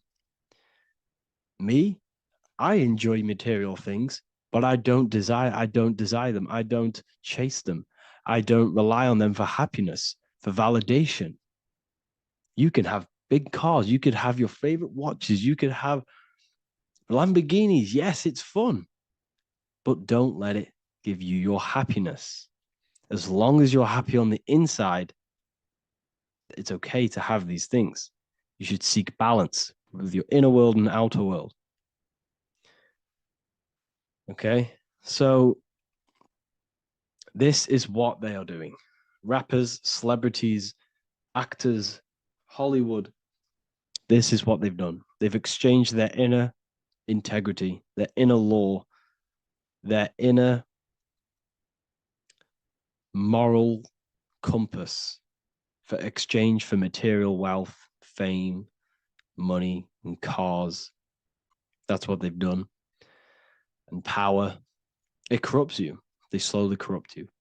So yes, you cannot sell your soul.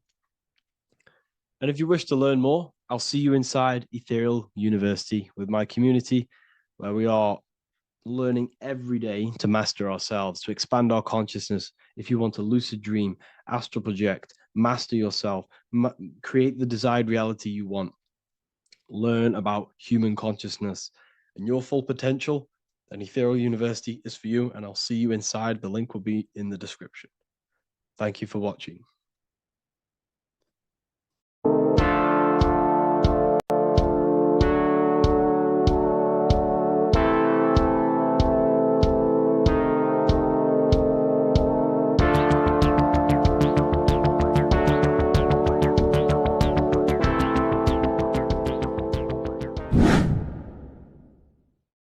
What is good, people? We're back with another video, and this is going to be talking about the connection between the micro and the macro.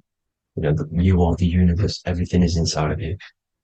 So the first thing you need to understand is that the law of mentalism, we are a thought in the creator's mind, everything's being thought into existence. We have a spark of this mind, this same mind of the creator, and everything is a state of mind. Particles or atoms, whatever you want to call them, are a mental thing. They're a product of the mind. Everything's thought into existence. Thoughts influence everything. Thoughts are energetic effects which send out waves into the quantum field around you. And your consciousness is actually the universe experiencing itself, expressing itself, and viewing itself. So we are the creator viewing itself in separate bodies. And this is why they call the material world the world of illusions, because everything's separate here, but we all forget that we're not all one.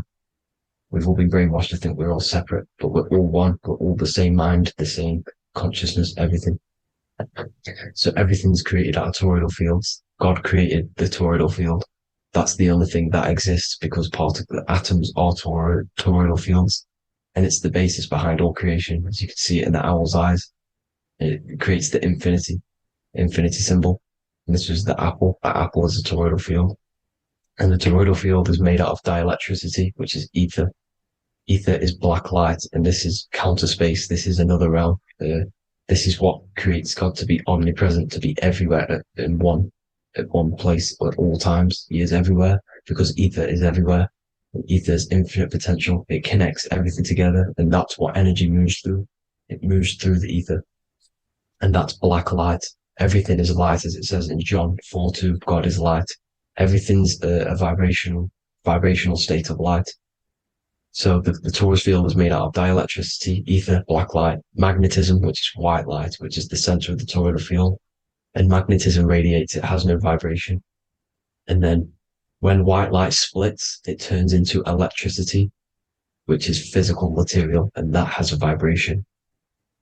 This is the Holy Trinity, the sun, the moon, Saturn. Saturn, the god of materialism. If you've watched my videos on Saturn, you know that Saturn is crystallizing everything into physical matter. And that's why his old name was El. The ancients called him El. And this is why we get El electricity. This is where El electricity comes from. Because El electricity is only a product of the physical world, which is redshift, blueshift, Adam and Eve. And this is what creates the redshift, blueshift is what is a product of magnetism. When magnetism, white light splits. And this gives us vibration. And this what creates the toroidal field, which is the basis of all physical creation. The sine wave is created out of the magnetic wave and the electric wave. The electric wave is the blue wave, and the magnetic wave is the straight wave, which is radiation. This is vibration frequency. So the magnetic wave is straight, and then you have longitude and amplitude, which is depth, which is dimension. You see how the electric wave has depth and a dimension. This is why you get the cross. This is the cross of Earth. This is the symbol of Earth, of bondage, of physical matter, because it consists of magnetic wave and depth, which is electric wave. And this is where you get the sun cross or the Earth cross, whatever you want to call it. It's the cross of physical matter, and the ancients knew this. This is why they used that symbol. Red shift, blue shift, which is the toroidal field, is the basis of all creation, physical creation. And this is why you have the police siren is red and blue. The Matrix movie, red pill, blue pill. You have red blood and blue blood in your body. The Democrat and Republic, the two parties, red and blue. Like your taps on your taps, you have a red and blue tap. One's generative, and one's destruction. Fire, destruction, water, generative. So this is the basis of all things. And electric wave has dimension, like I've already said, depth, material, and it's measured in hertz. It's measured in hertz because it hurts you. It decays because the electric wave has a vibration, and vibration always has to go back to a standstill point. This wave cannot go forever, but the magnetic wave will go forever. It's radiation. Magnetic is radiation. It radiates forever. It pulses, but the electric wave will at some point come back to a standstill point. And that's why it hurts, it decays. That's why our physical body decays, because we contain of electricity. This body is an electric body, and it will return back to stillness like a guitar string. If you vibrate a guitar string, you pull it, it will vibrate, make a sound, and then go back to a standstill point. It's the exact same with every single toroidal field within the body. It will decay, and this is why our bodies decay, and everything in creation decays. So we're born into sin. The sin of Eve. The sin of Eve is us biting into the tree of knowledge of good and evil, which is the systems in the body. And the sin of Eve is biting into the sine wave. We bit into the sine wave. The sun moves in a sine wave. Our DNA is a sine wave. Time is a sine wave. Everything in this creation is a sine wave. This is why the dollar bill is a sine wave. Magnetism and electric waves. in one, and this is the sun doing its sine wave, which creates, when you go bowling, it kind of creates that pin that you hit over. That's the pin of the sun. The zodiac sign is a sine wave because the zodiac sign is an expression of the toroidal field, because magnetism unfolds into 12ness. And that's why you have 12 zodiac signs, 12 systems in your body, 12 cranial nerves in your head, in your brain. So if you can imagine this, see where my pointer is. Always starts with Aries. Aries is the head. It's the first thing that's created in the womb. And this is Aries, the ram. And this is why it's called a cerebrum in your brain, which is the first thing that creates when you're in the womb. And what's the element of Aries is fire. Fire is the first element. F-I-R, first, because it's the first thing on the wheel, the first expression of energy. As you can see here, my pointer, this is the center of the toroidal field. It would go Aries, Virgo, Capricorn, Pisces, Scorpio, Cancer.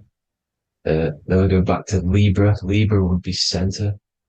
But you see how the toroidal field is the expression of the 12 energies. That's what the constellations are, the energy expressions of the toroidal field. So it would go outwards, starting from Aries here, all the way back to Pisces, which is beyond the bottom half. But Libra would be the center. That's why Libra is the equinox. It's the equinox. Libra is when it goes from summer over to autumn. It's the equal. It starts to transition into the winter side. Equinox, equal, which is Libra. And that's why Libra has the two scales. It's symbolized with the two scales. That's because of, the sun moving over. It's being judged. It's equal now, but then it's going to tip over into the winter. That's why Libra is here, the center of the sine wave. And like I said before, magnetic energy unfolds into 12ness. Magnesium is number 12 on the periodic table. It's the sacred number. And this is why the scientists are trying to, NASA is trying to bring in another constellation to destroy the holy science of astrology. So Aries rules the head, which is Mars. Taurus rules the neck, the lower head. Gemini, the two twins, which is your lungs, your two twins, your arms, two twins. Cancer, the breasts, or the chest area. Leo, the heart, which is the sun, which is fire, the center of the toroidal field. Virgo, the belly, which is the intestines. Libra, the kidneys, the two scales, the kidneys, balancing out everything. Scorpio, the sex organs. Sagittarius, hips and thighs. Capricorn, I've missed that out, which is the kneecaps. Capricorn, kneecap. Aries, which is the ram, which is the cerebrum in your brain. And then Aquarius, the calves and the ankles. And the Pisces, the two fish, the 2 feet. So everything corresponds, as you can see here. This is an ancient way of depicting it, of the folded human. And this is everything. Each constellation rules that part of the body, gives energy to that part of the body, makes you do certain things. So magnetic energy unfolds into 12ness, electricity unfolds into 7s. That's why when you get electric, the light spectrum that we see, it consists of 7 colors. Why we have 7 planets. The 7 planets give us our 7 metals and the 7 solfeggio scale frequencies. So the rotor, this is the rotor. And rotor is an anagram for Torah, the Torah, which is I think it's the Hebrew Bible. Don't quote me on that, but it's one of the holy books, which is the Torah, the Taurus. Everything goes back to the Taurus field because it's the basis of all creation. So the chief cornerstone, it says in the Bible that the builders rejected the chief cornerstone. The chief cornerstone, you are the builder. You decided to incarnate into the physical world, into the electric world, El, the world of El, Saturn. When you are created in the womb, it takes you 9 months for you to be created. So for example, if your parents, if you went into the womb here, it'd take you 9 months. So let's say you're born in Scorpio. So you'd go back 9 months, 1, 2, 3, 4, 5, 6, 7, 8, 9. You consist of all of these 9 energies because it takes 9 months or however long you took to be born. Some people are born earlier. You'd have to find out how many months you were in the womb for. But you consist of these 9 energies, and each constellation has a cell salt associated with it. And these cell salts are vital for your health, and your cells are the optimal health of your body. So the chief cornerstone that you rejected is these 3 cell salts, these 3 constellations. So you're mineral deficient in these 3 constellations. For example, fluoride, magnesium, phosphate, and potassium sulfate. So that's the chief cornerstone. And a cornerstone, people always get it rejected with the cornerstone. The cornerstone is not, it doesn't say the cornerstone in the Bible, it says the chief cornerstone. The cornerstone is a cornerstone of a building, but the chief cornerstone is the top of the pyramid. This is where we get the pyramid of the wheel. So you're mineral deficient in whatever 3 zodiac signs you're not. You were not in the womb for. This is the chief cornerstone you rejected. So the human body is the micro. It is the universe in a physical form. It consists of everything in the universe. Just like your consciousness is the universe watching itself, experiencing itself. Your body is the whole universe. 12 systems in the body, 12 zodiac signs, 7 chakras are the 7 planets. The Holy Trinity of you is your Temple of Solomon, the soul and the mind, the sun and the moon. You know, everything is in you. You consist of everything, all the energies, everything. Heaven and hell. Heaven and hell is a mind state. It's a state of the mind. Head, H-E-A, which is heaven, and the heel, the bottom of your foot, is hell. And the bottom of your foot is the soul. So they're basically saying, well, it's wordplay. They're saying that your soul is in hell because, you know, with the elites being in control. So they call the bottom of your foot the soul, trying to say that you're in hell. The Christ is in you. And this Christ is Greek for what? Christos. And Christos is Greek for the oil. And this oil is produced in the cerebrum, the Aries, the ram, the cerebrum, pineal. It goes down the pineal, the pineal and the pituitary are underneath the cerebrum. It goes down the pingala and the ida. The pingala being the positive charge connected to the pineal gland, pin, and the ida connected to the pituitary. And this is the 2 serpents going down the spinal column. And this is why Jesus goes from Nazareth to Bethlehem, and then Joseph and Mary are waiting for Jesus in Nazareth. Joseph and Mary are the pineal and the pituitary gland waiting for Jesus to come back up the River Jordan, or spinal column. So this is the oil. This is the story of Santa as well. Santa comes from the North Pole. Why? Because the North Pole of the Earth is the center of the toroidal field, and the North Pole of you is your spinal column, which is the North Pole of the toroidal field. The North Pole, he comes from the North Pole. This is the North Pole. This is the South Pole of the toroidal field. Comes from the North Pole, which is your mind. And he goes down the chimney and then back up the chimney. This is the chimney. And he drops off the present, which is the Christos, the oil. And this is why Jesus is crucified at 33, because he crosses over the vagus nerve at the top of your spine. When this oil comes back up the 33 vertebrae, these are your vertebrae here. When it goes up the 33 vertebrae, it gets crucified at 33 because it crosses the vagus nerve, and he's crucified on a cross at 33. This is the story behind Jesus and Santa. The Ark of the Covenant in the Bible is the 2 hemispheres which cover the vital parts of your mind, the brain side, which is the cerebrum, the pineal, the pituitary, etc. So the 2 hemispheres are the 2 angels, the Ark of the Covenant. This is the Ark of the Covenant covering the 2 vital parts of your brain. So these are the optic thalamus is another part, and it protects the Christ oil, which is inside at the center of the brain. See, the Bible is all a massive metaphor about yourself, because you are the universe. You are a microcosm of the universe. Your consciousness is experiencing itself, and the universe experiencing, and your body is the whole universe.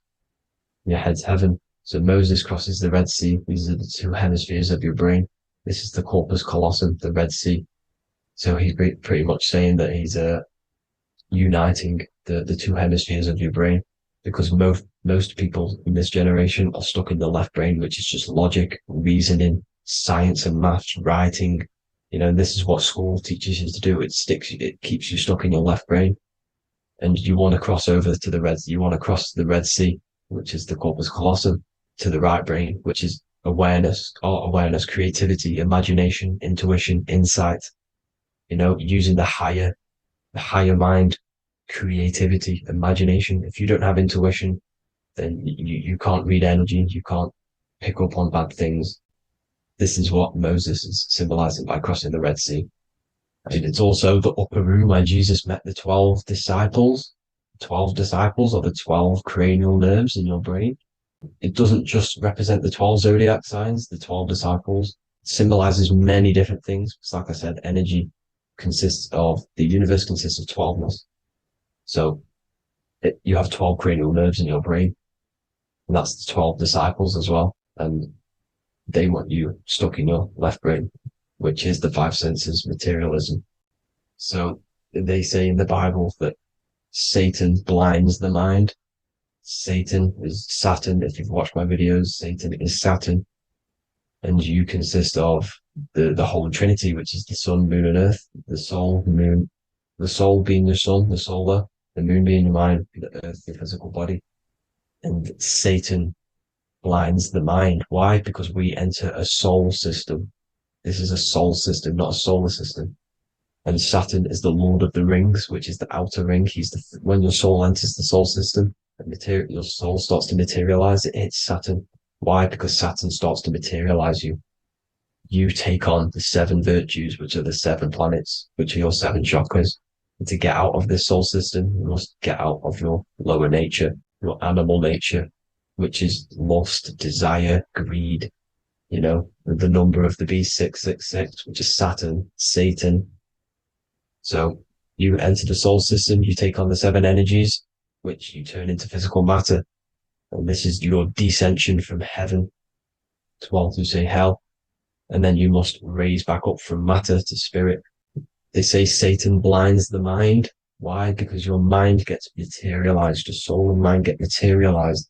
And when you get materialized, it's an intense experience. You lose the divinity within you. You forget the divinity.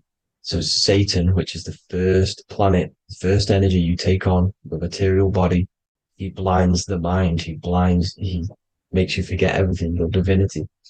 Then you must remember, ascend up Jacob's ladder, the 33 vertebrae to heaven. And this is a microcosm of the macro, because you will ascend back up to heaven if you do this, when you leave your physical body, when your body decays. So when it talks about in the Bible, completely destroy them, the Hittites, the Amorites, the Canaanites, all the ites, this is what God says to the Israelites. It says completely destroy them. It's basically symbolizing saying destroy your lower nature. The Canaanites, cannibals. We're under a Canaanite system now, which is cannibalism. And this is flesh eating, lust, greed, all the demonic stuff, all the lower vibrational stuff, you know, the lower nature, eating, sex, and survival, the lower 3 chakras. You must get out of these lower 3 chakras and return back to spirit, which is heaven, which is spirit, love, being holy, being truthful, being passionate. Going back to Satan blinding the mind, all of the planets are made out of these 3 symbols. Satan blinds the mind, and that's why Satan's symbol, this is the symbol for Saturn, Satan, the symbol of Saturn is the cross, which is physical matter, the earth, over the moon is your mind. So the Saturn symbol saying matter over mind, he blinds the mind, Satan blinds the mind once you enter the soul system. And you must remember, in the Bible it talks about the Genesis, which is Eve, the sin of Eve, which is biting of the tree of knowledge, with the serpent which wraps around the tree. It says the serpent placed himself on the tree. Well, the serpent is the spinal column. It's the serpent telling you eat from the tree of knowledge of good and evil, which is your nervous system.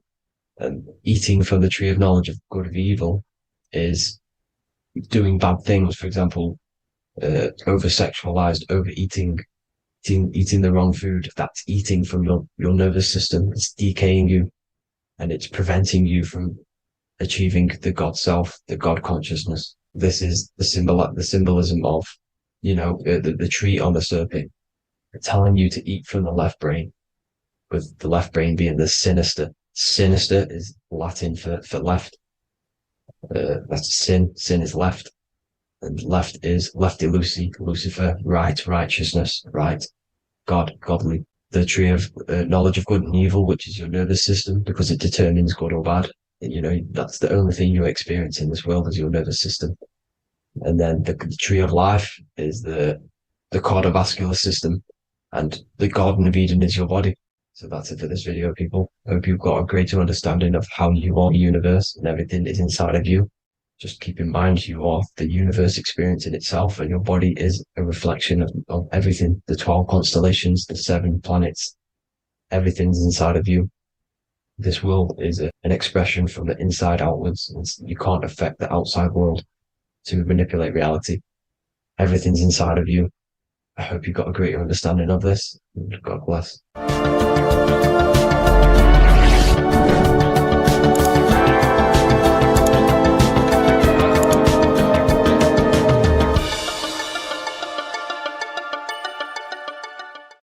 Geometry.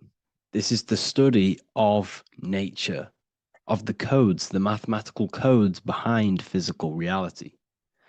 So today we're going to be going deep into geometry and the true esoteric internal geometry, the geometry that no one really talks about, and how geometry relates to human consciousness. So essentially, what we must understand when it comes to geometry, the basics of geometry is everything is vibration. And this vibration is vibrating on a certain frequency. And this certain frequency creates a geometric shape, which is why in nature we see all of these different geometric shapes. All matter takes form in shapes. So if we put sand on a plate and we vibrate the plate on a specific frequency, we see that the sand goes into specific geometric shapes and patterns. So essentially, matter is energy condensed. It's energy vibrating on a low frequency, vibrating at a certain frequency. So matter is condensed energy. And each geometric shape is manifesting and showing a specific energy. Some shapes carry more energies than others. For example, the cube is what traps energy. A square is what traps energy. So geometry and the flowers are basically how energy manifests itself into physical matter. We are in a world made out of energy or light. Light is energy. So everything is vibration, everything is frequency, and everything is energy. Even the words, each atom in our body, everything. So everything in nature has these mathematical energetic codes. So geometry is basically the study of nature and the shapes that are in nature and their energetic principles. Because like I said, matter is energy. So this is what we call cymatics, when we place water in a petri dish and we shine light on top and we vibrate the water. And we can capture, this creates certain patterns. Each frequency, like you see here, has its own pattern. So what we are seeing here in the physical plane is essentially energy condensed into physical reality. We see it in the turtle. We see it in every single form in nature. Now, external geometry and normal geometry, we normally get taught that this is God's way of creating physical reality, which is essentially true. However, it's far more deeper than that. Far, far, far more deeper. Okay, so what geometry truly is, it's not God's codes to reality. What we must understand is what the brain truly is. And what we must understand is that we are not in the world. We are not in the universe. The universe is us ourselves, and the world is produced by our brain itself. Okay? So the way you must understand how the brain works, so what you visually see, so geometry is to do with what we visually see. And what we visually see is heavily connected with our eyes, which are an extension of the brain. The eyes are the brain. And essentially, how we see is energy enters the eyes, and each eye goes to the optic nerve. And this energy is transferred into electricity, which travels to the back of the brain, to the visual cortex of our brain. And this is where the image is produced, what we see. Therefore, the world outside of us is truly inside of us. It's a projection from within the brain. The brain is an energy condenser, a decelerator, an energy decelerator. Everything outside of us is basically formless energy. It is formless energy vibrating at a certain frequency. So what the brain is, it's sucking in this energy, this light, and turning that frequency, that code, that light code, into a physical reality. It's condensing the energy and turning it into a visual image inside of the brain.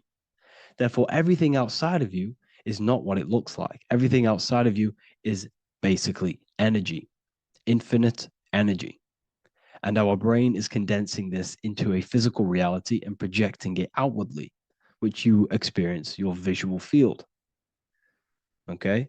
And the ancients knew this. So this is basically called the sigil of Lucifer. Lucifer is known as the light bringer. Lucifer in Latin means to bring the light.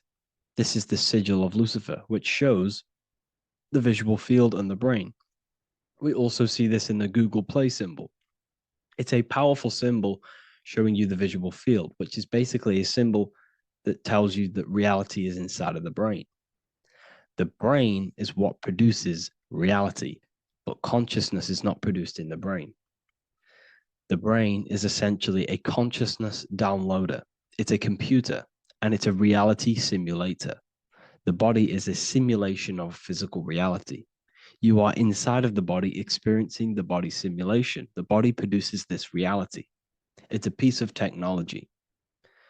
So Lucifer is to bring the light. Lucifer is the light being produced in our brains. Okay? So this is why they say Lucifer can tempt you. Lucifer can be the devil because it represents physicality. It represents the false light. Lucifer can trick you because it represents the physical world can trick who you truly are. So now that you understand how the brain is basically an energy decelerator and it creates and simulates a reality to your consciousness, you are no longer a person in a universe. You are the universe itself experiencing itself. Therefore, geometry is heavily linked in with the brain. Geometry is essentially how your brain and how your eyes decode energy. So what you are seeing is the mathematical codes of your brain creating reality. So what they teach you is the external is that geometry is God's way of creating this world, and these are the mathematical codes God's created. But now I'm telling you the internal. This is the truth. Geometry is how your brain mathematically condenses energy and light into a physical reality. So therefore, your brain is a computer program. So now geometry is nothing outside of you. Geometry is not something created by something else. It's created by your brain. Your brain produces these patterns through mathematical codes by breaking down energy into physical reality. And this is why you see geometry in everything around you. This completely changes your view on geometry. It's in your ear, it's in your face, it's in everything. Geometry is everything. Okay? So now that you understand this, now, as we were talking about the visual field earlier, the ancients knew about this. The ancient Egyptians knew about this. We can see this symbolism inside of the casket, the Egyptian casket. See, this crossover represents the visual field. This represents the back of the brain. This is the left hemisphere, the right hemisphere. And now some of the most simplest teachings in geometry is that straight lines are masculine and curved lines are feminine. And we even see this in the human body. The feminine human body is curvy and the masculine human body is liney. And even with the genital reproductive area, we have a line and a curve, 0 and 1, the binary code of all creation, 0 and 1, because that's basically all that exists. Nothingness and one, nothingness and God, nothingness and consciousness. That's all that exists. Now that I've told you that, the basics of geometry and the line and the curve and the feminine and the masculine, what do we have here? You see this stick here? This is a curve. And what's the right hemisphere? The right hemisphere is the feminine, the feminine energy, the feminine aspect of our brain. Then we have a straight line. This is straight lines. Now this represents the left brain. So the Egyptians are showing you the left masculine brain and the right feminine brain because of the curve and the straight line. And this is the visual field, the crossover. So there's a crossover in the brain. The left eye is connected to the right brain. The right eye is connected to the left brain. Okay, so the left eye is connected to the right brain. The right eye is connected to the left brain. The solar and the lunar. So, like I said, everything outside of you is basically energy. Your body is basically a holographic avatar, condensed energy produced by your brain. There's nothing actually outside of you. Your 5 senses are electrical threads of light. And when you touch something, this is basically electrical signals in your nervous system, which are reporting back to the brain. Therefore, what you touch is actually, you're not touching. The feeling that you feel when you touch something is not the true feeling. That's your nervous system you're feeling.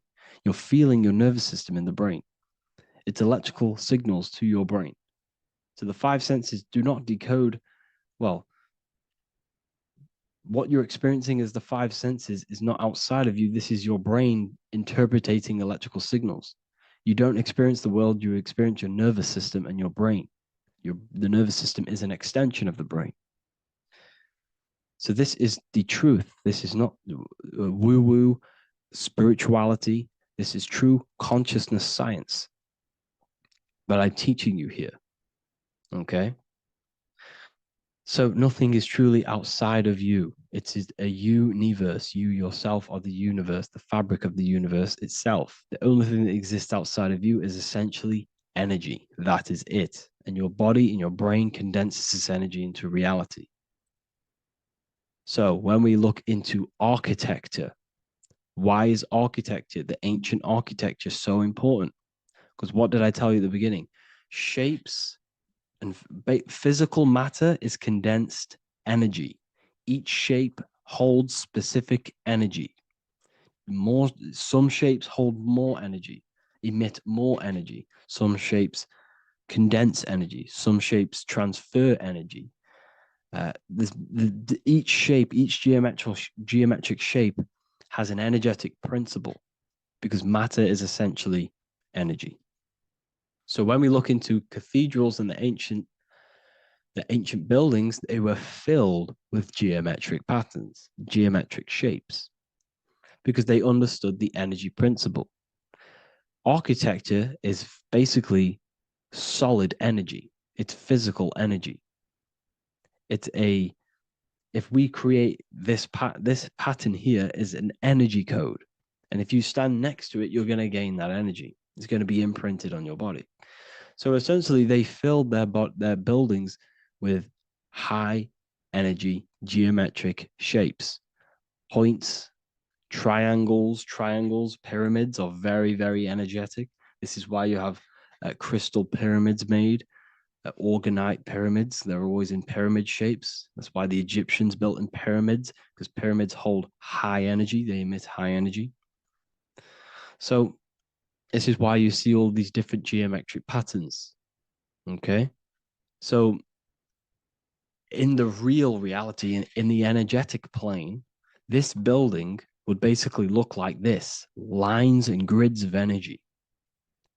Okay. This is what it would look like in the energetic plane, a blueprint of the energy body.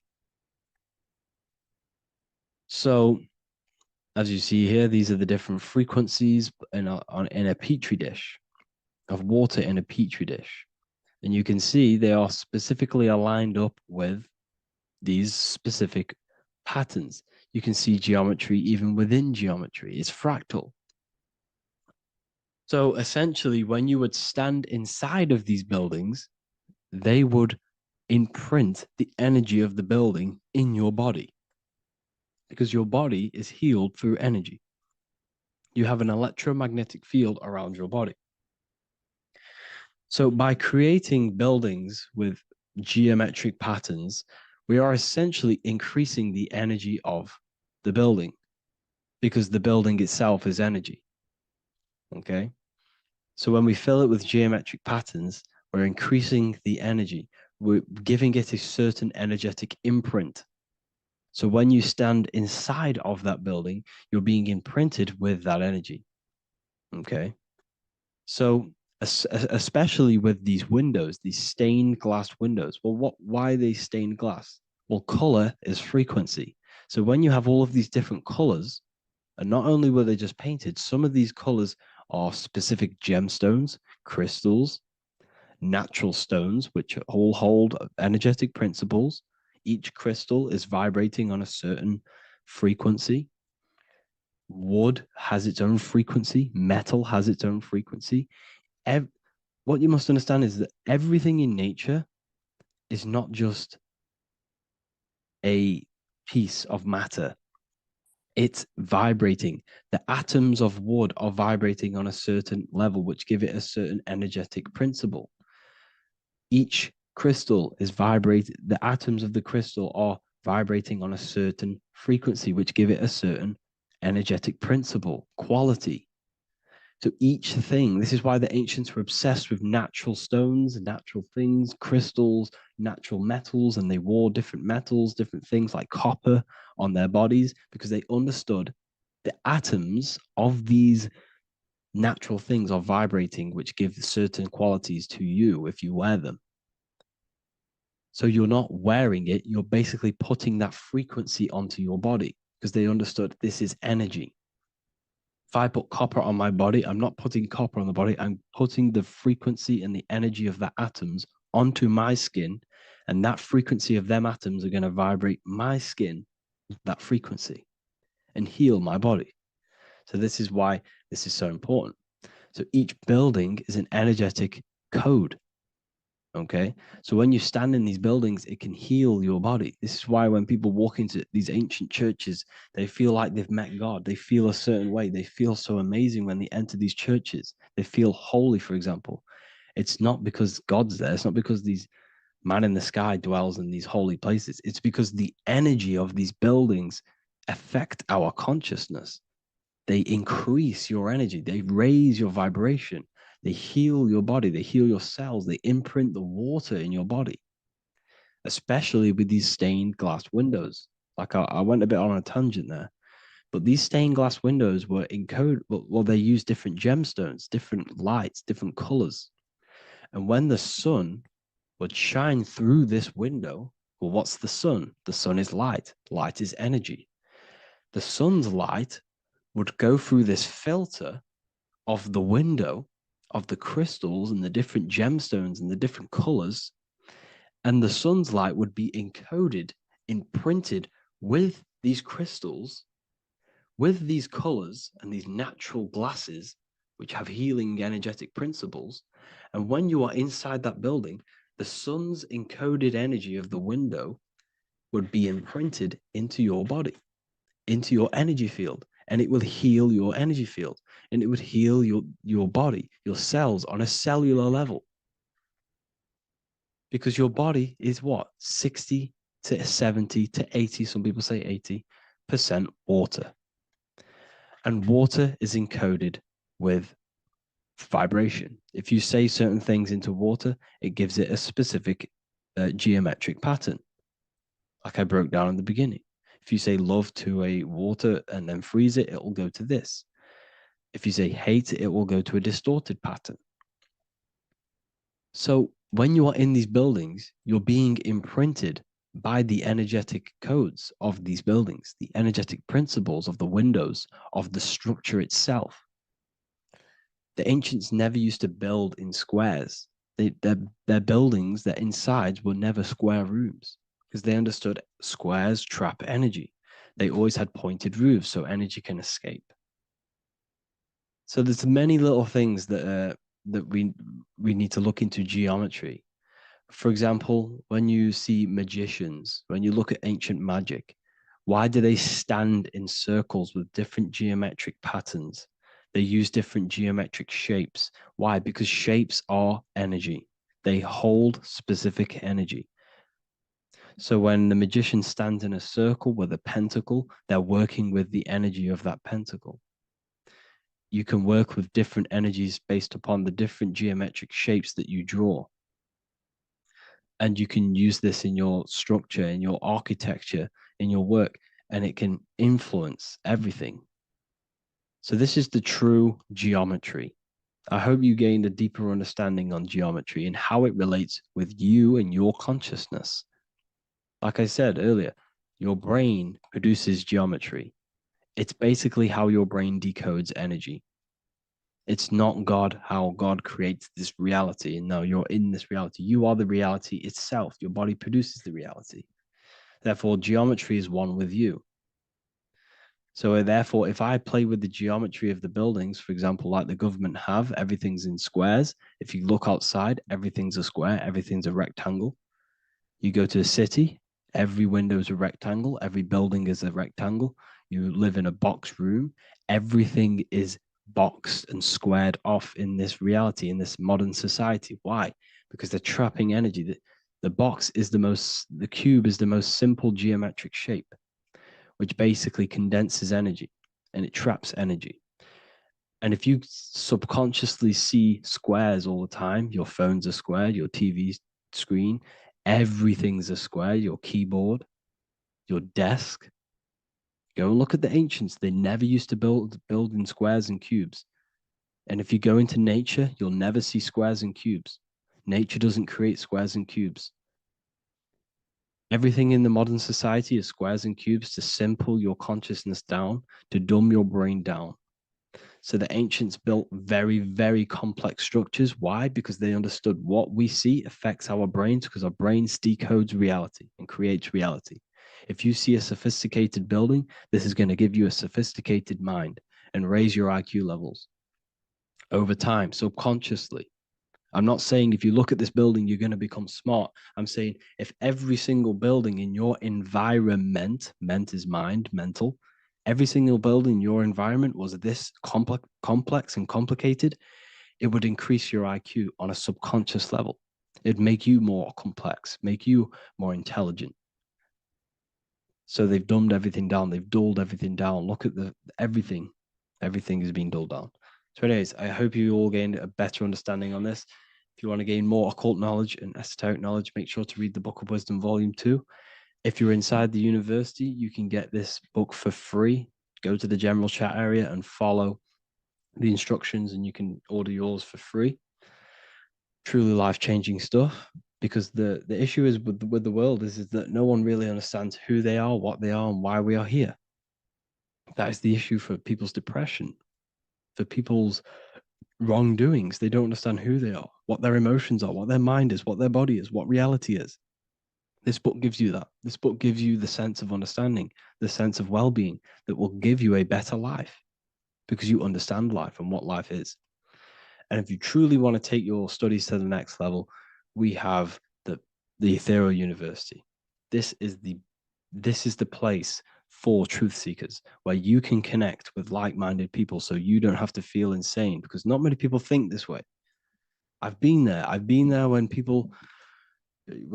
you wake up and not many people around you are thinking the same way and you start to feel a bit insane and you can't really talk to people about these things. That's why I created this, so you can connect with people and learn at the same time and become the best version of yourself by understanding truth and knowledge.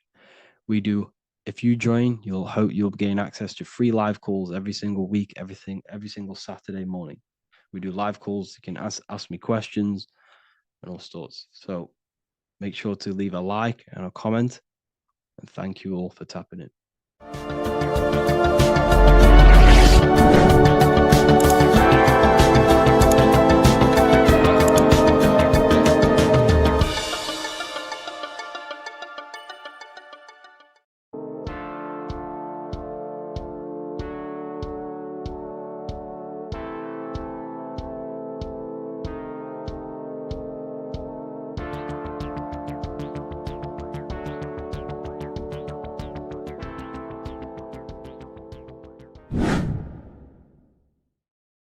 How are we doing, people? It's Revival of Wisdom.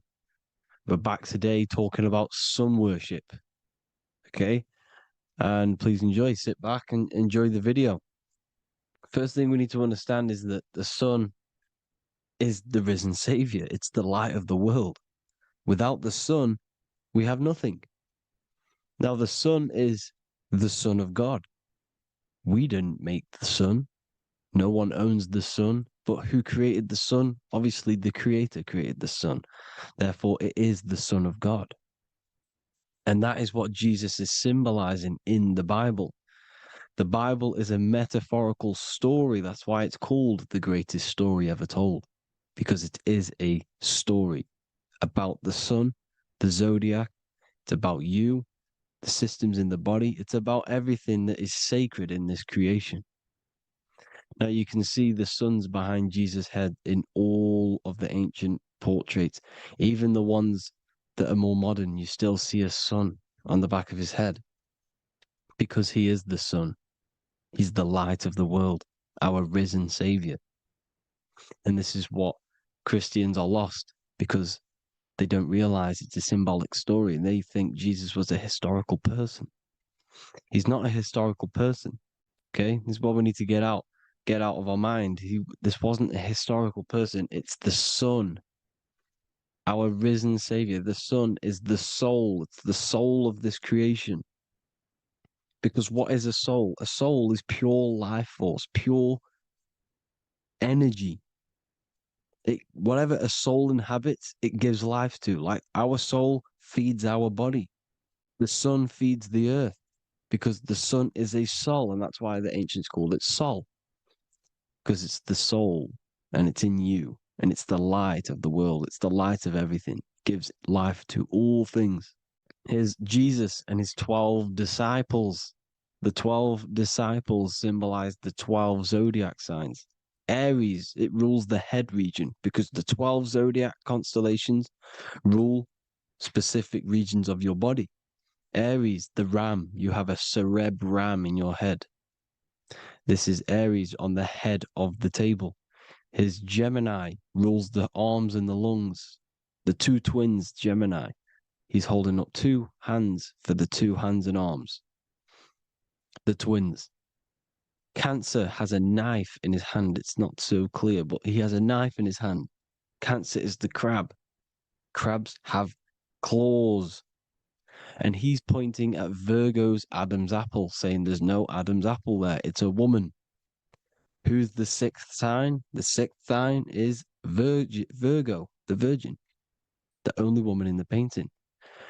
Now notice how there are 3 people in 4 groups for the 4 seasons and for the 3 months and 3 zodiac signs in each season: spring, summer, fall, winter. Matthew, Mark, Luke, and John with the suns on the back of their heads because it's the 4 states of the sun. The 4 states of the sun. Now, 6th sign, Virgo, the Virgin, the only woman in the painting with no Adam's apple. Then we have the sun, Jesus, red and blue, red shift, blue shift. Electromagnetism. The ancients knew this. He's got one hand open, one hand down, because the sun gives and retrieves. The sun rises and it falls. It gives, then pulls away. That's what the sun does, and that's what he's doing. His arms are out, symbolizing the rays of the sun, casting down onto the earth, giving and then receiving. Libra, his 2 hands are equal. He's holding his arms out equally because Libra is the 2 balanced scales. Libra is when the sun is balanced between the summer and the winter. It's being judged. The sun is balanced. That's what Libra is, the two scales. Capricorn is the goat. Goats have two horns, and you can see the two horns on his head here. See? So this is astrology. This what Leonardo da Vinci is depicting here. It's astrology. He knew the story of the Bible is all astrology. It's all based on astrology. The Son of God, the real sun. Now here are some Bible verses. I am the light of the world. Obviously, that's the sun. What other light is there that lights up the world? The moon can't do it. It's the sun, the one and only sun, our risen Savior. Because if the sun didn't rise, we'd all be dead. So it's our risen Savior. And it dies for our sins every night and then gets reborn every day. Now, Jesus calms the storm. Mark 4:35-41. The disciples are all on a boat and there's a heavy storm. But Jesus is asleep. The disciple says, Jesus is asleep. We need to awake him. They wake up Jesus, and Jesus got up and rebuked the wind and said to the waves, quiet, be still. Then the wind died down and it was completely calm. Well, when Jesus was asleep, this is the sun not being risen. It's not risen yet. Because in the night times, that's when the storms happen on the sea, in the ocean. And when they awake Jesus, Jesus rises because he's the sun. He rises and everything calms. Because when the sun comes, the storms go. You see? So it's the sun. It's all about the sun. Here's another, Luke 22:10. A disciple asked Jesus, when will we know it's the end times? And Jesus says, as you enter the city, a man carrying a jar of water will meet you. Follow him to the house that he enters. Well, this is clearly talking about astrology, the topic that Christians think is satanic, when they don't realize the whole thing's based on astrology. Because the end times is the end of Pisces, which is the two fish, which is the age we've just gone out of. And you can see all these ancient churches here with two fishes, because they knew it was the age of Pisces. There's an ancient photo, ancient artwork with the two fish, Pisces. And the end times, as it talks about in the Bible, when Christians think the world's going to end or something. But no, it's just the end of Pisces. As you enter the city, a man carrying a jar will meet you. Follow him to the house. The house is the Zodiac sign that he enters. And the Zodiac sign is Aquarius, because that's what it is, a man carrying the water. We know this is astrology because a woman, that is a woman's job in the ancient times. In the ancient times, the woman used to get the water. You would never see a man collecting water back then. That was the woman's job, whilst the man builds the houses, for example. You see, so we know it's talking about astrology because astrology is the man holding the bucket of water. It's the end of Pisces. Now we are in Aquarius. And of course, Luke 24:36, the risen Savior, the sun. Now, the sun is also born on the 25th of December, a virgin, just like Horus, Mithra, Buddha, Krishna, Hermes, and thousands of other gods, all born on the 25th of December. Well, it's because the sun moves 1 degree northward on the 25th of December. And on the 22nd to the 24th, it stays in the same degree because it's moving south. But then on the 22nd, it stays in the same degree on the Southern Crux constellation. And the ancients called this the sun dies on a cross, because the cross is the Crux constellation, the Southern Cross. And it stays on that same degree for 3 days on the cross. The sun dies on a cross, and then on the 25th, moves 1 degree northward, bringing back the summer, the light, the warmth, the growth of crops. And this is the sun being reborn again, a virgin, because it's pure. And here's Mithra, another sun god before Jesus was around, before Christianity. It was Mithraism, and Mithra, Ra is Ra, the sun god, Egypt. It's all about Ra, the sun. You can see the crown of thorns on Jesus's head, symbolizing the rays of the sun. And here are the rays of the sun on the back of Mithra's head. Krishna, the sun. Buddha, the sun. Horus. horizon, all born virgins, all did miracles, all resurrected, dead for 3 days. Well, here he is, dead for 3 days on the cross and resurrected, because it's the most ancient religion ever been on the face of the earth, the worship of the sun. And we should worship the sun, because without the sun, we are nothing. The sun feeds us, feeds the earth, feeds everything. Without the sun, we are nothing. It's been reversed, and now we're worshipping man. When we're worshipping a man called Jesus, was never real. It's all about the sun, the most high, the most powerful, potent, celestial body in the sky, the orb that feeds us every day. It dies for our sins and rises every day. It's the sun. Now on the Holy Communion Day, it's the worship of the sun. They give out mini suns. Here's Jesus holding a sun. And they raise the sun on Sunday, because they go to worship their sun god on Sunday. Not Saturn Day, not Moon Day, Monday, but on Sunday when the sun is exalting. And they hold suns up above their heads because the sun rises. They're symbolizing the sun rising above their heads as savior. It's the sun. It's the Holy Communion Day. And here's Jesus giving a piece of himself to the children. It's the sun, the light. Judas was known as a backbiter, a backstabber, because he stabbed Jesus in the back. He betrayed Jesus. Well, this is just another astrological story about the constellation Scorpio, because the Scorpio is the J, looks like a J. J for Judas, the scorpion, the backbiter. Scorpions backbite, they bite with their back. And what does Judas do? He betrays Jesus by kissing him to let the warriors know who they need to get. So he kisses Jesus, and Jesus gets stabbed in the back. Well, when you get stung or bit by a scorpion, they leave like a kiss. So Judas kisses him and gets betrayed. Well, this is because the sun, when it hits Libra, it's balanced. The sun is balanced because it comes through summer. Now the sun's starting to die. The sun's starting to die. It hits Libra. And then as soon as it hits the Scorpio, it gets betrayed, because now the sun has to fall to winter, and Saturn is there waiting to take over the darkness of the winter. So he gets stabbed in the back by Scorpio, Judas, the scorpion, the backstabber. You see, it's an astrological story. Here's Mary. Mary means marry, which means pure. The sun is pure. No one gave birth to the sun but the God. And it's born every day. It's born every day on every year. It's born pure. There was no controversy. There was no, activity for the sun to be born. It's pure. Now, the 7 metals come from the 7 planets. The sun gives you gold, and this is why the sun is golden. It looks gold.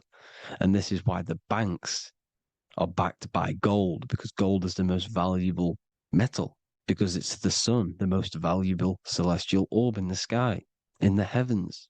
Well, here's Jesus, another ancient symbol of him being crucified on the cross with the big sun, the Southern Crux constellation. The sun dies on the cross constellation. And if you go to the old etymology dictionaries, you will see sun and son is the same word. They come from the same etymology roots. You can use them for no matter what, but they've been confused today. But if you go back to the old dictionaries of etymology, they are interchangeable. You can use them. Son, sun, sol, it's all the same thing. The 12 disciples, 12 brothers of Joseph, 12 tribes of Israel, 12 breastplates on the stones, because it's all the 12 astrological signs. They could have used any other number, but there's 12. Because 12 is the mind, which is God. 7 is the number of matter, which is man. 7 energy centers in the body. 12 cranial nerves in the brain, because it's the mind. 12 is the 12ness. The Zodiac is literally the mind of God, the signs of God. Now here we see here, Job 38, 31 to 33. Can you lead forth a constellation in the season? He's asking you, can you read the sky? Can you read the heavens? Canst thou bring forth the Mazaroth in its season? Mazaroth means 12 signs, the Zodiac. Why did they translated every single Hebrew word in the Bible into English, but they decided to leave out Mazaroth? Why? It's because if that said Zodiac, Christians would have a different view on the Bible, but they leave that out. But Mazaroth actually means the 12 signs, the Zodiac, and the stars means sign. The word stars means sign because the stars are signs, things to come, which is off in Hebrew, which means sign, things to come. You see a sign on the road, it's something coming. But God is saying, no, what does he say? To qualify as a director, a judge of man's life on earth, one must be able to govern the heavenly bodies that rule the earth. It's telling you to read the heavens. We need to read the heavens. Astrology, the 12 zodiac signs, the mind of God. It's telling you, read the Mazaroth, read the Zodiac, because they are things to come in your life. They are signs. It's not satanic, it's made by God. God said, let there be lights in the firmament of the heavens to divide the day from the night, and let them be for signs. Signs are things to come. The 12 zodiac signs. It's all about astrology. Here's Mary holding the sun. His son, her son. It's the sun in the sky. The one and only, the most high. The soul, the solo because it's on its own. The most powerful, Ra, radiance. Here's the Pope holding the sun. All three popes holding the sun because they're sun worshippers and they know the true meaning and origins behind Christianity. Sun worship. Here's the Vatican is a sundial. Yes, this is literally a clock. Your watch is a sundial. It's got 12 sections on it for the 12 zodiac signs. 12 hours, 12 Horuses. Now here you see Jesus walking on water. Well, it's the sun, and here's the beard of the sun. Here's the pyramid of the sun, the illuminated one, the all-seeing eye, the sun. Here's the Ankh. The sun creates these symbols. The ancients knew this. Now, when you see these headdresses, these are actually the days of precession of the sun. Aries, Cancer, Libra. It's all about the sun. Here's some more sun worship going back to Egypt. Ra, Horus, Osiris, and Set. Jesus and Satan is Horus and Set. The sun and Saturn. Saturn rules the winter, Satan. Jesus, the sun, the light of the world, rules the summer, rules the day. Satan's the night, Saturn's the night, the sun is the day. The evil brother, Satan. Well, Horus this is where we get the word hours from. There are 12 Horuses. The sun moves in 12 Horuses, 12 hours. Where's Horus? What hour is it? Where's Horus? His Ra, 12 noon, Ra, radiates, powerful, the most high sun. That's why he has a sun on the top of his head. These are the four states of the sun. Set, sunset. This is why we say sunset, because the sun is setting. His sunset, his Horus, horizon. The Horus is rising, Ra radiating, and the sunset. Then midnight is Osiris. Here's another ancient symbol for the sun, the scarab. Ra, the sun, scarab. It's got the word Ra in it because it's the sun. And here's the sun on top of the scarab with the wings. Because scarabs roll dung up hills and then they'll let it fall down the hill to gain more matter. To gain more bigger, like a snowball effect. And the ancients saw this as a process of the sun because the sun climbs up the hill and then it falls. So they used the scarab to symbolize the process of the sun. The sun climbs and falls. Here's an ancient Egyptian cat cutting off the head of the serpent. Well, the cat is cutting off the head of the serpent, symbolizes the sun cutting off the nighttime. When the sun rises, it cuts off the nighttime. It cuts off the serpent. The serpents represent darkness or evil. Oh, there's some more symbology of the sun and the heavens, the arch, the royal arch, the firmament, the sun inside the firmament. These are all ancient churches, and they all depict the firmament with the sun inside. There's the ancient cosmology, you see, because it's all about the sun. Everything's about the sun, because the sun is our orb made for us to sustain life and this inside of this creation, inside of this firmament, the royal arch of heaven. Here's the Freemasons depicting it. Here's the Masonic royal arch. But you can even see the Zodiac signs. Here's Cancer, the checkered board. It's the royal arch of the firmament. Obviously, they don't want to tell you that. You live in space, apparently. Some more sun worship. Here's the beard of the sun on the water. They all have this long beard. And why do they say amen? Amen at the end of every prayer. Amen is a sun god, a creator god. It's all about the sun. So thank you all, people. Hope you all enjoyed. Hope you all gained some knowledge and insight. Please give me a follow, drop a comment, drop a like. Have a good day. Love you all.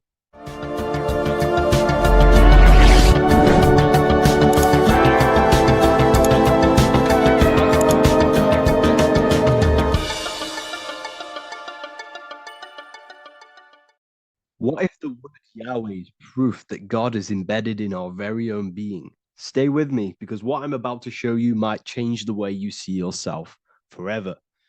Today's topic is decoding the mystery name of Yahweh, the sacred name of God from the Hebrews. By the end of this video, you'll uncover the true meaning of the word Yahweh and how your connection to it unlocks your own personal power. When we look at the word Yahweh in Hebrew, we flip it on its side. We're actually looking at the human body. These are the legs, this is the torso, here are the arms, and here's the head. So if we actually switch this on its side, we see the human body. The Hebrew name Yahweh often translates to I am. The I am. Now, what is the I am? The I am, when you say I, you're referring to your highest self.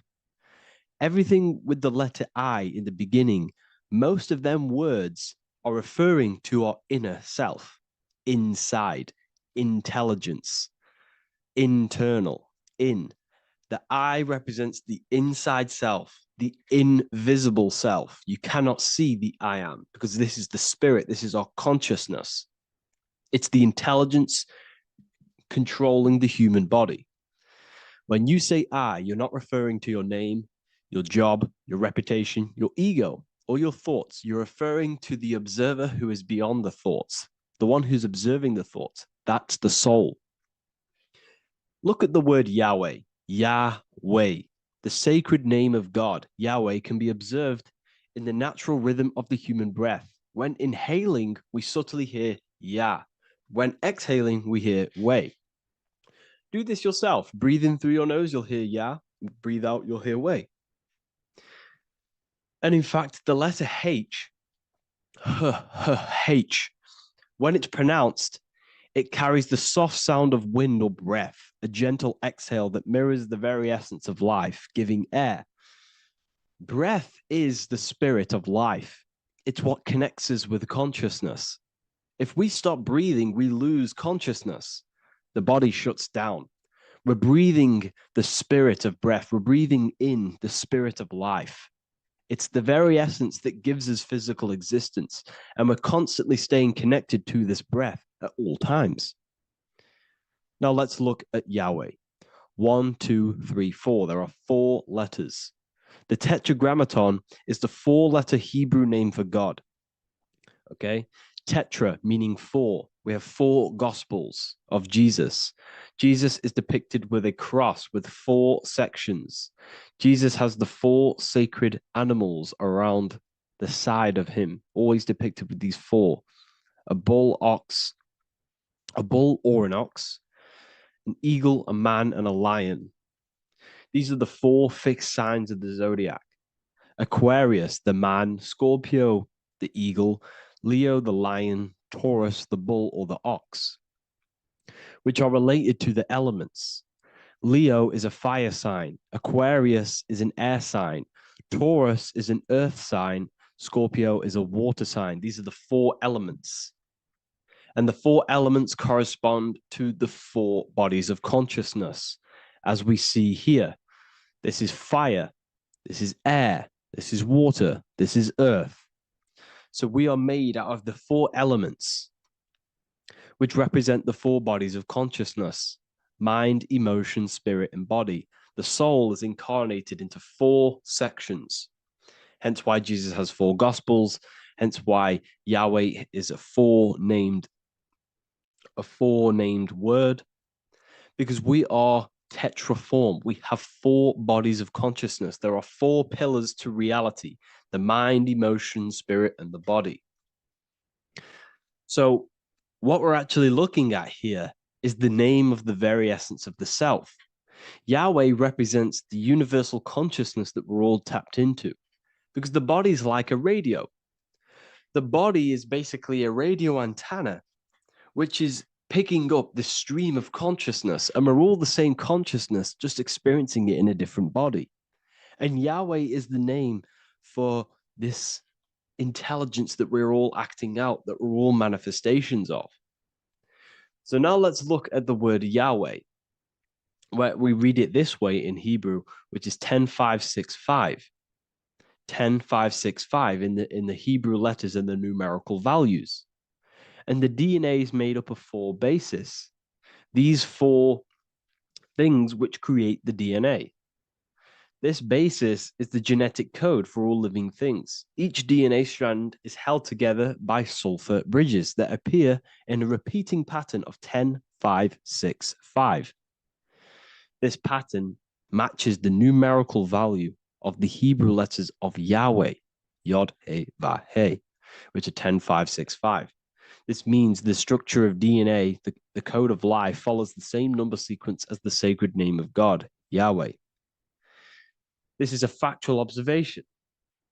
So we're looking at 10565. So let's look over this one more time. Yahweh represents the breath, Yahweh, inhale, exhale. It translates to I am. It's written in our DNA. The word Yahweh on its side looks like the human body. Now, this is where things get a little bit deeper. 10565 adds up to 26. The number God, well, the word God adds up to 26. Allah adds up to 26. There are 206 bones in the human body, 26. 26 adds up to 8. 8 is the number of infinity. We are all the infinite consciousness. Consciousness will never die. It's immortal. It's infinite. We are all infinite. We are not these skeletal structures. We are Yahweh, the universal consciousness. The creator of all things is our essence. We're all God with individual identities, but the highest versions of ourselves is God. The ego is our own personal experience of God. Does this make sense? So in conclusion, Yahweh is not the name of a separate God from us, but rather the reflection of the divine consciousness manifesting through the human form. The human body is like a receiver acting as an antenna that tunes into the infinite intelligence and life force we call consciousness or God. This means that rather than being external, the divine presence is within us, expressed through our very existence. It's very interesting when we look into this, and what religion has done has flipped all of this knowledge. All of this sacred knowledge has been externalized. They've externalized God so that we worship God and we view God as something separate from the human experience. They do this so that we don't find the God within us, so that we don't find that we have the power of creation. The mind is the creative force of God. The body is the will to act out that thought. They don't want us to figure out that we are creators and we're all creating our own earthly experience. We're all projecting this reality. And they don't want us connecting with the divine intelligence within us because they want to be the creators. They want to keep this knowledge. They don't want the masses to wake up to this powerful knowledge. So what they've done is that they've taken the scriptures, they've externalized it so that we start worshiping and giving away our power to these external things. And when God is external, we start to fear God because we start to think that God has power over us. He can send us to hell or heaven. So this is what's going on. They've been externalizing this for thousands of years to keep us in a suppressed state. Okay? Humans are very advanced because we possess self-awareness. We possess the ability to move our awareness and our thoughts outside of the instinctual nature. For example, a cat or a dog. These things can only live in their instinct. They live based on instinct. They smell, they eat. That's pretty much all they do. But humans, we have the ability to rise above that nature and turn to our infinite selves, our higher selves. We can move beyond our instinctual nature and create very advanced things. That's why humans are made in the image of Yahweh. We are literally God in human form. So this is what we all need to realize. And I hope this video has helped. Please leave a like, a comment on inside of the description. I'll have some links to my books and my university. The people who have read them have just absolutely changed their lives. You could probably see that in the comment sections if someone leaves a review of the book. We also have Trustpilot. But yeah, I thank you all. And I'll see you in the next one. So depression doesn't actually exist, and in this video I'm going to show you how depression is actually a choice. And I'm going to give you some solutions on how to deal with it. And this is probably going to change your life forever just by doing this alone. Okay, so the first thing you need to understand about depression is that it exists in your conscious mind. It exists in your thinking mind. So what is inside your thinking mind? You have your body, your name, your reputation, your trauma, your memories, your family, your worries, your interests, your bills, your passion, dislikes, goals, right? Most people identify their lives with this. They identify their lives with their thinking mind. They think they're their name, their job, their reputation, their memories. But this is not who you actually are. Who you actually are is the observer of that. What happens if you stop thinking? What is left? You're left with unconditioned consciousness. You're left with the self, which is what we refer to as I. We are the consciousness, not the thinking consciousness. You are not these labels. You are not your thoughts. You are not your job, your name, your reputation. Okay? And the reason why I'm telling you this is because it's very important, is that we are something beyond this body, beyond this name, beyond our thoughts. We are the consciousness. So depression exists inside of the thinking mind, the conscious mind. Okay?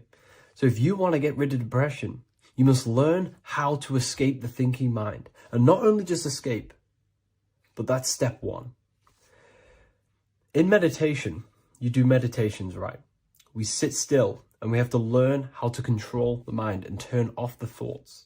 And when we turn off the thoughts, depression goes out the window because there's no thought present in your mental field of consciousness to be depressed. Okay? You must understand, who is the one suffering from the negative thoughts? Who is the one suffering? Your mind is not suffering because the mind is producing the thoughts. Your body's not suffering from the negative thoughts. You are suffering. And who is you? You are a soul. You are that feeling. You are that person beyond the thoughts, beyond the feelings, beyond that. You are the one experiencing. You are that. Meditation gives us the ability to turn off the thinking mind. This allows us to escape our thoughts. Okay? And it gives us, over a long period of time after meditation, you'll be able to turn this switch. And this switch will be able to turn off your thoughts. And by doing this, we will be able to control our conscious mind directly by the hand. So when you notice yourself gaining them negative thoughts, we can then turn off the switch of turning off the conscious mind and rising to our authentic self and knowing the thoughts are just illusions. Now, let me tell you something that's very powerful. Most of your thoughts are coming from beliefs. Most of your feelings are coming from beliefs. So if you have a feeling of lack, this is coming from a belief that you don't have much. If you are feeling alone, this is coming from a belief that you are alone. So what we must do is restructure ourselves. We must restructure the subconscious mind, and we do this in many different ways. We can do this with meditation. We can do this with visualization, visualizing our desired reality as if we are living it. We can do this with affirmation. Now, a lot of people think, oh, I'm trying to speak something into existence with affirmation. No, you're not using vibration to try and change reality with what a lot of these new age people will teach you. Vibration, your words will not have much an impact on reality. That's the truth. But what they do have an impact on is reprogramming and recrafting and refining your mind. If you repeat, I am wealthy all day long, your subconscious mind, that word will be lingering inside your subconscious, and you will start to mold that into your conscious. You'll start to be consciously thinking about this. Most of your thoughts are coming from your subconscious. So if you want to get rid of depression, you got to figure out the trigger. What are you depressed about? What are you feeling? What are the beliefs that are making you feeling and thinking this way? And that's what you must restructure. You must restructure your subconscious mind through visualization, meditation, and affirmation. You do these all the time. You do these every single day, and you will slowly, if not surely, restructure your subconscious mind. While by doing the practice of meditation, you'll gain the off switch as well. Sometimes depression comes from not living in your authentic self. You're not doing the things that your soul is telling you to do. We all know what we should be doing at all times. I don't care what you have on. We all know we should be doing something. We all know that we have there's a higher aspect of our mind that tells us, oh, we need to be doing this, but I'm actually sat here on my phone. Oh, I shouldn't be eating this, but I'm doing it anyway. There's always that higher voice. And that is the voice that has to be connected to. And when your body's not acting out the voice of the soul, then the soul becomes sadder, and suffers more and more and more. There has to be a connection between the soul, the mind, and the body. They have to work in unison. Okay? So I hope this video helps with depression, with whatever you're going through mentally. Welcome to Revival of Wisdom. Welcome people. We're back with another video. And this video is about Freemasonry and their connection to the Illuminati. Please, as always, to make sure to hit that like and the subscribe button and turn on the notifications to never miss a video. On May the 1st, 1776, the founder of the Illuminati, Adam Weishaupt, founded this secret organization, and this date can be found in Roman numerals underneath the all-seeing eye pyramid on the $1 bill. This $1 bill also says Anu Coptus Novus Ordo Secularum. This is Latin for announcing the birth of the New World Order. This New World Order will be headed by Lucifer, the all-seeing eye, and followed by the 13 layers of bricks for the 13 elite bloodlines. So your Orsini's, Rockefellers, Rothschilds, Soroses, and the other 9 elite families. So when Adam Weishaupt created the Illuminati, he made it consisting of high-level degree Masons, French and Latin philosophers, and many more powerful people to all become one society. So this is why you see Masons using this same symbol of the all-seeing eye inside the pyramid. But not all Freemasons are part of this Illuminati secret society. As the 33rd degree Freemason Manly P. Hall said in his book The Secret Teachings of All Ages, Freemasonry is a fraternity within a fraternity, an outer organization concealing an inner brotherhood of the elect. So what he's saying here is that Freemasons have to go up the degrees of Freemasonry, and once they hit the top, they either get elected or not into these secret societies like the Illuminati, Skull and Bones, and Knights Templar. So when you see celebrities doing this one-eye symbolism, either covering one eye, doing the triangle, or doing 666 over one eye, this is showing and reflecting the symbolism of Freemasonry. They have taken the oath to never speak on anything they learn about Freemasonry. Duncan's Ritual of Freemasonry book states the oath they have to take. Quote, I ... of my own free will and accord, that I will hail, ever conceal, or never reveal any of the secrets, arts, points of Master Mason's degree to any person whomsoever. All this most solemnly, sincerely promise and swear.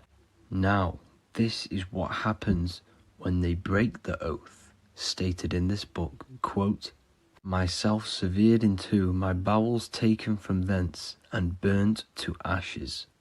So this states that Freemasonry comes first, before any law of the land. It has the right to kill you if you break your oath. This is the hand gesture they have to do every time they enter the ritual room inside the Masonic lodge. This is the cutthroat symbol, showing you and reminding you of the oath and what will happen if you break it. Now in this book, Richardson's Monitor of Freemasonry, it states, if you break your oath, binding myself under no less penalty than to have my throat cut across, my tongue torn out by the roots, and my body buried in the rough sands of the sea. If they do not decide to kill you, this book states this by pointing him out to the world as an unworthy vagabond, by opposing his interest, by dearranging his business. In other words, they have the power to frame you and destroy your reputation to the world, and destroy your business if you break this oath. So yes, they do kill to keep this truth hidden, because this truth of this reality is what keeps them in power. They have the ability to manipulate people, because people do not know what manipulates them.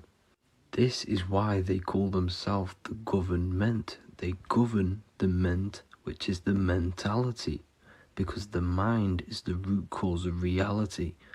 They control what you perceive to control what you manifest. By knowing the truth, you are set free, and you no longer need no controller above you. So this is why they are willing to kill and do whatever it takes to keep the truth concealed within these high-level degrees of masonry and these secret societies. However, going back to Manly P. Hall's book, it states, part of the symbols are displayed here to the initiate, but he is intentionally misled by false interpretations. So this is saying even Freemasons are intentionally misled and told lies to conceal the truth, to make sure the truth is hidden in the high degrees of masonry. So that's it for this video, guys. Thank you all for tapping in. Please leave a like and a subscribe. God bless.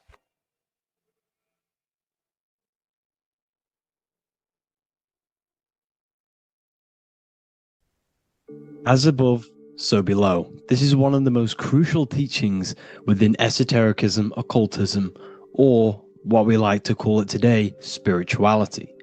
I don't like calling it spirituality because it's not spirituality. I teach human consciousness. I teach the science of you and your consciousness alone and your being. And in order to fully understand you and this world around you, you must understand this number one principle of as above, so below.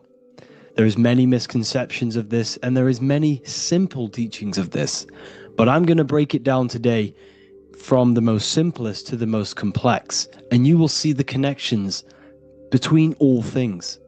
This is the most important lesson you could ever learn, and I'm going to teach it you today.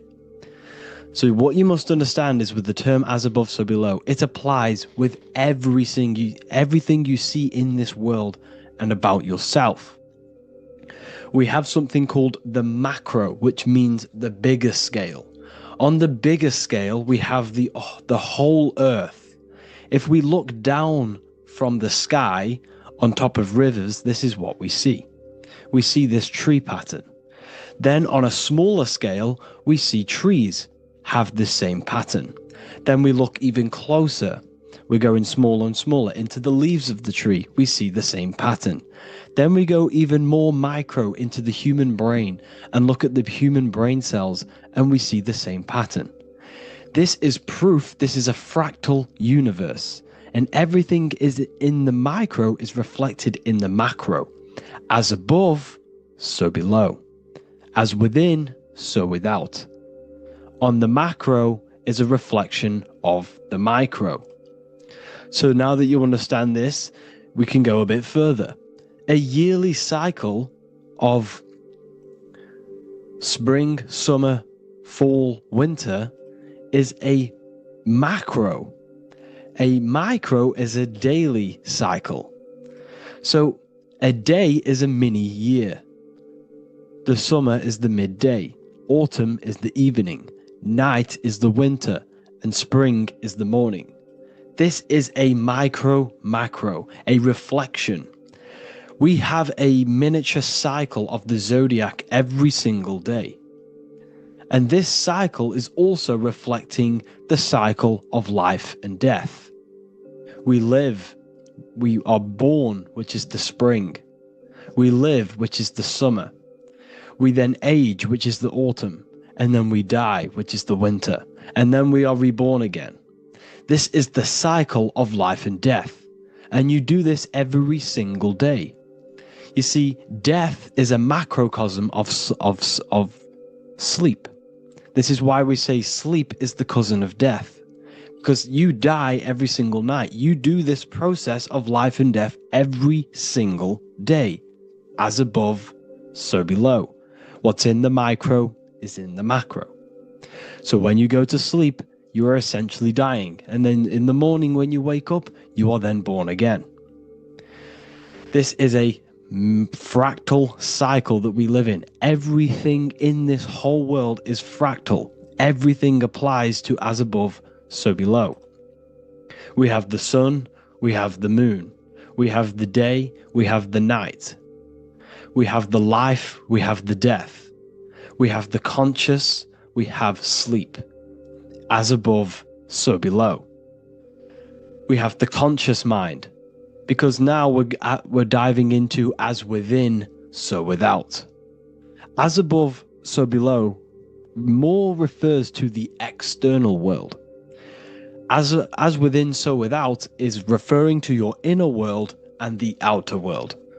What you must understand is about yourself. You exist in two realms. You're an individual. The dual nature of you. You exist in two realms at once. You have an inner world of your thought, emotion. This is the inner world that no one else can see but yourself. And you have an outer world with a physical body which everyone can see. So you exist in two worlds. You have the inner voice, you have the outer physical voice, which I'm speaking to you with now. But I also have an inner voice, which no one can hear, only but me. So you exist in the light and you exist in the darkness. The sun represents your external self, your physical conscious mind. The moon represents your shadow self, the inner self, the psyche self, the spirit self. There is an as above, so below. The sun is within you. The moon is within you. Everything is within you. Now that you understand as above, so below, what is your body? Your body is a miniature earth. Let me repeat, your body is an earth. Your body is the earth. Okay? Because like I say many times in all of my videos, you are not in the world. The world is you. You are the universe. Your brain is a computer creating this reality. What you see with your eyes is produced in the back of the brain called the visual cortex. You don't look into the world, the brain produces the world. The body produces the world. When you touch something, you're not actually touching something. This is the electrical nervous system. When you touch something, what you feel is actually electrical signals on your nervous system reporting back to your brain. Therefore, when this body dies, you leave the earth because this body is the earth. Okay? As above, so below. You have the mental plane, the astral plane, the etheric plane, and the physical plane. This is essential for understanding reality and the teaching of as above, so below. Everything in this material plane began in the thinking mind. For example, the microphone I'm speaking into, the phone you're watching this video off, or the laptop or iPad. Where did this begin? It didn't begin in the factory. The first ever place this item begun was in the mind of an individual. The invisible realms of mind is where all physical things and physical items begun. Essentially, this physical plane is the effect of the thinking mind. This world is the world of effect. It's the world of outcomes. When you see something, it is already manifest. It is already being manifested. It is an effect. And in the effect of the cause, which is the thinking mind. Therefore, the mind creates thoughts, which is the mental plane. Then after thoughts creates imagination, which is the astral plane. These two are spiritual. They are non-physical. So spirit kind of means non-physical. Then you have the physical planes, the etheric and the physical plane. As above, so below. What happens in the mind is manifest on the physical plane. Like I said, the phone that you are holding, it was a thought, and then it brought down into a physical reality. As above, so below. You change the mind, you change your reality. Your environment, the word environment has ment in it because your environment is mental. So now that you understand this, so what is the world around you? The world around you was created by the mind of God. It was manifested through God's thought. So you are living in the mind of God. You are a thought in the mind of God. God thought you into existence. But like I said, we are all fractals. Everything is fractal. If God exists, this means that you are God, as above, so below. God created you through the thinking mind, and he gave you a thinking mind. So God created the macrocosm. God created the macro, the whole world. He designed the whole world, the sun, the stars, the moving. He designed this. But then he gave you the thinking mind to design your own life and create your own life in his world. You are a microcosm of God's macrocosm. Just like God thought you into existence and the whole world into existence, you are a microcosm thinking your world, your reality into existence. You see this now? Everything is a reflection. Everything is a mirror. Everything is fractal. So in order for you to change your reality, you must change these higher planes. Your thought and imagination are the two key aspects of creating physical reality. Every object you see around you was begun in these higher planes of the non-physical, and they were brought out of spirit into physical matter through the thinking mind and physical action. So now we're going to get a bit deeper. The brain is not the mind. Now that you understand, we have spirit and matter. As above, so below. You have a non-physical side of reality and a physical side of reality. The mind is the spiritual brain. The brain is a physical manifestation, a physical effect of the mind. The mind uses the brain to operate in the physical world, and it's the same with the heart.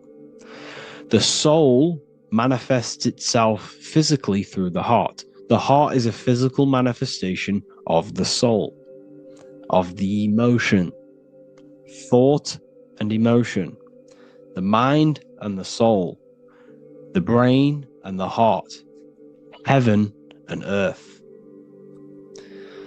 So you have the inner world and the outer world, the spiritual, non-physical, and the physical. So we are all on this process of awakening, an expansion of our minds into new fields of thought, into new fields of awakening ourselves. Because essentially we are born into this world, but you are born many, many times. You can be born physically and you can be born spiritually. Like I said, everything is fractal.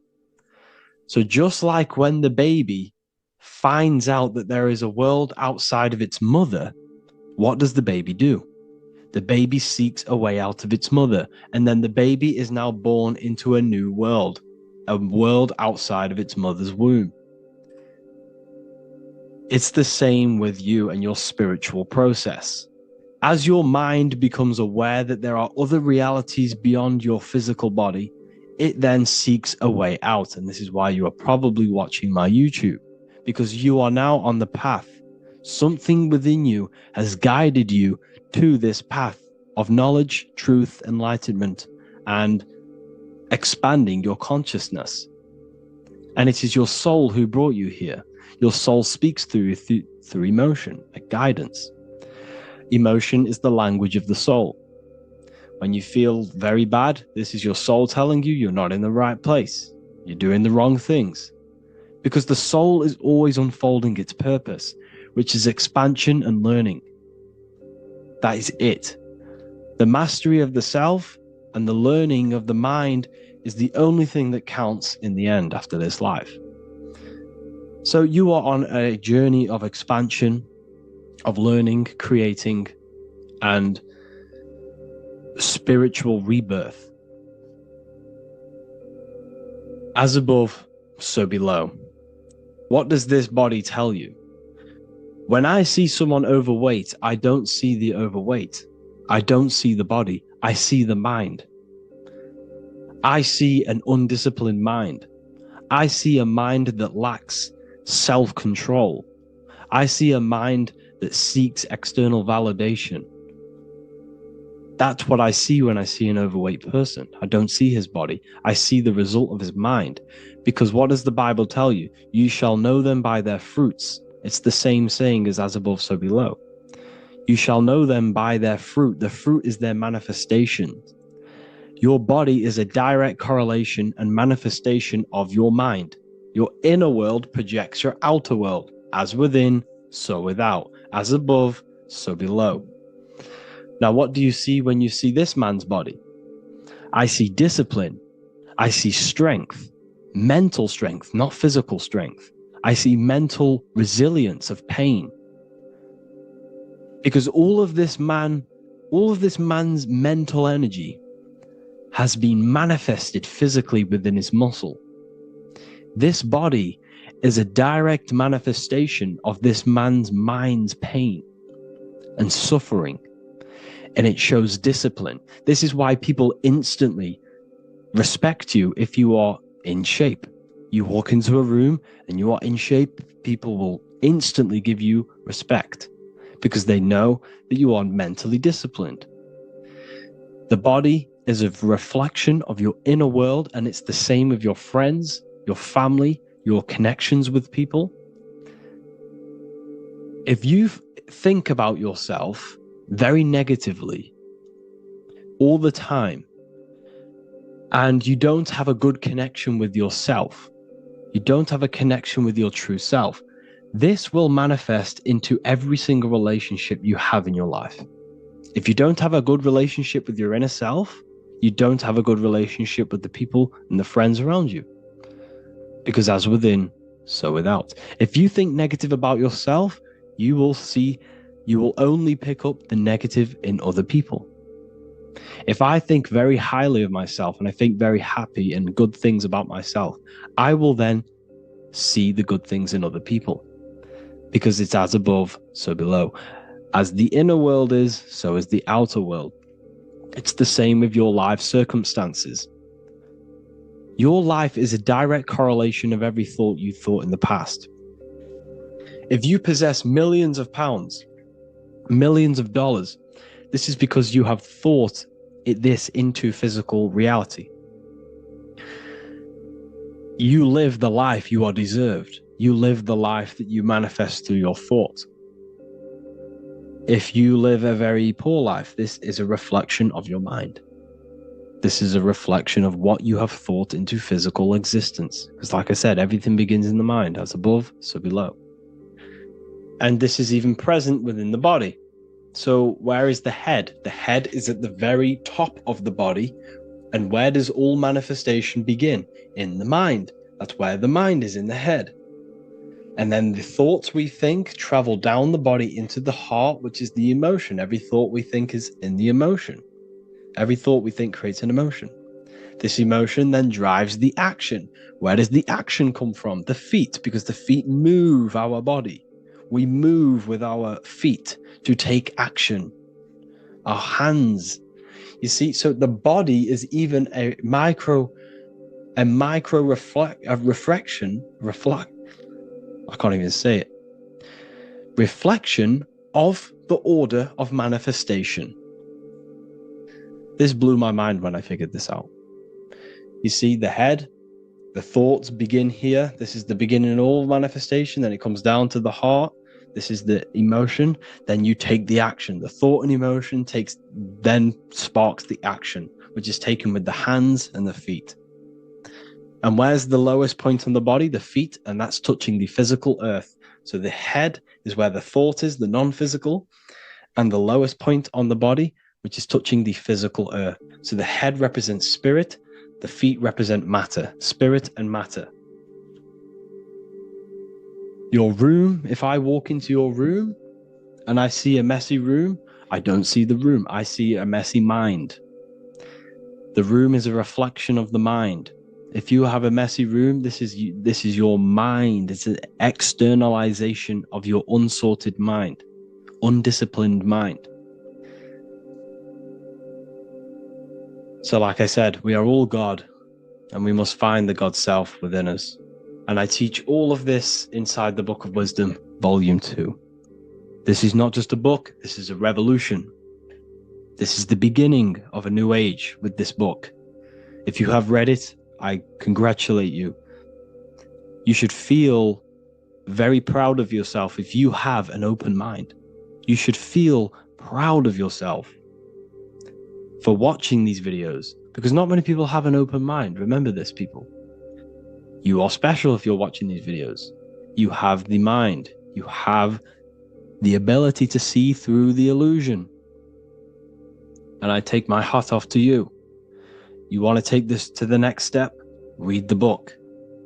Or if you want to take it to the serious levels, join the university. The university, you gain access to every piece of my material that I've ever done, all of my books, all of my lectures that are hidden from YouTube, that are hidden from everywhere else, the lectures that give you real power.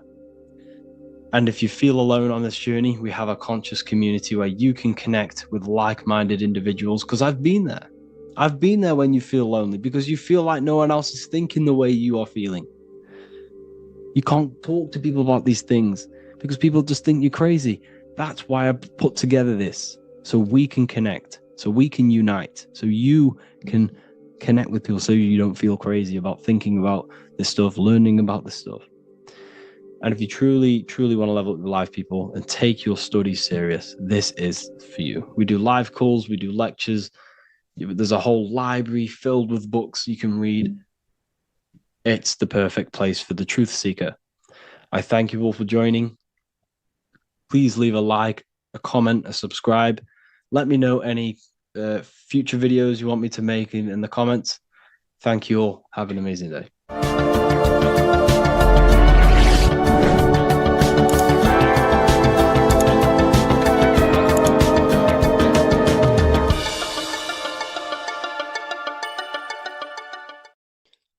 What if I told you you don't have one body? You in fact have four. There's a secret hidden right in front of you, and most of you overlook it. And by learning these teachings today, this will change your perspective on life, on yourself, and completely change the conception of yourself. This is the key to your highest potential. If you stay with me today, you will find secrets about yourself that will change your life. But I warn you, once you step this path of esoteric knowledge, there's no going back. Once you see, you can't unsee. So stay with me, and we will discuss the four bodies of your soul and how you can master yourself to reach your highest potential. The first thing we must understand is that there is a sun. And just like the sun gives life to the earth, there is this life force within the sun that gives life to all matter. We must understand that that matter itself is dead. It has no life potential. It has no ability to create or destruct anything. All of the life comes from above, from the sun, from the life-giving power of this infinite energy source we call the sun. No matter what model you believe, the sun still gives power to this physical realm, giving life to all of the crops, giving life to animals, giving life and growth to all things that the rays come in contact with. This is a macrocosm process. We must understand the teachings of as above, so below. This means that the macrocosm repeats itself in a microcosm form. Now, what do I mean? Humans are made in the image and likeness of God. You are a miniature version of God, a spark of the divine consciousness made in human form, in physical form. Just like the sun gives life to all physical matter and growth to all crops on the earth, your soul is a miniature sun. And your soul is giving life to the body. Your body is a miniature earth, which also goes through the cycles of the 4 seasons of the sun. We feel different in each one of these seasons. It's because our body does not only go through these cycles externally, but these cycles happen within ourselves, within consciousness. Your soul is the sun. The sun you see in the sky is an externalization of your soul. Your soul is the life force. You are the soul, not the body. And like the sun gives power to the earth, the soul gives power to your body. So first, let's look at the etymology of the word sun. The word sun comes from it's a Latin word solis or sol, which means the sun. Sol then became soul, sun, soul. And in fact, S-O-N and S-U-N in the old etymology dictionary mean the exact same thing. They are interchangeable. So when we look at the symbol of the sun, we look at a circle and a cross, which represent the 4 aspects of the sun, the 4 seasons of the sun: summer, winter, spring, and autumn. These are the 4 states of the sun. Like we said, this is why we get this symbol. You have the 4 states of the sun, which represent the 4 bodies of the soul. Now, this is where we get deep. Like I said, The sun you see in the sky is a macrocosm of your soul, an externalization of your soul. Just like your sun has 4 seasons, the 4 seasons within us are the 4 bodies. Our soul is incarnated and split into 4 sections. We have a mind, we have a physical body, emotions, and spirit. These are all interchangeable and they are all linked. In ancient alchemy, we have the exact same symbolism of the four stages of alchemy. But in this case, they're symbolized as the 4 elements: earth, water, air, fire. In this ancient alchemical symbol, we have the pentagram, with the top one representing the soul, ether. Our soul then has the 4 bodies, with the human here. We have the man, the eagle, the bull, and the lion. We see this on the tarot card, the Wheel of Fortune. The man, the eagle, the bull, the lion. We see this in Matthew, Mark, Luke, and John. The lion, the bull, the man, and the eagle. We see this with depictions of Jesus. Jesus, the man, the bull, the lion, and the eagle. These represent the 4 fixed signs of the zodiac: Taurus, the bull; Scorpio, the eagle. Scorpio was symbolized as an eagle. It's an ancient symbol. Now it's been changed to a scorpion, of course. Leo, the lion; Aquarius, the man. These represent the 4 fixed signs, which are 4 different elements. Taurus is an earth sign. Scorpio, a water sign. Leo, a fire sign. Aquarius, an air sign. Taurus is the earth. As above, so below. The earth is the physical body. Leo is fire. Fire is the spirit. Scorpio is water, which is the emotions. Aquarius is the mind, which is an air symbol. Air is the mind. That's why we call people airheads. Okay? So what we're actually looking at here are the 4 aspects of our soul. We have the sun in the middle and the 4 bodies of the soul. This is what Jesus is symbolizing. Jesus represents you. God made flesh with the 4 aspects of the soul. The 4 gospels are all depicting Jesus in 4 different ways according to the different body of consciousness. The Wheel of Fortune are representing the 4 bodies of the soul. This represents the 4 bodies. Now, how are they 4 bodies? They are 4 dimensions of consciousness. The mind is not made of the same substance of the emotion. The emotion is not made of the same substance of the physical body. The spirit is not made of the same substance as the physical body also. They exist in 4 dimensions of consciousness. They are 4 bodies of our soul. And the most important teaching here is what I'm actually getting to, is the powerful one. This is what gives you power. Most of us live in chaos. Our mind is thinking of doing something. Our emotions are feeling something else. Our body is lusting and wanting to do something else. And our spirit's energy is completely off. Most people live in unbalance. None of these 4 bodies are working together. This is why we produce chaos in our lives. When these bodies are in balance, are not working together. So in alchemy, they symbolize the 4 elements, which are the 4 bodies of consciousness. These are the furnaces with the fire. They represent transmutation of each body. We have to sync these bodies. We have to sync the mind with our emotions, and our emotions with our actions, the physical body, and with our spirit. These 4 key bodies need to be in line in order for us to create consciously in our life. Because each one of us is a creator, a miniature version of God, creating our own earth, creating our own material reality. And in order for us to create consciously and with effect and power, we must have these bodies unified so that we can create consciously and not create chaos. So this is very, very important. And this is a secret teaching found in all ancient societies. But this is what the hidden symbolism of astrology actually is. The sun is our soul, and the 12 zodiacs are 12 aspects of our soul. And we have the 4 aspects of the 4 main bodies. This is what we're looking at. We're not looking at the sky. We're actually looking at aspects of ourselves, aspects of our soul that we must master and transmute in order to become our highest potential. So I hope this makes sense.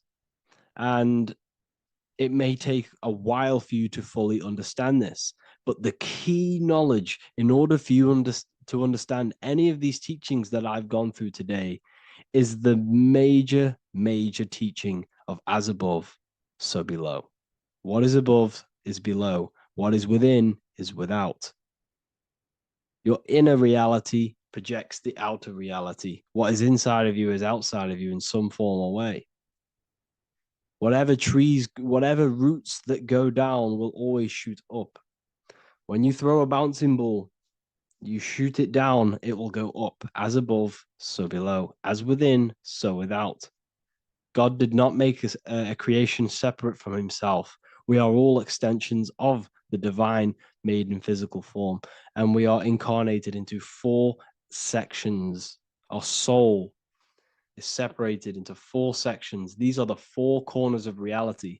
These are the 4 pillars of reality that we must control. So in order to access our soul in meditation, we must turn off these 4 things. Turn off the mind, the emotion, the spirit, and the body. And then we access the soul. So I hope this video helps today. And you can learn all about this in the Book of Wisdom, Volume 2. This book is a revolution in consciousness. I do not recommend everyone reads this book. This book is only for people who are serious and want to transform their lives. This book is a book that will change the scope you see reality. It will change your perspective on yourself because you will resonate with this. This book does not just give you information.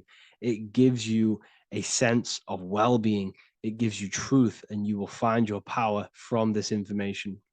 This information is not just information, it's a key to your path of enlightenment and transformation. So you can find this book in the description of this video. And if you are part of the university, I will see you on the live calls. Thank you, everyone. Please leave a like, subscribe, and a comment, and let me know whatever videos you want me to make next. Anything that you fail to understand or have any confusion with, I can make a video on it. So let me know in the comment section any reviews or anything I should do. Thank you all, people. Have a great day. Welcome to Revival of Wisdom. Welcome people, we're back with another video. In this video we're talking about how Jesus Christ and Christianity is all sun worship. The Holy Bible of Christianity is not meant to be taken literal for history. It is a story and has lots of metaphors. Starting with the symbol of the cross of Jesus. This cross originates from this ancient cross of the sun. This symbol has been used for thousands of years, way before Jesus was a thing, in Europe, America, Asia, and all around the world. In fact, this symbol is still being used by Christians today, not knowing it represents the sun. This is a 4,500-year-old artifact, a golden plate with an equal-armed cross found in England. The gold to symbolize the sun, and the equal-armed cross for the 4 equal seasons of the year. So this is why in the Bible you have Matthew, Mark, Luke, and John, symbolizing the yearly cycle of the sun and the 4 equal seasons. Also in the Bible, Jesus is referred to as the light of the world. So yes, Jesus represents the sun. He is a metaphor for the sun. Hence why in all of these pictures and images and paintings of Jesus, there's always a sun behind his head, and some even with the sun cross behind his head. Jesus also has 12 disciples, which represent the 12 zodiac signs and the 12 months of the year. This is the Last Supper by Leonardo da Vinci.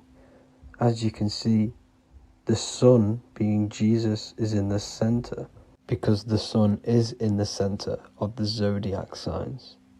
There are 4 groups which symbolize the 4 equal seasons. Each group contains 3 people symbolizing the 3 months and the 3 zodiac signs in that season. There is only 1 female in the painting, which is Virgin Mary, who symbolizes Virgo, the astrological sign. So yes, Jesus symbolizes the sun with his 12 zodiac signs and 4 gospels for the 4 seasons of the year. However, there is another phenomenon. The 25th of December is known as the birth of Jesus Christ, which is known as Christmas today.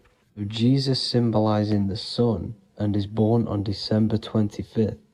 This is the day the sun moves 1 degree northward, bringing back the warmth, the growth of crops, the life and light back to the northern hemisphere. Everything is springing back to life, as we call it, spring. So it is said that the sun is born again on the 25th of December, and Jesus is known as the risen Saviour, because the sun is our risen Saviour, because it gives life to the whole of this realm, the warmth, the crops, and without the sun rising in the morning, we'd all die in about 2 weeks. And we all know how Jesus died on a cross. The sun also dies on a cross in the southern hemisphere. It dies on the Southern Crux constellation. And on December the 22nd, 23rd, and 24th, the sun remains in the same position. So the sun dies for 3 days, and it is born again on December 25th. When it moves 1 degree northward. And this is when the sun is born again, or resurrected, just like Jesus. Constellation Virgo is prominent in the spring sky in the northern hemisphere. So therefore, the sun is born a virgin, Virgo. And as you see in this image, you see Virgin Mary holding the sun. Us as humans do not own the sun, so therefore God owns the sun. So yes, the sun is the Son of God, and this is what Jesus is symbolizing. And just how Jesus sacrifices himself for humanity, that's what the sun does. The sun gives out all of its energy so we can live. There are many other Bible verses which represent Jesus as the sun. Now in Matthew 8:23-27, his disciples are in a boat and there is a massive storm. Jesus is asleep, meaning the sun has not arose. And the disciples say, "Save us, Lord, we are perishing." Quote, "Then he rose and rebuked the winds and the sea, and there was a great calm." End quote. Now this is a metaphor for the sun rising and calming the storm, because in the ocean, when the sun is down, that's when there are great storms. The worship of celestial bodies go back thousands of years, and it's called Astrotheology, and it can pretty much be traced back to all ancient civilizations. Now going back to the ancient Egyptians, the god Horus, the god of war, and he symbolized the sun in the morning. Ancients used to say that he walked over the sky in 12 steps. Yes, this could symbolize the 12 zodiac signs. It also symbolizes the 12 hours of daylight. So we have 12 hours of Horus, but now they've rearranged the word to hours. Horus and hours. And when the sun rises, Horus rises, we say horizon, which is Horus is rising. That's the etymology of horizon. Another Egyptian god called Amun-Ra was known as the god of all creation. He was the first god of them all. Amun was also a sun god. Therefore, after every Christian's prayer, they say Amen, sending their prayer through the sun to God. So this all goes back to the worshipping of the sun. Sun worship was around way before the Romans. However, in the Roman times, their sun god was called Mithra. Mithraism was the main religion before Christianity came into play. Mithra was the son of God. He died on a cross, and he was dead for 3 days and resurrected, just like Jesus. So the Catholic Church was not made in heaven. It was made by the Roman Empire. They mixed all the sun religions of Judaism, Mithraism, and other Arabic religions and combined it into one, so Caesar, the Roman emperor, could gain his own religion. So yes, Christianity was a political move to gain more control over the masses, because it was a worldwide government at this point in time. So here is a Sumerian helmet with the rising sun symbol. And then the Romans also used this rising sun symbol on their armor. So sun worship has been going on for thousands of years, and it still goes on today. However, with all the programming and the low IQs, today we do not get the full interpretation of the Bible and these stories from the past. And Christians and other religions are all brainwashed to not question their religion and not realize their true origins and where they come from. I do advise you all to do your own research and come to your own conclusions. However, I'm just pointing out the facts and connecting dots for you all to see. That's it for this video, guys and girls. Thank you all for tapping in. God bless.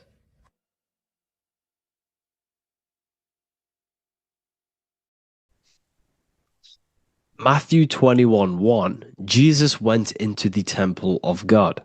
Corinthians 3:16, do you not know that you are the temple of God? Now what is this telling you? That God is within you. Hence why in Luke 21:12 it tells you the kingdom of God is within you. And the side of your head region is called a temple for a reason. Because the brain encapsulates the mind. The brain is a physical manifestation of the mind. The heart is a physical manifestation of emotion. So we have these different layers of our consciousness. We have an intellectual, communicative aspect of our consciousness, which we would call the mind. We have an emotional aspect of our consciousness, which is the heart. And to communicate with the divine, it's all to do with the mind. Hence why the ancients always symbolize the mind being God. This is why Michelangelo always placed God inside of the brain on top of Sistine Chapel in the middle of the Vatican. He understood that God is in the brain. God is within you, not outside of you. The church tells you that God is in the sky because they are creating a externalization of the truth to create a business and a distraction so that you don't find the divinity within you, so that you don't find your power. Now you have Adam, the physical man, the physical body, the ego, the lower self. And he is resting. He's not trying to reach to God, but God is reaching because the higher consciousness within you is always trying to communicate with you. It's always trying to wake you up to your divinity. But the lower mind, the lower self, Adam, the physical self, is always in ignorance of truth, always in ignorance, and stays in a materialistic way of thinking, which is the lower animal self. And this is what we call a sleep or an NPC. This is the lower mind of man. But all you have to do is to move your finger to touch God. You have to look within yourself, within the brain, meditate, and you can find God. This is why in the Bible we see many references to the human body and anatomy to truly connect with God.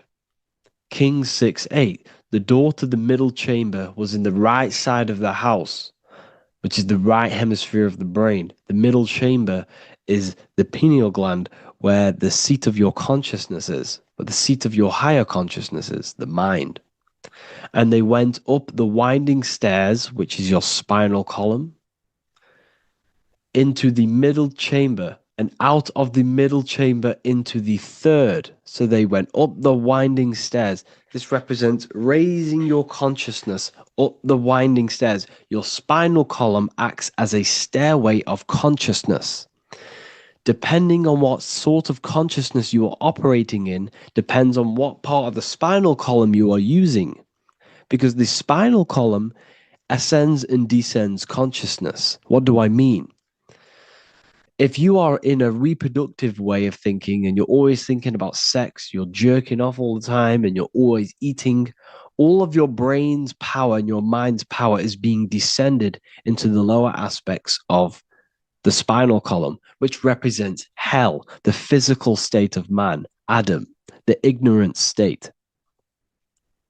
We're basically living off low-level pleasures like an animal. And the stairway to heaven is your spinal column.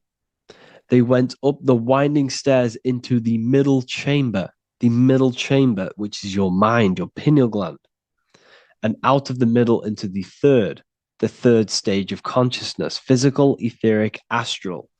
When you meditate and you start to raise your consciousness during meditation, you enter the astral plane when you turn off thought. But this is the middle chamber inside of the brain.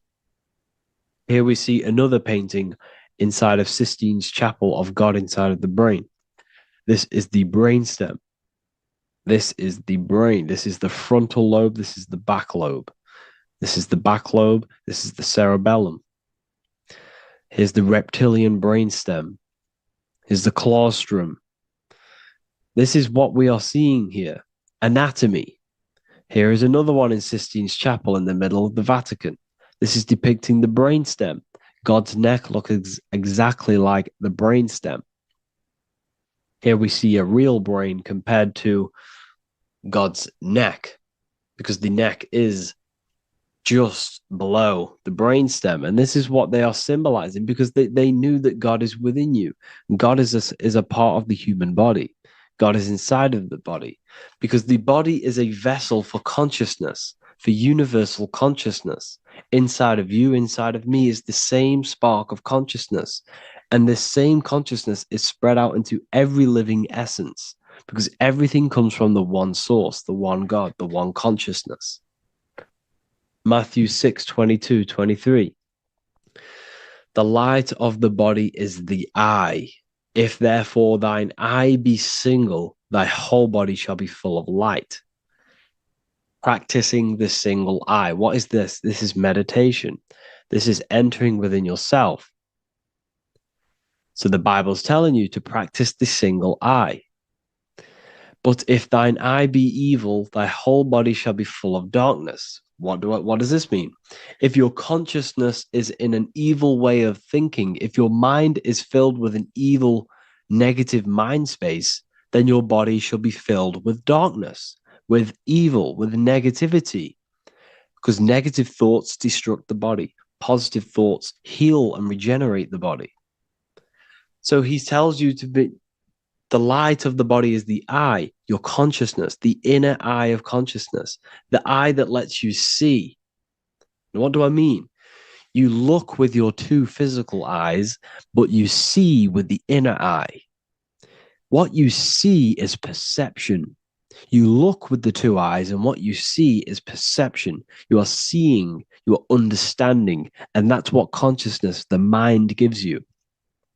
Consciousness, or the mind, is the force that allows you to be a human being, that allows you to understand things and interact with things and make decisions. It's an infinite intelligence. See, the mind is not the brain. This is a big confusion with people. Hence why the eye on top of the pyramid is separate from the bottom half of the pyramid, because the consciousness is separate from the body, the eye, the all-seeing eye. It represents the observer, the eye that sees into this body, into this world, into this. You are the perceiver. You are the invisible spirit within the body. Theologians 4:17. After that, we are still alive, and our left will be caught up together with them in the clouds to meet the Lord in the air. You don't meet the Lord in the physical air. Okay? This symbolism of the ancient Christian artwork is showing you this is symbolic. These things never happened. There's no man in the sky. Moses didn't go on a mountain to meet with God. The air represents the mind. This is why you say you're an airhead when someone's very stupid. Earth is your body. Water is your emotions. Fire is your spirit. Air is your mind, the invisible mind. So Anton Mengs, an ancient Christian art worker, is showing you anatomy of God in the clouds. But this is anatomy of the human body, raising yourself to the mind and turning the mind inwards on itself during meditation. And that's how you meet the Lord in the air. You meet the Lord in an elevated state of consciousness. The air represents an elevated state of consciousness because the air is up. You have to raise your consciousness to meet the Lord in the air. This is why Moses went on a mountain to meet with God. The mountain represents elevation of consciousness, raising the mind up the spinal column, taking all of the mind's attention away from the reproduction and the physical aspects of self and raising it to the brain and turning off the brain and going inward into the air. It's talking about raising consciousness. It's allegorical. It's a spiritual, metaphorical text. The side of your head's called a temple because inside that where that temple is, right in the middle of where you call the temple, is the inner chamber, the open room, the holies of holies in the Bible, or the land flowing with milk and honey, or Mount Zion. There's so many different names for the brain, or the upper room where Jesus meets his 12 disciples, the 12 cranial nerves in your brain. This is the temple of God. Your body is a temple of consciousness. It encapsulates the consciousness. It encapsulates the mind and soul. John 10:30, Jesus states, I and the Father are one. Psalms 46:10, be still and know that I am God. He's talking about the I am within you, not within Jesus. Everyone refers to ourselves as I. I am God. When you say I, you're referring to the highest aspect of yourself. The aspect that is above all thought, above all emotion, and above all things. When you say I, you're referring to your pure awareness, your pure consciousness, the highest aspect of yourself. And anything after I is egotistical. I is God. The letter I is the Roman numerals for one, because there is one God, one consciousness. The letter I is one line, just like the number one. Matthew 6:3-4, take no thought. Therefore, take no thought. Take no thought. He says this 5 times because you must turn off the 5 senses and take no thought to connect with God. Be still. This is telling you to meditate and know that I am God. The I am within you. I and the Father are one. I and God are one. You, who you think you are, is a completely wrong. The body is matter. Your name isn't you. Your job isn't you. Your reputation, your trauma, your memories, your friends, family, worries, bills, interests, dislikes, goals, passions. Anything to do with the thinking mind is not you. Who you think you are is a part of your thinking aspect of consciousness. But once you remove thought, you are no longer your name, you are no longer your body, you're no longer your reputation. You are the I. You are pure awareness, pure consciousness, pure consciousness. And this pure consciousness has latched on to this name, this job, the body, and your traumas. Your pure consciousness has attached itself to this character who you're playing in the physical world. And this is essentially who you think you are, but you are not. You are the I, you are the self, you are pure awareness.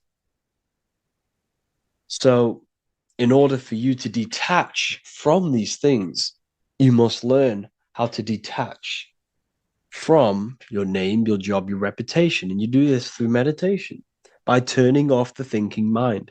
Turning off the thinking mind allows other aspects of your consciousness to open up. What do I mean? Your whole life you've been thinking, and all of these thoughts has attached you to this physical body. You haven't allowed your consciousness to open up. And you can only do this by taking no thought. That's why Jesus tells you, take no thought. When you turn off the thinking mind, other aspects of your consciousness starts to open up. Other aspects of your being can open up. And this is how you have astral project. This is how you do all these mystical things and things to do with consciousness. It's taking no thought. Imagination, emotions, thought, and memory are all to do with consciousness. These things are not physical. You can't touch thought. You can't touch emotions. You can't touch these things because they are not a physical thing. So you must turn off these things for other aspects of your consciousness to open up. Okay? So essentially, the Bible is a metaphorical, astrological, numerological, metaphysical, spiritual, encoded text that talks about human anatomy, spirituality, and the true nature of the human experience. Everything they teach you in school is to make you think that you are this body. Everything they teach you in church is the externalization of the true teachings of Jesus. Jesus was telling you to meditate. Jesus was telling you to practice the single eye. Jesus was telling you to look within yourself and find God. He wasn't telling you to pray to him. Mark 16:19, he was taken up to heaven and sat at the right hand of God, the right hemisphere of your brain. John 21:6, cast the net onto the right hand side of the boat and you shall find fish. Fish is understanding. The boat is your body, your brain. Cast your awareness into the right side of your brain and you will find understanding, because the right side of your brain is all to do with the creative aspect and the intuition and the spiritual sides of your consciousness. This is why God is here. This is why Michelangelo depicted God in the right hemisphere of your brain, because this is all human anatomy. And I speak about all of this in the brand new Book of Wisdom, Volume 2, which is now available. The start of the revolution has begun. This book is truly going to change the way people see the world. It's got so many more topics than the last one. It's truly a revolution. It's written in so much detail. It's very practical. I cannot wait to share this one with you. I just want to say thank you for the opportunity for me to create this book, because without you, I couldn't have created this. And I just love sharing my work with you. And I thank every single one of you for the support, the watch, like the views and the likes, everything, especially the people who have joined the university and stuff like that. And for people who have joined the university, you do get a free Book of Wisdom paperback if you just go to the general chat and follow the description, follow what the instructions that I gave you in the chat, and you'll be able to order a free Book of Wisdom if you are inside of the university. Plus, you get all of my other books, 2 books, and over 45 occult books on occult and esoteric things. You get lectures, live calls, a community, a manifestation mastery course, and a whole library and reoccurring updates every month, every week. So yeah, I hope you all enjoyed this video. Thank you all. Please leave a comment to help the algorithm, and leave a comment on what videos I should make. And yeah, I'll get to uploading on the YouTube a lot more now the second book is now released. I have a lot more time on my hands. No longer using my energy to create the book. I'm now going to redirect this mental energy into the YouTube. So there will be a lot more content coming. So I need some content ideas. So feel free to comment some ideas, some YouTube videos that I can create. Thank you all, people. Have an amazing day.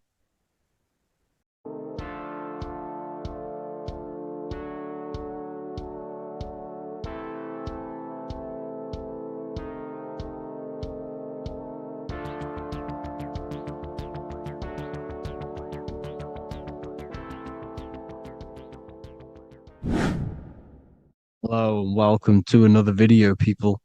Before we start, please like, comment, and subscribe if you wish to see more content.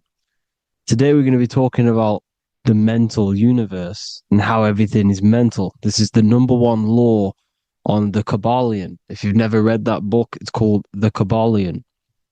A very good book. It's the first law because this is the most important thing you need to understand.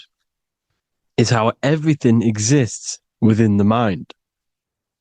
Behind every single one of these eyes is the same consciousness expressed in different bodies. The mind is what gives perception to what you're experiencing.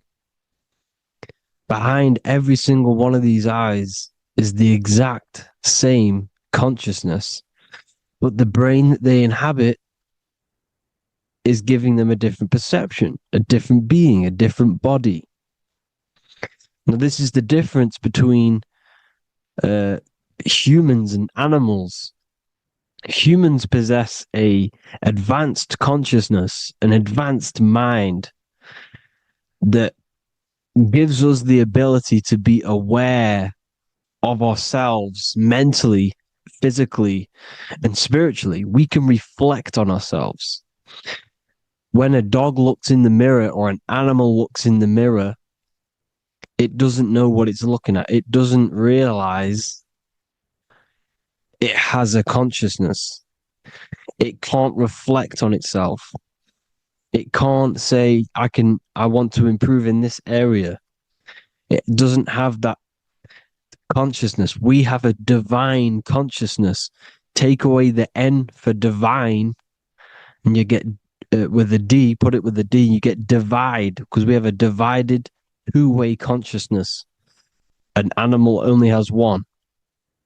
However, it's still the same mind.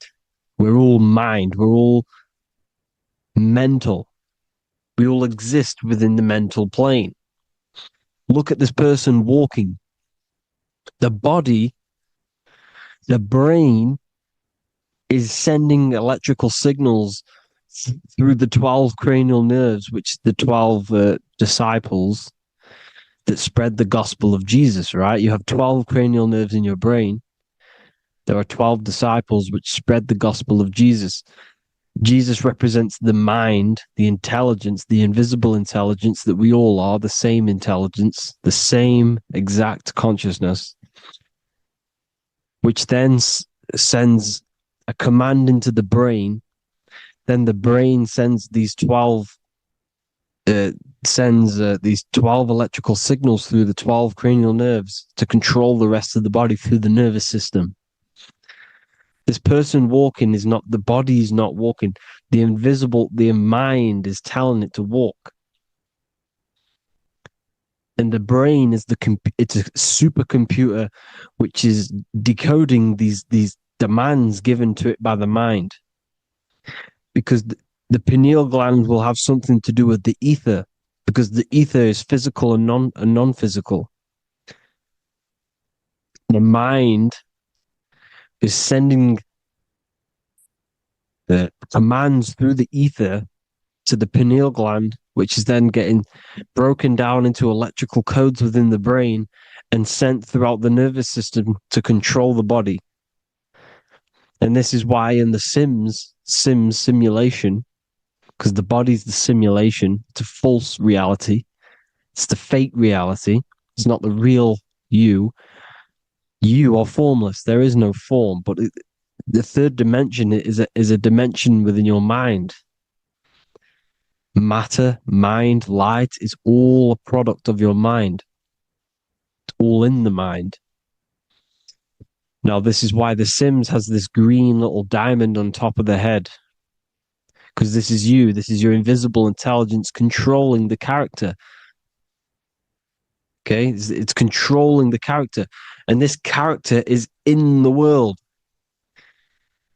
Your consciousness isn't in the world. The world exists within you, but the body is a vehicle for that realm that you land in. When you have a dream, your mind transcends this body into another body, duplicates your body into another universe, unite, unite is one.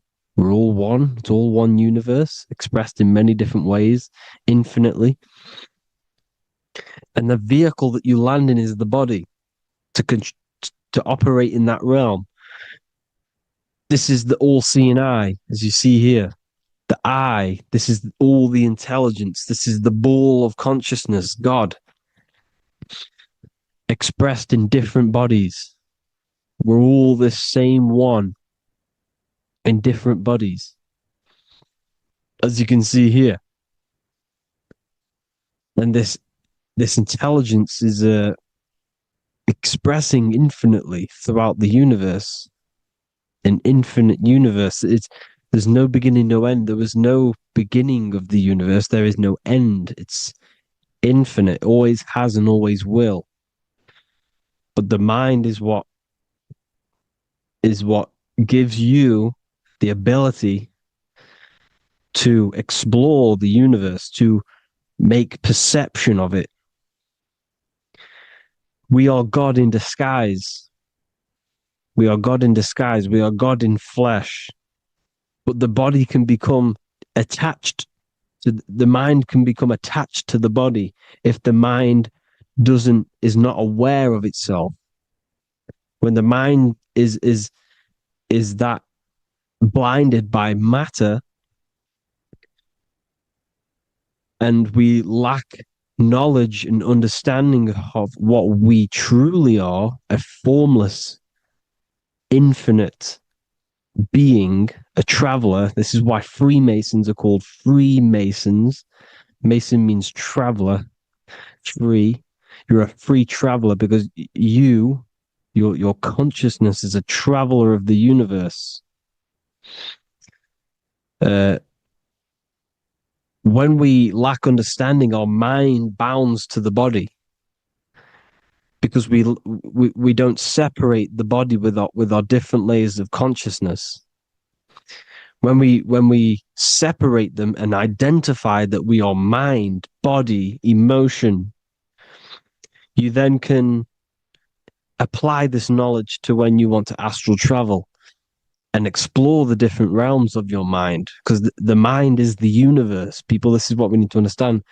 The mind is the universe. I am you and you are me. This is the Egyptians showing you this. The Ankh is the symbol of life. This is the one ball of consciousness, mind, giving it the Ankh life to all the different life forms. The cows, the birds, the snakes, and the big Ankh given to the humans, because the humans are the most intelligent. We have the most advanced consciousness. We have the most advanced consciousness. This is why the one is giving a big Ankh to the humans here. Here you see again, this is not the sun. This is also showing Ankh giving out its life to all things infinitely. And this is the Most High. We are the Most High in disguise. When we strip off the body, we strip off the desires for the physical world, we strip off all of these fake identities that the mind gets attached to. That is God. The universe. You are the universe experiencing itself.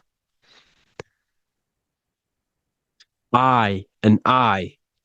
The letter I and the number 1 is just one line. The letter I is the number 1.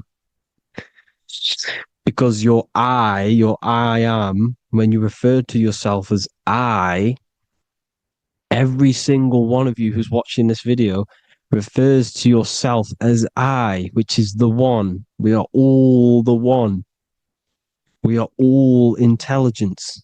We are all invisible. We are all the one.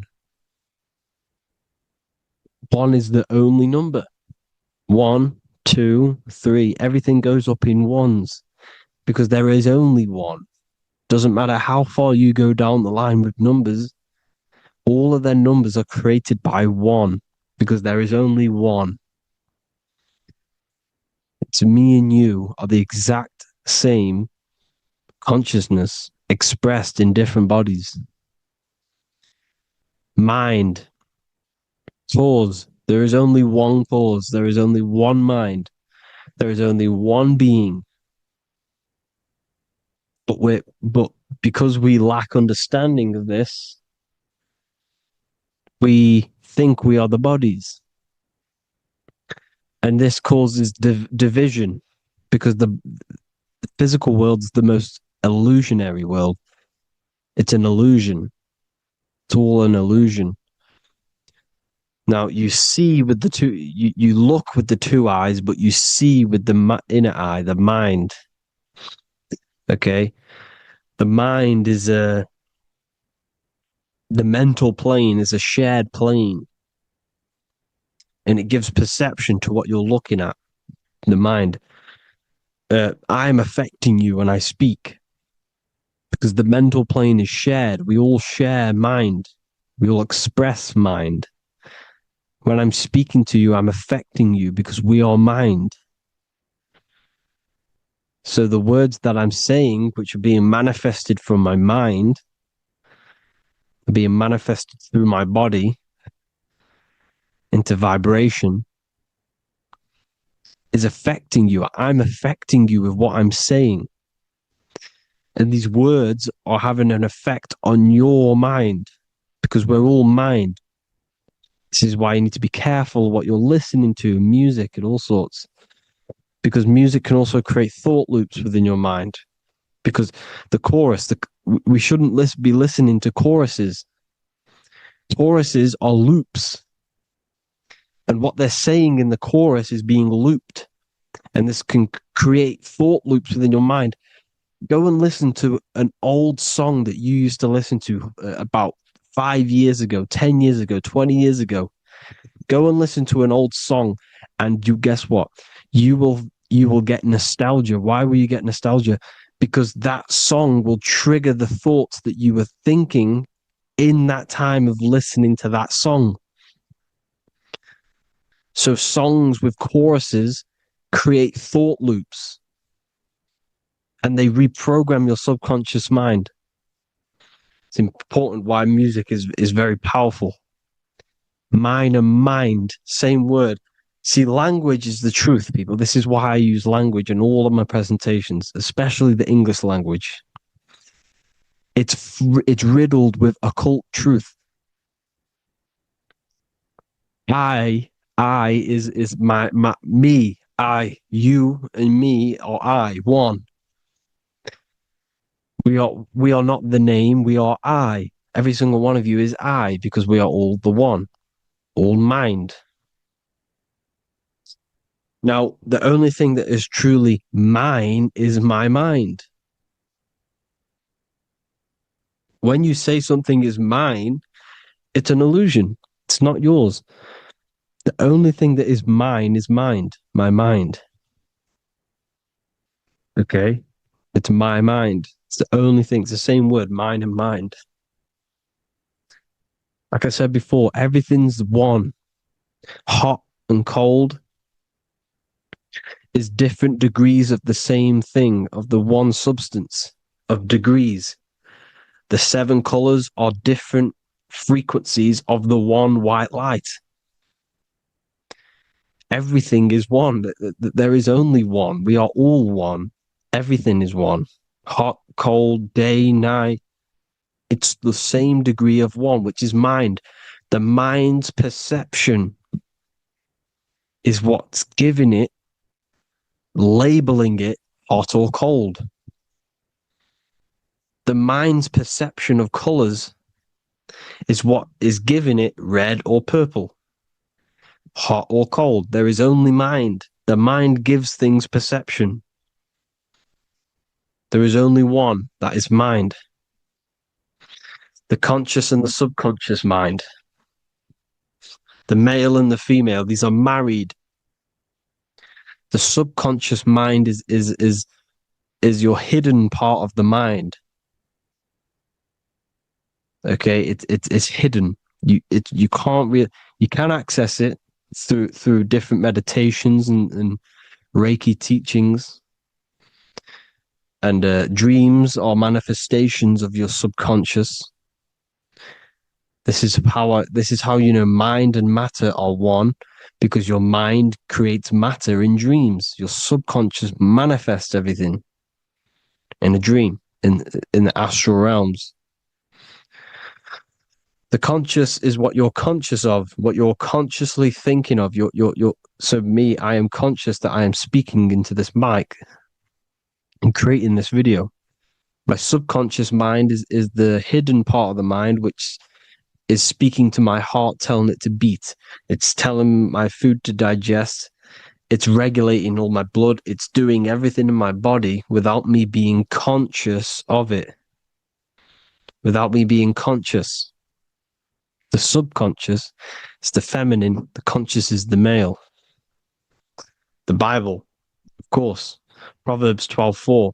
Helpful, not helpful, an excellent wife is the crown of her husband, but she who brings shame is like rottenness in his bones. In the same way, husbands should love their wives as their own bodies. He who loves his wife loves himself. You can take that physically, you can take that literally, or you can take it metaphysically. See, the Bible's written in such a way where you can take it as your level of realization. He who loves his wife loves himself. If you love your subconscious, if you love yourself, you speak good about yourself, because your subconscious takes everything literally. If you say, I hate you to someone, your subconscious does not know the difference between me and someone else. It only thinks me, me, me. Why? Because mind is the only thing that exists. You are mind, I am mind. If I say, I hate you, you're saying that to yourself. Your subconscious picks that up and says, I hate myself. And that's telling your subconscious that's what you want. Because your subconscious manifests 90% of your behavior. The programs within your subconscious. Tying your shoelace is a program. You don't need to be conscious of it. You can just do it because it's a program. It's deeply interwoven in the subconscious. Driving your car, texting on your phone. You don't have to think about what letter. You just do it because you know where the letters are. It's a program. Therefore, if you look after your subconscious, they are a married couple. It's your wife. Your subconscious is your wife. And it manifests 90% of your daily basis thought patterns, actions, behaviors, emotions, all the things that you all the trauma that you've experienced is stored within your subconscious, which is affecting you. So let's say you were in a car crash 10 years ago and you had a really traumatic event, you really hurt yourself, and you had a very, very, very strong emotion that you felt of pain, that will still affect you today. And why? Because it will manifest into your behavior. How? Well, you'll be cautious of what cars to go in and who. You'll be cautious because of that event that stood within your subconscious, because of that feeling you felt was so painful and so strong. It's still manifesting into your behavior today. For example, you won't go in certain cars, you won't go with certain drivers. Subconscious stores everything, all your memories, the programs, and everything. So if you trick your subconscious, that's how you manifest your life. If you trick the subconscious, you already have something. And therefore it will manifest into your life, into your behavior, thoughts, and actions. This is why the golden rule is to treat others like you want to be treated. Because I am you and you are me. We are all subconscious. We all have subconscious. Whatever I do to you, I do to me. Because my subconscious picks that up and thinks I'm speaking to me. Mind is very powerful. Whatever I do to you, I do to me. Treat others like you want to be treated. The golden rule. That is the only rule we need in this realm, in the universe.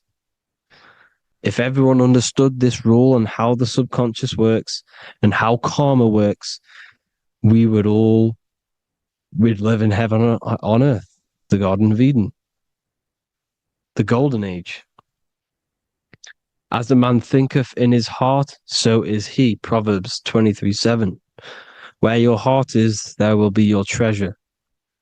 Your heart's the emotions.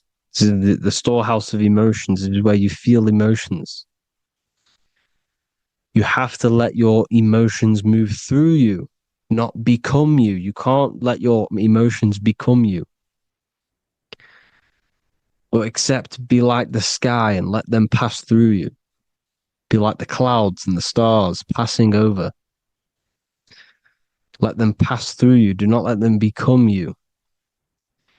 And this is how emotions can take over your mind. We are driven by, when a man is driven by emotions, he has no self to control. You must control the mind, because the mind can be corrupted. Because your thoughts are electrical in the brain. Your thoughts come from the mental plane. So how the mind works is that you place your attentions on something in the mind, and infinite information just flows in. Think about it. When you think of a certain topic,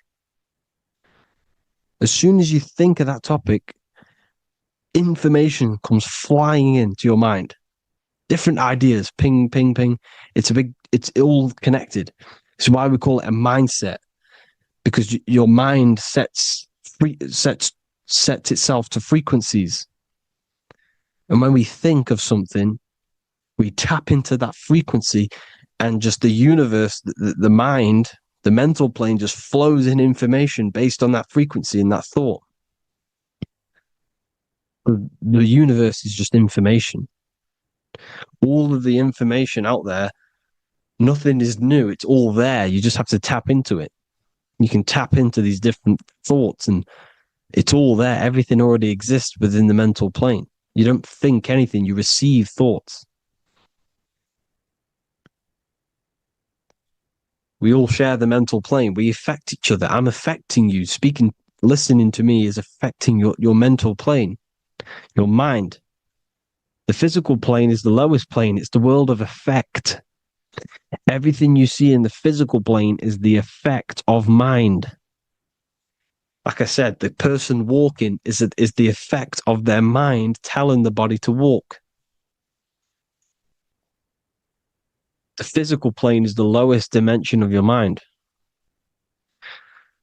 Mother Earth, we are in a mother. We're in the womb still. The Earth is feminine. It looks after you. It provides you with food for free. It grows on trees with water. It's Mother Earth. It's the womb. the dome above your head is your mother's belly. Okay, is your mother's belly. You're in the womb still. You're forever in the womb because your mind's constantly expanding. Because when the baby's mind figures out that there is a reality outside of its mother, starts to hear the people on outside of its mother, what does it do? It figures a way out of the mother, and it becomes born again in the water, in a hospital, into the other world. It's the same with our minds. When our minds figure out there is other worlds beyond this physical, we explore them. The astral plane, for example. You figure a way out of the body. Because when you're the firmament, look at the word firmament, meant at the end. Firm is firm, something strong, something like a rock is firm. If your mind is firm like a rock, you will be stuck under the firmament. So, for example, people who are very programmed and can't think outside the box, they have a firm mind and they'll be stuck under the firmament because your mind is the only thing that's keeping you under the firmament. It's the only thing. When you're doomed, doom is dome. This is the dome, which is your head. Your head is the dome. Above your head, above the earth is the dome, the ethereal barrier. But that's just an external manifestation of your head.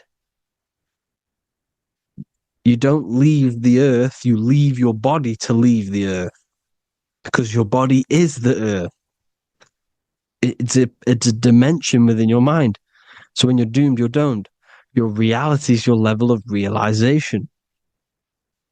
You realize something,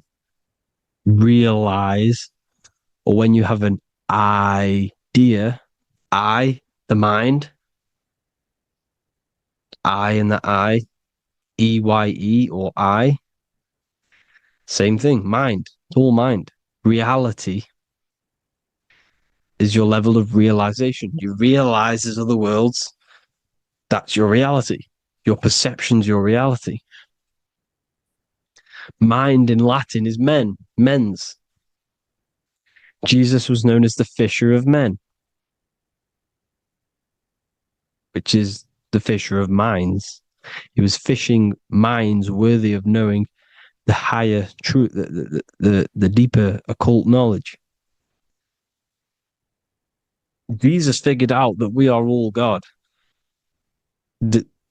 And he got killed for it because in that age they were trying to suppress this information. Jesus figured out he was God because we are all God, every single one of you, and they killed him because we're all mind. We are not the body. We're the invisible intelligence, which is God. But you are not God if your mind is attached to this physical world, to the worldly pleasures. If you master your mind and travel the depths of your mind, that is God. Mental and men.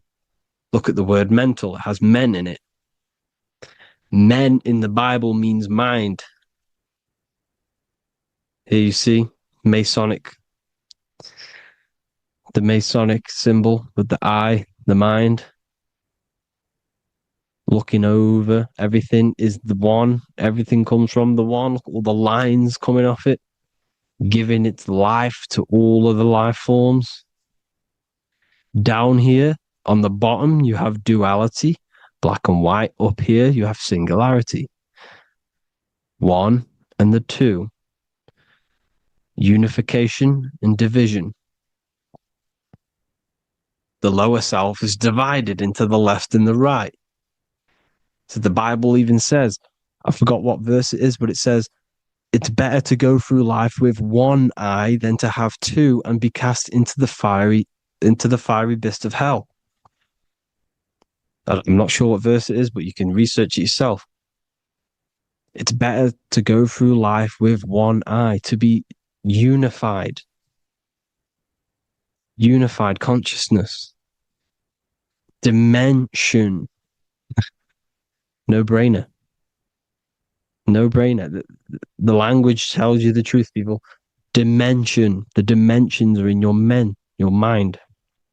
Entertainment. Entertain the mind. Disappointment. It's all in the mind. Environment. The environment that you are in is a product of your mind. Within, rearranged spells high twin. Within is your mind, and your external world is mirrored from the decisions you make in your mind. Advertisement, commitment, it's all meant, it's all mind. Everything is mind. Everything. So, this is important. The collective thoughts and collective beliefs. The collective, because we all share the mental plane. And because of this is why we are in a weakened state of consciousness at the moment. Because the collective thoughts and the collective minds overall are asleep. And they don't believe in anything. You see, everything is true within the mind. You think of something, it is there instantly. You think of a chair, it's there in your mind. You think of anything, it's there instantly. So everything's true within the mind. Anything can happen in the mind. Anything can happen on the physical plane if the collective consciousness, the collective minds, believe it to be true. This is why back in the days, in the ancient days, you look at all the old world stuff, you see all this crazy technology, and it's because as a collective, as humanity back then, they believed that they had much more open minds. Therefore, the things manifested in the physical world were a lot more out of the box, so to say, compared to today. For example, magic is not as powerful today because the masses don't believe in it. It's still powerful, don't get me wrong, but if the masses believed, or if everyone knew magic could be real, because it is, anything's real in the mind, it would be a lot more powerful. You see? So and what they're trying to do is create a hive mind worldwide. They're trying to make one religion, an external God. What happens when you worship something external? You give energy to it, because where attention goes, energy flows. Where your mind gives attention to, energy goes there. And when we all believe in external gods and give our worship and our power to these external things, we all give energy to it, which will manifest as a demon in the astral planes. It's a hive mind. They're trying to make a hive mind to summon our energy. Trying to summon our energy. And it through mind, through collective thoughts, the hive mind. They want one religion, one government, one currency, one belief system. And that will create a hive mind, which will limit our consciousness, which will limit what we can do in the physical world. Because if everyone doesn't believe in certain things, it cannot happen, because it's all in mind. Mind is so powerful. I am you and you are me. I hope you all enjoyed this video, people. If you haven't already, join the Wisdom Academy. The Wisdom Academy, we have many occult lectures just like this one. Also, we have just launched Mindwave Hub. If you want genuine frequencies, genuine binaural beats, because the ones on YouTube, the ones on Spotify, Apple Music, they're all tuned to A440 hertz, which shuts down the right hemisphere of the brain. If you want to gain access to your true consciousness, your mind, you need to balance the two hemispheres and balance the chakras. You can do that externally by listening to binaural beats.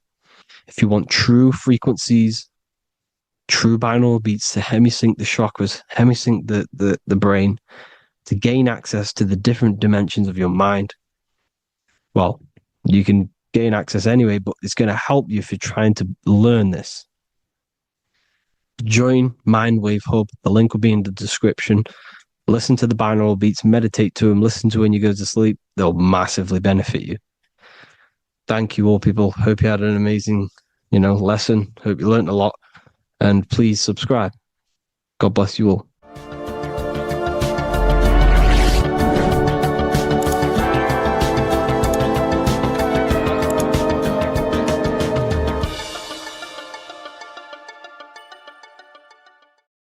Hello, everyone, and welcome to another lecture inside Ethereal University. In this lecture, you will learn about the death process and how to prepare for it, and why that preparation is so important. So let's get straight into this. You must understand, as a spiritual creature that you are, you have a visible nature and an invisible nature. You never truly die. You are an eternal soul experiencing a temporary physical world. The inner world of thought and emotion is eternal, while the outer world of matter is mortal. Everything that is seen is mortal. Everything that is unseen by the eyes is immortal. When you die, your external physical world will be stripped away, leaving only your pure consciousness in its raw form, drifting within the astral plane. So here you see your physical external body and your internal world. And your internal world is your state of consciousness. It's your state of consciousness. Your thought and emotion is one overall state. Okay? So you must understand these planes. You have the physical body, the etheric double, an astral body, a mental body, and the Buddhic body. When you die, you leave the physical plane. Then you will more than likely leave the etheric plane, because the ether acts as like a portal.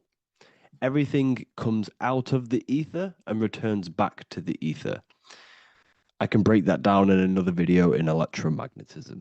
But electromagnetism is ether, energy coming in and out of the ether. You will, every single day you die, every single day. There's a cycle of life and death occurring all the time. Every single day, you go to sleep, you go back, your consciousness slips back through the ether. And then when you wake up, your consciousness comes back through the ether into the physical plane. Death is just a bigger macrocosm of the microcosm cycle of life and death. So you will return back to the astral, which is the realm of imagination, infinite possibilities. And this is where thought forms start to manifest. Okay, so depending on how advanced you actually are mentally and emotionally, will depend how long you stay in the astral. Now, what we must understand is that there is many different components to the astral. We have the higher astral, the middle astral, and the lower astral. These are all vibrational states. So if your mind and soul is operating in lust, lust, desire, hate, food, physical addiction, smoking addictions, then these are quite heavy. These are quite heavy attachments to your consciousness, and they're quite low level desire, which means they have a low vibration. You will manifest in the lower astral when you're stripped from your physical body. The lower astral is not inherently evil. However, there's just low vibrating things going on there. Low vibration does not mean evil. Okay? So, just like bad doesn't mean evil. Okay? In the lower astral, you are going to see lower astral beings. You're going to see spirits, souls with low level desire. Okay? People who are attached to the physical plane, people that lust, people that do these things. Technically, this is hell, but you can escape it. by escaping yourself. Now we're going to break all this down. I'll break all this down properly once you understand the full context. So depending on your level of desire, you will manifest in a corresponding layer of the astral plane. If your mind is still attached to the low physical desires, you will find yourself in the lower astral realms. But if you have few desires and have detached from the worldly attachments while you are encased in a body, then you will rise into a higher or middle astral plane, mainly the middle. Okay. The higher astral plane is very formless.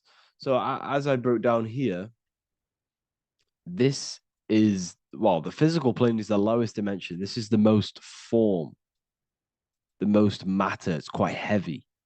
The higher you go, the lighter it becomes, the more fluid, the more formless it becomes. So you see here, it says denser, down, and lucidic, up. So this is more lucidic in these higher realms. This is more dense in the lower realms. So this is why the ancient Egyptians were always talking about, I'll show you this.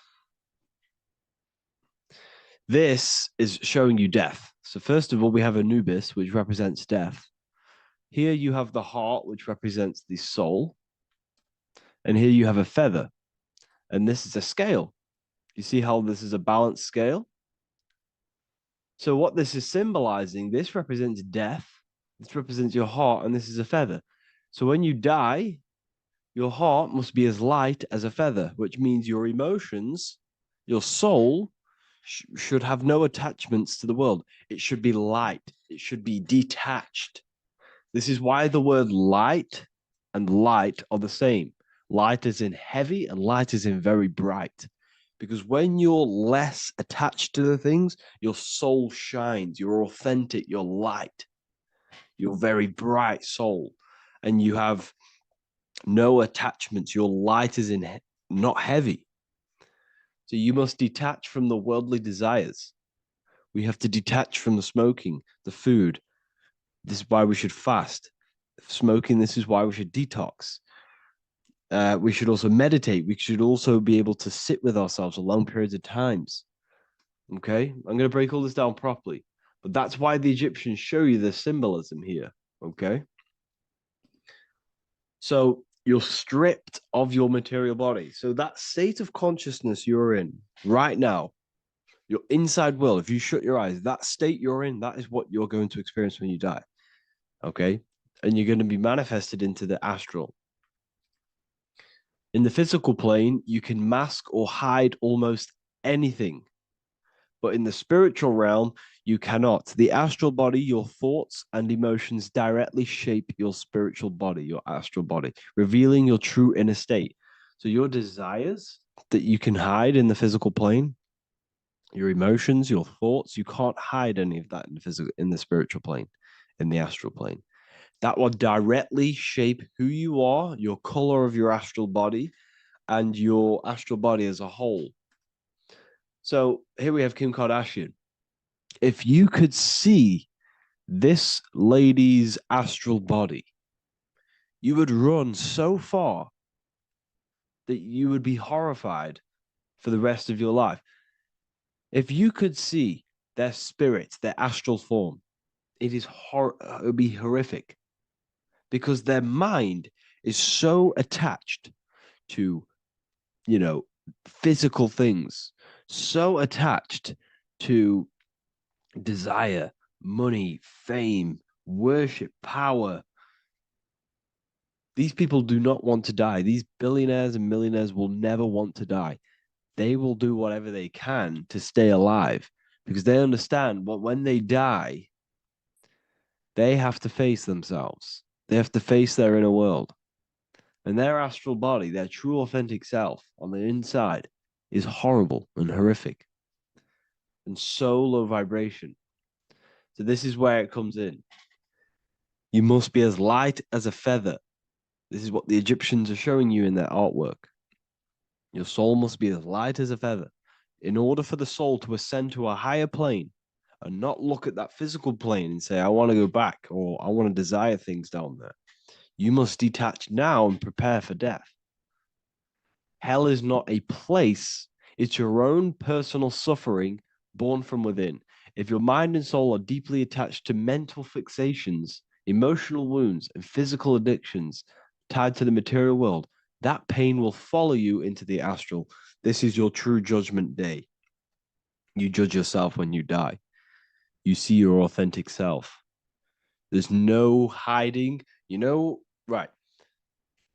Imagine right now that you that everything you cling to was stripped away. No matrix, no electricity, no food, no TikTok, no phone, no possessions, no distractions, no one else. Could you sit alone with yourself for just 1 hour? Could you sit alone with your thought and emotion? That moment of truth is what you must begin to prepare for. Could you sit alone with yourself? Can you sit alone for long periods of time and just think? And if you cannot, then you're running from your internal world. You're running from your thoughts. You're distracting yourself from your thoughts. This is what we must address. Now, don't feel bad if this is you. We've all have problems. We all have internal problems. But this is what we have to face directly in order to prepare for life after death. We must meditate for long periods of time. Not even meditation. We should be able to sit with ourselves with no distractions and just think. This is what the people of the past used to do when we had no technology. People would sit and think for hours. This is what we need. Because if you cannot sit with yourself, imagine sitting with yourself with no physical body. That's the level that's going to happen. And we need to prepare for that. The soul and mind must become as light, as weightless, as radiant as a feather to ascend to a higher plane and move beyond the physical life. To rise, they must release heaviness, attachments, burdens, fears, and desires. The lighter and brighter your inner being becomes, the more freely it can rise into a higher state of existence. Ascension is not about going somewhere, it's about becoming something pure, clear, and luminous. Okay, this is very important. Very, very important. We must detach from the worldly things. So enough of that. How do we do it? How do we attach? How do we prepare? Number one, you must detach from the material things. Start loosening your grip on things, possessions, titles, even identities. They are temporary. Appreciate them, but don't let them define you. Let nothing outside of you define you. Nothing. Your name is not you. Your job is not you. Your reputation is not you. Your bad past is not you. Your good past is not you. Your business is not you. Everything outside of you is not you. Now, what I'm saying is, I'm not saying go full right-hand path and never care about anything physical, never care about your family, don't love your family. I'm not saying that. What I am saying, love these things, love these outside things, but do not become attached and do not let them define you. You must be okay with losing anything that is outside of you. You must be okay with that, because you must understand the physical plane it's promised that everything is temporary. Everything is temporary in this plane. So don't ever think it's going to be there forever, because it's not. And you must remind yourself, not remind yourself, but I think about this sometimes when I start becoming a bit attached to work and stressed. I just remind myself that this is temporary. I'm going to leave this world one day and I'm not going to care. So you must have the balance. Okay. The balance is key. You can go down that right-hand path and just fully cut off from the world like a monk and shave off your hair, disconnect from the physical world. You can do that. That's not wrong. There's different paths in life. You have the left-hand path, purely physical. You have the middle path, which is balance between the physical and spiritual. Then you have the right-hand path, which is monk mode. where you fully disconnect from the world. They shave their hair off to disconnect from the physicality. They meditate for long periods of time. This is what they're doing. They're preparing for death. Monks prepare for death. They understand this. They understand that you don't die. Your inner world is the true world. The inner world is the only world that exists. Everything outside of you is an extension of you. Number 2, cleanse the mind. Watch your thoughts. Are they rooted in fear, anger, regret, or craving? Meditation, mindfulness, and inner reflection help purify the mind. The cleaner your thoughts, the lighter your spirit. So your astral body is formed by your thoughts. It's formed by your emotions. If you sit around thinking about eating all day, you're going to have a very heavy astral body. It's going to manifest in the lower planes. But if your mind is thinking about good things with good intentions, love, knowledge, expansion, you're going to manifest even the middle or the higher. And there are ways to even ascend out of your astral body. Yes, you can ascend out of your astral body and out of the mental body, but that's all very advanced, and I'm not going to teach that yet. I'll make another video on that, but you can ascend from them bodies. The astral plane is not the end. You can keep ascending as a soul until you're left with just the pure essence of the soul. But we're going to, anyways, cleanse the mind, reprogram the limiting belief systems, let go of mental attachments. And the way you do this is by getting a piece of paper and writing down every single attachment that you have. And you're going to realize, dude, there's more than you think. Okay. We have to detach from these. We have to. 4, practice presence. Can you sit in silence with yourself? The more at ease you are with your own inner being, the less you'll feel death. The afterlife is just an extension of your inner world. It's so important. This is so, so important. Can you sit with yourself? If you cannot sit with yourself, you have some inner work to do. You have some thoughts to address, some beliefs to address, and some feelings to address. Okay, so practice sitting in the present, meditation, or just literally sit there and try and be okay with yourself. And if you can't be okay with yourself, then there's something you need to address, whether it's a belief system, whether it's an emotional trauma, or something.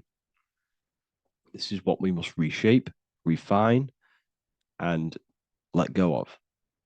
Live truthfully. Speak and act from your soul, not from fear or ego.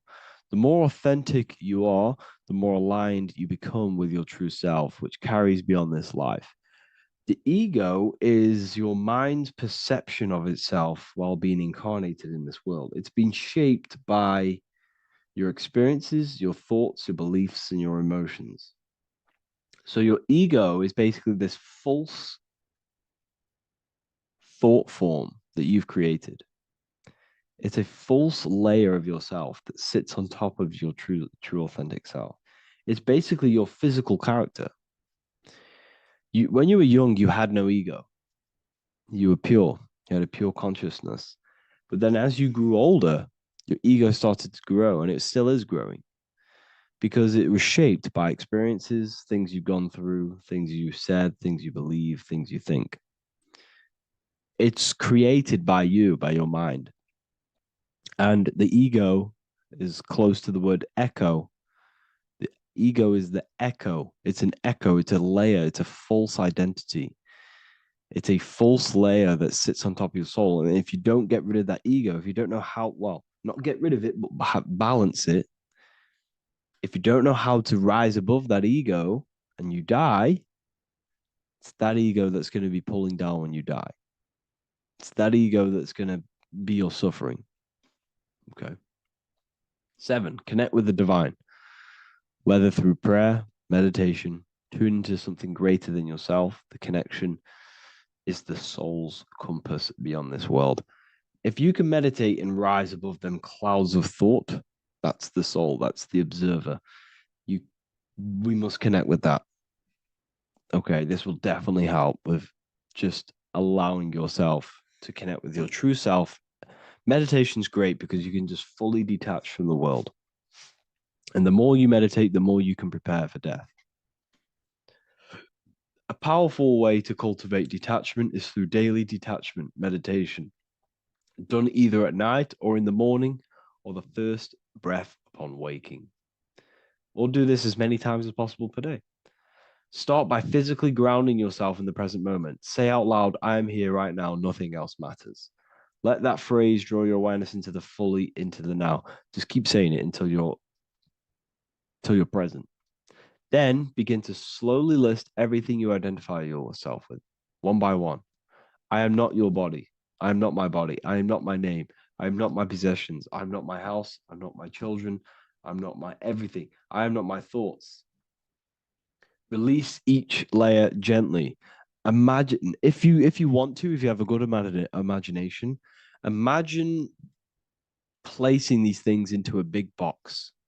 Placing your body, placing your name, placing your possessions, placing your house, your car, your thoughts, your beliefs into a box, and then shut that box. If you have a good imagination, do that. That can help. And you'll be left with yourself. And you're not even that. It goes even deeper. Eventually, you'll reach the mind itself. Detach from the language that the mind is even using.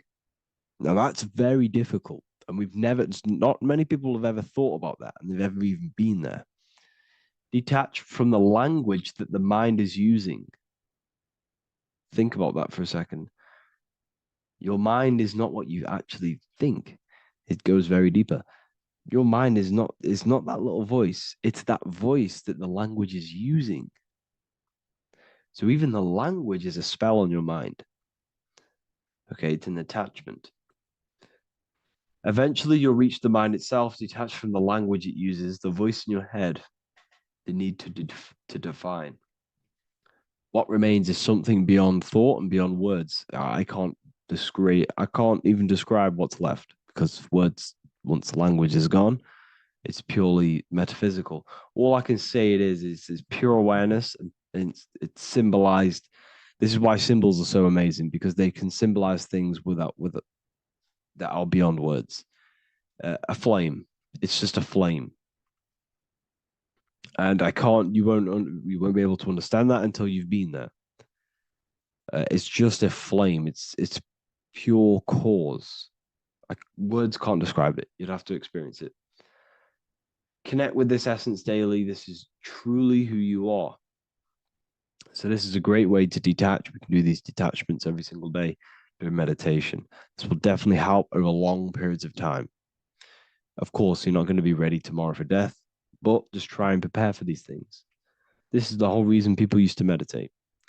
It's the whole reason why people do these spiritual practices, because they understood that this plane is temporary and your soul moves on from this plane. And you'll never truly believe in the soul until you experience it. So I can show you these things, but you must go out and experience it. The soul is real, but you won't understand unless you cast off everything else. Okay. So I hope this video helps. It's a very deep video. I'm going to be making more of these stuff, of more self-mastery. And of course, we've made the self-mastery section now. So I'm going to start filling up this place with lectures. And I think it's a great time to start this, because a lot of people have been asking on how to master yourself, prepare to death. So hope this video helps. See you in the next one.